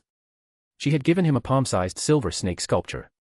The craftsmanship was excellent, making it look almost lifelike. The details indicated it was hand-carved, not magically shaped, and Reese grew more fond of it the more he looked at it. Lupit's package was bulky. When Reese opened it, he found a hand-knitted scarf with a silver-green base. It featured a wolf's head design, with a large snake emerging from the wolf's mouth. As Reese stepped out of his dormitory, he noticed Daphne wearing the necklace he had given her. "Good morning and thank you for the necklace. And your snake sculpture is beautiful. By the way, your necklace has 2 special functions," Reese added, explaining the 2 actively triggered spells embedded in the necklace. Omega. Daphne covered her mouth in surprise. "This is too valuable. I can't." "Sure, it's no big deal." Reese waved his hand dismissively, indicating it was of no consequence. The necklace's materials were inexpensive, and the effort involved was minor in his eyes. He thought back to Helga's extravagant gifts to her favored students. Her alchemical gear could grant wearers incredible defensive and evasive abilities, making them nearly impossible to catch even for other founders. In comparison, the equipment I gave is really nothing. When the 2 came to the Great Hall together, the Christmas dinner was already on the table. Hundreds of plump roast turkeys, mountains of roast meats and boiled potatoes, heaps of delicious little sausages, bowls of buttered peas, and plates of rich gravies and jams adorned the tables.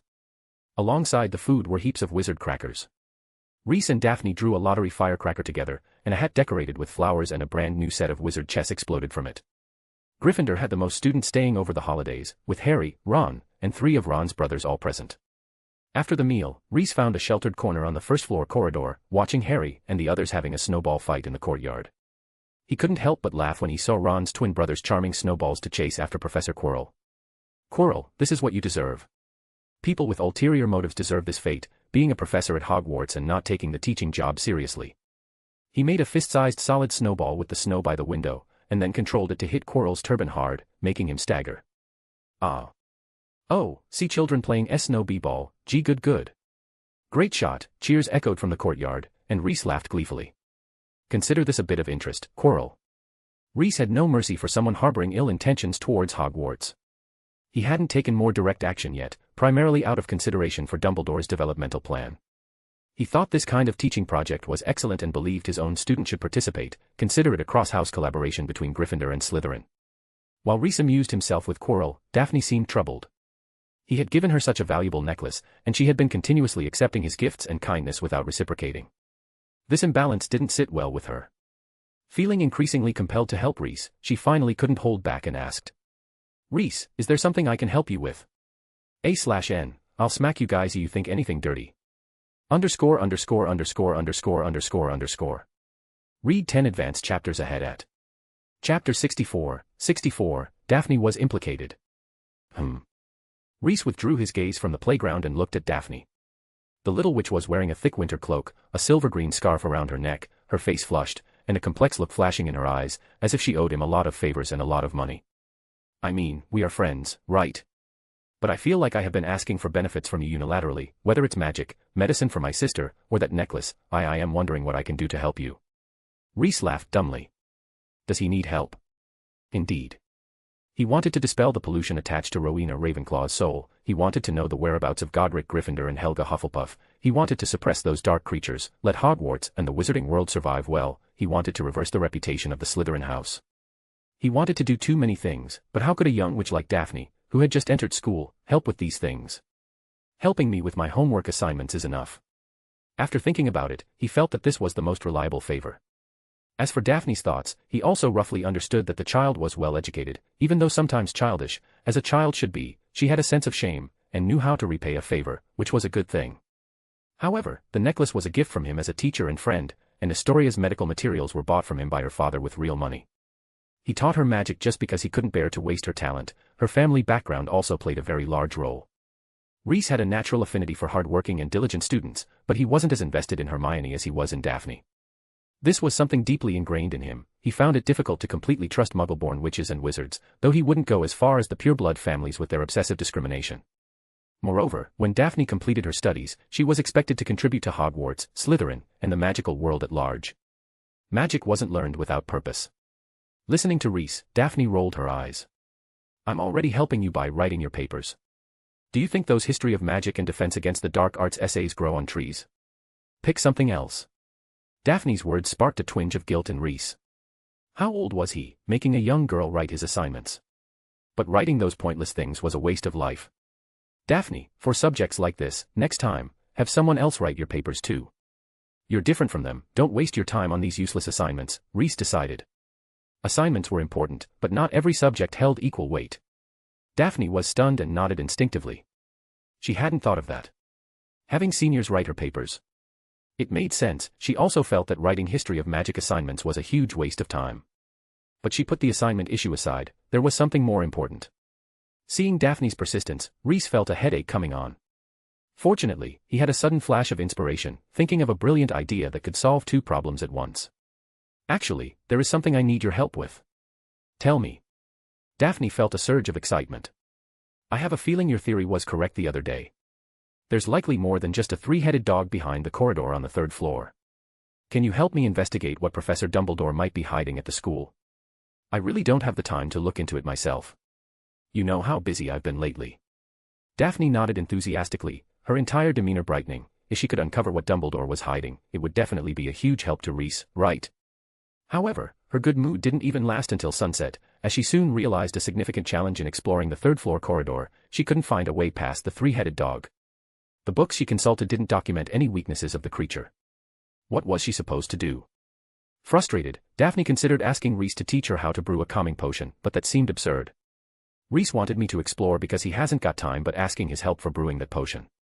The thought that she might be useless in helping Reese without Reese's help left Daphne feeling so distressed that she couldn't sleep. Late at night, unable to rest, Daphne got out of bed and left her dormitory. She wasn't planning to recklessly storm into the three-headed dog's territory and defeat it with the spells Reese had taught her and the necklace he had given her. She just wanted to take a walk. After wandering aimlessly for a while, Daphne found herself standing in front of the library. She blinked, internally mocking herself for visiting the library so frequently. Just as she was about to turn around and leave, a blood-curdling scream suddenly erupted from within the library. The sound pierced through the quiet night and was not a brief shriek but a high-pitched, continuous, deafening scream. Daphne. What was happening? She was stunned by the sudden turn of events. The next moment, she had no time to stand there in shock, as she heard the chaotic sounds of footsteps coming from both sides of the corridor. The castle caretaker and the night watch professors. The blood drained from Daphne's face. She regretted deeply that in the 3 months of learning magic from Reese, she hadn't learned his disillusionment charm. With no way out and both ends blocked, Daphne had no choice but to enter the library, hoping to find a hiding spot inside. She had barely taken a few steps after opening the door when she collided with something. Daphne. Suddenly, Harry's head appeared out of thin air. Before Daphne could scream, his entire body materialized. Shoo. Harry gestured for silence and then threw a very strange-feeling cloak over her. Daphne felt like her brain had shut down, but Harry didn't have time to explain. He mustered unprecedented strength, practically dragging Daphne as they ran. At the library entrance, they brushed past Filch, whose furious pale eyes looked straight through their bodies. Harry and Daphne carefully evaded the enraged Filch and ran down the corridor like headless chickens. Harry's peripheral vision caught a glimpse of Snape's shadow, spurring him to run even faster.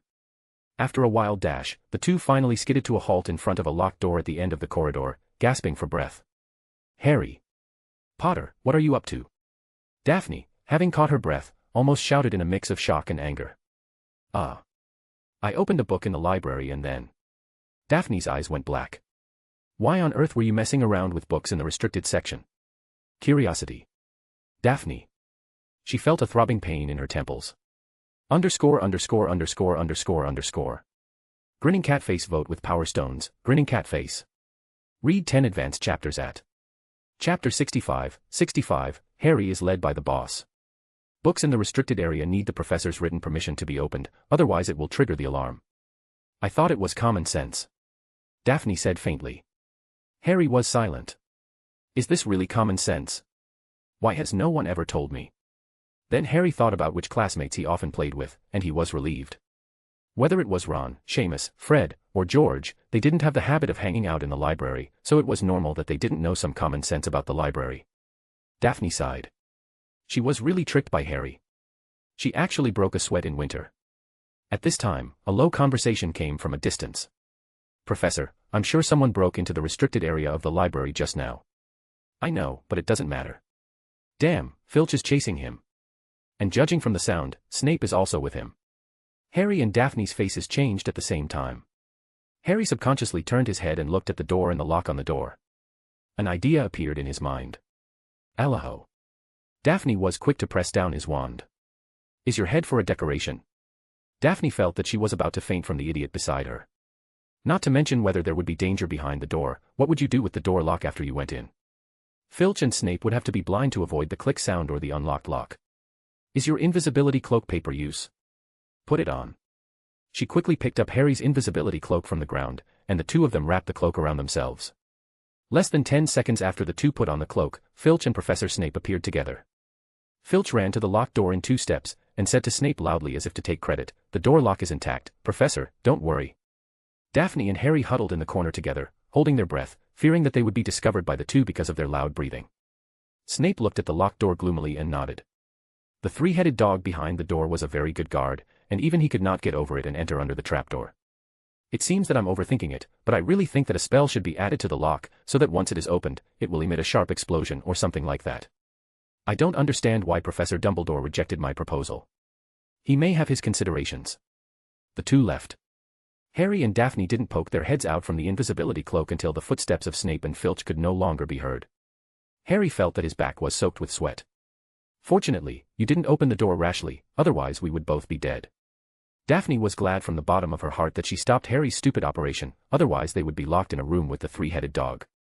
Compared with the three-headed dog, Snape was not so scary. Only then did Harry realize that this was the right corridor on the 3rd floor that was forbidden to enter. He and Daphne almost broke the rules set by Dumbledore. Yes, Snape will definitely find out. Harry was also a little scared, but fortunately, Daphne was calm enough.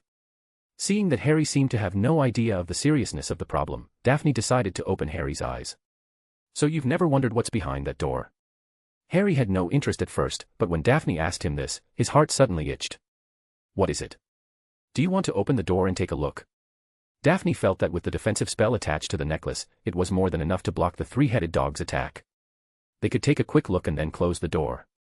Of course, her biggest confidence was that the three-headed dog was the guard here, and the guard would not leave the post at will, so at most the two of them would just run away. Based on the information she found, Daphne was sure that a trained three-headed dog would not rush out of the room to chase them. Harry swallowed his saliva and admitted that he was tempted. After the two reached an agreement, Daphne took Harry to the door. Just as she was about to use her wand to unlock the door, she suddenly had an idea. Harry, let's put on the invisibility cloak. She made a suggestion. Although Harry didn't quite understand Daphne's intention, he still put the invisibility cloak on the two of them out of trust in her. Daphne put her wand against the keyhole, and a stream of magic flowed out. The lock tongue made a crisp sound and the lock was opened. The door slowly opened, and the three-headed dog behind the door was instantly alert. Its three big noses twitched quickly, and its six small eyes rolled around, looking at the position where Harry and Daphne were standing. It felt that someone was standing outside the door, but it could not see the existence of this person. For the first time in its life, the three-headed dog was so confused. In the end, it remembered the owner's instructions and decided to stay put and never leave this place. Of course, if the smell came close to here, it would attack without hesitation, even if there seemed to be nothing there. Harry was stunned by the scene in front of him. The three-headed big dog filled all the space from the ceiling to the floor, and the saliva was like a sticky rope, hanging from the yellowed dog teeth and dripping on the ground. Its six eyes stared straight in the direction where they were standing, and its eyes almost pierced their chests. Harry now even wanted to kneel down to Daphne. She really saved his life. Daphne gently closed the wooden door and locked it again. During this time, the three-headed dog did not move. For the three-headed dog, the strange guy outside the door leaving tactfully was the best choice. It did not want to cause trouble. It just wanted to complete the task left by its master. Now you know what's inside, right? Daphne looked at Harry with great pride. The shocked look on his face made her very happy. More importantly, she had just observed that the three-headed dog was standing on a trapdoor. Obviously, the secret that Reese wanted her to investigate was under the trapdoor. So why did Dumbledore keep such a thing in the school? After Harry came to his senses, he could not help but confide in the only intelligent creature around. Daphne was silent for a moment, and could not suppress the desire to complain in her heart. Didn't you see what it was standing on? It was standing on a trapdoor. It was obviously guarding something. She was sure that Harry's head was a decoration, and his eyes were also decorations. After hanging out with Reese for a long time, Daphne was no longer able to adapt to the stupidity of other little wizards. Guarding something. Oh. Harry's eyebrows twitched suddenly. His expression change did not escape Daphne's eyes, and she immediately smelled the clue. You know what is hidden in there, right? She asked, staring into Harry's eyes. Penguin vote with Power Stones, Penguin. Read 10 chapters ahead at Chapter 66, sorry Snape.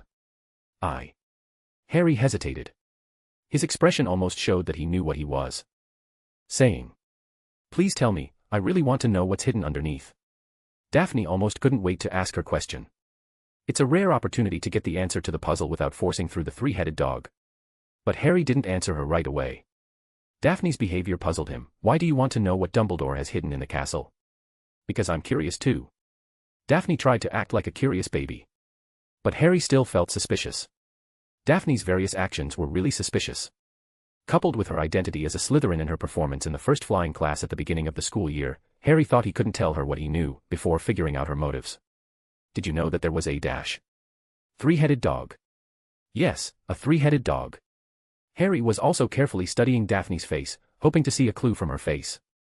I actually had a similar experience before, and by chance I knew what was locked inside. Ah. Harry was stunned. Well, it's not a coincidence that you can meet me tonight.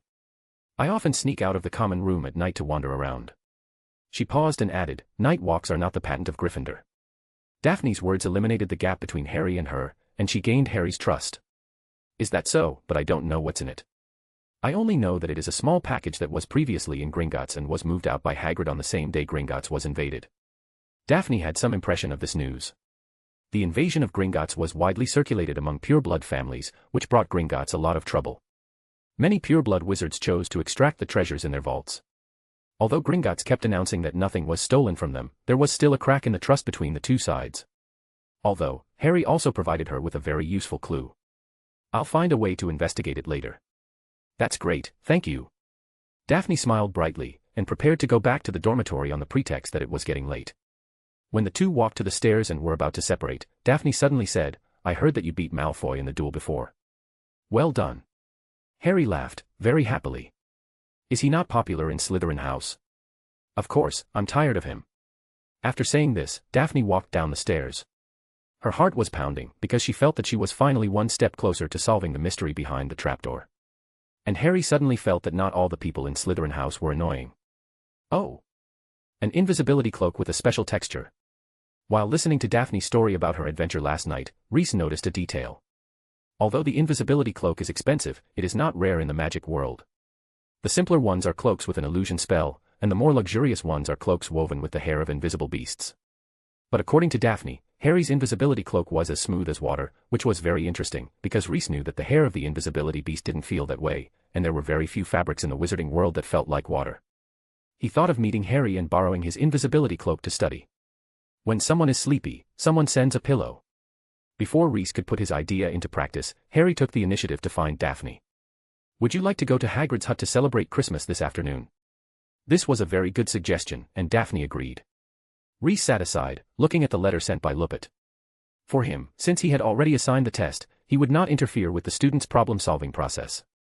There are several potion ingredients that are simply not available. He narrowed his eyes. Lupin has been trying her best to search for medicinal materials, and even used her connections in Nocturn Alley, but many potion ingredients are in a state of being short in supply, and she can't collect them in a short time. These materials were nothing to Slytherin back then. He was a wizard who had the largest and most comprehensive potion storage room in the world. However, times have changed. Even if some raw materials were left and used by later generations, 1,000 years would be enough for the magic in the materials to be lost. My descendants used my potion ingredients, which means that they didn't treat me as an outsider. So why should I be polite to those who inherited my potion storage room? Reese figured it out. So during dinner time, Daphne noticed that Reese had a faint smile on his face. Reese, you seem to be in a good mood. That's natural. I'm proud of the heirs of Slytherin house. They have kept the fine traditions of the house very well. After opening Snape's potion storage room, Reese was sure that Snape had inherited at least part of his spirit. The raw materials for potions there were all amazing. Except for those that require specific dark creatures, other potion materials can easily be found there. Snape's efforts for this moved Reese. So he took some of each to show his respect.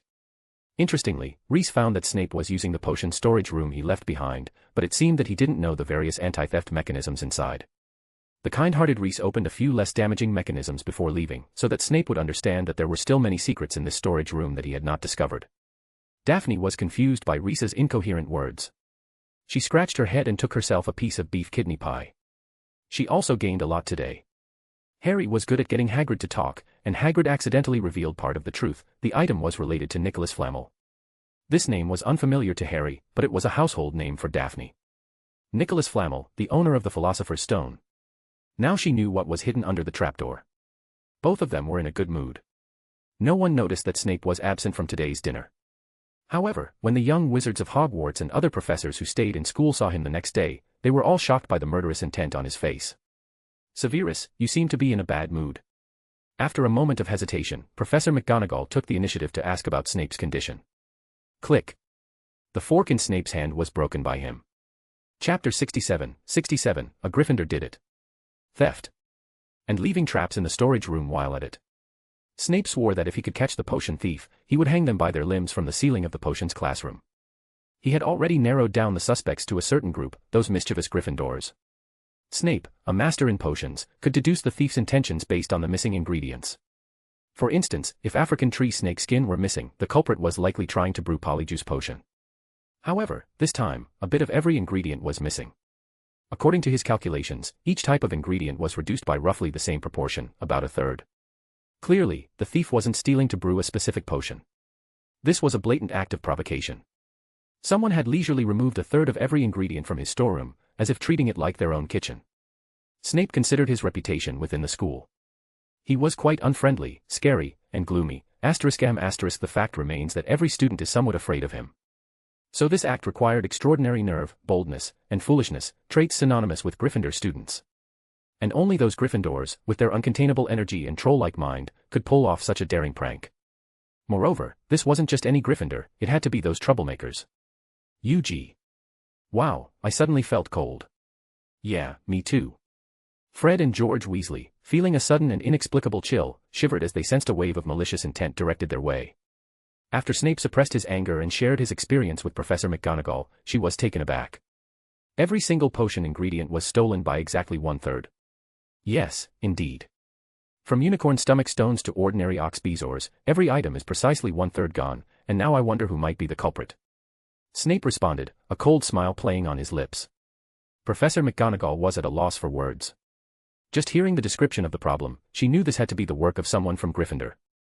The sheer brazenness of the act suggested an utter disregard for Severus Snape's authority, as if the thief were raiding their own mother's refrigerator. By the way, Professor Minerva McGonagall, do you have any ideas? Snape inquired icily. Professor McGonagall broke into a sweat. So, shortly after lunch that day, as Fred and George were about to leave the Great Hall, arms slung around each other, looking for some fun, they found themselves cornered by Professor McGonagall. You two, what were you doing during dinner last night? She demanded, her gaze stern and unyielding. Professor, we were eating in the Great Hall, Fred answered truthfully, utterly confused. Very well, and what were you doing before dinner? Fred and George didn't even need to look at each other before they responded in unison, claiming they had been playing wizard chess in the common room. Snape appeared, holding a small vial. Minerva, this is my newly formulated Veridiserum. Just 1 drop. Fred and George. They had only set a dung bomb outside Filch's office door. This reaction seemed a bit extreme, didn't it? They had done similar things before, so why were the two professors reacting so intensely today? Not wanting to challenge Snape's potion-making skills with their own bodies, they obediently confessed their actions before dinner. Under Professor McGonagall's intense questioning, they also recounted their entire day's activities. Oh, so you two were on night walks every day, and the ones who threw those dung booms in his office, truly an act from the Gryffindor house, or is it not, Minerva? After hearing Fred and George's confession, Snape scoffed, but the frown in his heart deepened. It wasn't that the twins were lying, the problem was that Snape realized they were telling the truth. It's... Ugh. Fred. George. You two, very well indeed. Professor McGonagall was fuming, her face flushed with anger from their confession. 20 points from Gryffindor. Mr. Fred, Mr. George, you'll be spending the rest of your Christmas holiday in detention, she declared, sentencing the twins. As the twins left, dejected, Professor McGonagall felt slightly better. At least Fred and George's suspicion had been cleared. Excluding those two troublemakers, McGonagall couldn't think of anyone else in her house who had the nerve and audacity to play such a prank on a professor. Stealing from Snape's potions storeroom, of all places. It's possible that the person who killed the troll or led it into the castle did this for profit, she suggested. Snape agreed with her on this point. He had already contacted several potion shop owners he was acquainted with. If those rare potion ingredients appeared on the market, he would make sure the culprit spent some time in Azkaban. The potion shop owners had to give him some respect. After all, Severus Snape was a master potion maker, capable of creating highly complex potions, and had a favorable position in the society of the pure-blood families as the head of the Slytherin house which had their children. Cheer up, look on the bright side, you still have 2/3 left, McGonagall said, her posture straightening with newfound confidence now that her students were cleared of suspicion. She even felt bold enough to tease Snape a little. Snape's face darkened so much it was almost as if he had been cheated by his wife, not that he had won. Late at night, as Snape meticulously organized and counted his remaining collection in a mood of bitter resentment, he suddenly noticed a very shallow snake-shaped relief at the bottom of a shelf he had never paid attention to before. Was this always here? Snape thought back but found no memory of such a detail. He had never bothered to examine the bottom of his storage shelves, who would? He gently stroked the small snake relief, and something magical happened. His storage shelf grew an additional layer. Snape, having taken precautions, cautiously opened the newly appeared drawer at the very bottom. Inside, he found several small boxes, their surfaces shiny and new, as if they had just been placed there yesterday. He opened the boxes, each containing seeds. The inside of the lids was inscribed in Latin, detailing the names and uses of the seeds. Snape's breath grew heavy. It seemed like he was having an orgasm. The boxes contained seeds of extremely rare or long-extinct magical plants. This was very likely a treasure trove left from the era of Salazar Slytherin. Suddenly, Snape wasn't as distressed about the stolen potion ingredients. In the Slytherin first-year dormitory, Reese was happily inventorying his harvest in the empty room. Mutual exchange fosters mutual progress, he thought with a smile. Look at these African tree snake skins, sitting idle in your cabinet. Better for me to put them to use. And my seeds, they're of little use to me, but they might be invaluable to you. As for certain mechanisms in the school, Reese thought it might be beneficial to remove the Parseltongue required restrictions, making them accessible to everyone. For the two potions masters of Slytherin, today had been a day of great gain. Crystal Ball, join my Patreon to read 10 chapters ahead of WN. Crystal Ball. Chapter 68, An Unprecedented Invisibility Cloak. The potions master, after finding out about Slytherin's cupboards, was very pleased. But there were two joys in one morning, as Daphne was also very happy while she reported her findings to Reese. The Philosopher's Stone. Are you sure? Reese was extremely shocked to learn that Dumbledore was going to hide such a stone in the last empty room after all the hurdles. The Philosopher's Stone, or the Sorcerer's Stone, represents the pinnacle of alchemy, without a doubt. This was a technique that none of the four founders had mastered in their time. Any alchemist who managed to create the Philosopher's Stone would instantly be regarded as the greatest alchemist of their era, regardless of any other accomplishments. It is the brightest gem on the crown of alchemy. Many alchemists claimed they could make the stone, but Nicholas Flamel was the only one who had actually proven he could do it. Reese had considered searching for Nicholas Flamel when he had the time, but he abandoned the idea after learning that Flamel had long since retired. Finding a wizard who had decided to live in seclusion was like looking for a needle in a haystack. Knowing that the treasure Dumbledore was hiding with himself and was going to place in that last level of his game was the Philosopher's Stone made Reese admit that he was tempted. He desperately wanted to get his hands on the legendary stone to study it. Perhaps I can reverse engineer the method to create it. Reese wasn't just boasting, he genuinely believed in his ability. If he could get his hands on a real Philosopher's Stone, he was certain he could uncover some significant results. That's the Philosopher's Stone, granting eternal life, Daphne said, her eyes filled with longing. If she could get a Philosopher's Stone, her sister's illness could be cured. The Philosopher's Stone could turn any metal into gold and produce the elixir of life, making the drinker immortal. However, to Daphne, the former seemed almost like a joke. Gold. Do I really need that? Her only priority was her sister. Immortality isn't necessarily a good thing. It only ensures you won't die, it doesn't guarantee anything else, Reese said calmly. To him, the stone's two abilities were quite mundane. He wasn't lacking in gold and could achieve immortality by other means. The stone held value only for research. Reese had a gut feeling that immortality might not be a blessing. It didn't promise eternal youth, did it? That thought alone was terrifying. A wizard who drank the elixir of life could continue to age indefinitely, never dying but continuing to wither away, until their flesh dried out and their soul was exhausted, living in perpetual suffering. Reese had done some insignificant research on immortality and was certain that all methods had their drawbacks. The most common one, Horcruxes, required splitting the soul, leading to an eternal curse and the loss of the chance to become a ghost or move on to the afterlife. His own invented potion required a 1,000-year sleep, eventually reducing the body to that of a 10-year-old, which made it more fragile, but the advantage was the absence of obvious side effects. The immortality brought by the Philosopher's Stone surely had its drawbacks, just not yet discovered by the world.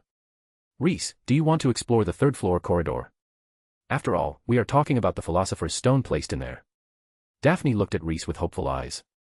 She resembled a hummingbird guiding travelers to nectar, hoping to use Reese's strength to gain some benefit, like acquiring a potion made from the Philosopher's Stone for her sister. Sorry, I have more important things to do. Reese refused her request, causing disappointment to flash across Daphne's face. If Reese hadn't already explored the third-floor corridor, he would have eagerly gone there, as the Philosopher's Stone was one of the few alchemical creations that intrigued him. But Reese had already delved deep into the corridor and knew there was no Philosopher's Stone inside. That Gryffindor, Potter, asked me if I wanted to go on an adventure in the castle tonight. What do you think? Should I agree? Daphne sighed softly and changed the topic. She decided she would try her luck there someday anyway. The third-floor corridor wasn't going anywhere. She didn't consider whether Dumbledore had really hidden the Philosopher's Stone there or if he would keep it there permanently. She was childish and simply assumed the stone would always be hidden in the third-floor corridor, waiting for a fated person to find it. Why not? Reese replied with a question of his own. He was curious to see the water-like texture of the invisibility cloak that Daphne had described. Then I'll tell him. Daphne's enthusiasm was reignited. As night fell, Reese and Daphne stood quietly at the entrance of the dungeons, waiting for Harry to arrive. To avoid unnecessary interruptions, Reese had cast the disillusionment charm on both himself and Daphne. Later, I want to learn this spell, Daphne remarked, recalling the unpleasant memory of that night. She decided to learn the disillusionment charm from Reese. This way, even without an invisibility cloak, she wouldn't be worried about being caught by Filch. Wait, why didn't she just ask her father for an invisibility cloak as a birthday present? Sure, Reese agreed. While Reese was being accommodating, Daphne was still pondering whether to ask her father to send an invisibility cloak. However, after simulating the conversation between her and her father, she decided against it. Asking for an invisibility cloak would make it obvious that she intended to sneak out at night, something her father would never allow. It was better to learn the disillusionment charm, it was more practical than an invisibility cloak. Standing still, Reese, who was feeling a bit sleepy, suddenly squinted his eyes. Although he couldn't see anything, he could still sense the presence of people nearby. For those who are sensitive to magic, the effectiveness of an invisibility cloak is limited. However, with the evolution of modern magical education, such individuals had become increasingly rare. Reese concentrated his magic in his eyes and looked towards the source of the disturbance. Two clusters of magic appeared in his vision, and a whispered conversation reached the ears of both him and Daphne. Do you think that Greengrass will be like Malfoy? Agreeing on the surface but secretly snitching to Filch. Ron's voice made Daphne clench her fists. Daphne isn't like that, Harry whispered in her defense. He simply believed that anyone who disliked Malfoy couldn't be a bad person. At that moment, Reese lifted the disillusionment charm from himself and Daphne, startling Harry and Ron with their sudden appearance. Reese, what are you doing here? Harry asked, surprised as he pulled off the invisibility cloak. He had only invited Daphne, after all. I caught her daydreaming outside the common room, Reese replied casually, using an excuse to brush off the question. Daphne raised her fist at Ron. Weasley, how dare you compare me to Malfoy? Ron gave a sheepish smile, realizing he was caught talking behind someone's back. Quickly changing the subject, Ron asked Reese, was that the disillusionment charm you used just now? Not quite, Reese replied, I took a shortcut, borrowing an alchemical tool. He didn't want to reveal too much in front of the other little wizards. After some casual conversation, Reese, seemingly offhandedly, expressed his interest in seeing Harry's invisibility cloak. It was a reasonable request, and Harry handed over the cloak without hesitation. The moment Reese touched the invisibility cloak, he could sense its extraordinary nature.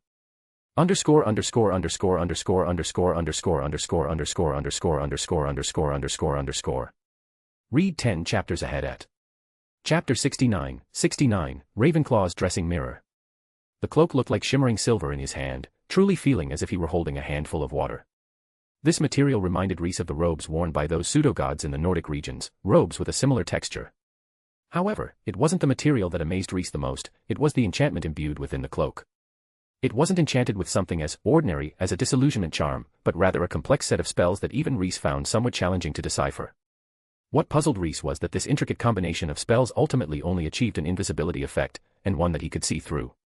It was like assembling a top-tier computer only to use it for playing poker. At first glance, the invisibility cloak seemed unimpressive.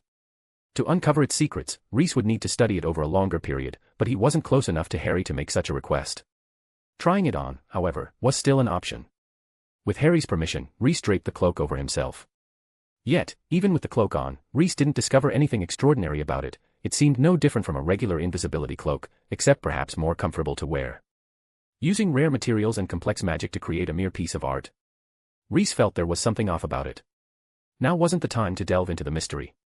Delaying any longer might make Harry think he was running off with the cloak.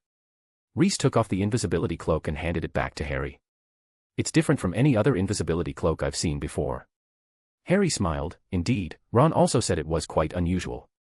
Ordinary invisibility cloaks typically lose their effectiveness within months to a few years, but Harry's cloak, said to be his father's relic, had lasted at least 11 years. Perhaps its extraordinarily long-lasting enchantment was one of its special attributes, Reese mused, while also planning to look up information on Harry's father. After some casual conversation, the unusual combination of 2 Gryffindors and 2 Slytherins began their exploration of the castle. Come on, let's squeeze in, the cloak is quite big, Harry said, spreading the cloak and motioning for them to join. To be honest, the cloak clearly couldn't accommodate 4 people comfortably, even if they were first-year students. Daphne tried to control her expression but couldn't hide her disdain. She didn't want to squeeze under the same cloak with those 2. The airtight cloak would block air circulation, meaning she'd be breathing in their exhaled air. The thought of their warm breaths on her neck gave Daphne goosebumps. Harry felt a bit awkward, unsure of what to do. He couldn't exactly kick Ron out from under the cloak, could he? Fortunately, Reese, unfazed, eased the tension. Let's do it this way, Harry, you and Ron take the cloak. Daphne and I will use the tool I mentioned. He suggested that it would be easier for him and Daphne to use the disillusionment charm instead of squeezing 4 people under the cloak. Reese then casually took out a small trinket, turning it with a flourish to cast the disillusionment charm on himself and Daphne. Harry was curious about the tool Reese used, but since he wasn't very familiar with Reese and Ron was urging him to get moving, he suppressed his curiosity for the moment. "So, where are we going?" Daphne's patience was wearing thin as they wandered the corridors. She didn't want to waste her time on aimless wandering, so she asked directly. "I'm looking for a tall suit of armor." "There's a magical mirror in a nearby room," Harry explained. Daphne felt her frustration rising. How many suits of armor were there in Hogwarts Castle? This question might stump even Headmaster Dumbledore. Reese wasn't sure either. During their time, they used stone beasts. While she didn't know the exact number, Daphne was certain that Harry's approach was unreliable. Trying to find a specific suit of armor in the castle was like trying to buy cold medicine but only remembering that it had capsule in the name. As they continued their search, Reese glanced at Harry. "What kind of mirror are we looking for, exactly?" "It's a magical mirror." "How magical?" Reese was curious about the uniqueness of the mirror Harry mentioned. "The mirror can show the viewer's family." "You can come with me to see it," Harry said. The previous night, he had ventured out alone under his invisibility cloak. Unfortunately, he ran into Filch again and accidentally stepped on Mrs. Norris's tail, leading to a long chase through the castle corridors. He had finally hidden in an abandoned classroom to escape. In that room, Harry had found a mirror that left a deep impression on him.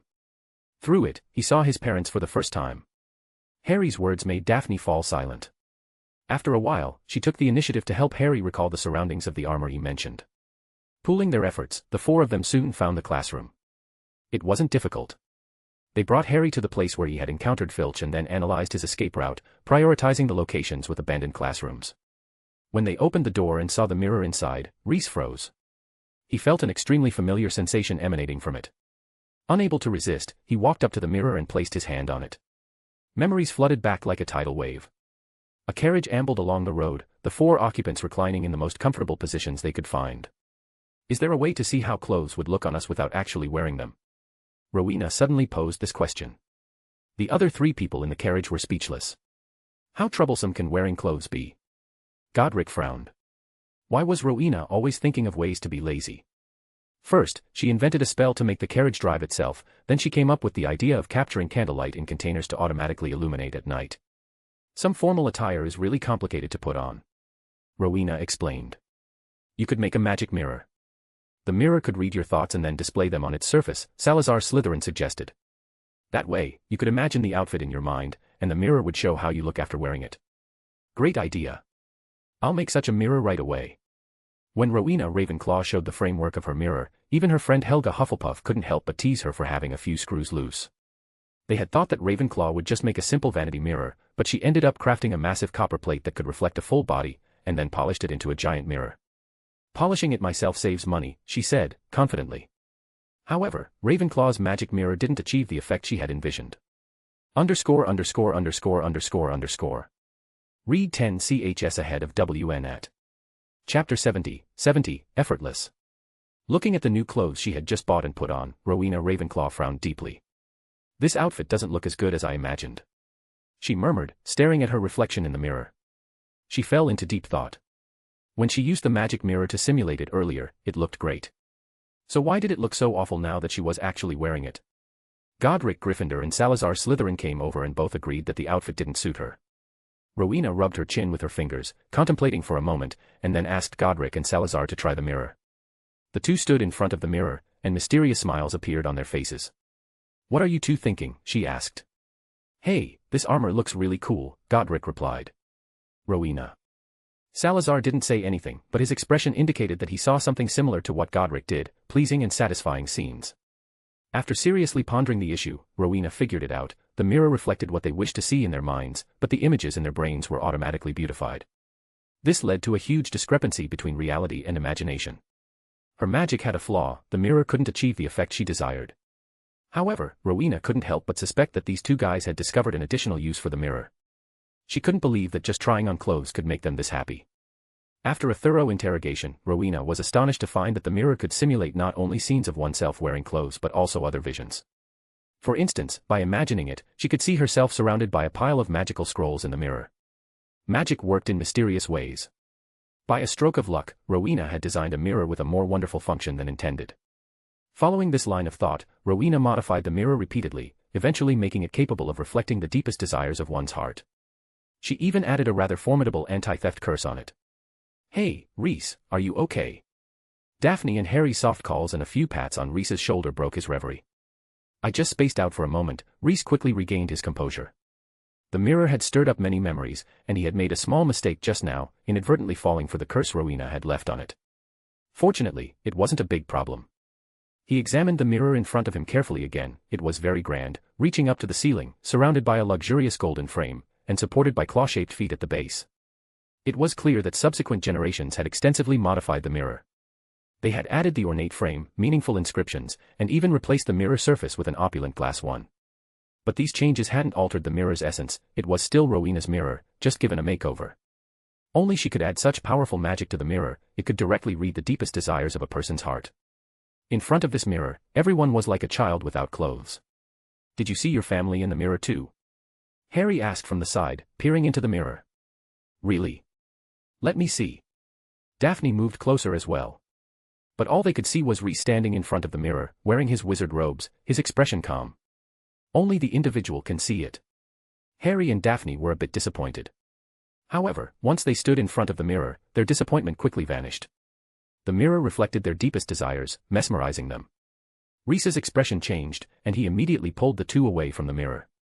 "Hey, Reese." Ignoring their complaints, Reese gently touched the mirror's surface, deactivating the protective mechanism left by Rowena before stepping aside. The curse Rowena had left on the mirror was terrifying. It wasn't a direct, harmful spell but a very subtle mental suggestion. It would gradually deepen the mirror gazer's obsession with the scene in the mirror, eventually leading them to neglect reality, losing interest in food and drink. The more one desired the scene in the mirror, the stronger this suggestion would become. Without external intervention, one's mind would be utterly destroyed, leaving them unable to find any joy in real life. However, with the dangerous spell deactivated by Reese, they could now enjoy the beautiful scenes in the mirror without developing an unhealthy dependency. Reese stepped aside, quietly watching as Harry and the others took turns standing in front of the mirror, indulging themselves. This process was somewhat dull from an observer's perspective, as those standing before the mirror appeared merely infatuated with their reflection. People tend to find something to occupy themselves with when bored. Then Reese made a remarkable discovery. Judging by the traces, the mirror had been moved here recently, and someone had added additional spells to it. A very interesting spell. Reese was willing to bet this mirror was Dumbledore's handiwork. He couldn't help but marvel at Dumbledore's ingenious ideas. If he were alone, he would certainly applaud Dumbledore for the cleverness of this final protective measure. He quietly joined the queue with Harry and the others, waiting his turn to look into the mirror. When his turn came, Reese took a deep breath and cleared his mind. He knew the operation he was about to attempt would be challenging, as it involved trying to deceive the enchantment left by Rowena. The scene in the mirror shifted rapidly, twisting and changing. After 5 or 6 seconds, the image stabilized, revealing Reese's reflection. In the mirror, Reese was standing next to a table laden with various desserts. Seeing this scene, Reese smiled contentedly. He had successfully concealed his true desire. Then, he began to fabricate his inner thoughts based on the characteristics of the newly added enchantment on the mirror. "I am a pure person. I have no extraneous desires. I want the Philosopher's Stone, but I do not wish to use it." The image in the mirror gradually changed. The table laden with desserts faded away, leaving only Reese. At this moment, the magic mirror seemed to lose its power, appearing no different from an ordinary dressing mirror. Suddenly, the Reese in the mirror moved. It was a rather eerie sight, but Reese felt nothing but joy. The Reese in the mirror reached into his pocket, took out a bright red stone, then blinked and put the stone back into his pocket. At that very moment, Reese felt a heavy object fall into the inner pocket of his robe. The pinnacle of alchemical achievement now lay quietly in his pocket. He gently rubbed his fingers over the stone. After a moment, the Reese in the mirror reached into his pocket again and took out the Philosopher's Stone. Reese's pocket felt lighter and the Philosopher's Stone was put back in place by him. _________________________________________ Paw Prints read 10 advanced chapters at my Patreon Heartsuit Paw Prints. Chapter 71, War Potion, Polyjuice Potion. After Reese took the Philosopher's Stone out of the mirror and put it back, he gave up his seat and walked aside obediently, no longer joining the queue. Although Harry behind him felt a little strange, he immediately threw away this emotion and stared at the mirror intently when he thought that he could see his family again soon. Seeing that no one was paying attention to him, Reese took out a small crystal bottle and shook off the red dust in the cracks of his nails into the crystal bottle. He even had time to use a spell to clean every nail. Now is not a good time to move the Philosopher's Stone. After all, the gun that appeared on the wall in the first act of the play must be fired in the third act. Adhering to this concept, Reese believed that this mirror would definitely be moved to the secret space under the corridor on the third floor to serve as the last level of the level-breaking game. That means Dumbledore will definitely touch this mirror again, so it would be unwise to take the Philosopher's Stone in the mirror. How big of a heart does Dumbledore have to send it into the secret space without even looking at it? It is impossible for this headmaster who was born in Gryffindor to inherit Gryffindor's thick nerves, right? It's not as long as 1,000 years for the intergenerational inheritance. So I can take some samples to study first, and it won't be too late to take it away in the future. It's a coincidence that Dumbledore chose to put it in Rowena's mirror. No matter where it is moved, I can find it. So why do we learn this spell? In case someone steals this mirror one day, we can take it back. Heh, look. I'm convinced by you. Does anyone really dare to steal your things? After doing these things, Reese was idle again. Harry and the other three were diligent, taking turns to look at the picture in the mirror, and there was no intention of stopping. When they all finally walked out of the room where the mirror was placed, the faint sunlight could be seen on the horizon. So what did you see in the mirror? Even after staying up all night, Harry still looked energetic. I saw myself grow up a little, become the head boy of Hogwarts, and hold the house cup and the Quidditch cup in my hands. Ron was excited when he talked about himself in the mirror. Daphne curled her lips. Dream on, the Quidditch cup and the house cup will eventually belong to Slytherin. I saw my father get the potion and cure my sister's illness. Daphne only told half the truth. The part she said was naturally that her sister recovered, and the part she concealed was the person who provided the potion. 3 pairs of eyes fell on Reese. I saw that there were endless ice creams around me, all kinds of them, from all countries, Britain, France, Turkey. As Merlin knows, there was not a single word in Reese's words that was false. He really liked the desserts of this era, which were so delicious that he could not even dream of them before. Reese's words were a little unexpected, but considering that everyone present saw different scenes, they also believed what Reese said. When they returned to the lounge, the sun was about to rise outside the castle. Fortunately, it was Christmas vacation now, and they could sleep until they woke up naturally. Here, this is your history of magic paper. Daphne found Reese, who was sitting in the lounge, and handed him a finished paper. Reese looked up at her and Daphne blushed. I bought it from a senior. Reese smiled with relief. He didn't want Daphne to waste her time on something as abstract as a history of magic paper. If she didn't understand anything before the 11th century, she could ask him. For things after the 11th century, she can just look it up in the book. In addition to the history of magic paper, Daphne also asked someone to help her and Reese with the holiday homework for Defense Against the Dark Arts. As for other subjects, Reese thought they were all worth doing, so he didn't ask her to find someone to help write them. After putting the 2 papers and Daphne's homework on other subjects into his pocket, Reese took Daphne to the Chamber of Secrets. Recently, Reese has been thinking about making a new entrance to his Chamber of Secrets. The current route is still a bit far, especially in the cold winter. The distance from the common room to the entrance of the Chamber of Secrets seems so long against the cold wind. He knows that there is a kind of dark creature. If he can meet one, he can make a very convenient portal. Unfortunately, the dungeon is not suitable for entering for the time being, so he can only find another way. Finally, he found that the new generation of wizards invented a teleportation method called the Floo network, and he instantly had an idea. Although various materials show that the fireplaces in Hogwarts are usually not connected to the Floo network, Reese feels that it is not a big problem. He can find 2 fireplaces in private to connect them together. If he wants to do it more secretly, Reese can even imitate the Floo network to build a network himself, but it takes more energy. The Floo network invented by wizards also opened Reese's eyes. Space magic is a very advanced spell, but the Floo network has popularized this advanced magic. Even the most crappy wizards can use the teleportation magic easily with the help of the Floo network. This is the progress of the times. Reese chose the fireplace in an empty dormitory. Because no one lives there, the fireplace has been abandoned, but you only need to light the fire to connect to a fireplace in the secret room and achieve teleportation. After sprinkling a handful of homemade Floo powder into the fire, Reese and Daphne were teleported to the secret room one after another. Today I plan to let you get in touch with something different. After Daphne stood firm, Reese revealed his teaching plan for the day. He felt that while teaching her spells, he should also try to cultivate her ability to make medicine. It happened that the kind-hearted little wizard Severus Snape donated some raw materials for the potion, so he could start his own plan. Have you heard of the potion called Polyjuice Potion?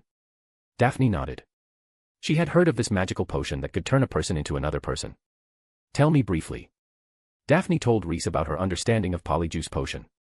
After listening, Reese nodded. Daphne was right in general, and there was nothing wrong with it. Do you know what the Polyjuice Potion was used for when it was first invented? To change into someone else's appearance. Reese smacked his lips. The Polyjuice Potion is a potion created for war. It is, or should I say was, used very frequently in wars.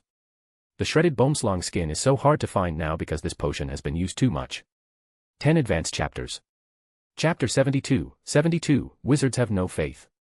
In Reese's time, African tree snake skin was not as hard to find as it is now, and wizards circulated some spells and potions to break this potion privately. But in modern times, African tree snake skin can only be found in the storage cabinet of the potion master, and the potion to break the spell and restrain the polyjuice potion has been completely lost. Why is this? Because the use of polyjuice potion was too frequent before, and the main ingredient African tree snake was almost extinct. After the main ingredient was difficult to obtain, the frequency of use of polyjuice potion was forced to decrease. Over time, the means to counter polyjuice potion were also lost. I understand, wizards in the past would use polyjuice potion to pretend to be characters from hostile forces, and then sneak in to steal intelligence. Seeing that Reese called the polyjuice potion a war potion, Daphne felt that she had grasped the key point of the problem at once, and hurriedly spoke up in an attempt to get Reese praise. Unfortunately, she was wrong, and Reese shook his head. This situation is relatively rare. If you want to pretend to be someone else through the polyjuice potion, you need to know that person very well, otherwise you may be exposed as soon as you open your mouth. For example, someone pretended to be Reese, and when Daphne pushed the door in, she found that Reese was writing a paper on the history of magic. Wouldn't this expose the other party instantly? The sole purpose of the polyjuice potion was to mimic another person. Initially, pharmacists wanted to achieve more than just becoming another person's appearance, but also to imitate the magic that the person is good at. How can such a potion be made? Daphne exclaimed. If there is such a potion, wouldn't it be better to directly batch copy the strongest wizards on your side before the war? She even had dozens of Dumbledores fighting side by side in her mind.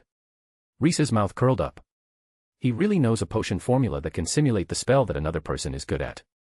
It's just that the materials required were too precious even for him 1,000 years ago, and it was a bit wasteful. It also required the cooperation of the person being imitated. During the process of making this potion, the polyjuice potion appeared. It can really turn you into another person. If you dare to take risks and are willing to pay the price, you can even turn into a non-human or half-human. Do you know how meaningful it is for a wizard to physically turn into another person? This is extremely effective in improving combat effectiveness. For example, if you get Gryffindor's hair and drink the polyjuice potion containing his hair, you will turn into Gryffindor. Although you don't inherit Gryffindor's powerful dual magic, you also have his healthy body. Daphne subconsciously touched her arm. If she turned into Gryffindor, how thick would her arm become? This means that you will gain his reaction speed, and strength, which can support you to dodge the opponent's spell in a duel and fight back at the fastest speed. At this point, Daphne understood what Reese meant. In ancient times, in addition to being able to turn into the appearance of other people and cause chaos, the polyjuice potion can also be used as a physical enhancer. A healthy and agile body can obviously help wizards win in duels. Okay, now you know something about polyjuice potion, then take a look at this. Reese took out a parchment with words written on it from his sleeves and handed it to Daphne. This is the formula and key points of making polyjuice potion. I hope you can make a pot of polyjuice potion within 3 weeks. Of course, I will also help if necessary. After all, the skin of the African snake is very precious. Reese had high expectations for Daphne, and she also showed good talent in the previous potion class, so Reese chose polyjuice potion as her first potions test. Daphne's eyes widened. Polyjuice potion is an extremely complex high-level potion. Can I really make it myself? But Reese seemed to say that there were key points for making it on it. She took the parchment and read it carefully, but the complicated steps on it made her feel dizzy. After reading the formula of polyjuice potion, Daphne couldn't help but sigh. This is not a formula that a human can come up with. I really don't know how those potions masters in the magic world came up with such a recipe. She sighed like this, and Reese actually explained it to her in detail. Originally, potion science was just a study of the effects of various magical substances, such as the detoxification effect of bezoar and fecal stone. Later, because some magical substances were too expensive, wizards began to look for combinations of substances with similar properties as substitutes, and eventually formed a variety of potion formulas. Of course, potion science is not invented by humans alone. Some other intelligent magical creatures have also created many formulas. Because they are more sensitive to natural herbs, the prescriptions they created are even more exquisite and amazing.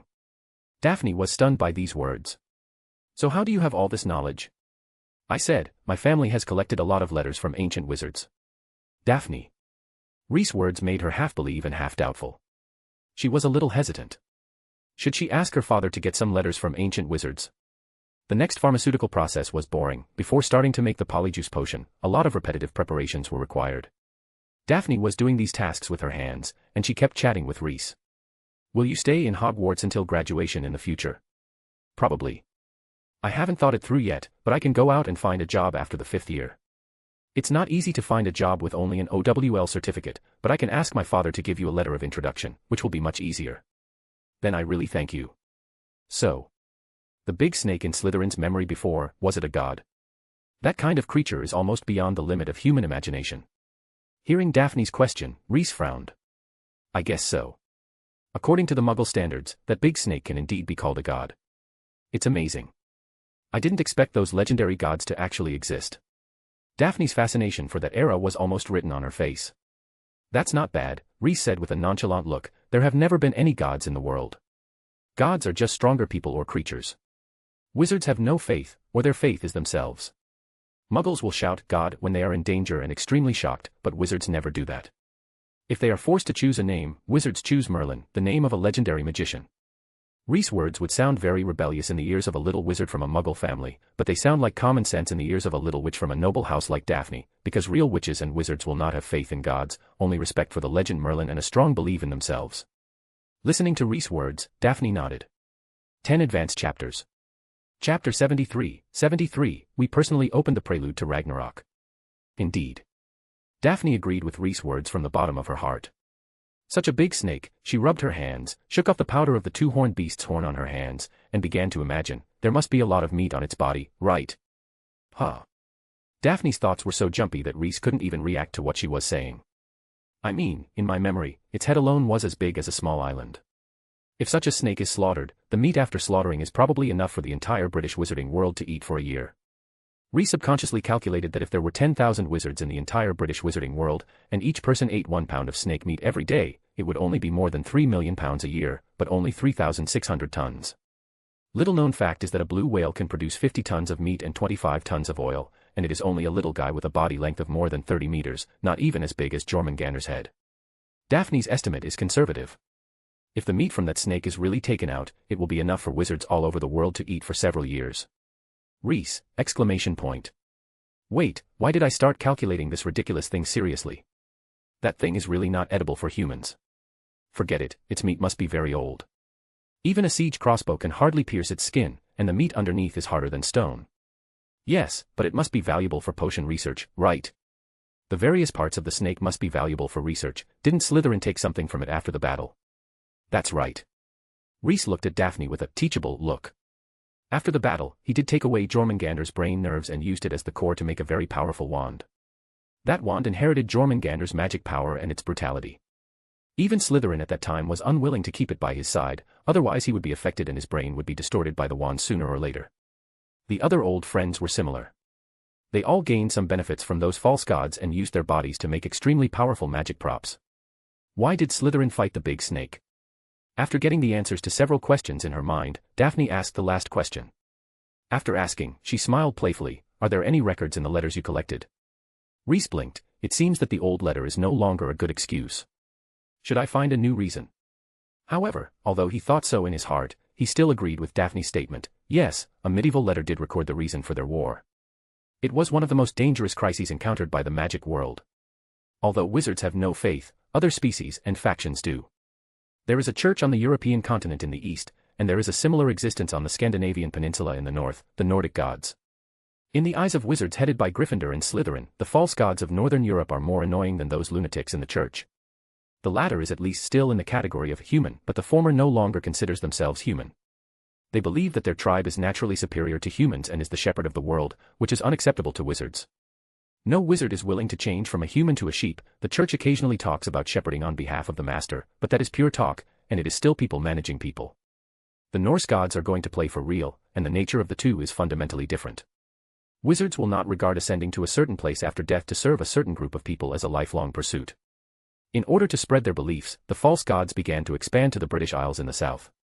If their plot succeeds, then the British Isles will be shrouded in the shadow of Asgard, and the status of wizards may be only slightly better than that of the current house elves. The fuse for the outbreak of the war was the arrival of Jormungandr, the snake that devours the world. He stirred up trouble in the North Sea, which made the magic world unsettling, so the 4 wizards of Gryffindor, Hufflepuff, Ravenclaw, and Slytherin went north. They set sail from the North Sea, heading north, and joined forces with the strong men of other races to break through Asgard in one fell swoop, personally opening the prelude to Ragnarok. Jormungandr, who was chasing the waves in the North Sea, eventually became the core of Slytherin's wand. Thor, the gatekeeper of Asgard, who is said to control thunder and lightning, storms, wars, and agriculture, was cut into pieces by Ravenclaw's wind magic, proving that if you claim to control a certain field, it is just a claim. Balder, the god of light, who is known as the incarnation of light, died after being pierced through the chest by a spear made of mistletoe by Hufflepuff. As for Odin, the king of gods, he did not have a good end. He was killed in Asgard, and his Valhalla was wiped out by magic, and his body parts were made into various magical ornaments. Anyway, no one thought of them as humans, so everyone had no psychological burden to use the ornaments made of THM. The medieval wizard's cognition of the world is a little bit out of touch with modern society. The four people used the blood and flesh of the false gods to prove that the so-called gods are just a stronger species. It was essentially a duel on a larger scale. Rhys told Daphne about some past events that happened 1,000 years ago as if he was talking about something insignificant. Daphne nodded blankly. Born in a wizard family, she didn't have so many filters for God. She was not surprised by the feats of the four founders. From her perspective, it felt like a wild boar from the next village tried to dig up the cornfield of this village, but was hunted by the righteous village chief. Where did the wand made by Slytherin from Jormungandr's brain nerve go? Daphne asked to herself. She didn't expect to get an answer from Rhys. I'm afraid only Slytherin himself knows the whereabouts of this kind of artifact-level treasure. Rhys smiled but said nothing. When you grow up, I will take you to see it. Now this thing is not suitable for children to touch. Tell me, which one is more powerful, Slytherin's wand or the Elder Wand? What is the Elder Wand? Rhys was stunned for a moment after listening to the adjective elder in front of the wand. It was the first time he heard such a name.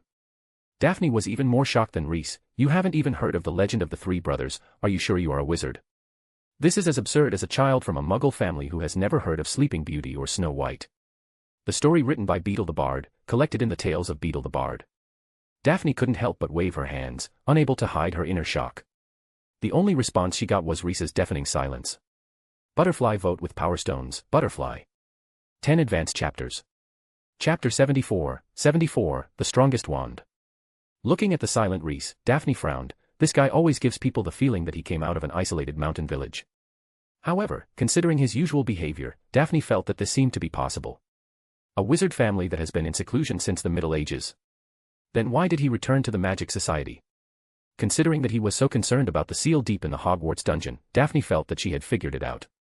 It is very likely that there was something wrong with the seal underground, so he came out of seclusion and returned to Hogwarts to reinforce the seal, solve the problem inside the seal, and get in touch with the modern magic world.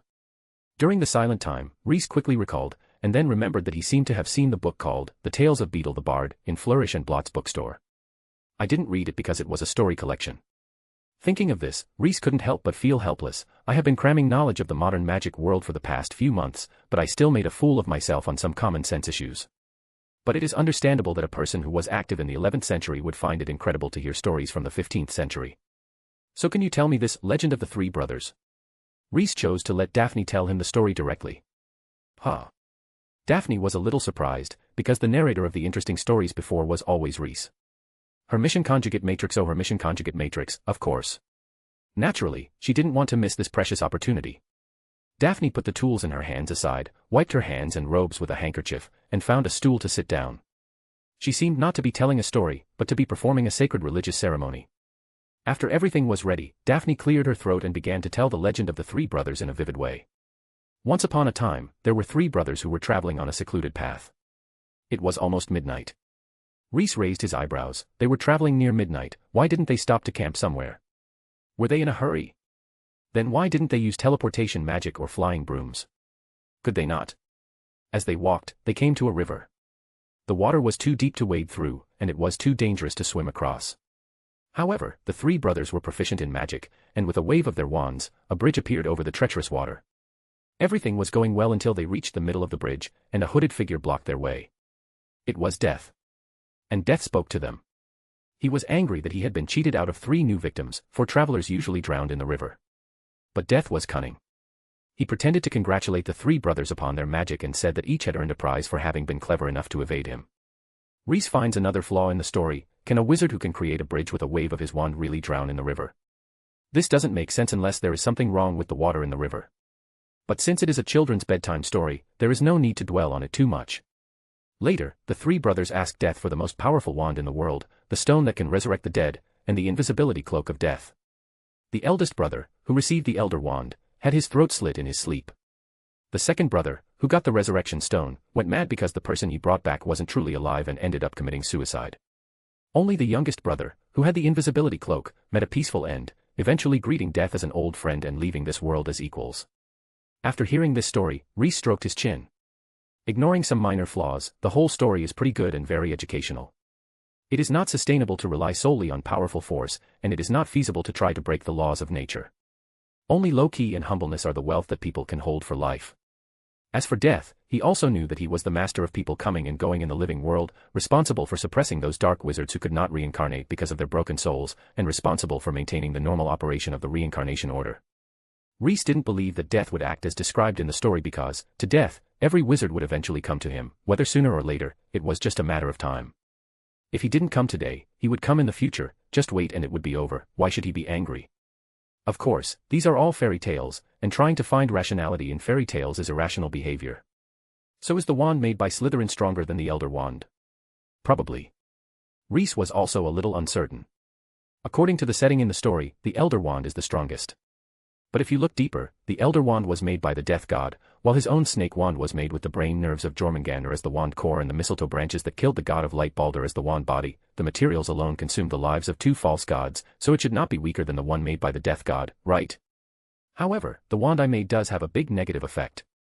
If the Elder Wand of Death has no negative effect, it is indeed more suitable for daily use than my own snake wand. Cool. Daphne didn't think too much about it, but was simply very excited. Compared with the illusory old wand in fairy tales, the wand left by Slytherin is much more real. Then do you have any record of where Slytherin hid his wand before he died? Reese's face turned black. How can you talk like that, little girl? He cleared his throat and pointed out the fallacy in Daphne's words. The whereabouts of the four founders, except Rowena, Miss Ravenclaw, are unknown, so it is not rigorous for you to conclude that Slytherin is dead. On the contrary, I am more inclined to believe that the four founders have continued their lives in some special way. After all, as long as you want to live, there is always a way. For a powerful wizard who is proficient in magic, continuing life is not a very difficult thing, but how to continue life decently is the difficulty. If you really don't want your face, you can still make a Horcrux. However, this is the lowest form of longevity, and Reese sneered at it. For those wizards who seek immortality through Horcruxes, Reese simply despises them. How can someone live for 1,000 years? Nicholas Flamel invented the Philosopher's Stone and has only lived for more than 600 years. Daphne didn't believe what Reese said, but she soon noticed that Reese did not deny her question. Do you really know the whereabouts of that wand? Daphne was shocked. How could Reese know everything? Could it be that, as he said, he was the true heir of Slytherin, and the Gaunt family was just a lineage of an adopted child? It's not something you can touch now. Seeing that Daphne seemed to have some bold ideas, Reese quickly poured cold water on her to wake her up. If she rashly touched the snake wand now, she would definitely go crazy. When you grow up, I'll take you to find its whereabouts. Reese wrote a check for the future. Daphne! Read 10 chaps ahead at Chapter 75, Hagrid's Little Secret. Daphne felt like she was in a dream. She just asked casually, but who would have thought that Reese would actually agree to take her there? If she could get that wand. Daphne couldn't help but start to fantasize. But don't have too high expectations. A wand is just a wand after all. What will happen in the end depends on the wizard who holds the wand. Reese felt that Daphne seemed to have overestimated the role of the wand. What she had in mind was not a wand, but a wishing machine. Now that the small talk is over, it's time for you to continue your preparations. Reese's 2 words brought Daphne back to reality from her fantasy. She began to continue to prepare the polyjuice potion. While Daphne was struggling with the bicorn horn, Reese narrowed his eyes and thought about the 3 Deathly Hallows that Daphne had just mentioned. He had never seen the Elder Wand or the Resurrection Stone, but didn't he have seen the invisibility cloak? Daphne, do you know where Potter came from? He planned to ask Daphne before checking the files. Daphne recalled her father's introduction to Harry's family. The Potter family had been settled in Godric's Hollow before that incident. Later, Harry was raised by his Muggle aunt until he was 11 years old. Godric's Hollow. Suddenly hearing a familiar name here, Reese felt a little sad. That was where Godric was born. Whether Godric's Hollow was named after Godric Gryffindor or Godric Gryffindor was named Godric because of the valley, even he didn't know. This was already an unverifiable history. I don't know if that Potter is a descendant of Gryffindor, maybe. It's normal for a long-standing magic family to have some relationship. Why are you talking about him suddenly? Daphne felt a little strange because of the jumpiness of the topic. Don't you think that Harry's invisibility cloak fits the description of the invisibility cloak in the Deathly Hallows? Not really. But his invisibility cloak is indeed unusual, isn't it? But the story of the 3 brothers is just a legend. Legends always have prototypes, don't they? Reese has decided to investigate Harry's life experience.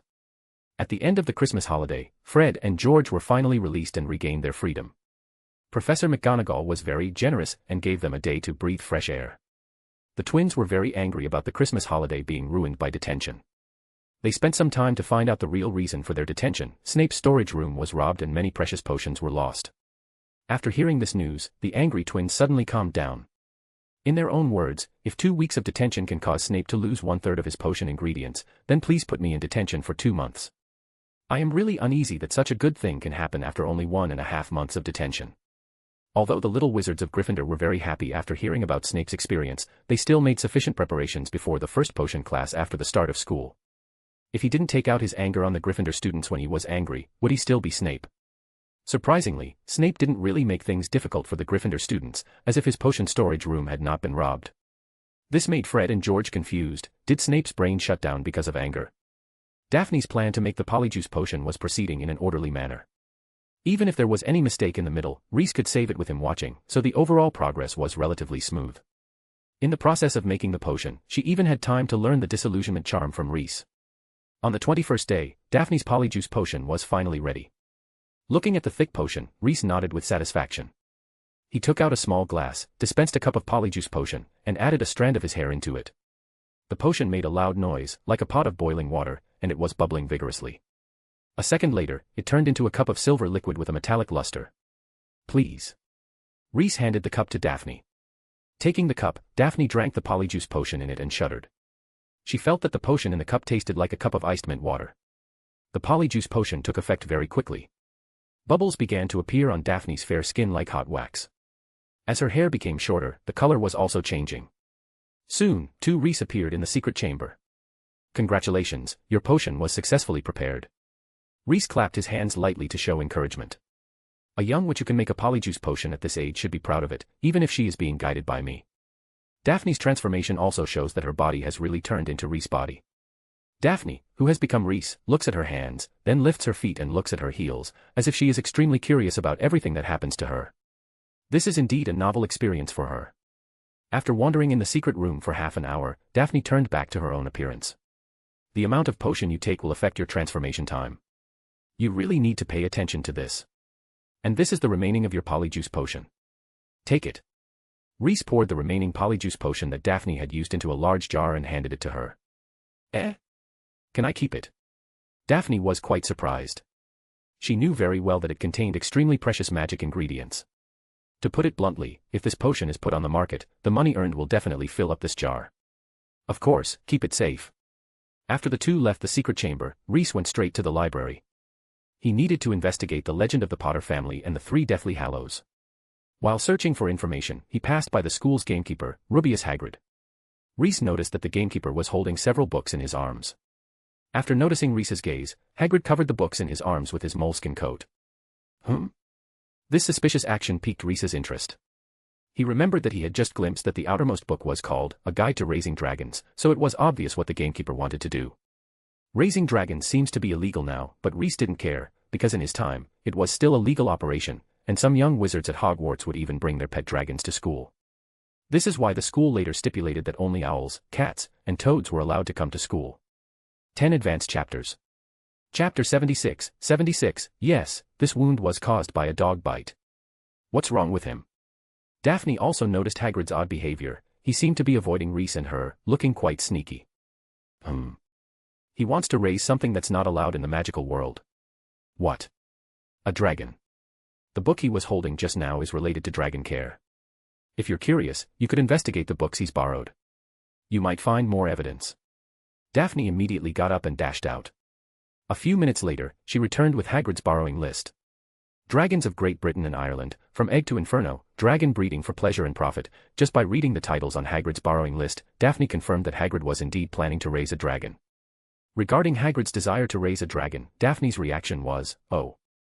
The Greengrass family had raised dragons centuries ago, it wasn't a big deal. The Ministry of Magic now banned wizards from raising dragons only because they were too easily spotted by Muggles, violating the statute of secrecy. Hagrid living on the edge of the Forbidden Forest, raising one shouldn't cause too much trouble.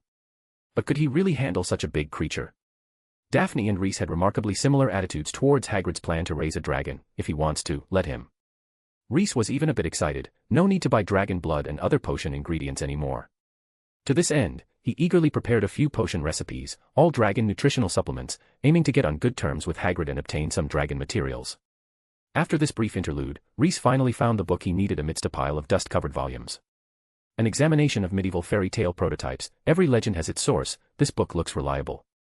Reese opened the book and quickly found what he was looking for. Daphne leaned in and read the title, The Origin of the Three Brothers, the Peverell Family from Godric's Hollow. Godric's Hollow, she exclaimed, immediately thinking of the Potter family living in Godric's Hollow and the invisibility cloak Harry possessed. If it were just one clue, it might have been a coincidence, but with all this information lining up, calling it a coincidence seemed far-fetched. Reese turned to the relevant page and began reading the text. The origin of the Three Brothers legend, according to the author, is highly likely to be the Peverell brothers, Antioch, Cadmus, and Ignotus, who were active in the mid to late 12th century in western England. The three were masters of transfiguration and alchemy and were highly respected in their local area, Godric's Hollow. Their relationship with the legendary wizard Godric Gryffindor is uncertain. Some believe they received Gryffindor's inheritance. The author considers this unlikely because the timeline between the three brothers and Gryffindor is at least a century apart, and Gryffindor was not known for alchemy. The eldest brother, Antioch, possessed a powerful wand, the prototype of the Elder Wand, characterized by its inability to be passed down except through dueling, giving it a notorious reputation. Many wizards claim to have possessed the Elder Wand throughout history. For further details, please refer to Dark Wizards in History, Volumes 4 and 5.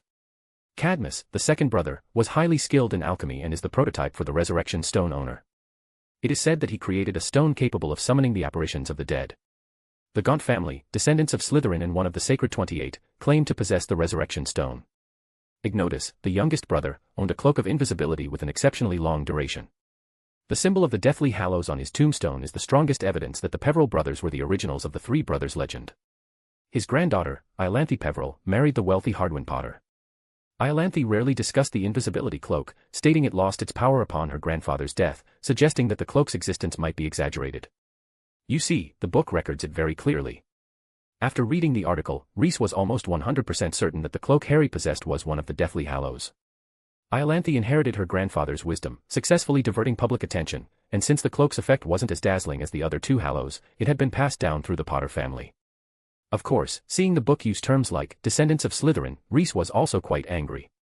He could guess what his good godson, Gaunt, had done after he fell into slumber.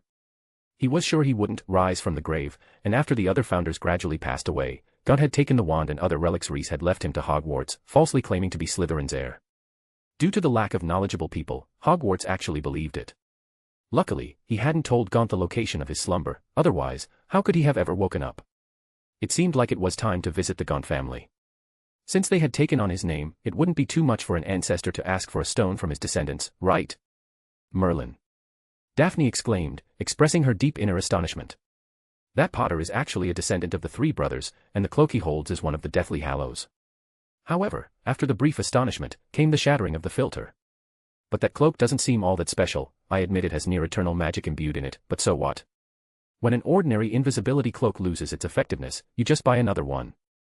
To Daphne, the invisibility cloak was far less appealing than the other two Hallows. If she wanted to become invisible, she could either buy several invisibility cloaks or use the disillusionment charm that Reese had taught her. It wasn't that she couldn't afford a lot of invisibility clocks, but the disillusionment charm was simply more cost-effective. The Elder Wand and the Resurrection Stone, on the other hand, were in a completely different league. You couldn't just buy those with money. Any alchemical artifact that involves eternity can't possibly be mediocre. Reese had a broader perspective than Daphne. He knew that the invisibility effect of the cloak might be its most insignificant function. Just like a wizard's wand could be used to roast meat skewers, but that was obviously a secondary function. The two began to discuss Harry's invisibility cloak, almost forgetting about Hagrid's little antics until someone came to remind them. So you're saying this was caused by a dog bite? Reese looked at Ron with a, "Are you kidding me?" expression. Ron's complexion shifted, his ears turning red. He stubbornly insisted that the green-tinged wound on his hand was from a dog bite. Oh, then there's no cure. Just wait to die. Goodbye, I have to write my history of magic essay. Reese responded with a 3-hit combo, dealing a critical blow to Ron's spirit. Ron, huh? Underscore. Read 12 chapters ahead of WN at Chapter 77, Nutritional Supplements. Hearing Reese's words, Ron's face turned a color similar to his wound. He shakily raised his hand, nearly pushing the wound under Reese's nose. Reese, take a closer look. It's just a bite, how can you say there's no hope? Ron's voice trembled. If it's a rabid dog bite, there's indeed no hope. Seems like this wound has been left untreated for a while. Reese calmly pushed Ron's hand away. Anyone with eyes could see Ron's condition was dire. The bitten hand had swollen to twice its normal size, and the flesh around the wound had turned green. It was yesterday, but it's only been a day. Ron's face contorted with distress, on the verge of tears. Rabies, or what they call mad dog disease, have you heard of it? If bitten by a rabid dog and not treated promptly, it's certainly fatal, Reese said flatly. In the non-magical world, rabies is incurable once symptoms appear. In the magical world, it's also a highly troublesome disease. Reese believed that Hogwarts medical facilities alone might not be enough to handle it. However, Ron wasn't infected with rabies. His wound was a dragon bite, which had nothing to do with rabies. Daphne chimed in, agreeing that it was a very difficult condition to treat. Ron's face turned the color of liver. After a minute of hesitation, he lowered his voice and said, "Can you keep the cause of my injury a secret?" Trusting Reese and Daphne, given their shared disdain for Malfoy, Ron decided to confide in them. If it weren't for his prior interactions with Reese and Daphne, during which he found them to be among the more reasonable Slytherins, Ron wouldn't have sought help from them. But he was out of options. Among the people Ron knew, only these two exhibited exceptional talent in potions. He and Daphne were the only duo who had never been criticized by Snape in potions class. If they couldn't help, he'd have no choice but to go to the school nurse. But once he was in the hospital wing, how would he explain the origin of the wound? If he couldn't provide a satisfactory explanation, Madame Pomfrey would escalate the matter to Professor McGonagall, and that would be disastrous. So, Ron decided to confide in Reese, trusting they would keep his secret. "Of course, we won't tell anyone." With Reese's assurance, Ron admitted, "All right, it's actually a dragon bite, from a Norwegian ridgeback. Is there anything you can do to help?" To Ron's surprise, Reese and Daphne didn't seem shocked by this explosive revelation. Instead, they remained remarkably calm, as if he had merely been bitten by a stray dog. Reese nodded, indicating that Ron's wound indeed showed the standard signs of a dragon bite. Treating it, he assured, wouldn't be too difficult. Growing impatient, Ron couldn't help but ask, "Aren't you curious at all about why you were bitten by a dragon at Hogwarts Castle? It must be Hagrid's dragon, right?" "I suspected as much and didn't bother to ask. Hagrid's knowledge and resources are insufficient for him to be a competent dragon handler. If he insists on keeping a dragon in his hut, I can guarantee that more serious incidents are bound to happen," Reese replied in one breath. He was somewhat displeased with Hagrid's actions. Could Hogwarts accommodate a dragon? Certainly, but the handler needed to be well prepared. If Hagrid's preparation consisted solely of those books, Reese was firmly against his dragon-keeping endeavor. Raising a dragon is a highly advanced skill. Masters of this craft can tame dragons to be as docile as sheepdogs, but Hagrid clearly wasn't one of those masters. Ron's eyes widened in shock. "How do you, know about that?" Ron stammered, too stunned to form a coherent sentence. "He's too conspicuous." Daphne recounted the day they encountered Hagrid and pointed out that with a bit of observation, anyone could figure out what Hagrid was up to. Ron broke into a cold sweat. Thankfully, it was one of their own who noticed Hagrid's activities. If Malfoy or another Slytherin had discovered it, illegally keeping a dragon could result in a sentence in Azkaban. "All right, we'll talk about Hagrid later. Let's first take care of Mr. Weasley's wound." Now that Ron was finally telling the truth, Reese was willing to help treat his injury. They led Ron to an empty classroom and began preparing the necessary potions for his treatment. "It's not a big problem, you don't need to worry," Reese said, as he deftly added ingredients to the boiling cauldron with his wand. "You just said. So you were bitten by a rabid dog." Ron closed his mouth. Daphne snorted, "You can't hide that wound. Anyone can tell it's a dragon bite at a glance." As Reese spoke, his potion was ready. Knowing that Ron wanted to see how he would treat the wound, Reese diluted the potion slightly and had Ron drink it. Shortly after drinking the potion, Ron realized he couldn't feel his limbs. After Ron had ingested the pain-relieving potion, Reese pointed his wand at Ron's wound and used a precise cutting spell to remove the necrotic tissue. Once the dead tissue was removed, he applied a layer of salve to the wound. The white salve quickly turned green upon contact with the wound. When the salve turned green, Reese removed it with a wave of his wand and applied a fresh layer. He repeated this process until the salve turned blood red. Finally, he poured a few drops of dittany on Ron's wound and bandaged it. Ron's wound was treated. "Good, the toxins in the wound have been completely removed. Here, eat this." Reese molded some of the salve into a ball and indicated that Ron should eat it. Ron was puzzled. "This will help draw out the toxins from your body. You didn't think the toxins stayed just near the wound, did you?" Seeing Reese's seriousness, Ron obediently ate the ball of salve. Thanks, Reese, you've really helped me out a lot. Ron expressed his heartfelt gratitude to Reese. You're welcome.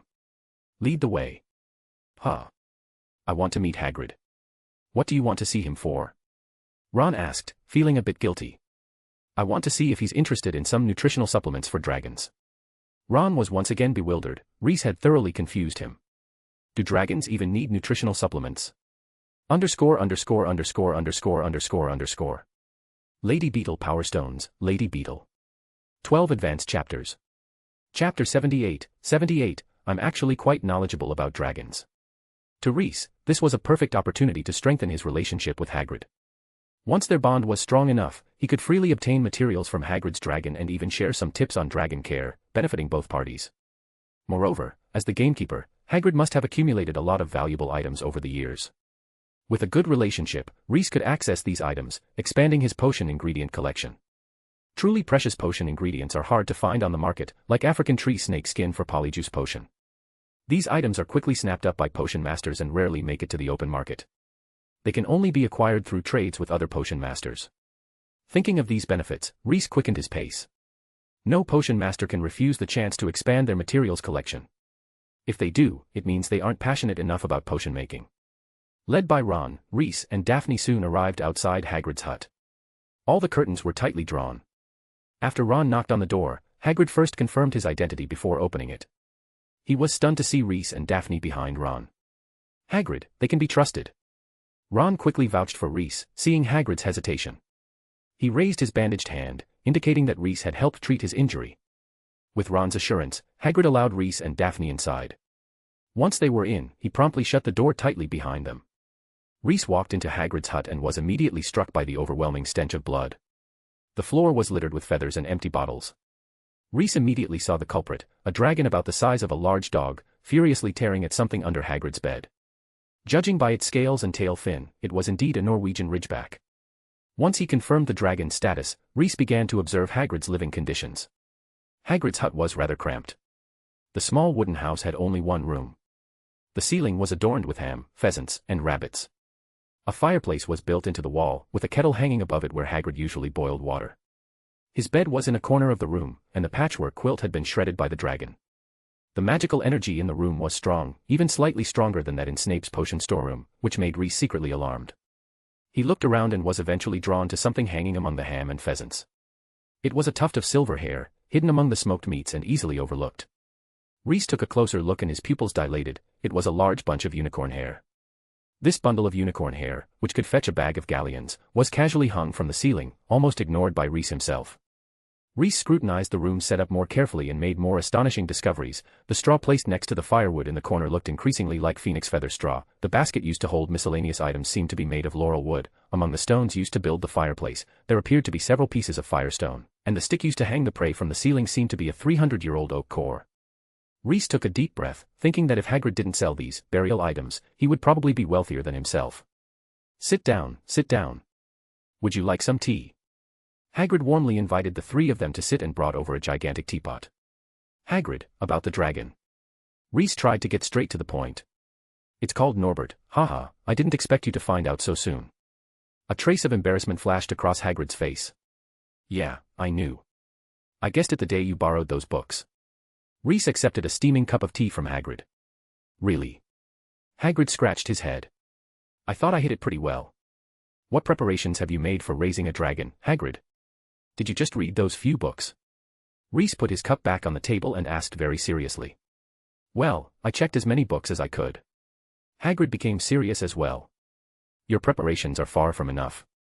Reese's words were quite blunt. Ron's injury is just the beginning. If you keep this up, sooner or later there will be a more serious accident. This time he was only bitten, next time he might lose an arm. Ron's face turned a bit pale, remembering the stories his brother Charlie had told him. Reese glanced at Norbert, who was gnawing on the bedpost. It needs training. You need to teach it what is right and what is wrong. Norbert is just a baby. It's still small. It will be too late when it grows up. Reese felt his patience gradually wearing thin. You know what will happen if it grows up and still behaves like this. Hagrid fell silent. Reese's words were harsh, but they reflected reality. If Norbert grew into an adult dragon and remained disobedient, it would likely be killed. Even dragon reserves wouldn't accept a dragon that was too aggressive. Besides, raising a dragon is illegal right now. Hagrid pursed his lips, and the room fell into a long silence, broken only by the sounds of Norbert and the crackling fireplace. I. Hagrid opened his mouth, unsure of what to say. I can contact my brother Charlie. He researches dragons in Romania and would surely be willing to take Norbert, Ron quickly interjected to defuse the tension. Rhys glanced at him. He had initially intended to suggest that Hagrid release Norbert into the Forbidden Forest. Given its size and resources, the forest could easily accommodate several dragons. Training a dragon isn't that difficult, Daphne added. My family has some old records on it. I'll bring them to you later. That's great, that's great. Hagrid's spirits lifted, and he thanked them repeatedly, though his excitement left him at a loss for words, repeating himself over and over. Good. Rhys smiled and looked at Hagrid, asking if he minded if Rhys gave Norbert a checkup. To be honest, I actually have quite a bit of experience with dragons. Rhys wasn't lying. When they had first moved here, the Forbidden Forest next to Hogwarts was home to many dragons. These energetic creatures often came out to attack the livestock that Helga kept. To expand the potion storeroom and protect the livestock, Rhys had dealt with the dragons in the Forbidden Forest thoroughly. Through this process, he had indeed gained a deep understanding and knowledge of dragons. Really? That's great, go ahead. Hagrid, unaware of these old stories, waved his large hand and agreed to Rhys's request. Thank you. The smile on Rhys's face sent a sudden chill down Hagrid's spine. He was a bit puzzled. Had he forgotten to close a window? It seemed the fire needed to be stoked more. As for Norbert, the dragon lifted its head alertly, sensing something unusual. Read 12 chapters ahead of WN at. Chapter 79, Holding the Wings of Destiny. Roar. Norbert, who was enveloped by an inexplicable sense of crisis, chose to use roars to dispel his inner fear and possible danger. But this could not scare Rhys away. In his eyes, adult dragons were just potion materials. How could he take a dragon cub that was only a few weeks old seriously? He quickly moved to Norbert's blind spot, seized the opportunity, and grabbed the roots of his wings, lifting him up. Hagrid was shocked. He jumped up, intending to stop Rhys to prevent him from being bitten by the dragon. To his surprise, the usually aggressive and unruly Norbert was now as docile as a chicken, allowing Rhys to handle his wings without resistance. Although dragon hatchlings stay in their mother's nest until they reach adolescence, adult dragons sometimes need to move or relocate their young. During such times, they grab the young dragons by the wings and carry them in their mouths. This habit creates a switch at the base of the wings. Touching this spot can calm even the naughtiest dragon hatchling.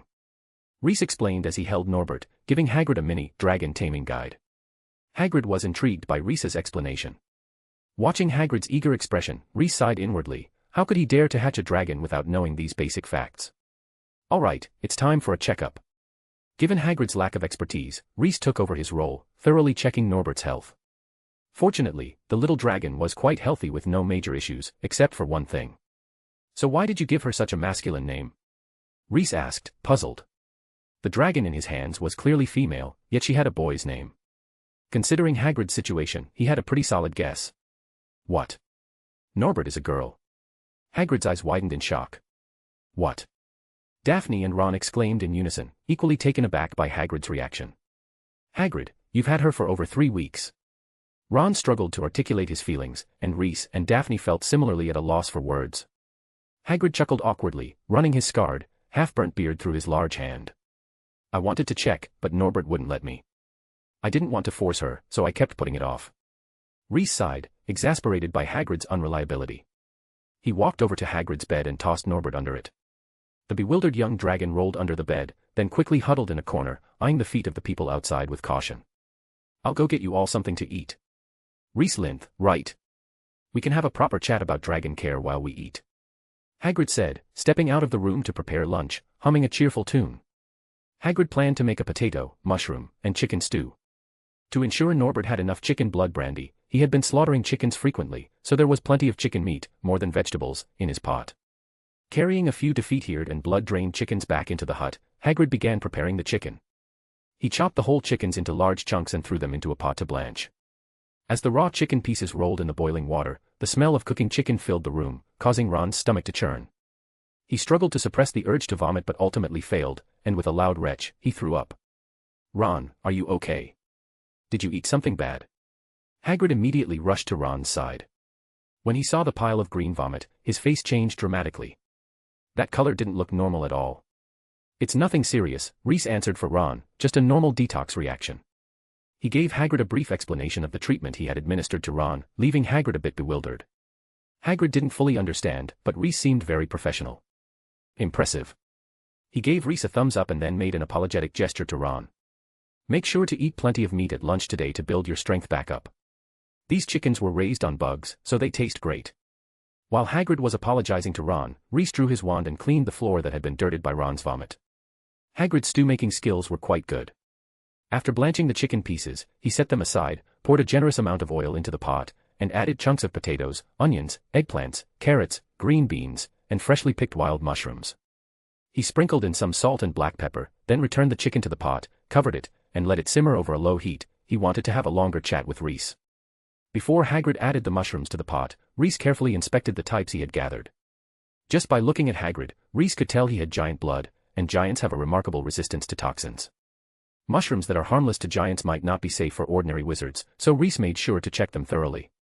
Fortunately, Hagrid was reliable in this area. All the mushrooms he had gathered were safe and edible.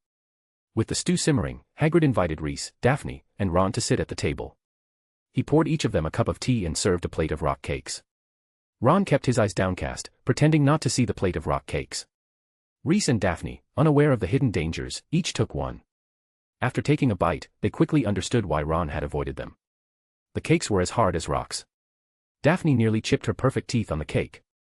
Hagrid, oblivious to their discomfort, sat down at the table and started munching on a rock cake himself. Reese. Giant blood, truly terrifying. Hagrid chewed on the rock cake, seemingly deep in thought. Eventually, he spoke up, not to reflect on the hardness of his cakes but about Norbert. Since Norbert is a girl, it's not suitable to keep calling her Norbert. How about renaming her Norberta? Reese and the others naturally had no objections. When it was time to eat, Hagrid made sure not to neglect his little dragon. He picked up a bottle filled with chicken blood brandy from the floor, preparing to feed Norberta. Seeing the suspicious-looking mixture, Reese frowned. "Hagrid, you feed her this. ________________________ 12 Advanced Chapters. Chapter 80, Let's exchange the local specialties from the Forbidden Forest. What's wrong? The book says to do it this way, Hagrid replied, a bit nervous. Reese demonstrated through his actions that he was indeed the expert in dragon care. Hagrid took Reese's advice seriously, determined not to miss a single word. A 3-week-old dragon can already start eating meat, raw or cooked. Chicken blood is just a transitional food for when their teeth haven't fully developed. Reese pointed to Ron's hand. The fact that Norberta had bitten Ron that badly indicated she was more than ready to eat meat. Also, your ratio is off, Reese said, frowning as he looked at the mixture in the bottle. The purpose of mixing brandy with chicken blood is to knock out the newly hatched dragon, making it easier to transport. So you need to choose a high-proof brandy, and the ratio to chicken blood should be at least 3-to-1. The amount of brandy you have in there will only make her tipsy, though it does help her breathe fire. Hagrid suddenly realized, so that's why they mix it that way, to make transportation easier. In medieval times, dragon traders would give young dragons large amounts of high-proof alcohol, sometimes even sleeping potions, to keep them docile in boxes, making them easier to transport and sell. Hagrid didn't need to do that. Norberta's irritable behavior could be related to being perpetually tipsy. Following Reese's advice, Hagrid cut up some chicken meat and tossed it under the bed for Norberta. She sniffed at the chicken, then started gobbling it up, clearly enjoying her meal. She even roasts the meat herself. Hagrid watched his little dragon eat with the joy of a child. Ron and Daphne couldn't resist joining him, taking chicken strips from Hagrid and tossing them toward Norberta. When Norberta was full, Hagrid's stew was ready as well. The combination of chicken and vegetables filled the air with a mouth-watering aroma. Not a drop of water had been added to the pot, the ingredients' juices alone made the broth exceptionally flavorful. Hagrid wasn't wrong, the chicken he raised tasted excellent, so much so that even Daphne ate several large pieces without concern for her image. Even better, the rock-hard scones softened after being soaked in the stew for a while, making them chewable. Hagrid, Reese, Ron, and Daphne finished off the entire pot of stew, along with the plate of scones. Norberta's diet seems a bit unbalanced, eating only these things, Reese said suddenly while Hagrid was gnawing on a large drumstick. Oh. Hagrid immediately put down his drumstick. He couldn't be careless about Norberta's healthy growth. For a dragon, just eating chicken isn't enough. Also, the environment here is very different from a dragon's lair. Living here might be fine for a short while, but over time, it's not ideal.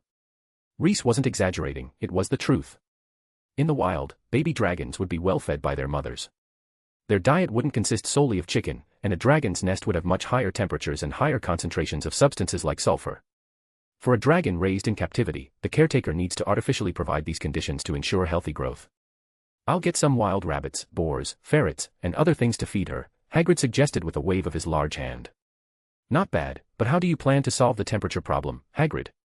"Just lighting the stove won't be enough," Reese gently prompted, encouraging Hagrid to think more deeply. "Ah, what should I do about that?" A hint of anxiety flashed across Hagrid's face. "Do you have any good ideas?" Hagrid instinctively turned to Reese for help.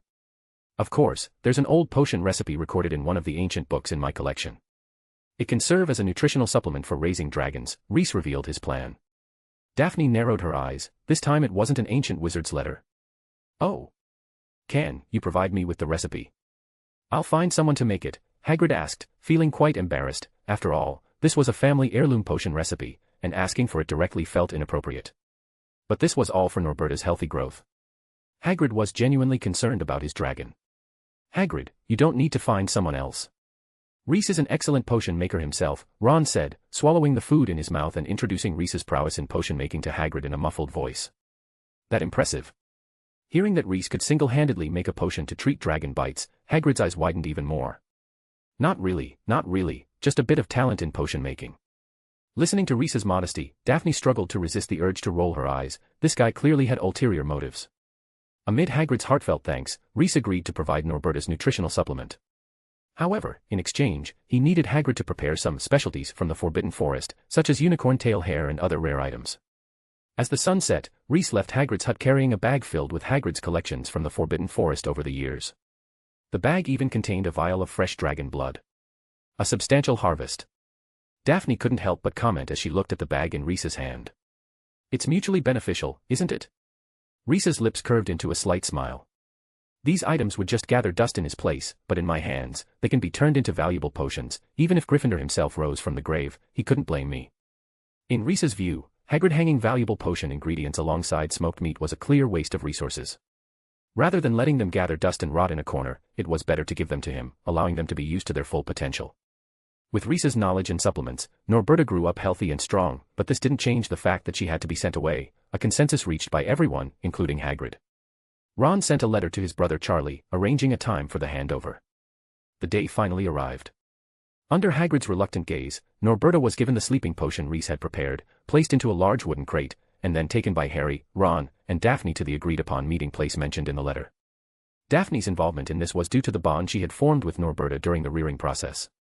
On the day Norberta was to be sent away, she felt quite reluctant to see her go. Reese, on the other hand, had less emotional attachment to Norberta. Before she left, he collected some more of her blood. As for the farewell, he left that to Daphne and the others. He had other matters to attend to. 12 Advanced Chapters. Chapter 81, Daphne is extremely unlucky. Watching Charlie and his friends riding on brooms, carrying the box where Norberta was, rising into the night sky, and gradually turning into a few small black dots, Harry and Ron suddenly felt relieved. The burden on their hearts finally disappeared. Keeping a dragon in secret was against the laws of the magical world. If they had been caught, Hagrid would undoubtedly face imprisonment. Although they hadn't been discovered so far, it had always been a ticking time bomb that could explode at any moment. Now that this time bomb had been defused, they could finally breathe easy. The three of them walked down the spiral staircase from the astronomy tower, with Harry and Ron in high spirits. They were so relaxed that they even forgot to take the invisibility cloak. Daphne, with her sharp eyes, noticed it and took it along. She was curious to see when they would realize they had left the cloak behind. "So how did Hagrid get the dragon egg?" Harry asked. "No idea, we'll have to ask him when we get back." "What are you two doing here at this hour?" A voice full of anger rang out from below, making the three of them freeze. Professor McGonagall appeared, her face flushed and breathing heavily as if she had been running for a long distance. Behind her were Professors Flitwick and Sprout, both in their nightclothes. Professor Flitwick held his wand tightly, and Professor Sprout had her wand in one hand and a pot with a bizarre plant in the other. As the duty professor for the night, Professor McGonagall happened to see Charlie and his friends' dark silhouettes landing in the castle courtyard. Mysterious individuals landing at Hogwarts at night. This was no small matter. She immediately connected this incident with the Halloween troll incident, suspecting that these were dark wizards trying to infiltrate Hogwarts to get the Sorcerer's Stone. Concluding this, Professor McGonagall hurried towards the astronomy tower where the unknown individuals had landed, summoning her Patronus to wake up Professors Flitwick and Sprout. She believed that with the three of them working together, they could capture these intruders. Instead of finding dark wizards, they encountered Harry and Ron wandering the castle late at night. Minerva. Professor Flitwick tugged on McGonagall's sleeve, reminding her of the more pressing matter. The crucial task was to find out where those intruders had gone. They might have hidden upon hearing Harry and Ron's voices. With her wand in hand, Professor McGonagall cautiously headed upstairs. Harry and Ron stood by, not daring to utter a word, let alone ask why McGonagall was acting so unusually. Daphne, upon hearing McGonagall's voice, had quickly covered herself with the invisibility cloak. Luckily for her, McGonagall had only seen Harry and Ron at first and did not notice her. Professor Sprout guarded Harry and Ron, while Professor Flitwick stood still, secretly keeping an eye on them. He was wary that the two could be imposters, ready to stun them at the slightest sign of suspicious behavior. Professor McGonagall ascended the astronomy tower, meticulously searching for any signs of intruders. However, she found no trace of them. She narrowed her eyes. Disillusionment charm. Or perhaps some other trick. No matter. Apparitium. Revelio. She raised her wand high above her head, casting a revealing spell and an unmasking charm in all directions. In the next moment, traces left by previous individuals began to appear in reverse order on the tower's floor tiles. First, 3 sets of footprints leading downstairs, then the shadows of 4 people riding broomsticks. Standing silently aside, Daphne, who had thought she had escaped detection, felt the blood in her veins turn cold as she saw the 3 sets of footprints. Instinctively, she used a flight spell, wrapped herself in Harry's invisibility cloak, and flew toward the tower's exterior. But it was too late. If she had fled the moment McGonagall arrived, she might have escaped, but now she was trapped. Sensing the abnormal number of people, Professor McGonagall swiftly waved her wand, instantly sealing all the windows of the astronomy tower. A gust of wind then swept through the tower. Before Daphne could react, the wind blew off the invisibility cloak, exposing her to the 3 professors and 2 classmates who all turned their gaze toward her. Daphne. She forced an awkward smile. Professor McGonagall, please allow me to explain. Explain. Not a chance. Professor McGonagall, almost losing her temper, conjured a rope with her wand, pulling Daphne from midair and making her stand with Harry and Ron. The 3 of them huddled in a corner of the tower like frightened chicks, trembling as they awaited Professor McGonagall's judgment. After using magic to complete her investigation, Professor McGonagall ruled out the possibility of intruders at Hogwarts. There had indeed been outsiders, but they had quickly left with a large box. Suppressing her anger, Professor McGonagall addressed the most pressing issue before turning her gaze to the trio. Following this, Professors Flitwick and Sprout had the feeling they were witnessing the opening of a howler. McGonagall's furious roar echoed throughout the astronomy tower. After about 3 minutes, Professor McGonagall regained her composure. I can hardly believe this. It is 1 o'clock in the morning, and instead of being in your dormitories asleep, we have 2 Gryffindors and a Slytherin up in the astronomy tower. Explain yourselves. Professor McGonagall's question was followed by her own puzzled thought, since when did Gryffindor students start acting together with a Slytherin? Harry and Ron were stunned, and even the usually sharp and clever Daphne had no idea how to respond. Seeing the 3 of them silent as mutes, Professor McGonagall felt her anger rising again. If you can't answer that question, then tell me who you met. And don't tell me it was a coincidence. It was my brother, Charlie, and his friends, Ron said in a very low voice. Professor McGonagall narrowed her eyes. Charlie Weasley, a name she was very familiar with. She knew that after graduating, he had gone to Romania to study dragons. Putting together a few key pieces of information, a shocking truth emerged. Harry Potter, Ron Weasley, and Daphne Greengrass were very likely hatching a dragon inside the castle. There was no other way to explain why the 3 of them would be meeting Charlie Weasley at the astronomy tower in the middle of the night and having him take away a large box. It was certainly not because Ron had made some pies for his brother, right? Read 12 chapters ahead. Chapter 82, Don't hang out with some questionable students, Miss Greengrass. Hearing Charlie's name, Professor McGonagall felt a sudden realization. She glanced subtly at Professors Flitwick and Sprout, then decisively changed the subject. She couldn't allow the matter of someone raising a dragon inside the castle to come to light. If the issue of illegally keeping a dragon were investigated thoroughly, someone would surely end up in Azkaban, and that was not what Professor McGonagall wanted, whether it was a student present or some other reckless individual. Detention would be punishment enough. With the most crucial risk eliminated, the remaining issues were inconsequential, and she trusted that her 2 colleagues would also remain discreetly silent on the matter. Regardless of your intentions, wandering the castle at night is always a mistake, Professor McGonagall declared, glossing over the reason for their outing. Hearing this, Daphne felt her courage and wisdom returning. she boldly said, but the four founders actually encouraged students to patrol the castle at night. I believe if they were alive, they wouldn't blame us. Reese's words echoed in her ears, and though his evidence was little more than whimsical, ancient wizard correspondence, Daphne firmly believed him. The era of the four founders had its unique circumstances, but times have changed.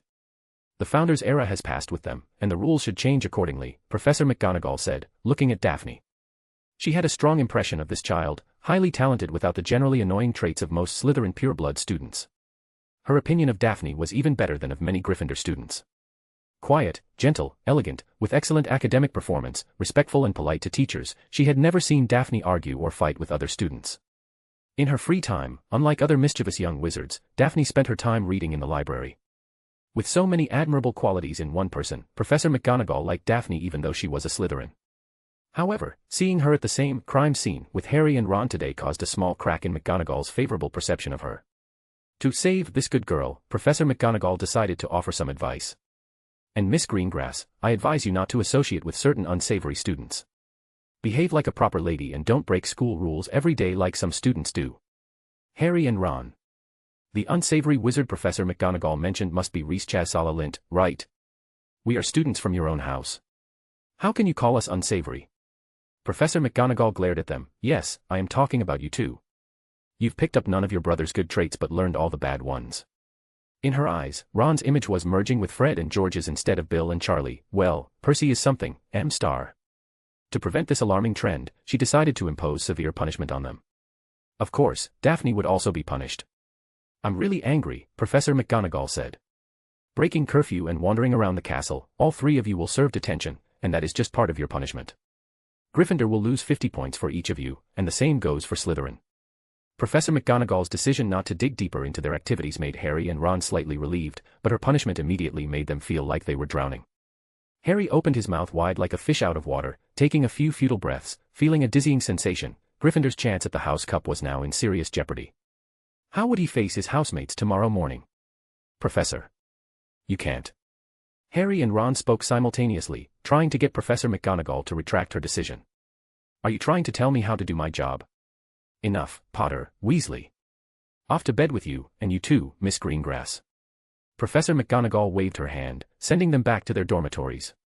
On the way back to the common room, Harry and Ron gradually regained their composure. They even felt a bit fortunate that Daphne had been caught too, meaning that while Gryffindor lost 100 points, Slytherin also lost 50. The two houses, originally in first and second place, were now overtaken by Ravenclaw and Hufflepuff, but not by too much, leaving hope for a comeback. Unexpectedly, Ravenclaw emerged as the new frontrunner, becoming the biggest winner in this scenario. The next day, news spread quickly about Harry, Ron, and Daphne being caught by Professor McGonagall while wandering the castle at night. Losing 100 points at once. For the young Gryffindors, this was a shocking blow, but what comforted them a bit was that Slytherin had also lost a significant amount of points. In their distress, just thinking about the state of Slytherin made them feel a lot better. They had only dropped from second to fourth place, while Slytherin had fallen from first to third, with the potential to lose the House Cup they had held for 7 consecutive years. With this perspective, it didn't seem so bad after all. Fred and George even came up with a theory of, it's not a loss, to alleviate the public pressure on Harry and Ron. Surprisingly, the idea of bringing Slytherin down with us resonated with many Gryffindor students, and given Harry and Ron's generally good relationships, the public opinion about them started to improve. In contrast, Daphne's situation was much worse. Gryffindors could console themselves with the notion of dragging Slytherin down, but there was no such consolation for Slytherin. Daphne had truly brought them a lot of trouble. In this case, even her prestigious background was of no use. The students of Slytherin suddenly didn't want to talk to Daphne, and some girls would even make sarcastic remarks when they encountered her. Seeing Daphne looking so haggard, Reese took out a piece of chocolate, broke it, and handed it to her. Eat this, it'll make you feel a bit better. No, thanks. Reese didn't withdraw his hand, so Daphne reluctantly took the chocolate and began to eat it in small bites. To her surprise, as the chocolate melted into sweet syrup, some of the gloom in her heart began to lift. Don't take these things too seriously. The House Cup and the like are insignificant. Slytherin would also agree with me if he was here. After a little thought, Reese prepared a draft to comfort Daphne. I have a story here, do you want to hear it? _______. Subscribe to read 12 chapters ahead of WN. Chapter 83, Reese Little Story. Hearing that Reese was about to tell a story, Daphne perked up immediately. She couldn't help but tease, is it one of those stories mentioned in the old letters? Not at all, Reese said, keeping a straight face. It's a tale I heard from a little snake yesterday. The snake told me it's a story passed down through its family for generations. Without waiting for Daphne to say anything else, he began his tale. Long, long ago, even before Hogwarts was established, in the western wilderness of the British Isles, there was a swamp. In that swamp, there was a small village made up of a few wizarding families. Such an ancient story, rarely told even by her father, immediately captured Daphne's attention. She listened intently, savoring the chocolate as she focused on Reese's words. Life in the swamp was difficult, and to make matters worse, there was an evil dragon deep in the swamp. A group of goblins served the dragon willingly, acting as its minions, causing trouble and committing misdeeds under its banner. The villagers both hated and feared the dragon and its goblin minions, but they were powerless against them. As the wizarding families grew in number, the goblins feared that one day they might unite, kill the dragon, and settle accounts with them for their complicity. So the goblins came up with a sinister plan and suggested it to the dragon. They proposed that the village should offer a person to the dragon each year as a sacrifice. If they failed to comply, the dragon would fly over the village, drying up their fish ponds with its fiery breath and slaughtering their livestock with its sharp claws. The goblins believed this would keep the wizard population in check, ensuring they remained under their oppressive control. But the wizards had their own methods. They decided to capture passing travelers and offer them as sacrifices to the dragon. One day, a sturdy young man with red hair passed by the swamp, just as the time for the annual sacrifice approached. The villagers welcomed him warmly, got him drunk, and locked him in the village chief's cellar. He was destined to become the dragon's lunch, but his eloquence during the feast had impressed the chief's son. Believing such a person shouldn't meet such a grim fate, the chief's son seized the opportunity while delivering food and freed the red-haired youth. Daphne, then what? His actions were discovered, and the angry villagers wrapped him in a cowhide sack and delivered him to the dragon's lair. He would take the place of the red-haired youth as the sacrifice. The goblins carried him, sack and all, to the dragon. Just as the dragon was about to devour him, a spell hit the dragon's right eye with precision, blinding it. It was the red-haired youth who had been released. He had secretly followed and launched a surprise attack on the unsuspecting dragon. While the dragon roared and thrashed in pain, the youth cut himself out of the sack and, using a prepared dagger, blinded the dragon's other eye. The dragon went berserk, turning its entire lair into an inferno, burning all the goblins to a crisp. However, the two youths managed to escape. After getting out alive, they regrouped and decided to return to the lair to finish off the dragon. After much struggle, they finally killed the blinded dragon in its den. After slaying the dragon, the two boys did not return to the village. Instead, they set out on further adventures together. The red-haired youth in the story was named Godric Gryffindor, and the village chief's son was Salazar Slytherin. Reese finished his story, and Daphne's eyes widened, her mind abuzz with wonder. Do what you believe is right, boldly and without hesitation. If Slytherin hadn't released Gryffindor from the cellar that night, he might have spent his entire life in that small village, living in obscurity and, like most ordinary wizards of the Middle Ages, regretting his unremarkable existence for the rest of his days. Daphne nodded, feeling the clouds of gloom lift from her heart. A few days later, Daphne's punishment for detention was announced. During breakfast, she, Harry, and Ron each received identical notes instructing them to meet in the entrance hall at 11 o'clock that night, where the caretaker Filch would escort them to their detention location. Daphne frowned. She was not looking forward to this, but there was no way around it. If you make a mistake and get caught, you have to face the consequences. At 11 that night, Daphne arrived at the entrance hall, where Filch was already waiting. A few minutes later, Harry and Ron joined her. As the three young wizards gathered before him, Filch's face twisted into a sinister smile. This was his favorite moment. No matter their background or family, they all had to bow their heads and accept their punishment before him. Punishing these little ones brought him a deep, soulful pleasure. Filch lit a lamp and motioned for the three to follow. However, when he brought them to their destination, both Harry and Ron's faces lit up with genuine smiles. Hagrid was in charge of their detention tonight. This felt like a last-minute reprieve, and the trio's spirits were lifted. Filch seemed to notice their shift in mood, so he warned them a few more times and even tried to berate Hagrid, but Hagrid quickly retorted, "I'm in charge here." Filch left sullenly. Looking at the three small figures standing before him, Hagrid's face showed a hint of guilt. "Sorry, I got you into this mess," he said, scratching his head awkwardly. They were in this situation because of him, and Hagrid couldn't help but feel remorseful.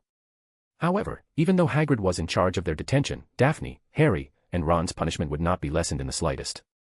There was a certain dark humor in this, as Professor McGonagall had specifically chosen Hagrid to enforce the punishment for the trio. After briefly apologizing, Hagrid began explaining the background of their detention.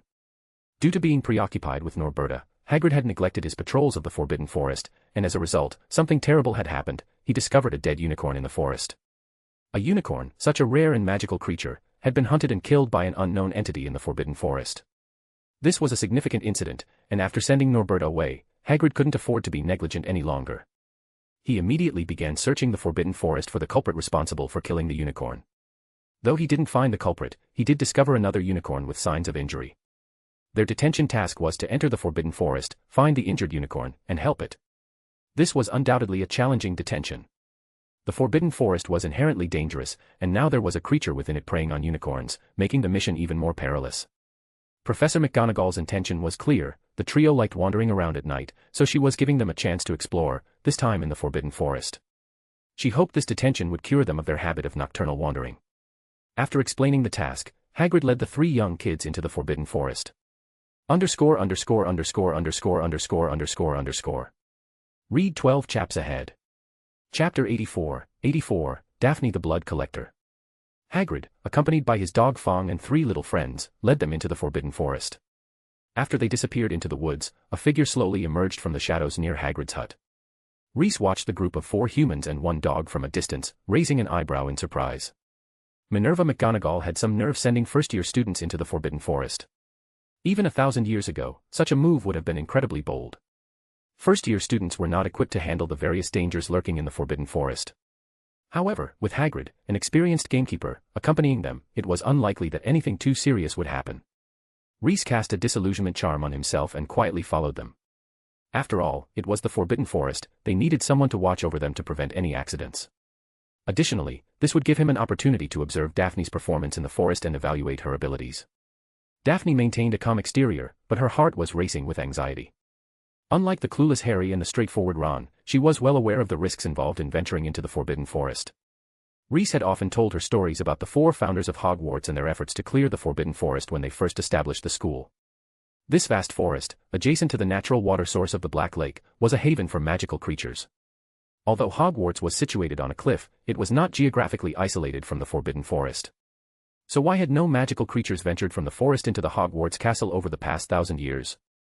The answer was that all magical creatures bold enough to attempt such a move had been eradicated by the 4 founders and their students. Not only were the aggressively territorial magical creatures eliminated, but also those with a strong territorial instinct that could pose a threat to the castle were killed. Even intelligent beings were not exempt from this purge. The goblin tribes at the edge of the Forbidden Forest were exterminated by Slytherin, Ravenclaw destroyed the Merpeople Kingdom in the Black Lake, and Hufflepuff eradicated the werewolves near the castle. Only the Centaur tribe was somewhat fortunate, as they encountered Gryffindor, who, after a few duels, made them swear never to step out of the Forbidden Forest proactively. Thanks to the founders' efforts, Hogwarts Castle had remained peaceful for 1,000 years. As the saying goes, a single preemptive strike can prevent 100 retaliatory blows. In this case, the founders didn't just deliver one preemptive strike, they cut off all potential threats in the vicinity. However, they deliberately left some less dangerous magical creatures in the Forbidden Forest to provide a training ground for students. Daphne's concern was precisely about these retained creatures. Now, it seemed that a powerful magical creature capable of killing unicorns was on the loose in the Forbidden Forest. Facing such a creature, she had to be on high alert. Fred and George always said they sneaked into the Forbidden Forest to play. Now I can say I've been to the Forbidden Forest too, Ron said proudly to Harry. In the future, when Fred and George bragged, Ron could puff out his chest and claim he had also been there and that it wasn't a big deal. Hearing Ron's words, Hagrid couldn't help but snort. Those Weasley twins had indeed caused him quite a bit of trouble. Hagrid had spent a lot of effort to chase the twins out of the Forbidden Forest. Harry felt somewhat helpless, not understanding why Ron would mention this in front of Hagrid. If it weren't for Hagrid's good relationship with them, he might have lost his temper by now. You know, it's said that there are werewolves in the Forbidden Forest, along with all sorts of other magical creatures. Hogwarts sometimes claims that students transfer schools, but actually, it's rumored that every one of them had mentioned wanting to venture into the Forbidden Forest to their friends, Daphne said with a hint of melancholy. Most of what Daphne said was made up. Hagrid raised an eyebrow. It was the perfect moment to announce the little surprise he had prepared for Ron. What? We're splitting up. Ron was stunned upon hearing Hagrid's plan. It took him about a minute to process this information before he stammered, but splitting up could be risky, right? Hagrid chuckled. This is a detention, Ron. It's meant to punish us, Daphne sighed. In the end, Hagrid decided that he and Ron would go one way, while Harry, Daphne, and the hunting dog Fawn would go another way. This arrangement satisfied everyone present, including Reese, who was trailing the group. He thought this was the safest way to split the group. If Daphne had been paired with Hagrid, he would have had to follow Harry and Ron instead. All right, if anyone finds the unicorn, shoot green sparks with your wand. If anyone gets into trouble, shoot red sparks, and we'll come find you. Be careful, everyone, let's go. With a wave of his large hand, Hagrid set the Forbidden Forest group into 2 teams. Harry and Daphne walked quietly along the dark path, with the faint glow of their wand tips and the moonlight illuminating their way. Finding the light from the Lumos charm too dim, Daphne extinguished it and instead summoned a small ball of fire, similar to what Rhys had shown her. It's brighter and warmer, she explained succinctly. Harry had no objections. As they ventured deeper into the Forbidden Forest, they both stopped simultaneously. A beam of moonlight shone through the branches, illuminating a patch of silvery blue blood on the grass. Is that? Harry hesitated. Unicorn blood, Daphne said with certainty, having learned about this magical substance from Rhys. What kind of creature would attack a unicorn? Is it the werewolf you mentioned? Daphne shook her head. I made that up to scare Ron. Werewolves are mostly like ordinary wizards, except during the full moon when they transform. And it's not a full moon tonight. Even if it were, why would a werewolf attack a unicorn? Plus, unicorns are intelligent creatures and have very powerful magic. Whatever can injure or kill a unicorn is not something to be taken lightly. After hearing what Daphne said, Harry felt goosebumps all over his body. Let's go quickly. He couldn't help but urge her, but Daphne not only didn't move, but squatted down in front of the bloodstain. Under Harry's puzzled gaze, she pointed her wand at the bloodstain and patiently used magic to extract it from the bushes. The silver-blue blood floated in the air, giving people a metallic texture. After completing this operation, Daphne took out a crystal bottle from her arms and put the blood in it. After collecting the blood smoothly, Daphne carefully sealed the mouth of the crystal bottle with a stopper, and then put the bottle back into the pocket lining of her robe. Read 12 chapters ahead at Chapter 85, The Battle in the Forbidden Forest. Harry felt his mind struggling to keep up. After Daphne put away the crystal vial and took a few steps forward, he finally snapped out of his daze and caught up to her. What are you doing? He asked. Daphne gave him a strange look. This is unicorn blood.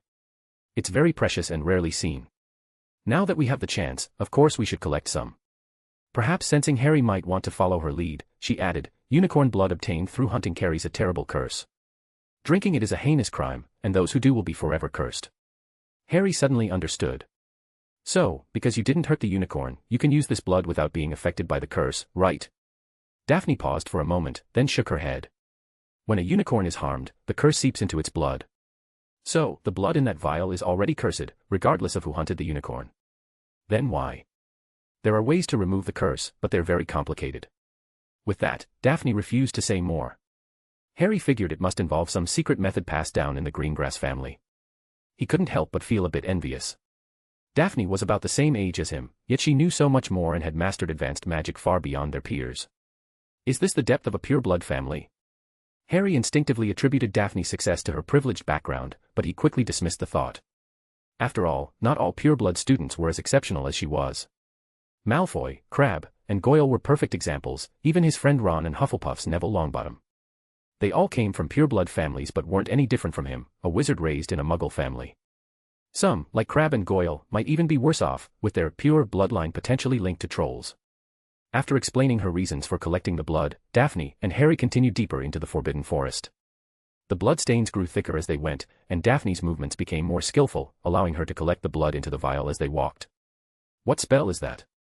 Professor Flitwick never taught us anything like it, Harry said, his eyes filled with envy.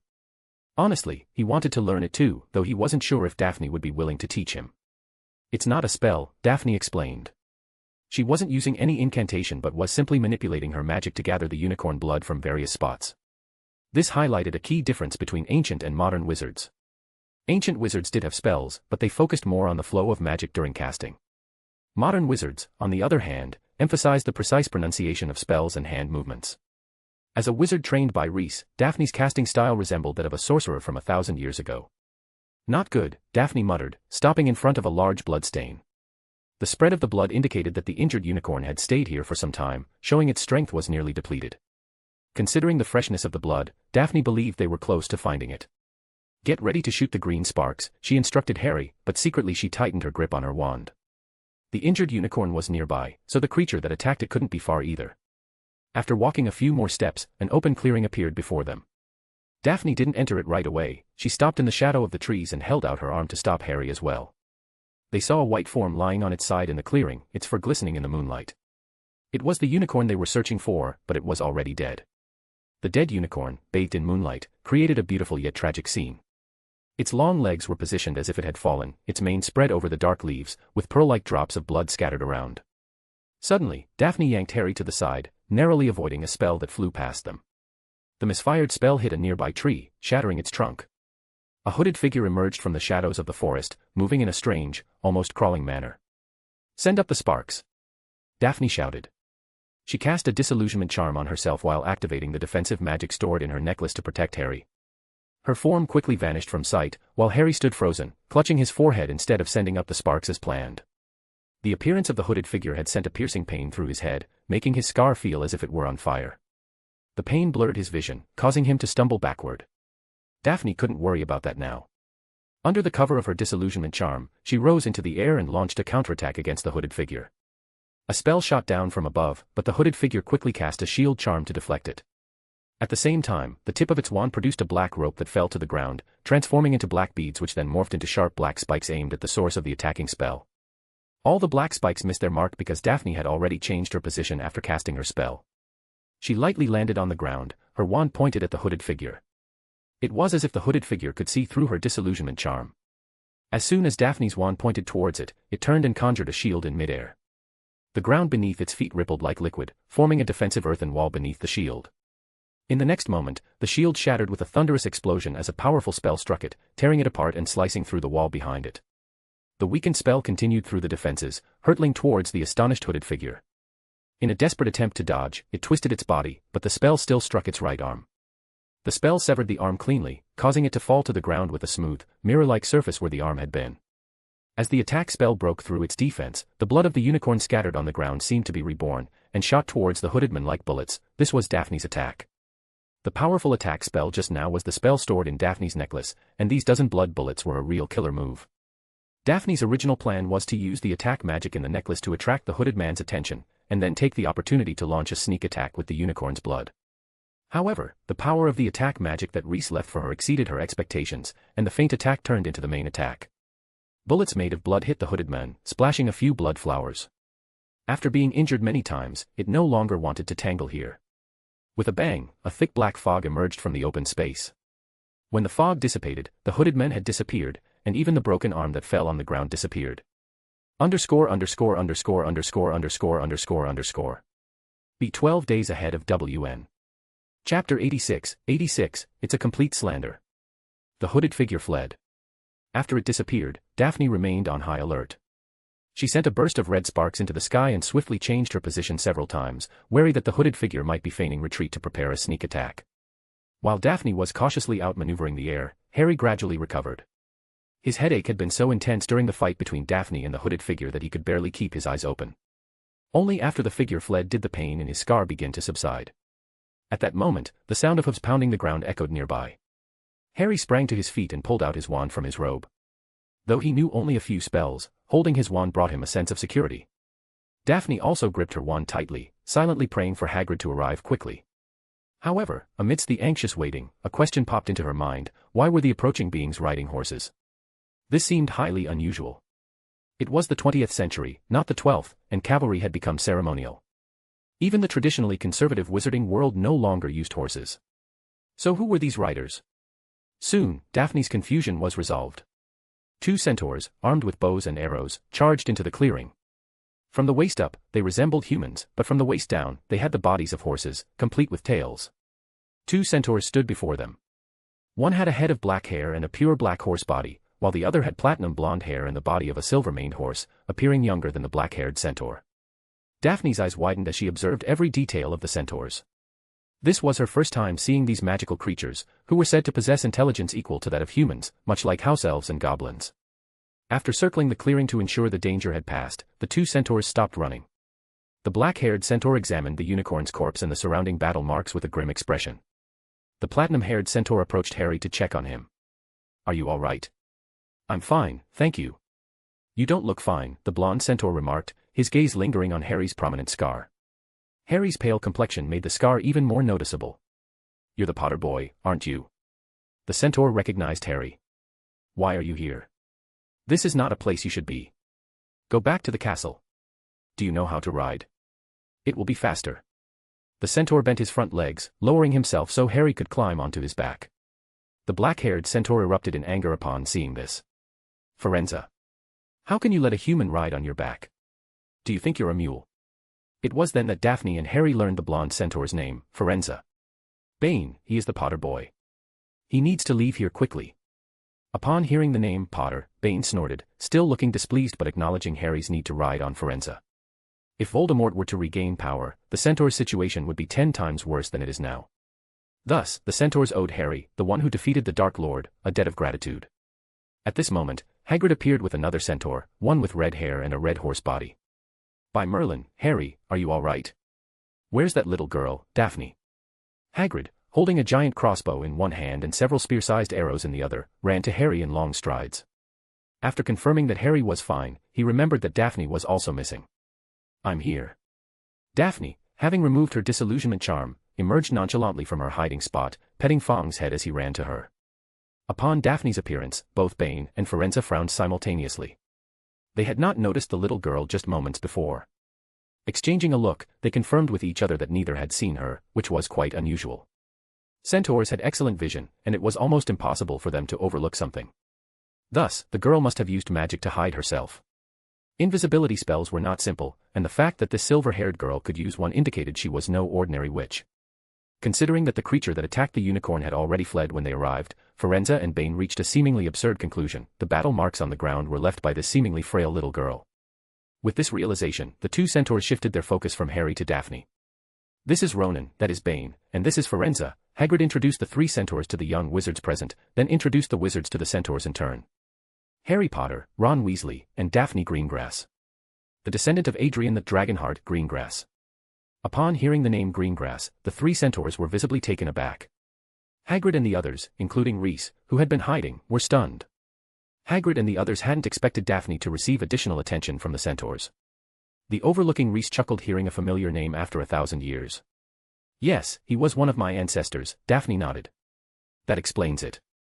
As expected of Dragonheart's descendant, Firenze praised. Dragonheart. Harry looked puzzled. This was the first time he had heard such a strange title. The ancestor of the Greengrass family, who was once a student of Salazar Slytherin, famously tore out a dragon's heart with his bare hands during a battle with the creature. Hence, he was honored with the title Adrian Greengrass the Dragonheart. Even after 1,000 years, his legend is still passed down in this forest, Ronan explained to Harry. Daphne added a few more details, giving everyone a deeper understanding of this Greengrass ancestor. Adrian Greengrass had once studied magic under Slytherin. However, unlike his teacher's nature, he was hardy and straightforward, displaying traits more akin to Gryffindor. When Hogwarts was first founded, the 4 founders had cleared the Forbidden Forest. But over time, some powerful magical creatures were attracted to the rich land and migrated here. Among them, a black dragon was the most powerful and savage, causing significant trouble for the inhabitants of the forest and the staff and students of Hogwarts.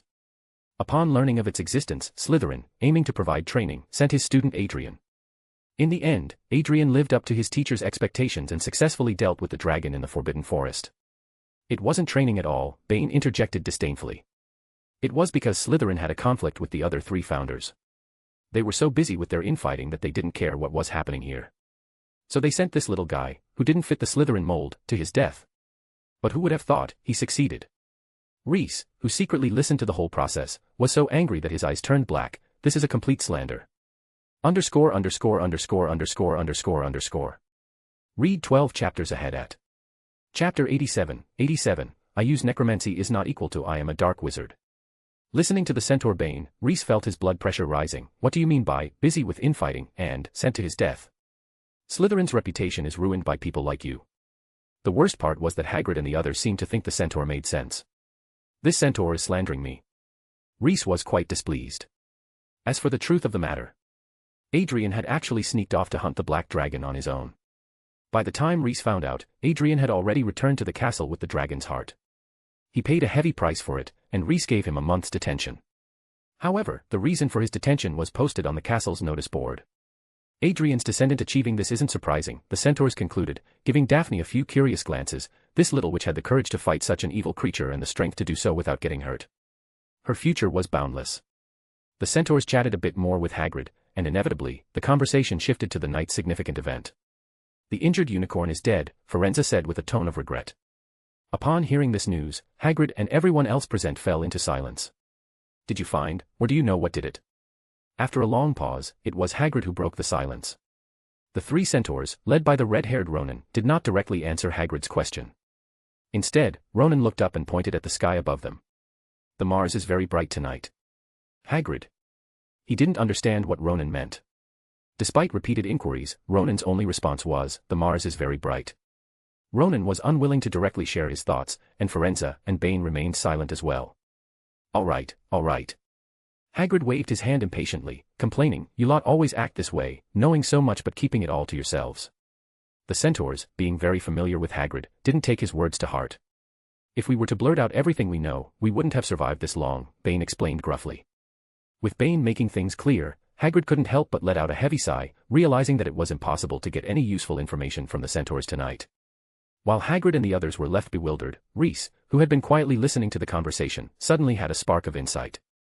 Reese knew that centaurs possessed strong prophetic abilities, deriving their predictions from the stars. This meant that their foresight was often accurate. Thus, Ronan's words warranted serious consideration. He wouldn't dismiss Ronan's statement as mere star talk like Hagrid did. Mars. Could it signify war? Generally, Mars is associated with war. With the centaur's prophecy involving Mars, Reese's interest was piqued. After further contemplating Ronan's words, Reese arrived at a startling conclusion: Mars is bright, and war is imminent. War. Reese couldn't help but squint his eyes. He had never feared war, but if possible, the current wizarding world should avoid it, considering the times were different from 1,000 years ago. However, this was just his speculation. Only Ronan knew the specific content of the prophecy. There was a 1 in a million chance that he genuinely wanted to show his half-giant friend the sparkling Mars. All right, we should head back. Tonight's detention is over. With the unicorn dead, there was no point in continuing the detention. Moreover, it was already the latter half of the night, so Hagrid decided to take Harry and the others back. The centaurs had a minor disagreement. Firenze wanted to escort Hagrid and his group out of the Forbidden Forest, while Ronan and Bane insisted on dealing with the unicorn's corpse first. Thus, the centaurs split into two groups. Firenze left with Hagrid and Harry, while Bane and Ronan stayed behind, preparing the wood to burn the unicorn's body.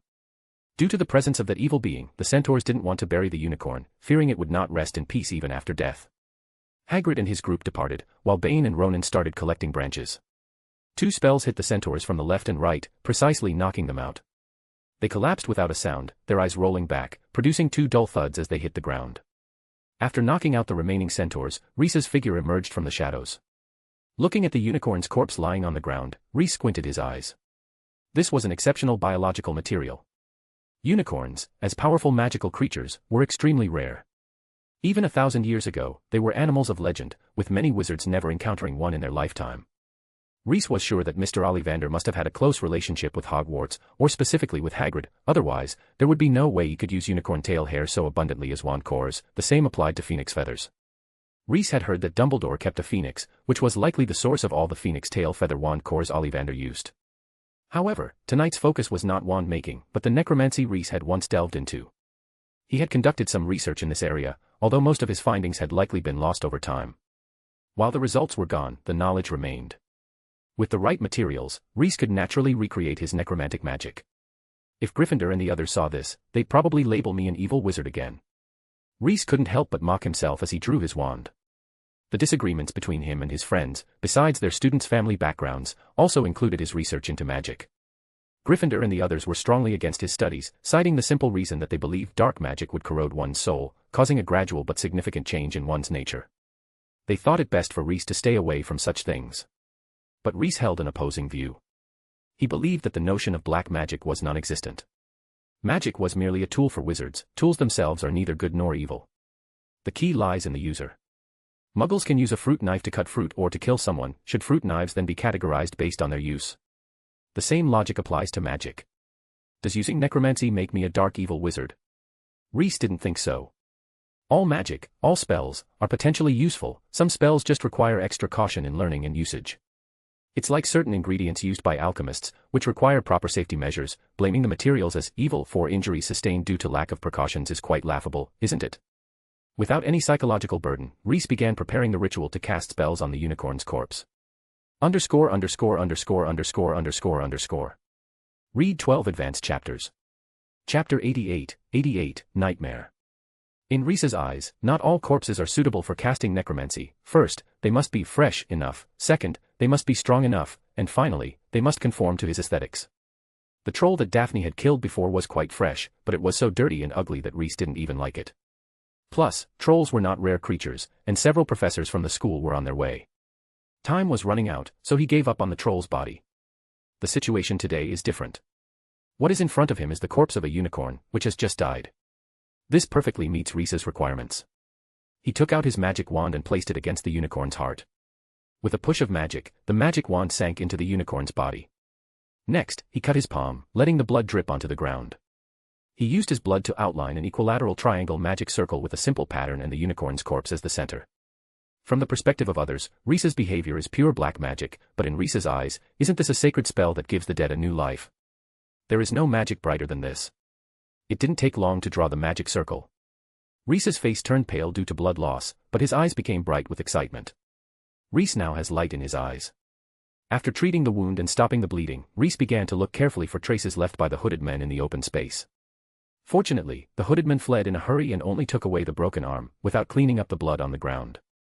Reese waved his hand, and the dirt stained with the hooded man's blood floated up from the ground and gathered into a ball. Reese placed the blood ball on one corner of the triangle. At the other two corners, he placed some dirt stained with the unicorn's blood and some dirt stained with his own blood. At this point, the three key elements, the enemy's blood, one's own blood, and the caster's blood are all ready, and the most important preliminary preparations for necromancy have been completed. In order to ensure the success rate, Reese took out some essential oils and potion materials that he had prepared earlier from his small bag and placed them next to the unicorn's corpse. When everything was ready, Reese stood next to the unicorn's body and chanted a spell to it. This time he did not use English, but chanted the spell in Latin. Starting from Anubis, the guide of the underworld, to Hades, the master of the underworld, from Thanatos, the god of death, to Arnu, the king of the underworld. Death, lord of the underworld, god of darkness and death, ruler of the underworld. No matter who you are or where you are in charge, I, Salazar Slytherin, ask for a soul from you. Whether it is guilty or innocent, virtuous or evil, it should return to the world of the living, and I will give you its flesh as your reward. The blood of Unicorn's enemies, its own blood, and my blood as the caster are all in place. Its recovery should be as natural as the sun rising in the east and setting in the west. After chanting a long spell, the triangular magic circle drawn earlier suddenly ignited with blue flames. The flames roared, burning all the magic materials prepared by Reese. The fire reached its peak where he placed the three blood clots. The three flames each extended a flame as thin as a rope, which wrapped around the unicorn's head, heart and crotch, and then expanded little by little. Reese watched expressionlessly as the blue flames completely devoured the unicorn's body. The magical thing is that although the unicorn's body was covered in flames, it did not emit any burnt smell. It was like a candle, burning silently. About a quarter of an hour later, all the flesh and blood on the unicorn's body had burned out, leaving only a black skeleton, and the flames gradually shrank to the position of its four hooves. The next second, a whirlwind blew up out of nowhere in the open space, blowing away all the ashes on the ground, and a pure white figure appeared in the woods. The shadow gradually grew larger and clearer, and finally, a unicorn-shaped shadow appeared at the edge of the clearing. It walked towards Reese cautiously, and when it reached him, it rubbed its head against his arm, then turned its head to look at the skeleton on the ground. "Welcome back to the world of the living. I hope you can get used to your new body," Reese said, pointing at the skeleton. The unicorn's shadow no longer hesitated. It raised its front hooves and leaped onto the skeleton. The entire shadow was completely immersed in the skeleton on the ground. After the phantom and the skeleton merged, two small balls of white flames appeared in the empty eye sockets of the unicorn's skull. The flames flickered for a moment, and the skeleton stood up from the ground, kicking the ground a few times with its hooves emitting blue flames. The resurrected unicorn still needed to adapt to its new body. At this point, Reese's undead magic was considered successful. Reese patted the unicorn's bony head and said to it, "After being reborn, you naturally need a new name. What do you think of the name, Nightmare?" To be more precise, Nightmare is the name of its race, but looking at the unicorn's appearance, it doesn't seem to object to being called Nightmare. After Nightmare adjusted to his new body, Reese took out a crystal ball from his bag. This crystal ball was very similar to the ones sold in Muggle gift shops, with a small platform inside and some small decorations on it. The decoration in Reese's crystal ball was a small forest. He pressed the crystal ball on the Nightmare, and the Nightmare's body began to shrink gradually.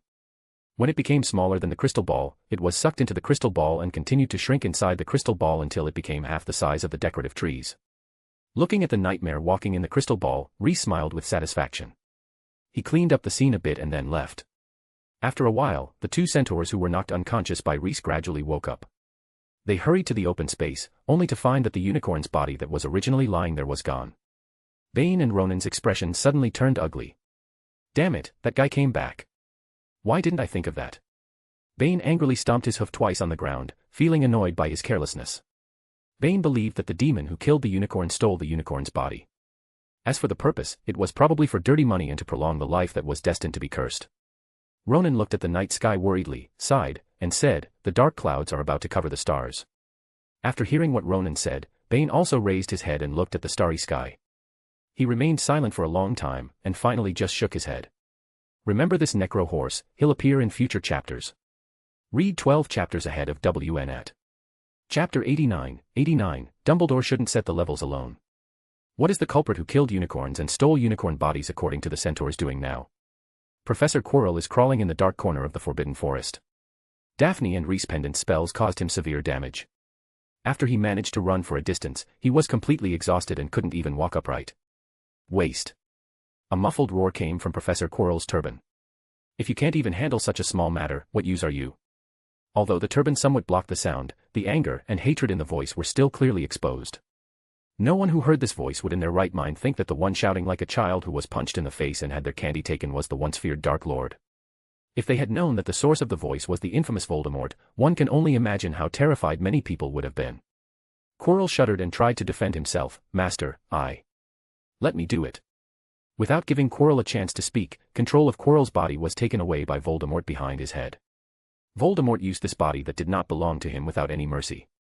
After Quirrell was injured, many of his movements became cautious, fearing that he would aggravate his injuries, but Voldemort did not have such concerns, and his movements were wide and open, as if he was not injured at all. Pain. Voldemort had long been accustomed to it. Every minute and every second after becoming a wandering spirit was like 1,000 cuts of torture. This little pain was nothing at the moment. As for what would happen to Quirrell's body, what did that have to do with him? Ever since he possessed Quirrell, Quirrell had been a living dead. All the promises Voldemort made to Quirrell, all the beautiful visions he had drawn for him, were lies. Quirrell's ending was no different from those of the poisonous snakes and rats he had possessed. When he drained the nutrients from this body, Quirrell would die, and any action he took would only delay the arrival of that day. Under Voldemort's efforts, dozens of drops of silver-blue blood slid out of the wound. Although Daphne's act of turning unicorn blood into bullets also injured Quirrell, it accidentally provided him with some unicorn blood, prolonging his life. After taking the blood, his complexion improved a lot. Unfortunately, we have attracted too many people's attention. We can no longer hunt unicorns in the Forbidden Forest. Voldemort said with regret. Since possessing Quirrell, Voldemort has been planning to seize the Philosopher's Stone hidden in the castle by Dumbledore. He did not notice the abnormality in this matter. Putting himself in his shoes, Voldemort thought that Dumbledore's time was coming, so he hurriedly went to his friend Nicholas Flamel to ask for the Philosopher's Stone in order to prolong his life. The desire for the Philosopher's Stone and the weakness of his soul defeated Voldemort's reason and made him ignore all unreasonable things. Through a series of means, Quirrell finally found a way to crack those guard levels.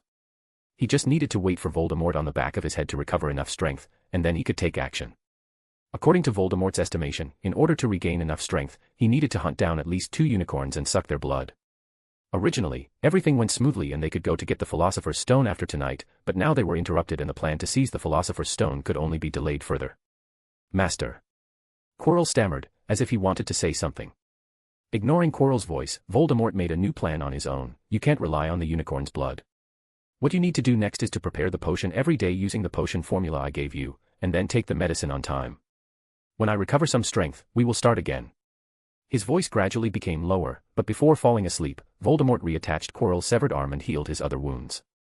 Looking at the wounds that healed quickly and the broken limbs that were reattached, Quirrell was overjoyed. With such profound magical power, what could he not do?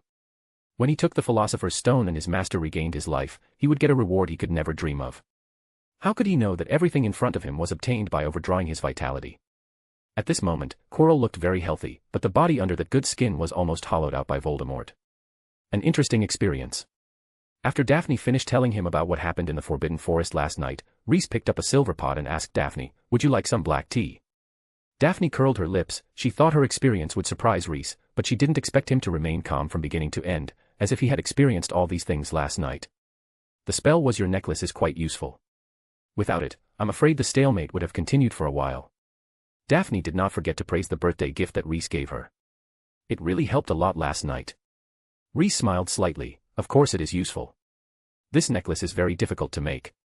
He spent a lot of effort to make it. While chatting with Daphne, he was also thinking about his next plan. Quirrell has started to hunt unicorns, which means that the thing in his body is already accumulating strength. I just don't know when he will go to steal the Philosopher's Stone. Will the interruption of the hunting activity by Daphne affect Quirrell's plan? All signs indicate that Quirrell, or the thing inside him, can't bear it any longer, and Reese thinks he should do something before him. After all, it's not just Harry Potter who's taking part in the game, there's also Daphne, and Dumbledore shouldn't be the only one setting the levels. By the way, shall we go to the library later? The finals are in a few weeks, shouldn't we make a review plan? Reese stared at Daphne as if she were a strange creature until she lowered her head. Final review. Me. Miss Greengrass, are you even listening to what you are talking about? For Reese, there is no difference between getting full marks in all subjects and getting 0 marks in all subjects. If it weren't for the fact that his absence was too conspicuous, he wouldn't even want to take the exam. If only someone could take the exam for him. Reese narrowed his eyes. I have something to do in the afternoon, so I'll leave first.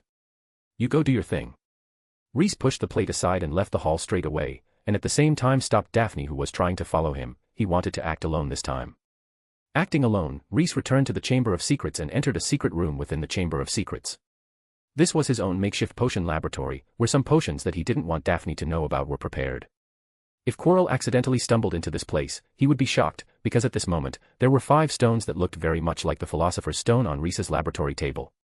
In the crucible on one side, there was a pot of blood-red liquid boiling, and in the liquid there was a stone that looked exactly like the real Philosopher's Stone floating up and down. Reese walked into his laboratory, took the stone out of the crucible, then squinted his eyes and observed it carefully. In Reese's opinion, this stone cannot have any flaws. ______. Read 12 chapters ahead at my Patreon. Chapter 90, different levels, different tests. Reese took out a piece of wiping cloth and gently wiped off the remaining red liquid on the surface of the stone, revealing a blood-red stone. Visually, it was no different from the Philosopher's Stone Reese had obtained that day, but it was far from enough to just look the same. He had to make a replica that could deceive Dumbledore's eyes. As the strongest wizard he had met after waking up, Reese would not take Dumbledore lightly. He was willing to treat this junior who was born nearly 1,000 years later than him as an equal. In other words, he needed to make a replica that even he himself could hardly distinguish. There are many counterfeiting methods popular in the Muggle antique world. For example, making a plate of ancient style and putting a mark of the corresponding era on the bottom is the most crude imitation method. A slightly more advanced method is to use physical or chemical methods to make it look old. The most powerful method is to combine and splice antiques from different eras to create a counterfeit with a longer historical background and high value, or simply split an antique into 2 pieces. Reese is going to use the most advanced counterfeiting methods. The reason why he took such great pains to imitate the Philosopher's Stone was naturally because Reese wanted to get the real Philosopher's Stone for research but did not want Dumbledore to find out. He had previously obtained some fragments from the Philosopher's Stone, and although the sample was not large enough for research, it was enough for him to make a sufficiently realistic imitation. Reese used his magic power and found nothing unusual about the fake in his hand. After failing several times, he finally made a fake that was good enough to deceive his own eyes. After selecting the magic stone in his hand, Reese began to make further imitations. He evaporated the liquid in the crucible until only a lump the size of a fingernail remained. He then used magic to control the gummy substance and evenly spread it on the surface of the fake Philosopher's Stone.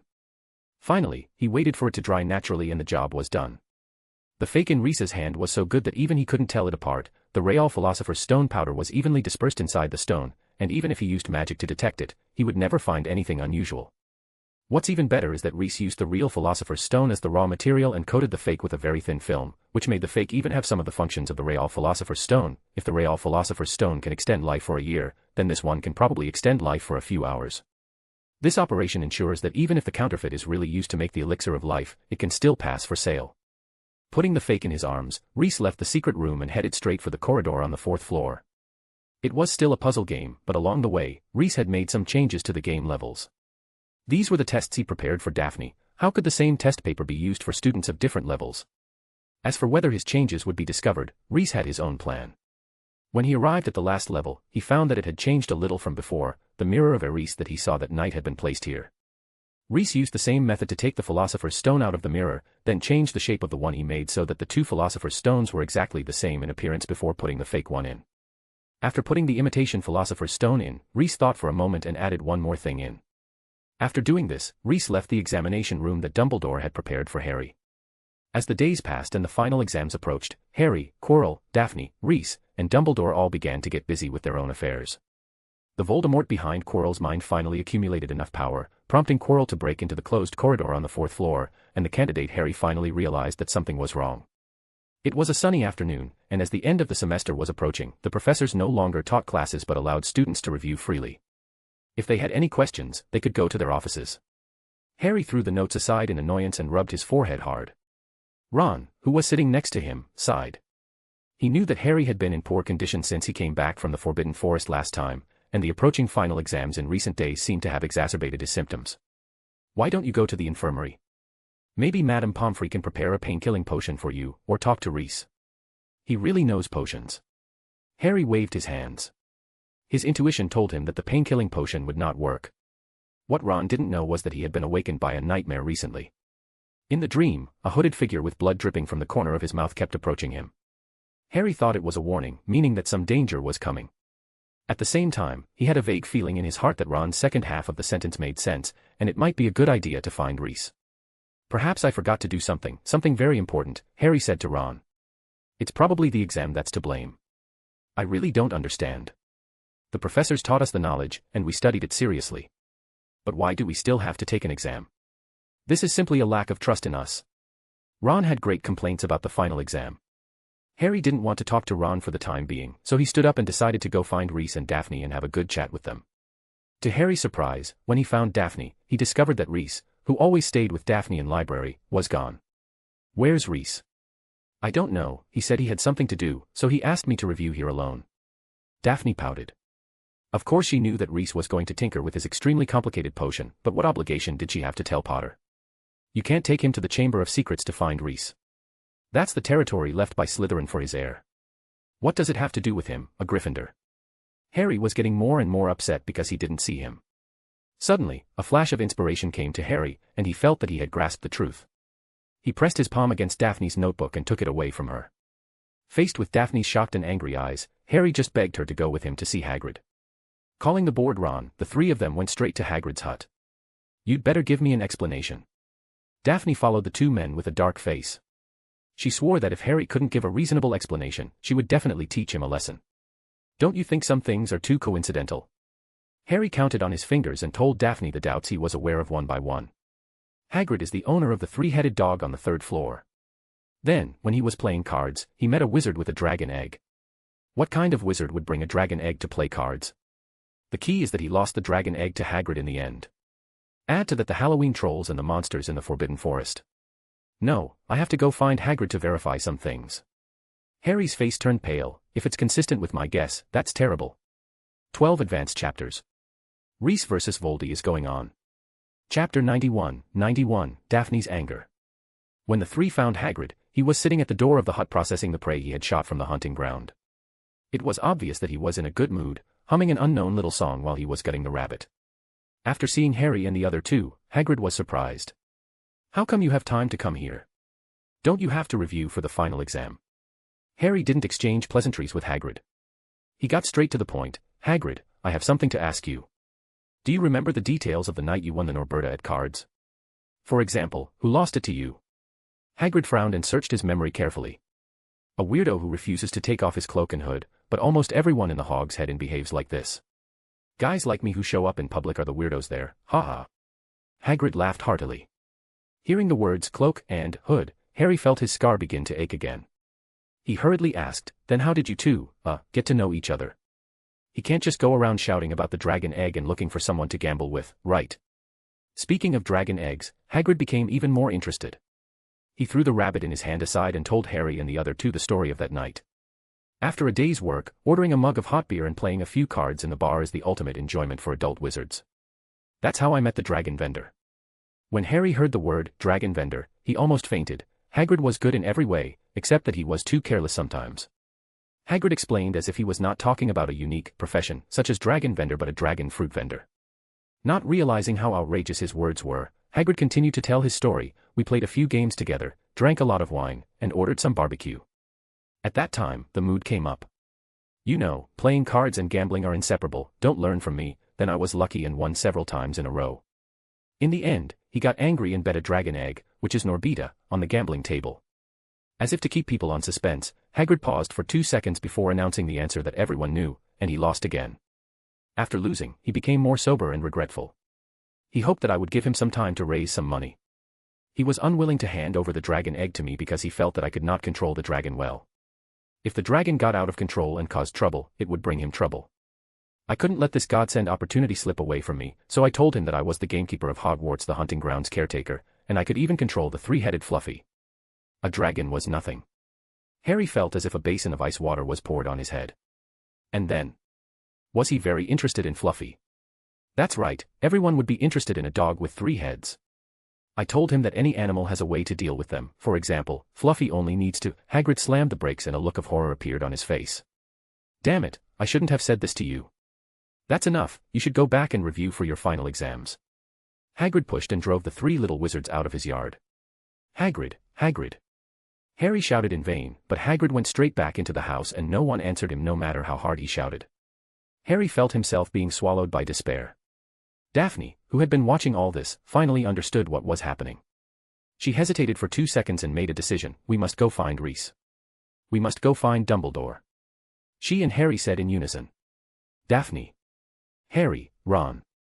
The 3 of them were silent for a moment, and then Daphne said awkwardly, indeed, it seems that Dumbledore can also be found. She thought about it carefully and realized that she should contact Dumbledore first in this situation. After all, he was the headmaster of the school. What was wrong with her? Why did she subconsciously want to find Reese to solve the problem? Well, you can find Reese, but we still have to find Dumbledore first. Let him know that Hagrid told a stranger how to subdue Fluffy. I'm sure that the guy in the cloak is either Snape or Voldemort.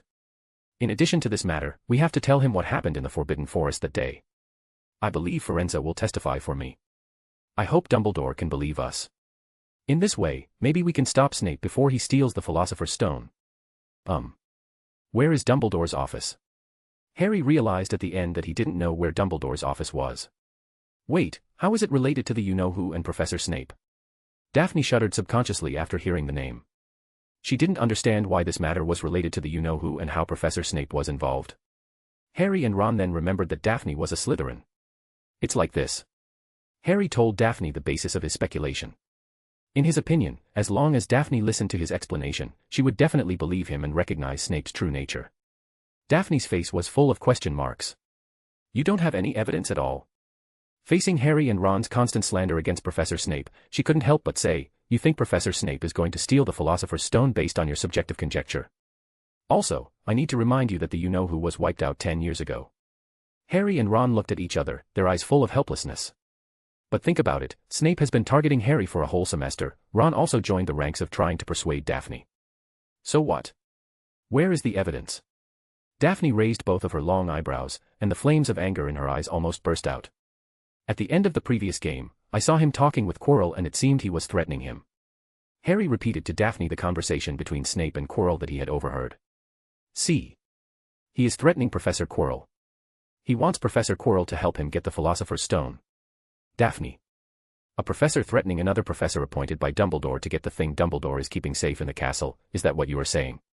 Do you really think Professor Quirrell doesn't know where Dumbledore's office is any more than you do? Sure enough, it's impossible to reason with a Slytherin. It turns out that it's impossible to reason with 2 Gryffindors. The 3 of them sighed in unison. So what? What are you going to do? Go to Snape and report us. Harry looked at Daphne with a rather unfriendly look. Daphne nearly jumped up like a cat whose tail was stepped on. Who do you think I am? I will go to the corridor on the 3rd floor with you right now. I will not stop until you see with your own eyes who the intruder is. At this time, Daphne, who was angered by Harry, had made up her mind to intervene in this matter, and the 3 of them ran towards the castle together. Read 12 chaps ahead. Chapter 92, Reese fainted from poisoning. The 3 of them ran for a while, and after they rushed into the castle, their blood gradually returned to normal, and they calmed down. Harry thought that he must go to Professor Dumbledore first, rather than rushing into the corridor on the 3rd floor. But the question is, where is Dumbledore's office? The little wizard stood at the corner of the corridor on the 2nd floor, confused. Daphne also had no idea where the principal's office was, and they had never seen any students being taken there. At this moment, Professor McGonagall's voice suddenly rang out, "You 3, make way. If you have time to stay here, you might as well go back and review for the final exam." Professor McGonagall appeared with a serious face. She walked hurriedly, and a stretcher was floating behind her. When she saw Harry and the other two, she frowned and gave Daphne an extra look, as if blaming her for hanging out with Harry and Ron again. It's rare to see Slytherins hanging out with Gryffindors every day. We want to see Professor Dumbledore. Courage surged from Harry's heart. He looked into Professor McGonagall's eyes and stated his request. Professor McGonagall was surprised by his idea. She was stunned for a moment, then told Harry that Dumbledore had received an urgent letter from the Ministry of Magic and was no longer in Hogwarts. He's gone. Harry asked anxiously. At this time, he felt like the sky was falling. Professor McGonagall was obviously dissatisfied with what Harry said. Professor Dumbledore is a very great wizard dash. Reese, an exclamation interrupted Professor McGonagall's words. While Professor McGonagall was talking to Harry, the stretcher slowly floated over, allowing Daphne to see the face of the person lying on the stretcher clearly, and then she couldn't help but scream. It was no wonder she was so surprised, because the person lying on it was actually Reese. This really shocked Daphne. At this moment, Reese's eyes were closed and his face was ashen. If it weren't for the slight rise and fall of his chest, he would be no different from a corpse. Someone found him in an underground classroom. Judging from the potion residue scattered around him, Mr. Lint tried to make potions to enhance memory and luck in an attempt to get good grades in the final exam. However, the difficulty of making these two potions was beyond his imagination. Professor McGonagall glanced at Reese lying on the stretcher and sighed, "I'm afraid Mr. Lint will miss his final exam." Daphne. Absurd emotions filled her mind and she couldn't understand what was happening in front of her at all. How could Reese have fallen down from mixing the wrong two potions? But the facts were there, as real as the marble floor she was standing on. Looking at Daphne, who was completely stunned, Professor McGonagall felt a little sympathy in her heart, and she patted Daphne's shoulders gently twice. "You often study with him, right? You should give him more guidance in the future and not put too much pressure on him. Now please move aside. I have to take Mr. Lint to the school hospital wing." After saying that, she no longer paid attention to Harry and directly pulled the stretcher towards the infirmary. When the stretcher turned the corner of the stairs, a small crystal bottle slipped from the pocket of Reese's robe and fell to the ground. Everyone present had their own thoughts, and no one noticed it except Daphne, who picked it up subconsciously. Professor Dumbledore left, Reese fell ill, and Professor McGonagall was too lazy to listen to their explanations. The backbone of the three people's hearts was wiped out, and the three young wizards fell into confusion at the same time. We. Harry stood there at a loss, like a frozen program. He had never been so desperate. Snape was breaking through the protection of the Philosopher's Stone. When he got the Philosopher's Stone, Voldemort would come back and Hogwarts would cease to exist. What would he do then? Go back to the Dursleys? The Philosopher's Stone is going to be stolen, and we don't even have a ticket to go in and stop him, Harry said in a desperate tone. There is a way to get through the three-headed dog. Daphne's voice suddenly interrupted Harry's complaints. Harry looked up at Daphne, who was now examining a crystal bottle in her hand. The bottle contains a very powerful sleeping potion, which is powerful enough to put the three-headed dog into a deep sleep. I think as long as we have it, we will have no problem entering there. How do you have this kind of potion? Ron couldn't help but ask. Reese made it. Why did he make this kind of potion? Daphne glanced at him, refusing to answer the question. Her attitude made Ron a little unhappy, but he couldn't do anything to Daphne. When Harry heard Daphne say that she could deal with the three-headed dog Fluffy, he felt that Daphne was emitting holy light all over her body. Great. He almost jumped up, his eyes sparkling. Let's go to the 4th floor now and stop Snape. Daphne, huh? Her reason told her that there seemed to be a lot of things to complain about this operation.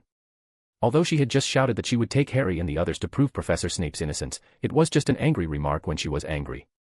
She felt that it was not a good idea to directly break into the forbidden area on the 3rd floor. What if they run into the guy who wants to steal the Philosopher's Stone? Although the encounter in the Forbidden Forest made Daphne feel that she was very good at fighting, she was not sure of winning if she fought again. The same move would be much less effective the second time. And Potter has no substantial evidence. He thinks someone went in to steal the Philosopher's Stone, but where is the evidence? It can't be based on pure speculation. Have you guys finished your review? Snape's voice sounded behind the three of them, causing Harry and Ron to gasp. The three of them turned their heads and saw that Snape was really standing behind them. Daphne smiled. Potter, Professor Snape's suspicion can be cleared now, right? He didn't steal the Philosopher's Stone. Professor, Reese. I know. Snape showed a strange smile on his face. He still overestimated his own pharmaceutical skills, but I admire his courage and talent for challenging such a difficult potion in his first year. Well, I have to go treat Mr. Lint. I just happen to have developed a new antidote. He pushed aside the three people and walked towards the school hospital wing. After walking 2 steps, he turned around and looked at Daphne and said, "Miss Greengrass, I have a piece of advice for you. It would help if you didn't get along with people who are not your friends. You need to be cautious when making friends." After saying this, he flicked his sleeves and left in a daze. Daphne turned and looked at Harry, and said proudly, "I told you, Professor Snape is definitely innocent." Read 12 advanced chapters. Chapter 93, Feeling Targeted. Great. Snape is not ready to steal the Philosopher's Stone yet. After Snape walked away, Harry was excited. Daphne. Her eyes widened with anger and shock. She felt that it was really difficult to communicate effectively with someone like Potter. If Potter didn't see Professor Snape, it meant that Professor Snape had gone to steal the Philosopher's Stone, and if Potter saw Professor Snape, it meant that he was not ready to steal the Philosopher's Stone. So Professor Snape must be a villain no matter what. She felt herself getting angry again. Can you please stop being unreasonable? Daphne didn't want to play house with these 2 kids anymore. She just wanted to go to the school hospital wing to check on Reese's condition. She thought it was ridiculous that Reese was poisoned by the potion she had prepared. The probability of Dumbledore choking on a mint candy and entering St. Mungo's was greater than this. There must be some hidden secret, and she wants to find out. Seeing that Daphne seemed about to leave, Harry quickly ran up to her and blocked her way. If she left, he and Ron wouldn't even be able to get past Fluffy. "Wait a minute, Daphne, please believe me," Harry said earnestly. "I am very sure that Voldemort is planning to get the Philosopher's Stone. I must enter that room. I can't watch him take the Philosopher's Stone away from me. Daphne, if the Philosopher's Stone falls into Voldemort's hands, he will definitely make a comeback. By then, all the prosperity of Hogwarts and even the entire wizarding world will be destroyed. Voldemort and his lackeys will raze the school to the ground, or turn it into a school dedicated to teaching dark magic. In the process, countless people will die. If you want to survive, you must kneel down for him and become his servants and dogs. If I fail, I will just be killed by him. If I didn't stop him, wouldn't I be killed by him? I'll just die a little later than now, because I will never go to him. Voldemort killed my parents. Can you understand this hatred? I must go through that trapdoor. I will bear any responsibility alone." Daphne couldn't help but be moved. Harry's words really touched her and made her rationality waver a little. The last bit of her rationality drove her to ask, what if you get the Philosopher's Stone, but that person intercepts you and steals it? It is now under the protection of Professor Dumbledore and is very safe. Then I will guard the last level of the checkpoint. Voldemort will have to step over my body if he wants to get the Philosopher's Stone," Harry said in a decisive tone. Harry's determined look successfully convinced Daphne, and she felt that she should help Harry. Since he had made up his mind, she should not waste his awareness. "Daphne, you don't have to get involved.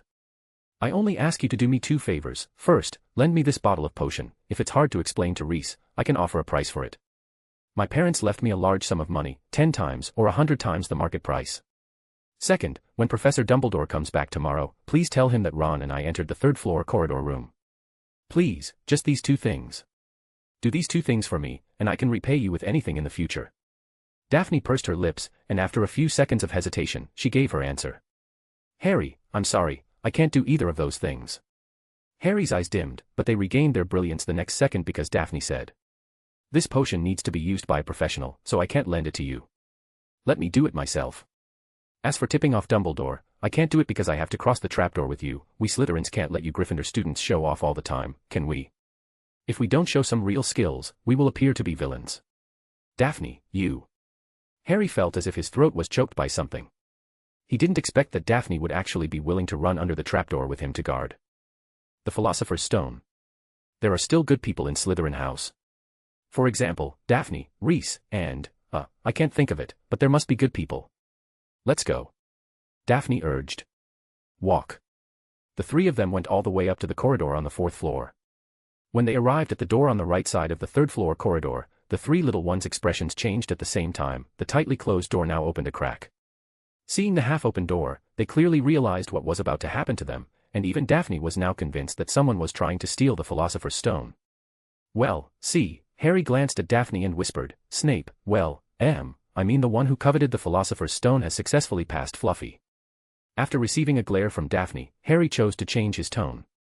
"Move aside, stay away from me." Daphne pushed the 2 little boys who were in the way aside, and then opened the crystal bottle left by Reese. Driven by magic, the sleeping potion prepared by Reese floated in through the crack of the door. Fluffy's breathing behind the door gradually became long and steady, and he soon fell asleep. After waiting for a few seconds, until all the remaining potion in the room was inhaled by Fluffy, Daphne opened the door. Behind the door, Fluffy, the three-headed dog, was sleeping soundly, with a harp at his feet. It looks like Fluffy's weakness is music. Harry walked to Fluffy's feet and with some effort moved the big dog's paw aside, revealing the trapdoor that it had been guarding for a school year. The trapdoor opened to reveal a hole. Harry looked down through the hole. It was pitch dark and he couldn't see clearly what was going on at the bottom. Harry directly supported the edge of the hole with his hands. Watching his movements, Daphne had a bad feeling. Was he going to jump in directly? Hey, wait. Harry jumped down before Daphne could finish her sentence. Daphne felt a little suffocated. What if it was very deep down there or there was a trap at the bottom? Harry would be dead. She didn't dare to delay, and cast a levitation magic on herself and floated down along the cave entrance. As she slowly fell, Daphne was on high alert. Her energy was not in vain. About 4 or 5 seconds later, there was a swishing sound in the air, and several crossbow arrows with cold light shot towards her from all angles. Daphne waved her wand and used a protective spell to deflect them all. Sure enough, there is a trap. Daphne narrowed her eyes, and now she began to worry about what would have happened to Harry. Did he get smashed into a mess, or shot into a sieve by a crossbow arrow? As a result, when she landed, Daphne was shocked. Not only was there no trap on the ground, but there was a soft thing on the ground to cushion the shock for the person who jumped down. Harry was standing on the mass, jumping around and looking completely unharmed. Is it because Harry's fall was so fast that the crossbow trap on the wall was not triggered? She suddenly realized something. She got shot at because she descended slowly by the levitation spell. Daphne felt as if she was being targeted. The trap here only targets experts. A/N, let's see what traps Reese has created for Daphne. Read 12 chapters ahead of WN. Chapter 94, Under the Trapdoor.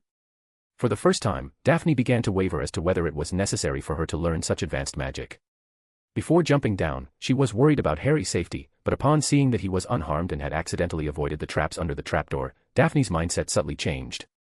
Who set up these traps? Do they have any basic knowledge of setting up defensive mechanisms? Is the cushioning on the ground to prevent thieves from getting hurt? Harry didn't think that much. He shouted up to the hole, telling Ron to jump down as well. With a thud, Ron landed flat on his back next to Harry. What is this stuff? He asked. Not sure, seems like some kind of plant, feels like it's here to cushion falls. Daphne was speechless when she heard Harry's words. Don't you think it's strange to have cushioning plants here? Suddenly, she felt something grab her ankle and quickly crawl up her shoe, wrapping around her arch. Daphne suddenly realized what it was. She struggled desperately, finally shaking off her shoe to escape. Once she reached a safe clearing, Daphne took a moment to observe what had just attacked her, and then she recognized it. It was Devil's Snare covering the ground. Daphne was quick to react, so she managed to escape. Harry and Ron were not so lucky. One had fallen early, and the other was lying directly on the Devil's Snare. By the time Daphne noticed the anomaly, both of them were already entangled and unable to break free. Help! Help us! What is this stuff? Harry and Ron struggled desperately, but the vines only tightened their grip. Despite their best efforts, they could only temporarily hold off the vines from wrapping around their necks. Without outside help, as their strength gradually waned, the two young wizards would eventually be strangled to death. Hold on, Incendio. Daphne drew her wand and chanted, a thick blue flame sprouting from its tip and sweeping towards the Devil's Snare. Within seconds, the vines retreated from Harry and Ron. They twisted and writhed, moving away from the fire, freeing the two unfortunate boys. Daphne didn't extinguish the flame but turned it into a fireball that floated overhead, illuminating the area. Good thing you paid attention in herbology class, Harry said, leaning against the wall and wiping the cold sweat from his forehead. Ron, meanwhile, noticed that in the struggle, Daphne's shoe had been taken by the Devil's Snare, leaving her with only a pair of thin black socks. Why don't you wear mine for now? He suggested after a moment's thought, taking off his shoes and offering them to her. Daphne repeatedly told herself internally that Ron meant well, but when she saw the worn and torn blackened shoes he offered, she felt her facial expression slip out of control. Her face twitched a couple of times, and she levitated about an inch off the ground. After taking a couple of deep breaths, she put on a businesslike smile again. There's no need. It won't affect anything. Let's hurry and protect the Philosopher's Stone. With Daphne's words, Harry and Ron didn't delay any further and proceeded down the only corridor deeper into the area. At the end of the corridor was a brightly lit room with a high, arched ceiling. Countless small, jewel-like birds flapped their wings, flying all around the room. At the opposite end of the room was a heavy wooden door. Will these birds attack us when we cross the room? Ron asked, his expression serious. I think it's very likely, but we have no choice, Harry nodded. Those aren't birds, Daphne interrupted their conversation. She pointed to the ceiling, making Harry and Ron see that the flying objects were not birds but keys with wings. I think you need to fly up and grab the key that can open that door, Daphne said. There must be hundreds of keys here. Harry looked at the dense swarm of keys and felt a headache coming on. Someone's already broken in here before us, so the correct key has probably been grabbed once already. Daphne analyzed the situation seriously. Look for any key that shows signs of being grabbed. I'll try another method. The three split up. Harry and Ron grabbed broomsticks piled in the corner of the room and went to catch the keys, while Daphne approached the door to see if she could open it by other means. First, she tried the simplest method, pushing it. Since someone had broken in before, perhaps the door was already open. However, the door didn't budge. She then tried the unlocking charm, but it had no effect. Looking at the wooden door, Daphne had a bold idea. She stepped back a few steps and then cast an attacking spell at the door. The sturdy oak door was chipped a little with a small hole. Although the power didn't meet her expectations, it was still quite good. Daphne began casting spells continuously: wind blades, ice arrows, fireballs. She used all forms of attack magic she had learned from Reese on the door.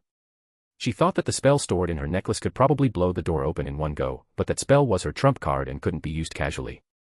She decided to blow the door to pieces bit by bit. Harry and Ron, floating in midair, were dumbfounded and almost forgot their mission. However, Daphne's efforts ultimately ended in failure. When she blew a large hole in the outer layer of the wooden door, she discovered a thick iron door underneath. Blasting through the iron door would take an unknown amount of time, and more importantly, she couldn't guarantee that there wouldn't be another door behind it. Fortunately, Harry and Ron brought good news: they had locked onto a key and were intercepting it. Ron dived down while Harry closely followed the key. With the two closing in, the key swiftly flew towards the ground. Daphne raised her wand and swung it upward. A small wind blade shot out from her wand tip, precisely hitting the escaping key and slicing off one of its wings. With half a wing missing, the key plummeted to the ground, where Daphne swiftly grasped it. She brought the key to the door, inserted it into the lock, and turned it. With a click, the door swung open on its own.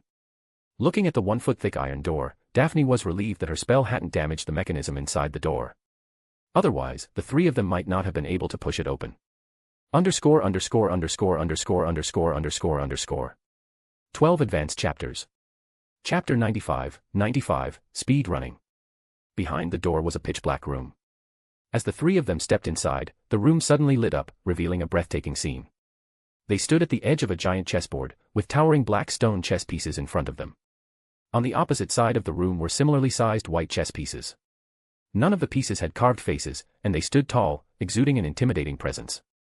Ron tried to take a step forward, and the soldiers among the white pieces immediately moved. Bloody hell. They drew their weapons and blocked Ron's path, forming a chess wall. It looks like we have to play a game of chess against the other side and win to pass through. And, unsurprisingly, we probably have to act as the pieces, replacing 3 of the black pieces, Ron speculated. He asked a black knight for confirmation and received a positive answer. This made Ron sigh. He knew that being a chess piece was far riskier than being a player. Pieces could be sacrificed, players could not. If possible, he would have preferred to be the player, but that wasn't an option. Ron invited 3 black pieces to leave the board, then he, Harry, and Daphne took their places. I'll do the commanding.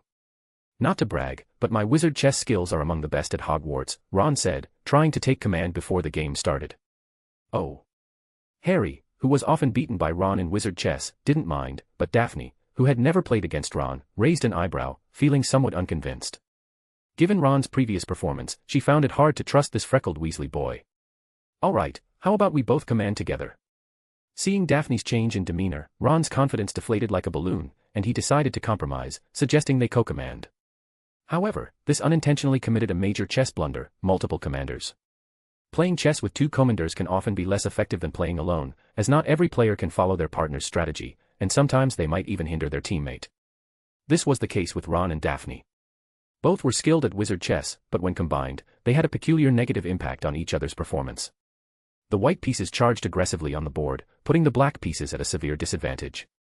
One black piece after another was ruthlessly shattered into lifeless fragments and swept off the board to pile up against the wall. Despite Ron and Daphne's formidable skills, their combined efforts were unable to stop the white pieces' relentless assault. The black pieces' defeat was only a matter of time. Move the bishop 3 squares to the left. Daphne, no. That will make us lose. No. A ruthless determination flashed across Daphne's face. Who says the outcome has to be decided on the board? Let's just try to eliminate as many white pieces as possible next. Ron and Harry were stunned. Before Ron and Harry could react, Daphne commanded the remaining black pieces to launch a suicidal attack on the white pieces. She successfully shattered several white pieces, but in doing so, she caused the black pieces' already precarious situation to collapse completely. Daphne seemed entirely unfazed, her moves appearing as though she had bet on her own loss, sometimes even sacrificing black pieces senselessly. Ron had given up on commanding, quietly observing Daphne's actions. He didn't quite understand why Daphne was doing this, perhaps it was to start another game with herself in sole control. Finally, the white bishop advanced to the black king, who then removed his crown and threw it at the bishop's feet, signifying the black pieces' defeat. Although there weren't many white pieces left on the board, they still managed to checkmate the black king, didn't they? Now it was time for some off-the-board tactics. Just as the white pieces were slowly returning to their positions to reset the board, a spell struck the white king's neck with precision. Swoosh, decapitating it. The king's head fell to the ground and shattered into pieces, with the crown rolling far away. Harry and Ron. The other pieces were stunned, as if they couldn't believe what had just happened. Just as I thought. Wind blade, Daphne exclaimed in delight. She continued to swing her wand, sending out 1-foot-long wind blades one after another, shattering the remaining white pieces into dust.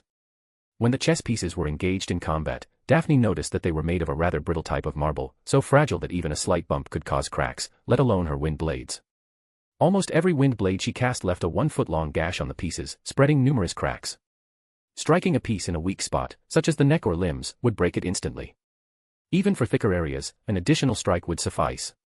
Daphne's attack caught the pieces off guard. By the time they reacted and began to attack her, most of the white pieces had already been destroyed. At this moment, Harry finally understood what Daphne meant by saying, the outcome doesn't necessarily have to be decided on the board. That was cunning, ah. As Harry pondered this, Ron suddenly tackled him, knocking him to the ground. It turned out that the black pieces had started attacking them. When Daphne decided to break the rules, the black pieces no longer considered them allies but enemies instead. Thanks to Ron's quick action, Harry avoided the black king's attack, but Ron wasn't as lucky. He took a heavy blow to the thigh, screaming in pain. Before the black king could strike again, a wind blade severed its head. Daphne had floated into the air by this point, unleashing a barrage of wind blades like raindrops, clearing the remaining pieces from the board in a matter of seconds. After the last chess piece fell with a crash, Daphne landed beside Ron, pursing her lips as she examined his injury. She regretted not coordinating with Harry and Ron beforehand, otherwise, they could have achieved a flawless victory. It's broken. Smell this quickly, Daphne said, opening a vial of sleeping potion just enough to let Ron catch a whiff. He promptly passed out. With a sigh, Daphne remarked that they would have to leave Ron there temporarily. Without any pieces in their way, the two of them easily crossed the second door. Beyond the third door was a giant troll, which Daphne defeated effortlessly. Thanks to her previous experience, she dispatched the troll in an instant. In the room beyond the troll, there was a table with 7 bottles of various shapes. Daphne picked up the note left on the table. For her, the puzzle on the note was not difficult to solve. The problem arose when she picked up the inconspicuous little bottle and found that the potion inside had already been consumed. Daphne and Harry fell silent. ________________________________________________________________________________ Read 12 chapters ahead at Chapter 96, Risa's action. Daphne tightly gripped the empty bottle, biting her lower lip hard. She never expected to be stopped for such a ridiculous reason. The person who arrived first had drunk the potion, leaving those who came later unable to proceed even after solving the puzzle. It was absurd. Staring at the flames blocking their path, she had a bold and crazy idea: why not brew a fire-resistant potion and take a chance? She knew how to brew potions but lacked the materials and tools. Her fingers clenched the small bottle tightly. At that moment, she felt something raised on the surface of the bottle. She picked up the bottle and found an inscription on its body: no way above, a door below. Daphne narrowed her eyes, placed the bottle back on the table, and carefully examined the floor. She noticed that a tile under the table seemed slightly uneven. Pressing down on one corner of the tile and giving it a firm lift, she revealed what lay beneath: a complete set of cauldrons and a package of potion ingredients. Daphne retrieved them and, upon opening the package, knew immediately what they were: all the ingredients needed to brew a fire-resistant potion. Okay. She immediately set to work. The amount of potion ingredients in the package was limited, enough for only one mistake at most. Even worse, she had no recipe or guidelines this time. All she could rely on were her brain and hands, but this did not affect her confidence in the slightest. She even felt that there were more than enough ingredients. While Daphne was brewing the potion, a treatment was underway in the castle's infirmary. Mr. Lint's condition has stabilized, Snape said as he straightened up after administering a newly developed potion to Reese, delivering the good news to Professor McGonagall and Madame Pomfrey, who stood nearby. So when will he regain consciousness? Madame Pomfrey observed Reese's improved complexion, finally feeling relieved. Now, her primary concern was how long the boy would stay in her ward. A fleeting look of embarrassment crossed Snape's face. According to his design, Reese should have regained consciousness by now, but he remained comatose. It seemed his potion needed further refinement. Fortunately, the ashen color had faded from Reese's face, and his rigid muscles had relaxed. His condition was improving. Currently, Reese appeared no different from someone merely asleep. Snape didn't attempt to wake him, opting for caution instead. Antidotes are not cure-alls, the reasons for poisoning among the young witches and wizards at school are varied. This statement resonated with Madame Pomfrey. I believe all we need to do now is wait. Reese could wake up at any moment, possibly this afternoon or in a few days, no later than a week. However, be prepared for him to miss his final exams. We'll decide how many points to deduct then, Professor McGonagall said with a slight smile. Smiles being conserved, Professor McGonagall smiled while Snape did not. Snort. With a swish of his robes, Snape turned and strode out of the infirmary, planning to catch some Gryffindor students breaking school rules and deduct a substantial number of points from them. After Snape left, Professor McGonagall gave Madame Pomfrey a couple of instructions, asking her to notify her immediately once Reese woke up. She then departed as well. Madame Pomfrey lingered in the ward for a few more minutes before attending to a new wave of arriving students. This time, it was fifth-year students suffering from hysteria due to the stress of preparing for their OWL exams. When the infirmary was finally empty, Reese, lying on the bed, slowly opened his eyes.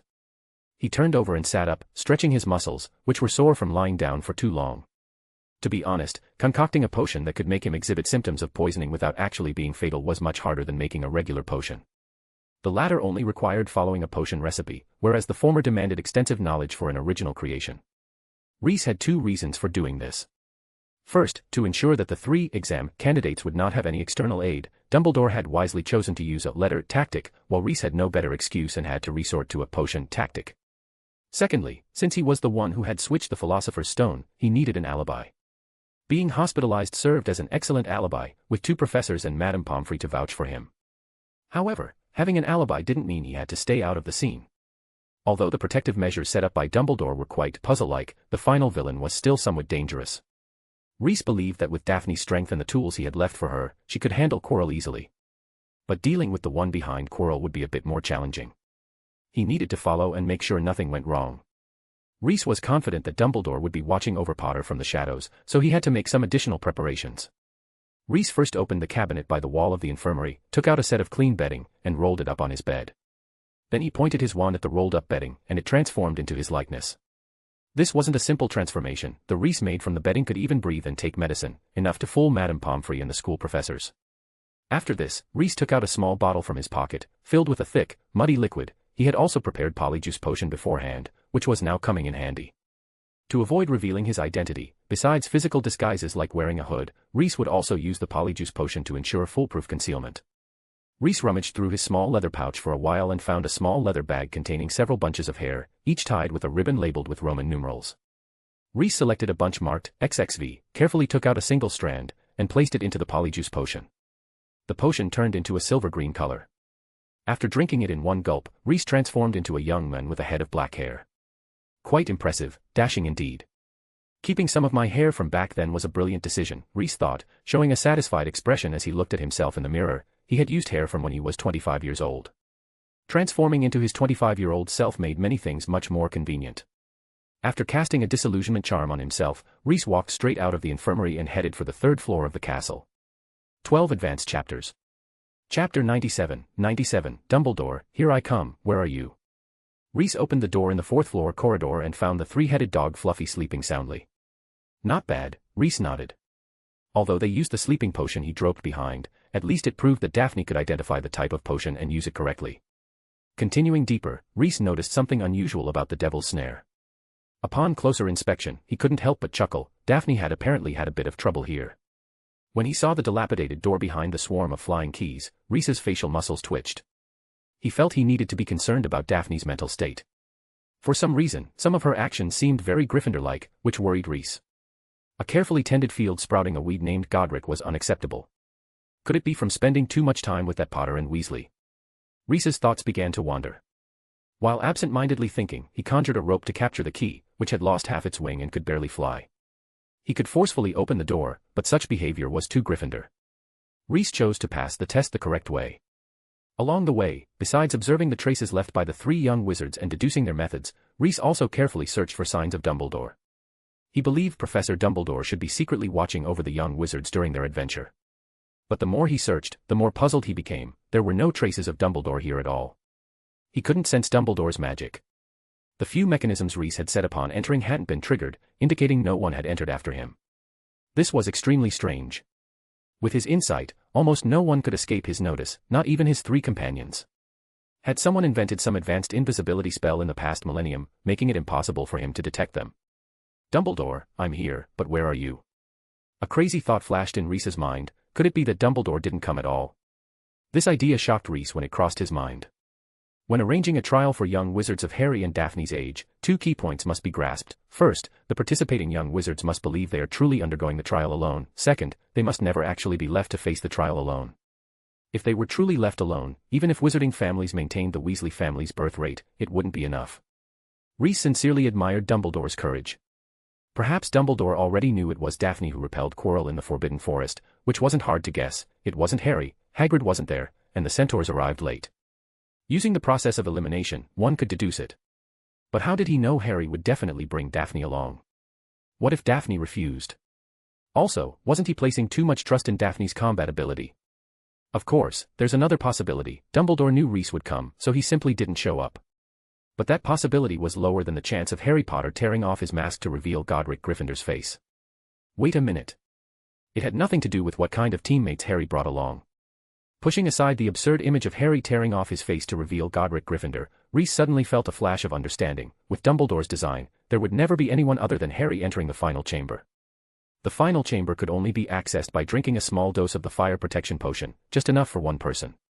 This was undoubtedly Dumbledore's design, intended to limit other young wizards and only allow Harry to enter the final chamber. Given Harry's character and pitiful persuasion skills, that single dose of potion would inevitably end up in his mouth. As for Quirrell, Reese believed he wouldn't bother solving the logic puzzle. The fire door could simply be bypassed with a fireproofing charm. Quirrell wouldn't waste time on it. Reese's unnecessary actions had inadvertently disrupted Dumbledore's meticulous arrangements. He had emptied that small dose of the fire protection potion and hidden a set of potion-making tools along with ingredients for 2 doses of the fire protection potion in that small room. Now even Daphne could enter the final chamber as well. Through Dumbledore's design, Reese drew a new conclusion. Dumbledore was confident that even if Harry faced Quirrell alone, he would not be harmed. Was it because of that ancient magic on Harry? That must be it. Previously, when Reese had the chance to observe Harry closely, he noticed something unusual about him. Harry's magical aura had a strange quality.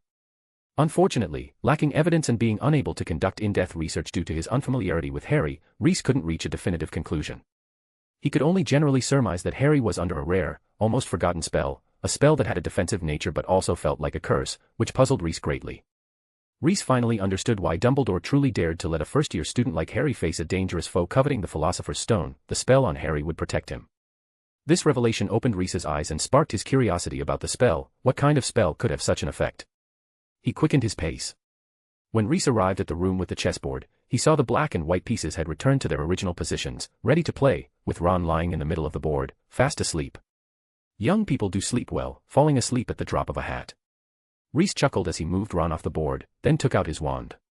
If I had more time, I wouldn't mind playing a game with you, but unfortunately, I'm in a hurry. Reese smiled at the chess pieces. Besides, I'm not confident I can win against you. You're not like Daphne, willing to let me have a few pieces. Looking at these chess pieces, memories of playing wizard's chess with Daphne came to his mind. Wait a minute, I just moved to the wrong spot. You remembered wrong, this knight was black from the start. Cheating. What do you take me for? 3 pieces handicap. Daphne, you're too much. Letting me have a knight and a bishop is enough. Add a pawn this time. Reese couldn't help but laugh. After a moment of reminiscing, he had a clear understanding of his chess skills, so he chose to use an out-of-board trick to win, saving time. A thin, long stream of water emerged from the tip of Reese's wand. He hadn't used water element magic for a long time. Now that he was using it, he felt really nostalgic. I guess not many people know now, but what I am best at is actually water element spells. Reese muttered to himself, then shook his wand, and an inconspicuous water line lightly crossed the entire chessboard. The next second, all the chess pieces on the board, whether black or white, the king or the bishop, were cut into pieces by the water line. Sorry, I'm in a hurry. I'll use the water magic that I'm best at as compensation to you. Reese shook off the water droplets on the tip of his wand and strode towards the room opposite. Underscore underscore underscore underscore underscore underscore. Read 12 chapters ahead of WN. Chapter 98, 98, that's a crystal ball made by Ravenclaw herself. Did the flames behind the door just flicker? Harry squinted his eyes, asking uncertainly. Embarrassingly, Daphne completely ignored him. The preparation of the fire protection potion had reached the most critical moment. If there was any stray thought in Daphne's mind aside from making the potion, it was why she hadn't stuffed Harry's mouth shut before starting. Alright, maybe it was just my imagination. Sigh, I wonder what the next challenge will be. Do you think the fire protection potion can really get us through that firewall? How much longer until it's ready? Finally, Daphne's fire protection potion was successfully prepared. Awesome. Fantastic. Harry didn't hold back on his words of praise. Daphne squinted her eyes and gave a sweet smile. It's nothing. But, Potter, I have something to tell you. Go ahead. Facing Daphne, who had just finished making the fire protection potion, Harry wished he could replace the portrait of the Virgin Mary in Devonshire Church with Daphne's photo. Whatever Daphne requested, Harry was ready to comply. Next time you talk while I'm making a potion, even if it's just one word, I'll cut out your tongue and use it as an ingredient. Harry. All right, drink the potion. Daphne divided the potion into 2 small bottles and handed one to Harry. They both drank the fire protection potion together and shivered. The potion felt like ice water, making them feel as if they had stepped outside in their pajamas on a winter's day. As they passed through the fire door, the black flames actually brought a bit of warmth. Beyond the black flames, they smoothly entered the final room. A person who caused Harry's pupils to dilate in shock was standing in that room. Professor Quirrell, you. Harry was so stunned he could hardly breathe. Daphne clapped her hands sharply. Now you can finally believe in Professor Snape's innocence. Quirrell laughed, and now his face no longer twitched, and he spoke without stuttering. I have to thank Snape. He was like a giant target, attracting everyone's attention, allowing me to execute this great plan smoothly. Quirrell looked extremely pleased with himself. He believed he had fooled everyone, including the great Dumbledore. Miss Greengrass, I've received a lot of care from your father while at school. For his sake, you can leave now. This has nothing to do with you. I swear by the Black Lake that you'll return to the castle unharmed. After mocking Harry a few times, Quirrell turned to Daphne, offering her a chance to leave. Quirrell's magnanimity had nothing to do with Daphne's father. It was purely because she had left too deep an impression on him that night, and this time he decided to win with cunning. Quirrell had already planned to use the killing curse on her as soon as she turned her back. The girl seemed terrified and nodded numbly. Seeing her fall into his trap, Quirrell was overjoyed, but before that joy could fully register, a powerful spell came hurtling toward him. If Voldemort hadn't taken direct control of Quirrell's body, Daphne would have succeeded. You're courting death. Quirrell, nearly split in half, was furious. He instinctively wanted to retaliate but found he had completely lost control of his body. Voldemort finally stopped hiding. After all, after today, Quirrell's body would be discarded like a disposable utensil in a restaurant. Quirrell's turban unwound layer by layer, and during this time, Daphne seized the opportunity to launch multiple attacks, all of which were effortlessly deflected. Translucent shields appeared just in time to block her spells, bouncing them all away. With his eyes covered by the turban, Quirrell's vision seemed to improve. When the last layer of the scarf was removed, both Daphne and Harry were stunned. On the back of Quirrell's head was a hideous and terrifying face. The face was chalk-white with red eyes and slit-like nostrils resembling those of a snake. It was the very embodiment of evil. "Haha, excellent child, put down your wand, and I will forgive your sins," the face spoke to Daphne in a whispery voice. "You are a talented child of the Greengrass family. How rare, pure blood. Wizard blood should not be wasted. Submit to me, and I will give you honors beyond your wildest dreams." Daphne felt a wave of nausea in her stomach. The gaze from those eyes made her want to vomit.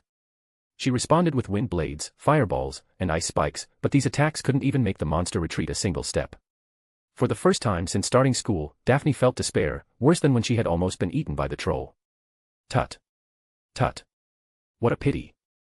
Voldemort shook his head, no longer hiding the cruelty in his eyes. The unwrapped turban moved like a snake, slithering towards Daphne. Seeing Daphne in danger, Harry panicked. He wanted to do something, but Voldemort casually conjured a rope, binding him. He didn't even bother to speak to Harry. Voldemort felt both humiliated and amused. How could he have lost to such a person? No matter how much he thought about it, he couldn't understand. Daphne flew into the air, attempting to avoid Voldemort's attacks. Oh. Voldemort was even more surprised now. He hadn't expected this little girl from the Greengrass family to have mastered flying magic. He casually shot a few spells at Daphne, watching her dodge them awkwardly, feeling like a cat toying with a mouse it had caught. Daphne had only one thought in her mind: she really wanted to blast that disgusting face with a spell, even just once. While dodging, she saw herself in a mirror. Her hair was disheveled, her face pale, looking like a lost dog. A thought flashed in Daphne's mind: there was actually a mirror here. She hadn't noticed it at all before. At that moment, she saw her reflection reach into a pocket, pull out a crystal ball, wink at her, and then put the crystal ball back into the pocket. Then, Daphne felt something heavy drop into the inner pocket of her robe. She reached in and found that the crystal ball was indeed in her pocket. A purple spell whizzed past her, nearly hitting her, and Voldemort's sinister laughter echoed from the ground. "Pay attention, you mustn't get distracted." Daphne ignored him. She took out the crystal ball and looked down at it, discovering a skeletal horse pacing in a forest. A sense of clarity arose within her. The next moment, she smashed the crystal ball heavily against the ground, shattering it. What the? Reese, who had been observing in the shadows, nearly blacked out. That was handcrafted by Rowena Ravenclaw, the only one of its kind in the world. 12 Advanced Chapters. Chapter 99, The Disappearance of the Killing Curse. Space magic is truly amazing, isn't it? Gryffindor, with his red hair and beard, sincerely marveled at the convenience of space magic as the four of them suddenly appeared in a desolate wilderness. What would take ordinary people tens of days to walk, they had accomplished in a single morning. To ordinary people, we must seem no different from the so-called gods, Hufflepuff remarked with a smile. Gods are nothing special either, one sword strike can kill them. Gryffindor scoffed at the notion of gods, as he always did. Unlike Godric and Helga's leisurely attitudes, Slytherin and Ravenclaw were engrossed in an academic discussion. "But using this spell is very uncomfortable, I nearly suffocated midway," Slytherin said. Although he liked snakes more than the others, he did not enjoy crawling through tubes like one. "That's an inherent issue. What if we created a magical item large enough to accommodate several people, and then had someone carry this magical item while using space magic? Would the people inside feel any pressure?" Interesting thought. Ravenclaw fell into contemplation. She found Salazar's idea quite reasonable. "Shall we try it?" Slytherin and Ravenclaw were both action-oriented, and the next day, they brought a crystal ball to Gryffindor. Looking at the seemingly ordinary crystal ball in front of him, Gryffindor frowned. "Can this thing really hold a person?" Slytherin beamed brightly. "Precisely because your body is strong enough, we dare to let you try." Gryffindor. Good news, the crystal ball could indeed hold a person. Bad news, it held dead people. Living people who entered quickly turned into dead ones. At least it requires 50% of Godric's physical strength to survive in there for a short time. How about trying this improved version? Seeing the two engrossed in recording experimental data without any personal emotions, Gryffindor felt a bit breathless. But the experiment had to continue. After several modifications, Ravenclaw finally transformed the internal space of the crystal ball to be able to sustain life, even growing a small forest inside. After setting up the interior, Ravenclaw used it to verify Slytherin's hypothesis, and indeed, staying inside did not create a feeling of pressure. What a marvelous creation! Slytherin couldn't help but marvel at Ravenclaw's magical prowess as he looked at the lush vegetation inside the crystal ball. "If you're interested, I can sell it to you." "How much?" Slytherin asked without hesitation. He knew the crystal ball's value was almost beyond monetary measurement. "I don't take money." Rowena looked at Salazar. Seeing the puzzled expression in his eyes, she smiled slightly. "Let's trade for knowledge. Knowledge is priceless, just like this crystal ball. Priceless things should be exchanged for other priceless things." Now the crystal ball had shattered, turning into worthless shards, and the room where Daphne and the others were was instantly filled with dense jungle. Standing on a tree branch, Daphne felt an ominous premonition. It seemed that the crystal ball was extraordinary. As far as she knew, the Greengrass family vault didn't have alchemical items of this caliber, they only had some crude gold galleons. Containers with undetectable extension charms were common, ranging from handbags to tents, creating much larger spaces inside than their outer appearances suggested. However, the space inside this crystal ball was ridiculously large, requiring extremely advanced spatial magic skills. Luckily, the crystal ball was ownerless. Otherwise, I couldn't afford to pay for it even if I sold myself, Daphne thought. At that moment, she noticed the skeletal horse had come to the tree she was in, seemingly calling to her. She floated down gently and landed beside it, then realized it resembled the legendary nightmare horse found in legends. Are you a nightmare horse from those stories? Daphne tentatively called its name. The nightmare raised its head in agreement. "Will you help me defeat that monster?" The nightmare eagerly pawed the ground. Going against Voldemort was something it had longed for, no persuasion was needed. Daphne was overjoyed. With the nightmare by her side, she no longer had to face the monster alone. As for Harry, Daphne figured that if he survived until the end of the battle, it would be a victory. Boom. Voldemort knocked down several trees around him, clearing out a patch of ground. The surrounding forest and the clearing in the middle reminded him of some unpleasant memories, but he quickly smirked. He was not Quirrell, that useless fool, who couldn't even handle a little girl. Come out, his deep voice echoed in the room. It's time to end this tiresome game. Soon, Voldemort's words were answered. A nightmare and Daphne charged out from the woods together, launching their attack. The nightmare darted swiftly around the clearing, occasionally seizing the opportunity to charge at Voldemort with its horn, while Daphne stood at the edge of the forest, continually launching long-range attacks to harass Voldemort, preventing him from focusing solely on the nightmare. For a moment, the fight was evenly matched. The nightmare took on most of the offensive role and bore the brunt of Voldemort's attacks. More importantly, the magical flames it carried inflicted significant damage on Voldemort, making him hesitant and restricted in his movements. Without the nightmare, there was no way Daphne could hold her own against Voldemort. Both sides were locked in a fierce battle, unaware that the ground beneath them was becoming somewhat soft. Voldemort grew increasingly agitated. He couldn't believe he was being held off by a first-year witch and a necro horse. Even though he was in a weakened state, relying on Quirrell's body, this was an utter humiliation. Anger surged through Voldemort, making his attacks more ruthless. With a loud bang, his curse hit the nightmare, blasting it away. Seeing the situation turn dire, Daphne prepared to retreat into the forest for cover, but a nearby hanging branch suddenly transformed into a python, wrapping around her and immobilizing her. Avada Kedavra. Voldemort's face twisted into a sinister smile as he cast the killing curse at her. In that moment, time seemed to slow down for Daphne. She watched the deadly green curse fly towards her, and a single thought occupied her mind: if she got hit by that curse, she would probably die. Reese mentioned that wizards go to an in-between place after death. What would that be like? Daphne closed her eyes, but death didn't come. The killing curse vanished abruptly just an inch from her nose, evaporating like morning dew in the sunlight. Read 12 advanced chapters. Chapter 100, 100, I was also called God. Daphne waited for a long time, but death did not come. Her long eyelashes trembled, and then she opened her eyes to find a tall wizard in a green robe and a wizard's hat standing in front of her. Daphne noticed that the cuffs of the wizard's robe were embroidered with silver trim. As for the killing curse, it had vanished without a trace.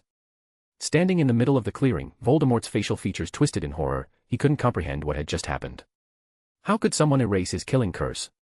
Was it space magic? Some kind of illusion? Or had he used a spell to interfere with his senses? His brain worked furiously, almost smoking from the effort. At that moment, the mysterious wizard spoke. I've always had a small disagreement with my friends. They believe I've been researching dark magic. While I think that magic itself is neither good nor evil, it's the user who makes the difference. His voice was pleasant, mature, and steady yet retaining a youthful warmth. Daphne even sensed an inexplicable familiarity in it. The wizard in the green robe was, of course, Reese. He had caught up with them while Daphne was brewing the fire-resistant potion and had been following closely behind. Finally, when Daphne was in mortal danger, he revealed himself. He felt it was time to put an end to this trial. Oh. Voldemort lowered the tip of his wand towards the ground and squinted. Although there was still a hint of moral decay in this person's words, it was intriguing enough. Just the first part of the sentence confirmed for Voldemort that this man was indeed a dark wizard, and a highly skilled one at that.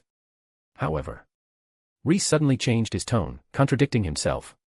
I now think they were right. There truly is magic that reeks of evil from start to finish, enough to corrode the soul. Voldemort snorted coldly. I thought you might say something worthwhile, but you're just like those foolish people, a bird of a feather.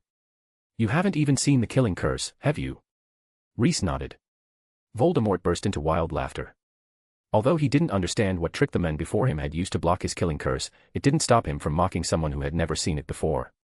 Reese suddenly waved his hand, and Voldemort's expression changed. Just moments ago, while laughing, Voldemort had launched an attack on Reese. According to his plan, several snakes would suddenly emerge from the ground, binding his opponent's ankles to restrict his movement. Then, a golem made of dirt would appear behind him to deliver a fatal blow. If the killing curse couldn't get him, how about pure physical force? But his spell dissipated as it neared Reese. Reese sighed.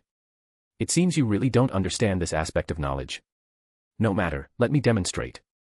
As soon as Reese finished speaking, the entire room's floor began to churn, transforming into a swamp. Initially, Voldemort remained unperturbed by the changes beneath him. Although the scene was dramatic, it was merely intimidating in appearance. All he needed to do was fly up. Then, his pupils contracted sharply in shock. He realized that the swamp beneath him was like a powerful adhesive, firmly anchoring his feet to the ground. In other words, he was now a sitting duck for that man. Instinctively, he raised his wand, firing spells at Reese like a machine gun. Voldemort decided to use offense as a defense, trying to turn his unfavorable situation around. Reese was unfazed by these spells. He waved his hand, causing some spells to dissipate midair while others were encased in clumps of mud that had suddenly risen and fell back to the ground, dissolving into the swamp. While Voldemort resisted, the room's scene continued to change. First, the soil turned into a swamp, then the grass and shrubs, and now even the trees were being gradually enveloped by the mud, becoming part of the swamp. The nightmare's movements weren't restricted. It quickly ran to Daphne's side, let her climb onto its back, and then retreated to a safe distance. The central battlefield now belonged to Reese and Voldemort, not to small fry like Daphne and the nightmare. Tut. Tut. Your generation seems to never consider the relationship between spells and magical power. Your spell casting is excellent, but your understanding of magical power is superficial. In this room, wizards like you are no different from muggles in front of me. Arrogant. Voldemort was furious that the other dared to compare him to a muggle. But after a few curses, his expression suddenly changed. Do you feel it? Your magical power is running out. Are you surprised that the seemingly endless magic you've had since becoming a wizard can actually be exhausted? Don't worry, if you can't figure it out, you have plenty of time to think. Reese smiled and snapped his fingers. Impossible. Impossible. Voldemort screamed hysterically. He couldn't comprehend what was happening, the vanishing killing curse, the bizarre swamp beneath his feet, or the sudden disappearance of his magical power. It all shattered his understanding of magic, creating a vast chasm with his past experiences. Reese stood quietly, listening to Voldemort's raving. Voldemort had gone mad. He wasn't even trying to attack with magic anymore. Perhaps due to his extreme agitation, a fine layer of sweat appeared on Voldemort's bald head. The droplets grew rapidly, from the thickness of a hair to the size of rice grains, and finally to the size of soybeans, falling to the ground. The body that Voldemort occupied, Quirrell's, was like a water bottle punctured with holes, rapidly leaking water. Voldemort quickly noticed something was wrong and tried to use magic to stop the loss of moisture, but it was futile. When the sweat was gone, it was followed by blood. Voldemort couldn't even speak anymore, only letting out incomprehensible howls. Why impossible? After all, long, long ago, those ignorant muggles also called me a god. Reese tilted his head, casually extracting the last drop of moisture from Quirrell's body. Quirrell turned into a complete mummy, drier than even those found in the Egyptian desert. Boom. After realizing that the person in front of him was beyond human power, Voldemort acted decisively and detonated all the magic power in Quirrell's body, causing an astonishingly powerful explosion. He then restored himself to the state of a residual soul and desperately escaped to the outside world. As long as I can escape, as long as I can escape, now he only wants to return to the dense forests of Albania and linger there. However, even this humble wish is difficult to achieve. Read 12 chapters ahead of WN at